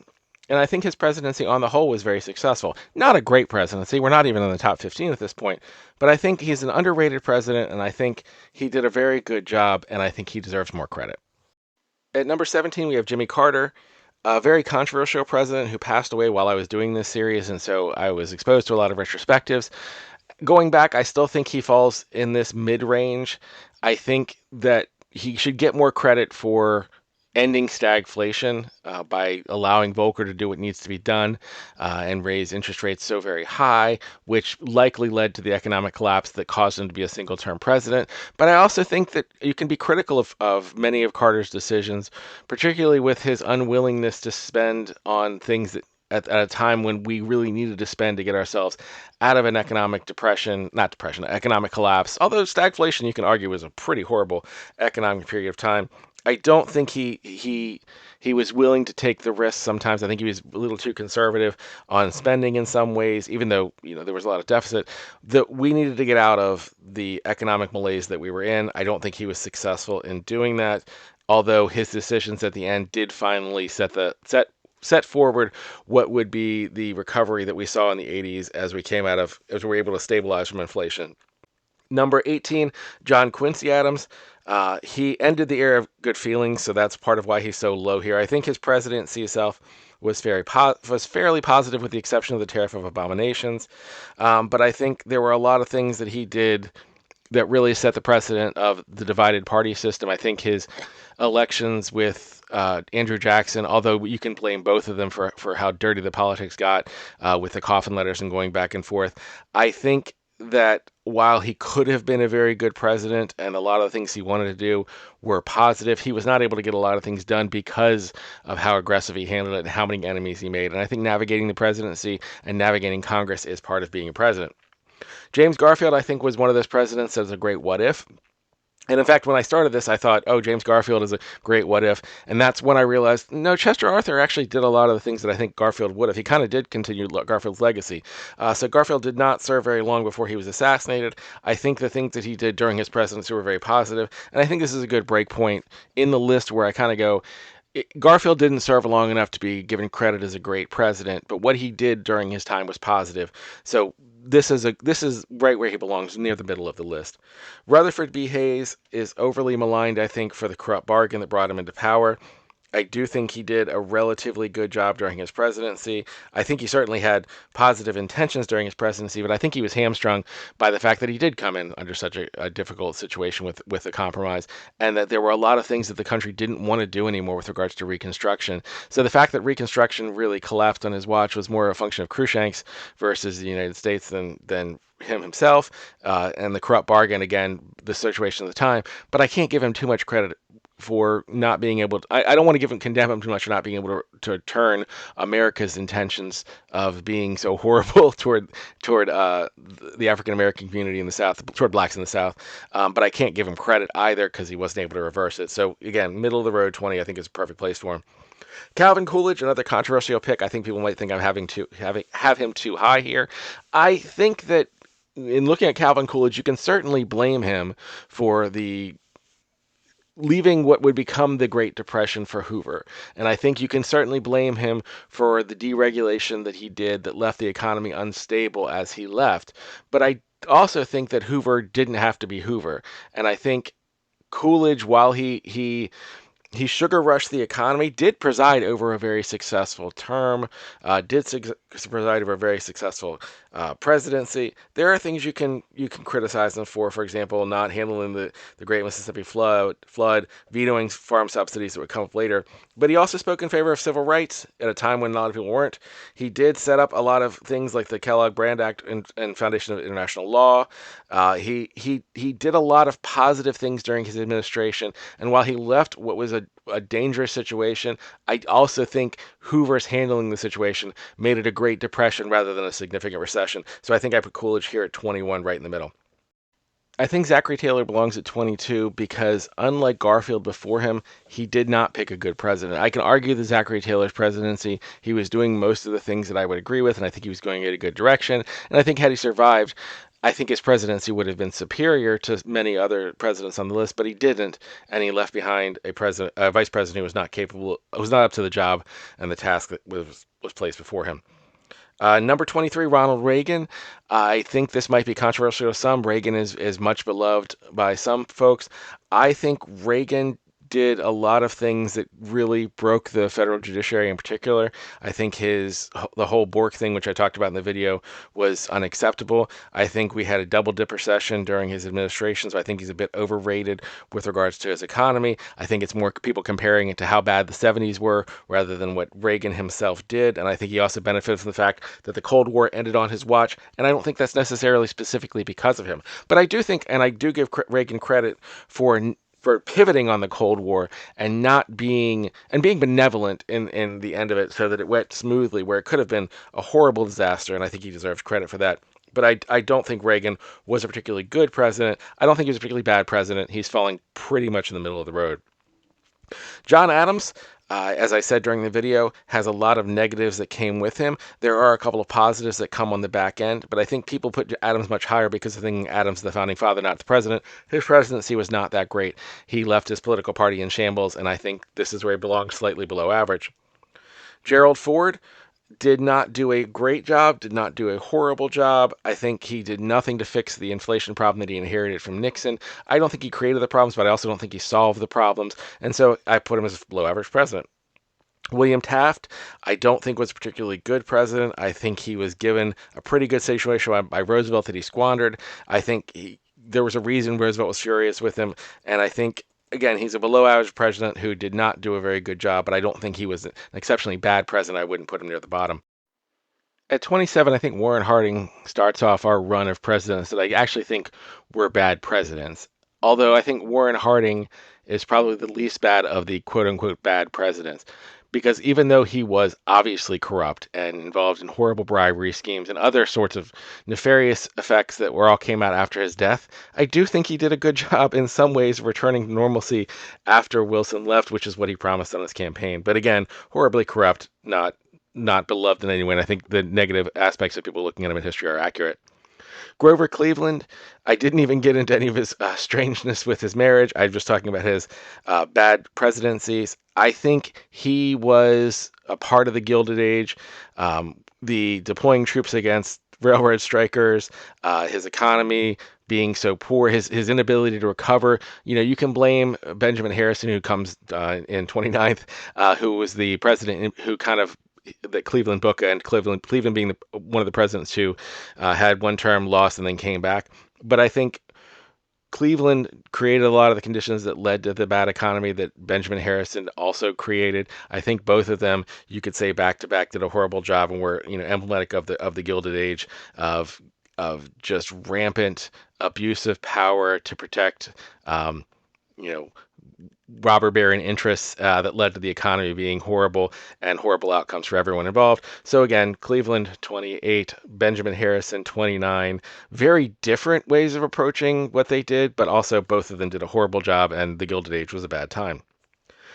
Woodrow Wilson, many people will say controversially, although recently it seems like people are jumping on the Bash Wilson bandwagon. Woodrow Wilson's often in people's top tens because of, looking back on World War I, success, the League of Nations. I gave him a lot of credit for women's suffrage, but Wilson also did a horrible job just managing things like the bloody summer of 1919, the race riots, his words were not matching his deeds, or he wasn't able to even get people to be successful. He was very divisive on the country. He really expanded racial segregation, screening of the birth of a nation at the White House. He didn't actually get the compromise, the Treaty of Versailles that he wanted, and he left a horrible depression for Harding to correct. I think Wilson is very overrated, and so he ends up 30th on my list, just above Andrew Jackson, who I think is also overrated by some people, mostly by people who are firm believers in manifest destiny. As I talked about during the video, I not only think that Jackson was a bad president, but I also think that he was a bad manager. I think, morally we can talk about the Trail of Tears and all this other stuff, but I don't think he managed things very well at all. I think he pulled apart a lot of the infrastructure that had been keeping the country stable, and I don't think it's a coincidence that immediately after he left office, the entire economy collapsed as his former vice president, Van Buren, took power. But because his presidency itself didn't suffer as much from that, because he was left such a stable economy, thanks to John Quincy Adams and James Monroe, I do put him slightly higher than others on my list. William McKinley, I think, is incredibly overrated. What he did with the Philippines in particular is atrocious, and I think we are very fortunate that Franklin Roosevelt came after him and was able to right the ship. Otherwise, we would have been even more entangled in World War I. We were drifting very quickly and dangerously toward trying to replicate the European colonialism that led to World War I, and that was clearly a mistake. William Henry Harrison is ranked this low simply because he was only in office for a month, and the only thing he really did was pick John Tyler, who I think is not a very good president. That's the only reason William Henry Harrison is thus low. Martin Van Buren. Martin Van Buren inherited the mess from Andrew Jackson, but it's also a mess of his creation, so I'm not giving him any credit for it, and he did a horrible job managing it. His economy was awful. He had a cotton panic. He just did a horrible job. The country was poorly run under him, and he completely deserves all the negatives he gets. The little magician did also create the party system, which I don't necessarily think is a positive thing as far as the party machine system with the party bosses. I think a lot of things that Van Buren did created a negative atmosphere for the next 100 years that we all had to deal with. Millard Fillmore, I've been describing as the Neville Chamberlain of American history. I think Millard Fillmore coming in after Zachary Taylor, acquiescing to so many Southern wishes, really giving in on compromises that would eventually lead to bleeding Kansas. I think his inability to take a firm stand against the South was very bad. When I was going through this, I almost thought maybe I was biasing myself because of his involvement with the Know Nothing Party. But no, I do think Millard Fillmore just did a very bad job at a time when, if you were going to stop the Civil War, his presidency was when it had to happen, him or Zachary Taylor before his death, and he failed to do that. Not saying that he is fully responsible. As you can hear, there are other pre-Civil War presidents who are lower, but I think he certainly deserves a lot of negative credit for failing to make clear to the South that there would be consequences of secession. And I think a lot of the reason the South went ahead with secession is they thought they would be let go because they thought people were as passive as Fillmore. George W. Bush did a horrible job during his presidency. He inherited a strong economy from Bill Clinton, and And after 9/11, we invaded Afghanistan, then we invaded Iraq. Then before he left, the entire housing market collapsed. We left the Great Recession. There are very few presidents have inherited a better economy and left a worse one, and inherited a better situation with regards to international politics and left a worse one. He is very, very low on this list, and the only reason he's not near the bottom is some of the other presidents are so awful. Speaking of which, number 37, Richard Nixon. Nixon shock. Nixon does not get enough credit for his complete collapse of the economy, leading to stagflation. It is remarkable that he was able to both have inflation and unemployment rise at the same time to incredibly high rates, while also not, I think, being quite overrated with regards to international politics. I think Nixon did a horrible job on the economy, left an very divided country, and also kind of undid a lot of the civil rights, using the Southern strategy, really set a foundation that we're now still suffering from as the Wallace Democrats were pulled from the Democratic Party, good riddance to them, but absorbed into what had previously been a party that I don't think would have accepted them, that was very conservative and didn't want to use and abuse government power for these type of things. But that's where we are now. Franklin Pierce, Bleeding Kansas, also, humoring Southerners with regards to invasions of Cuba, actively enforcing the Fugitive Slave Act as if he believed the simple problem was the North and not the South. I think he was unable to stop the Civil War, and it was a time where perhaps it could have been done, so I put Pierce very low because of that. John Tyler came in and was one of the first president to ever be impeached, made everyone on all sides mad, just did a horrible job in all aspects, vetoing reforms at a time when the economy was bad. He did nothing to help the economy recover. He was just doing an awful job, and also funding expeditions like the Fremont expedition, which was antagonizing Native Americans. I think you can make a strong argument that the Mexican-American War came because Tyler was poking Mexico so much. So if you want to blame Polk for that, I don't. I think the Mexican-American War by that point was almost a necessary act because Tyler had been poisoning the well for so long. I really think he is an underrated as far as how bad of a president that he was.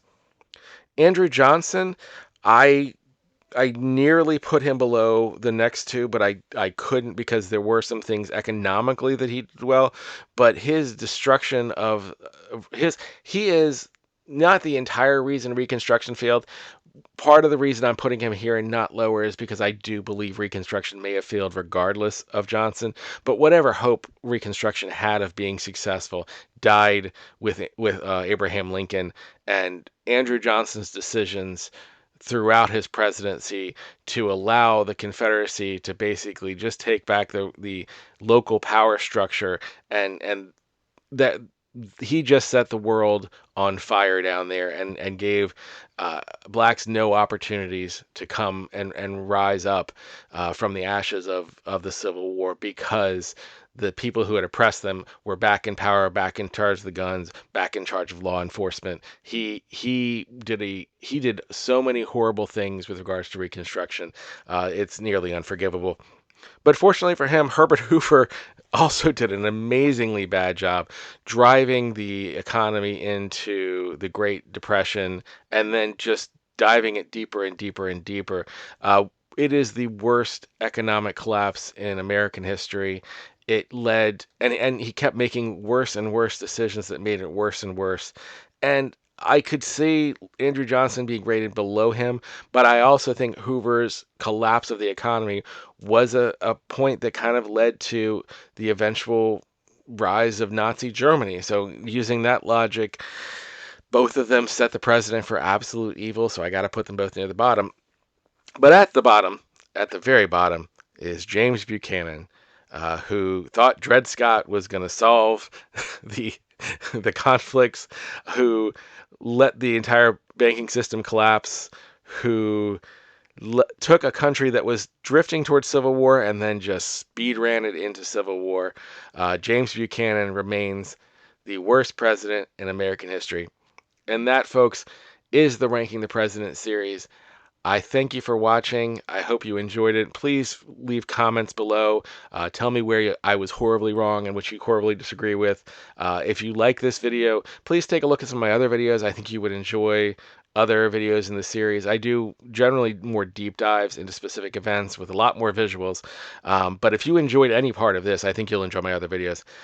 Thanks for taking the time to watch, and have a wonderful day.